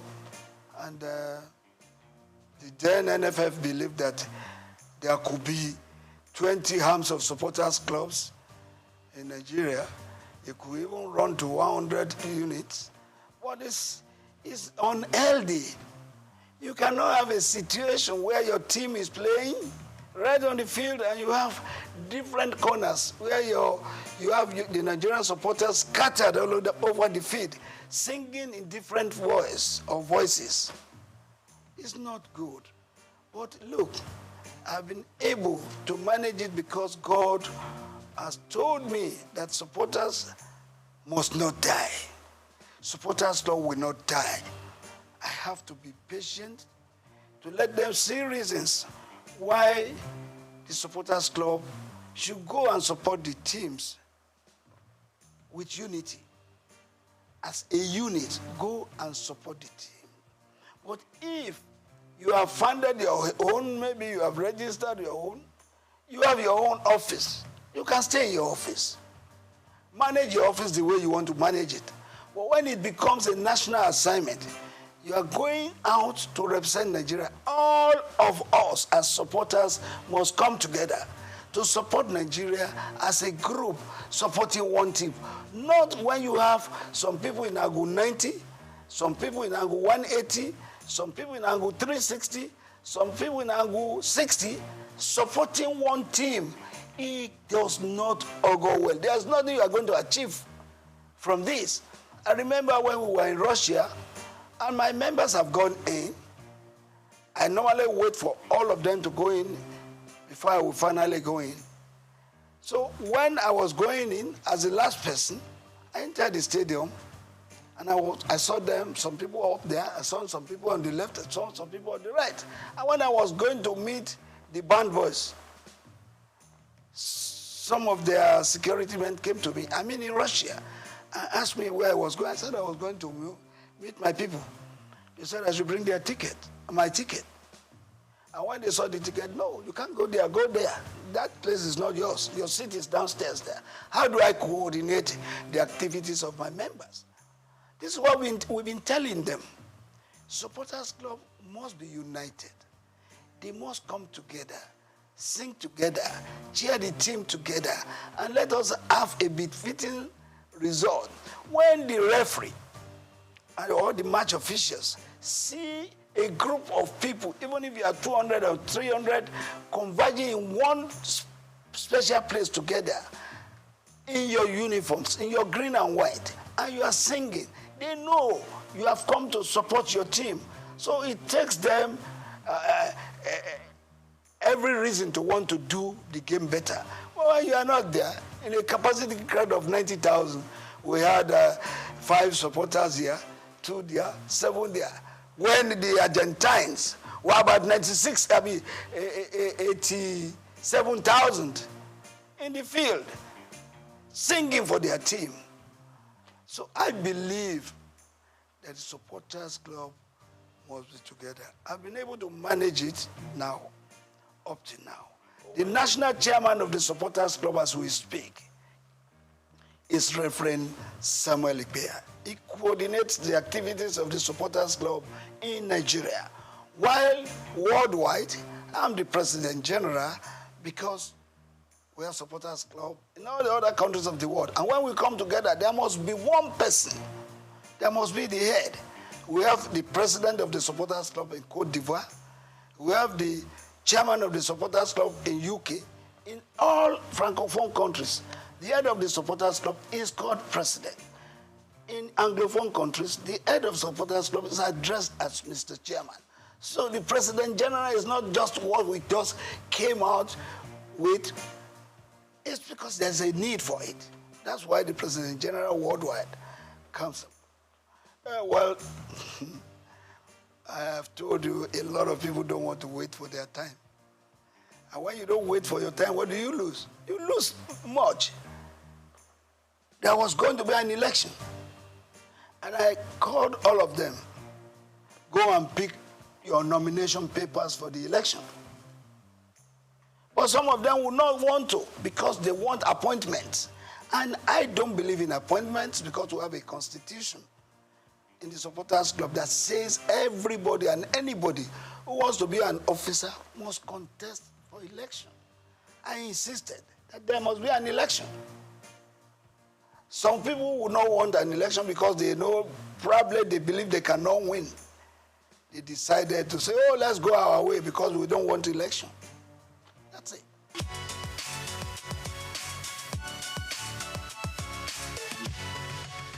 Before now, up to about 8 years, 10 years ago, the Super Eagles were really super. But in the last 8 years, we have not been there. We have not been doing well. Don't forget that in 1994, Nigeria's team, the Super Eagles, were judged to be the 5th best in the world. What is our ranking now? 37th in the world. Even in Africa, what is our ranking?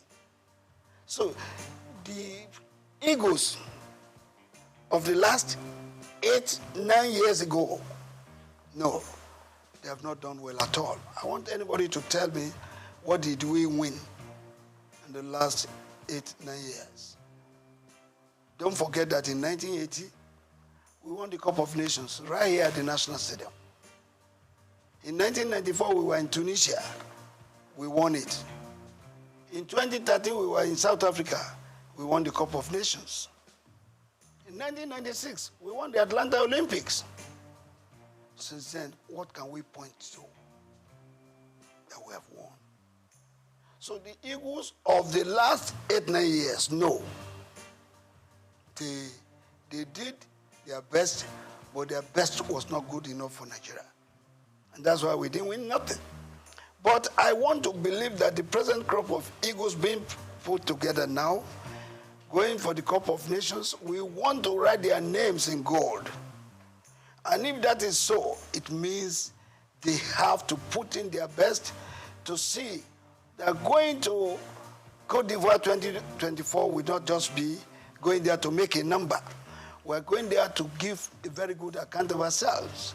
Who says it is not possible for Nigeria to win the Cup of Nations again? It is possible. But it takes a determined group of people as players who wants to write their names in gold to do that. When you are rating the coach, a coach is as good as his last match.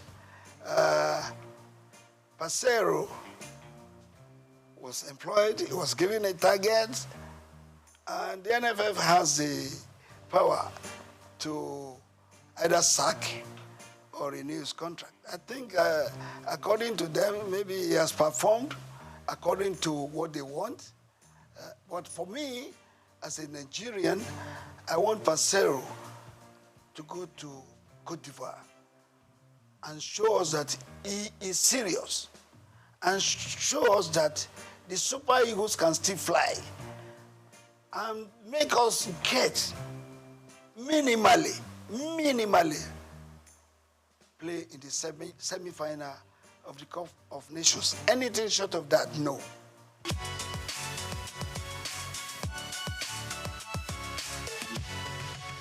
Well,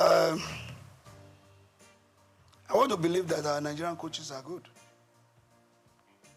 There have been 2 or 3 foreign coaches that have done well. Westhoff, Bonfrejo, and this which doctor, what's his name again? I will remember his name. This guy qualified us to play in the World Cup with a match to go. The witch doctor. Well, the witch coach, we call him, we remember it's now it will come back. So, since then, there's no foreign coach that has done better. I was one of the people that went to London to recruit this man I'm talking about. When we recruited him, he came to Nigeria, and he made us to qualify for the World Cup with a match still to go. Philippe Trousse. I was there in England where we interviewed him. Well, since then, it has been one coach coming to take our money, not giving a very good account of us, of himself.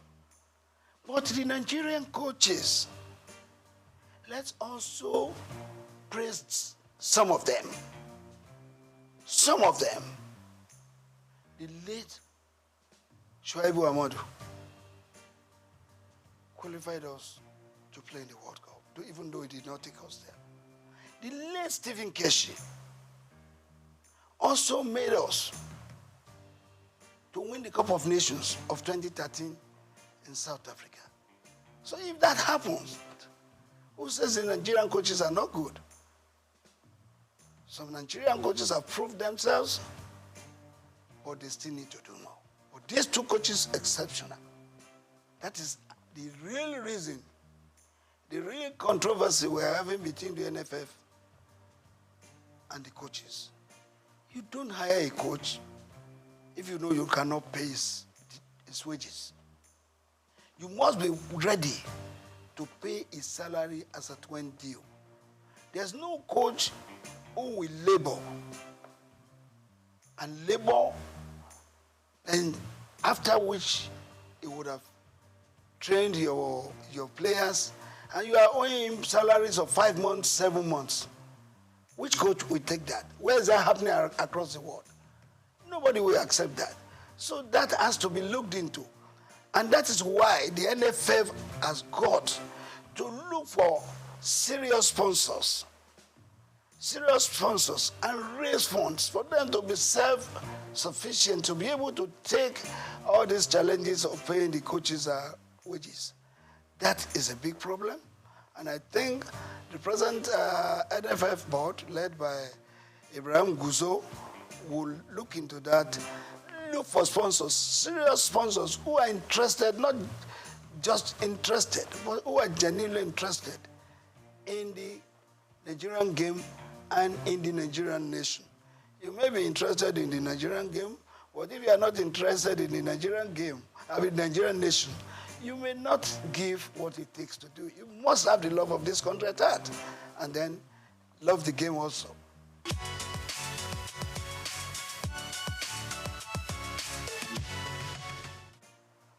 The last 15, 10, 8 years, our boxing went down.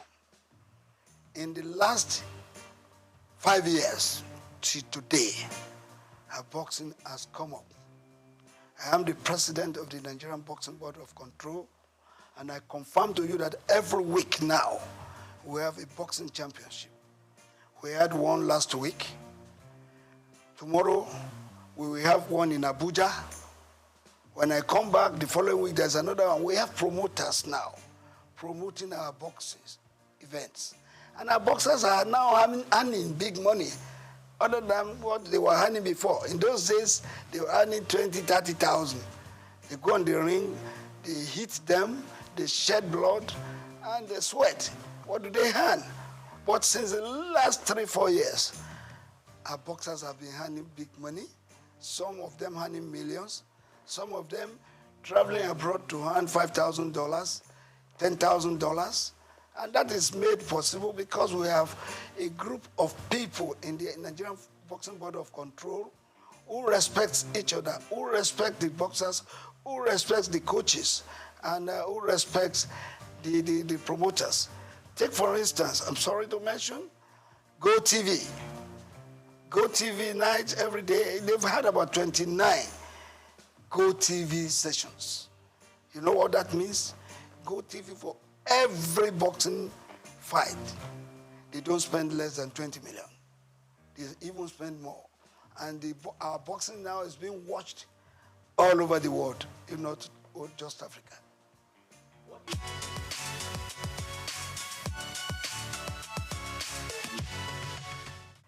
A lot of things have been said about this. We have sent memos. We have sent advice. We have met with the people in charge severally. I've had to write to both the Minister of Sports, the National Assembly, and the rest. How can we develop our sports? It's very important. Without grassroots development, you won't be there. As a matter of fact, Kanu Nwankwo happens to be a product of the Nigerian League. J.J. Okocha, product of Nigerian League. Finidi George, Emmanuel Amunike, and all of them played in the Nigerian League. How many of our Super Eagles players, those that are playing for us now, do you see what developed here? Maybe you have 2 or 3 home-based players playing. But the real product for our football development, they are here in Nigeria. We have to go back to those things we were doing that time when we got the likes of the Segun Odegbami, Henry Nwosu, Christian Chukwu, down to Stephen Keshi, Okocha, and the rest. We have to go back. We don't have to rely on those players who have been serving us in the last 12, 15 years, believing that they will continue to serve us the same way. No matter what you do, players will get weak. They will age. And when they are aging, that's when they start referring to them as tiring legs. You need replacements for them. How do you get that? You can only get them from the local scenes. We have various clubs in Nigeria playing the leagues, the Premiership, the National League, and the rest. 20 teams in one. Do you know how many of our boys out there that can play football if we harness them, bring them together, and give them the right training? Of course, let me ask you, how many of our club sides have feeder teams? Feeder teams, they are very important to the development of the game. When you have a junior player playing the feeder team and is maturing, bring him to replace a tiring leg. In the senior team, how many of those teams that we have can boast of feeder teams? How many of them can boast of their own fields? Perhaps we have about 3 clubs that are privately owned. But others are owned by governments, state governments. And state governments, what do they use them for? For political gains. And if it is political gains, well, it's off it. Let's do football like it is done elsewhere. Football is big business. People are making billions of dollars in football. Nigeria can do same. If we do same, we will take off all this nonsense. The boys going about doing a lot of violence, going to do yahoo, going to do kidnapping and the rest. You will have All of them looking forward to becoming millionaires and billionaires in future. And of course, becoming employers of labor apart from fending for their families.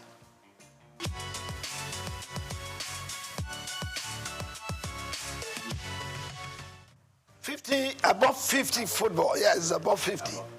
I'm the chairman worldwide for that.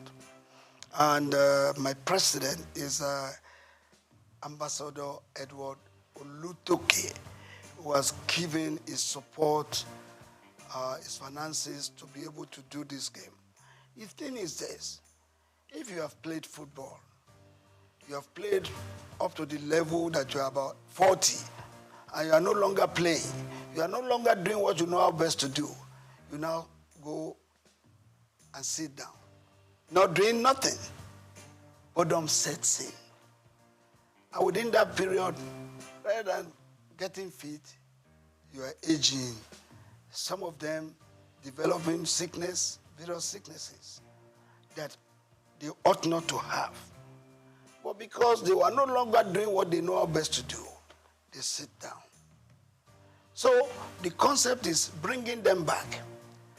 Not just the footballers, but anybody above 50 could play football, keeping fit, and above all, living a standard life, making money.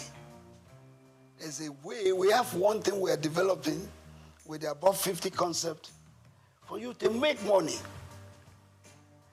Anybody who is above 50 and has no car of ease or no house of ease or a home has not been living standard. So above 50 concept is not just to play football alone, but to help you to keep fit, to keep you healthy, and make you to live standard life and make money. That is what we are doing. And as I speak with you, Brazil has embraced it. Mexico has written to us that they will want to play with us. The last competition we had 8 clubs. Ajegule, Surulere, Redeem, Etiraikate, Abeokuta, all of them, they came to play at the National Stadium. And the prize, the winner's prize was 5 million, which was paid instantly. The second place was 2 million, while the top place was 1 million. And we put a lot of money in organizing that. We are going to start the second edition very soon.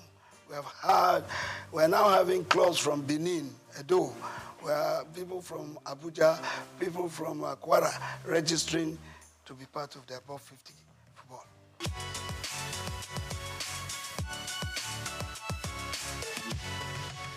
How much do they put into sports? What you have in sports is noise. How much money do they put into sports? They need more money to run sports, particularly the development of the sports, not just taking part in competitions. Because if you have to develop sports, it takes a lot of money. And all those successful countries doing sports, it's because they have put money into its development. So government has got to put more money into the development of sports. Fantastic women. They've done us proud severally, having been champions of Africa for 9 times. I don't think any country in Africa can boast of that. But beyond that, we should also realize that these ladies, they are getting old. Some of them are 40, 38, 36, down the ladder. You need replacements for them. That is why we're asking that we should put more money, we should put more focus in the development of sports, both male and female. I think with what the female national team has done for Nigeria, we owe it a duty to put more money into the development of female football.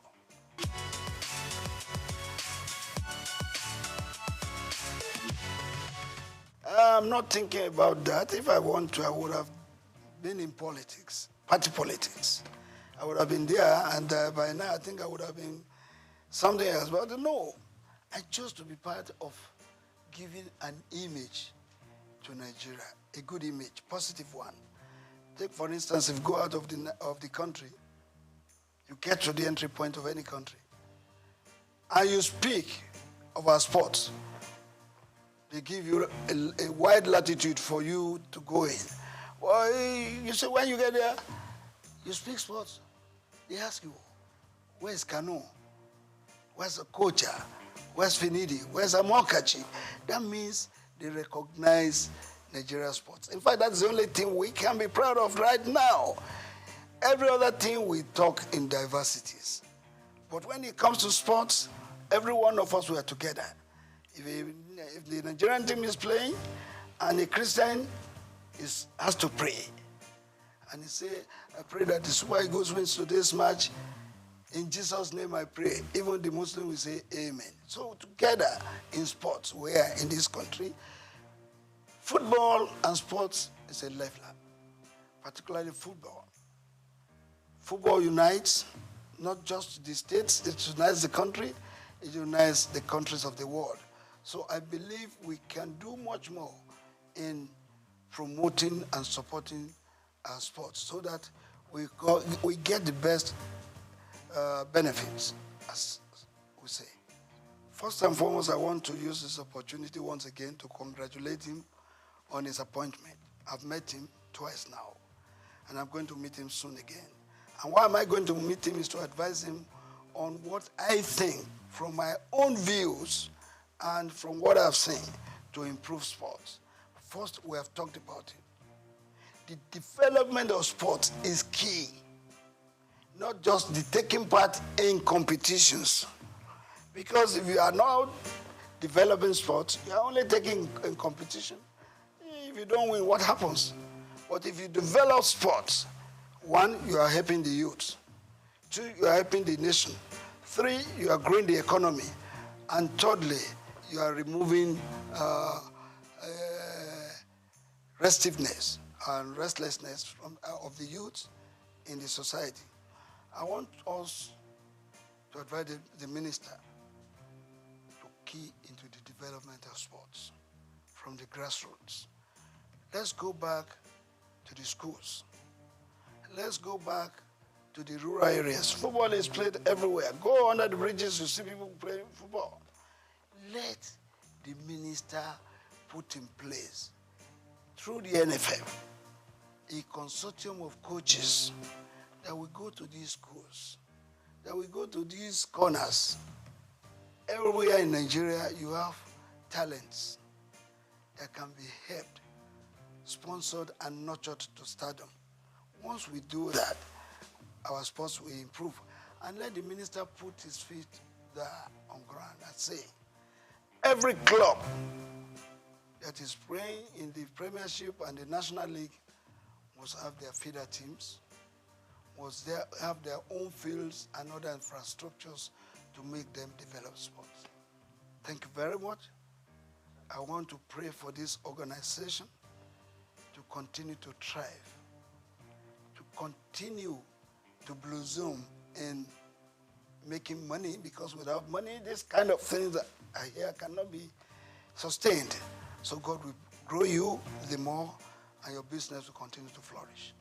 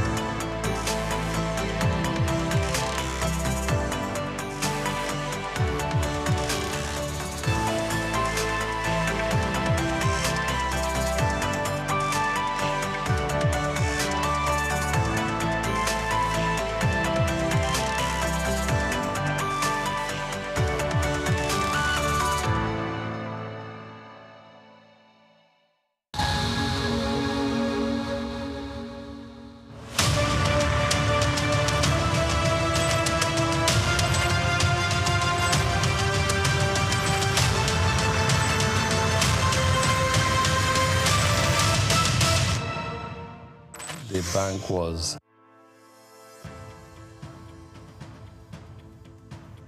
Plastic waste is a mounting crisis, but it also presents an opportunity for business and government to lead the vanguard for systemic change. While regulations, corporate initiatives, and citizens' engagement have made progress, much more is needed in how businesses shape consumer behavior, how governments enforce environmental policies beyond rhetoric, and how public perception is managed through strategic communication. For decades, Nigeria's reliance on single-use plastic sachets, bags, and food packaging has grown, driven by affordability and convenience.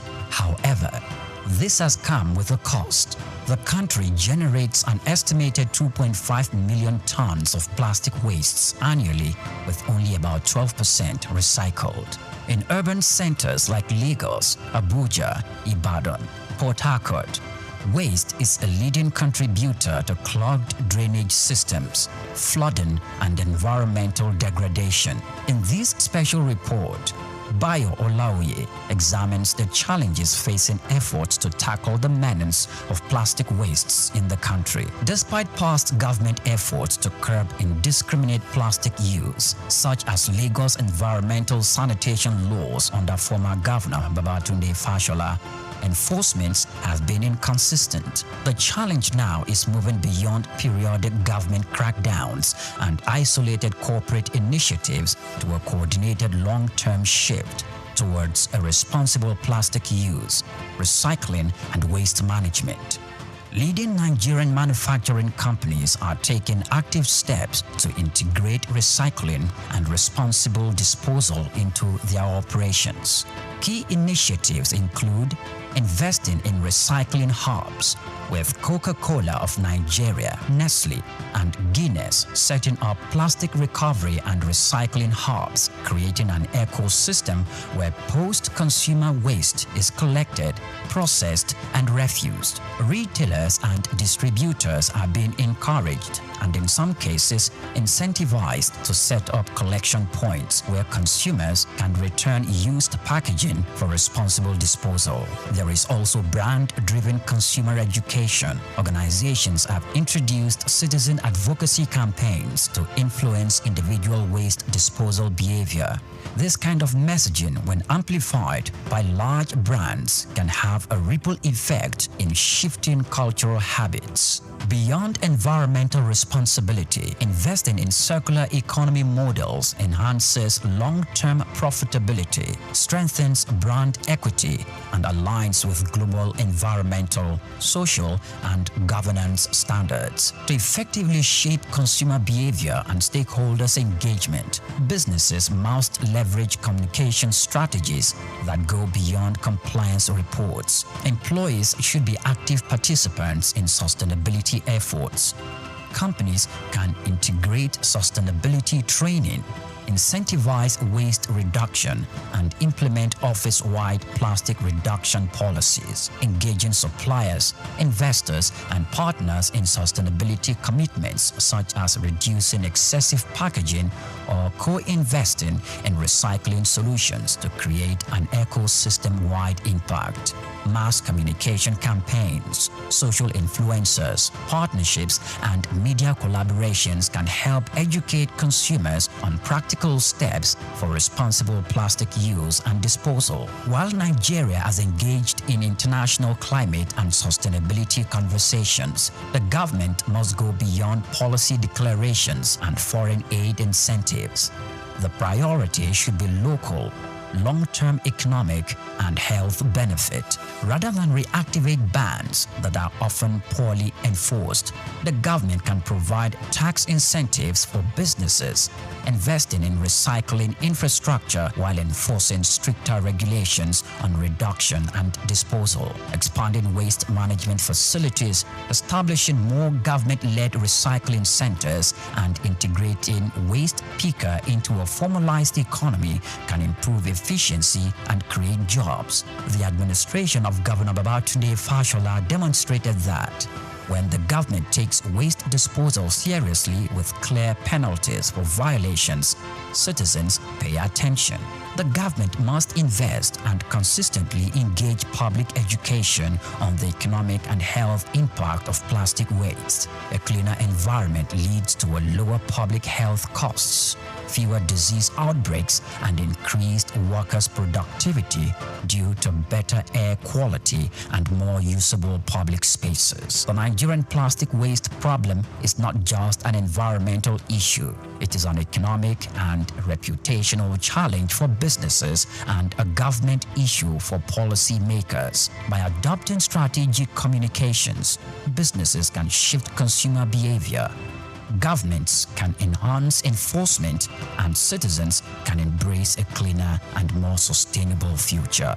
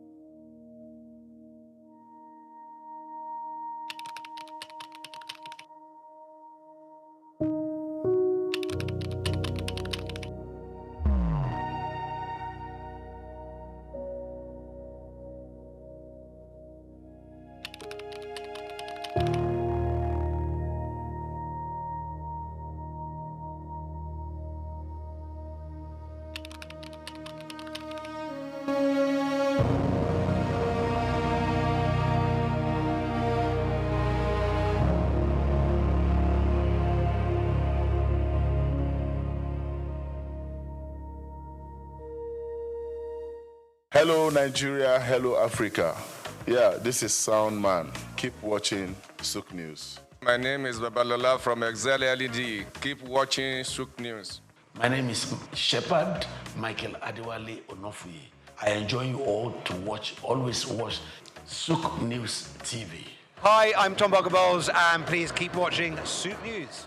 Wale Seriki, SLG Lagos Island East, SOUQ News. Keep out watching them and keep a lookout for them. They're up and coming, and we're proudly to be affiliated with them. You alone where they make me go crazy. This your love in the cool of my brain. You're my medicine, I need you all day. Yo, it's Blackface Nigeria, and you're watching SOUQ News TV.